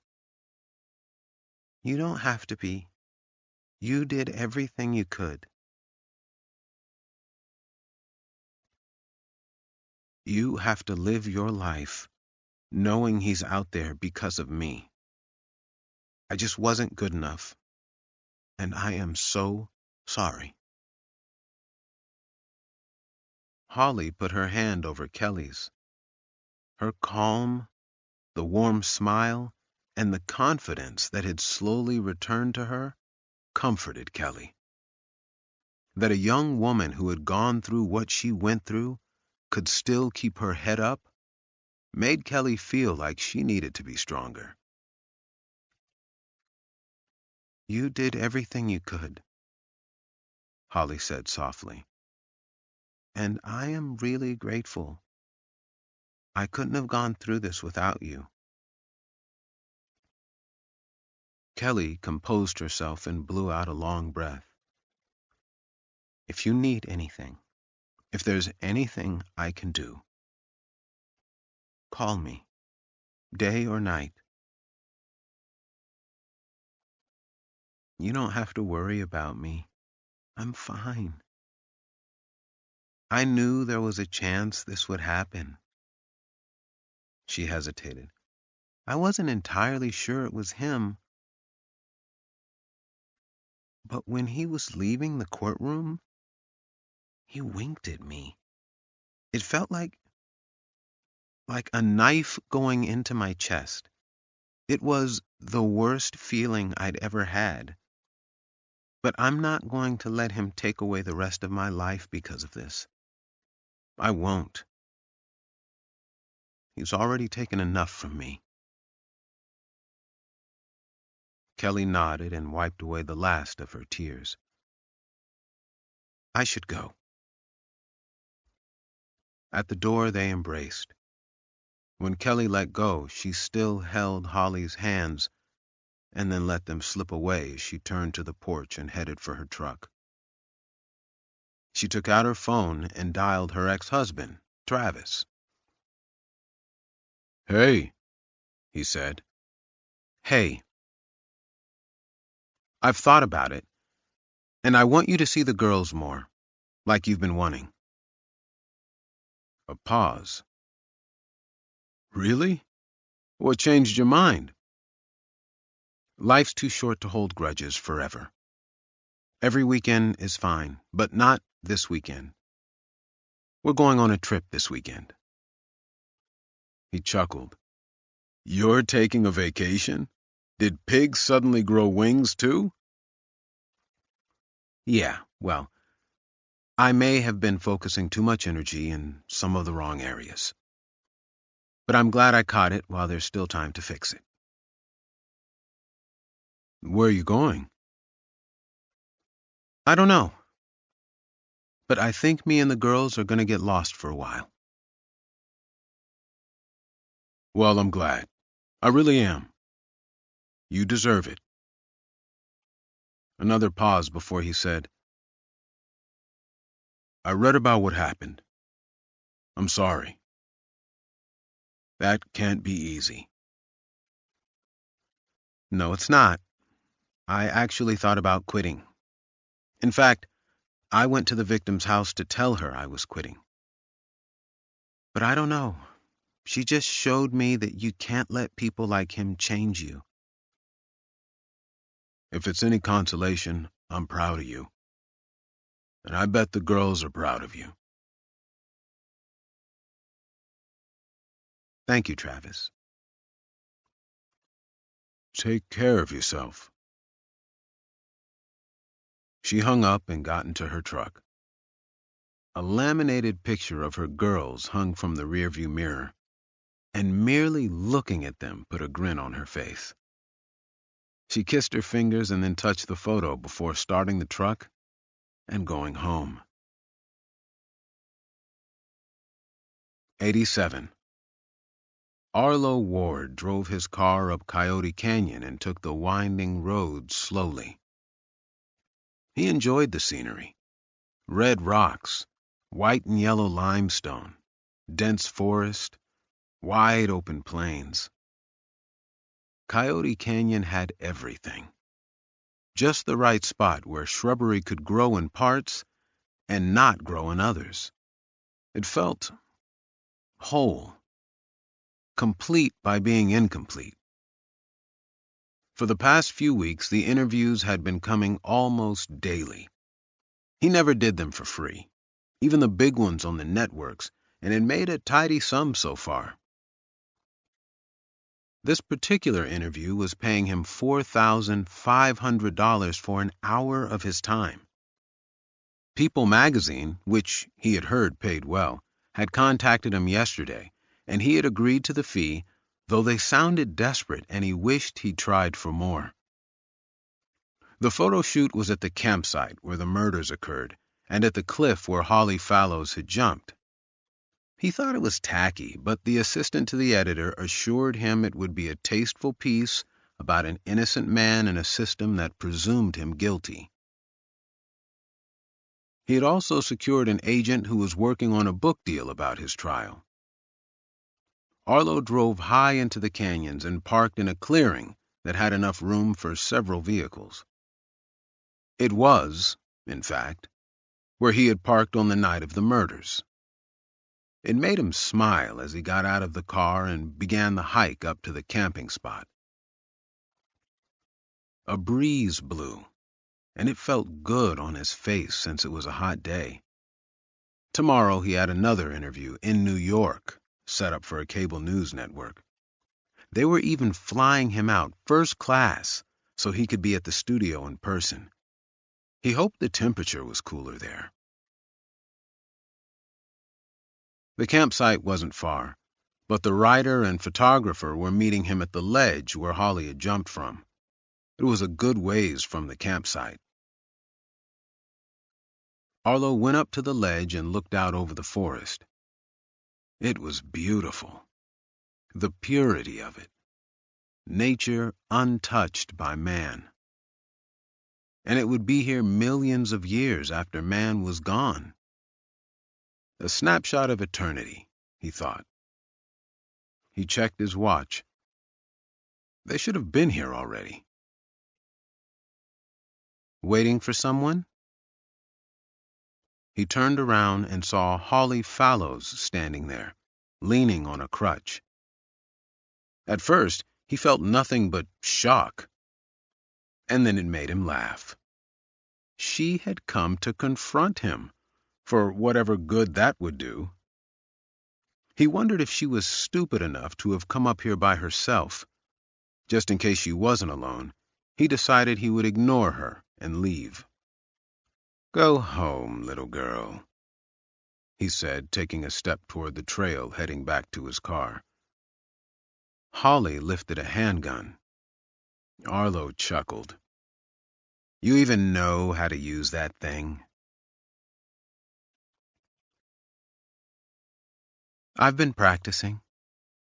I see you in the targets when I practice, Arlo. I see you in my dreams. When I'm out of the house, I see you everywhere. Grocery stores, parking lots, office buildings. Do you see them anywhere? My sister, or Mike, or Will? Do you think about them?" "Not really, no. They all died so quick it wasn't that memorable, honestly." They watched each other a moment. Her hand began to tremble, and tears silently slid down her cheeks. Arlo thought she looked like she might pass out. If she did, the question was what to do with her. No one else was up here. and it was unlikely she had told anybody where she was going. It made him grin. Put the gun down. You aren't shooting anybody. She pulled the trigger. The bang sounded like thunder in the quiet forest. It scared off nearby birds and caused a rustling in some bushes from whatever animal was hiding there. The pain in Arlo's thigh was immediate, a searing pain that radiated up his leg. He tumbled to the ground as blood soaked his jeans. You bitch! You shot me! Does it hurt? I tried to hit your femur to make it really hurt. You stupid bitch! I'll reach down your throat and tear your heart out! No, Arlo. You won't. You're going to make a choice. The same choice you made me make. His eyes suddenly went wide, and he glanced behind him at the ledge. He felt his stomach in his throat as he observed the jagged rocks and the sheer distance of the fall. I'm going back to my car. Shoot me if you want. I don't care. He rose, took a painful step, and she fired again. The shot hit him just underneath the wound in his thigh. It made him scream and collapse again. Holly took a few steps toward him, but stayed far enough away that he couldn't reach her. You really shouldn't have winked at me. It's always the little things that get you, isn't it? I'm going to count to 3, and then I'm putting a bullet in your head. Or you can jump. Your choice. Arlo growled. When I get out of this, I'm going to... 1. Put the damn gun down. We both know you're not going to kill me. 2. They stared at each other, just long enough for Arlo to realize she was serious. She was going to kill him if he didn't jump, and not only that, but there was something else in her eyes. It was satisfaction. 3. He crawled backward away from her and tumbled over the ledge. There was little pain at first, just pressure as his body slammed into jagged rocks and kept falling. He could hear his ribs being crushed and the bones in his arms snapping, and he tasted the ocean of blood in his mouth from his teeth getting knocked out. The world spun so furiously, he vomited from vertigo. All he could see was sky and dirt and rocks, each taking turns flipping and spinning like he was inside a swirling tunnel. It wasn't until he hit the ground at the bottom and looked up that he realized how far he had fallen. The last rock he hit had sent a loud crunch through the air, so loud that he could feel it in his face, and he knew his spine had been broken. He looked down to his leg, and it had snapped in half at the knee. Bones were jutting out through flesh, and blood poured out of him and mixed with the dirt, creating a dark mud. Arteries and veins had been torn open. Suddenly, he felt so cold that he began to shiver. He opened his mouth to yell for help, but blood cascaded down his throat and made him choke, letting him release nothing but a deep gurgle. The full pain hadn't hit yet, but the cold made the shivering so violent it hurt. It amazed him again, like it had that night, how much blood the human body contained, as he watched it spill into the earth. He tried to reach out to touch it, but his arm had been broken in so many places he couldn't move it. But he could, slightly, move his head. He managed to tilt it up just enough to see one thing: Holly Fallows on the edge of the cliff, watching him die. She turned away and disappeared down the trail. Faintness was overtaking him, his vision swirling between brightly colored rings and pure blackness. The rings slowly being eaten up as darkness filled his vision. Then he was gone. We hope you have enjoyed our presentation of An Unreliable Truth by Victor Mythos.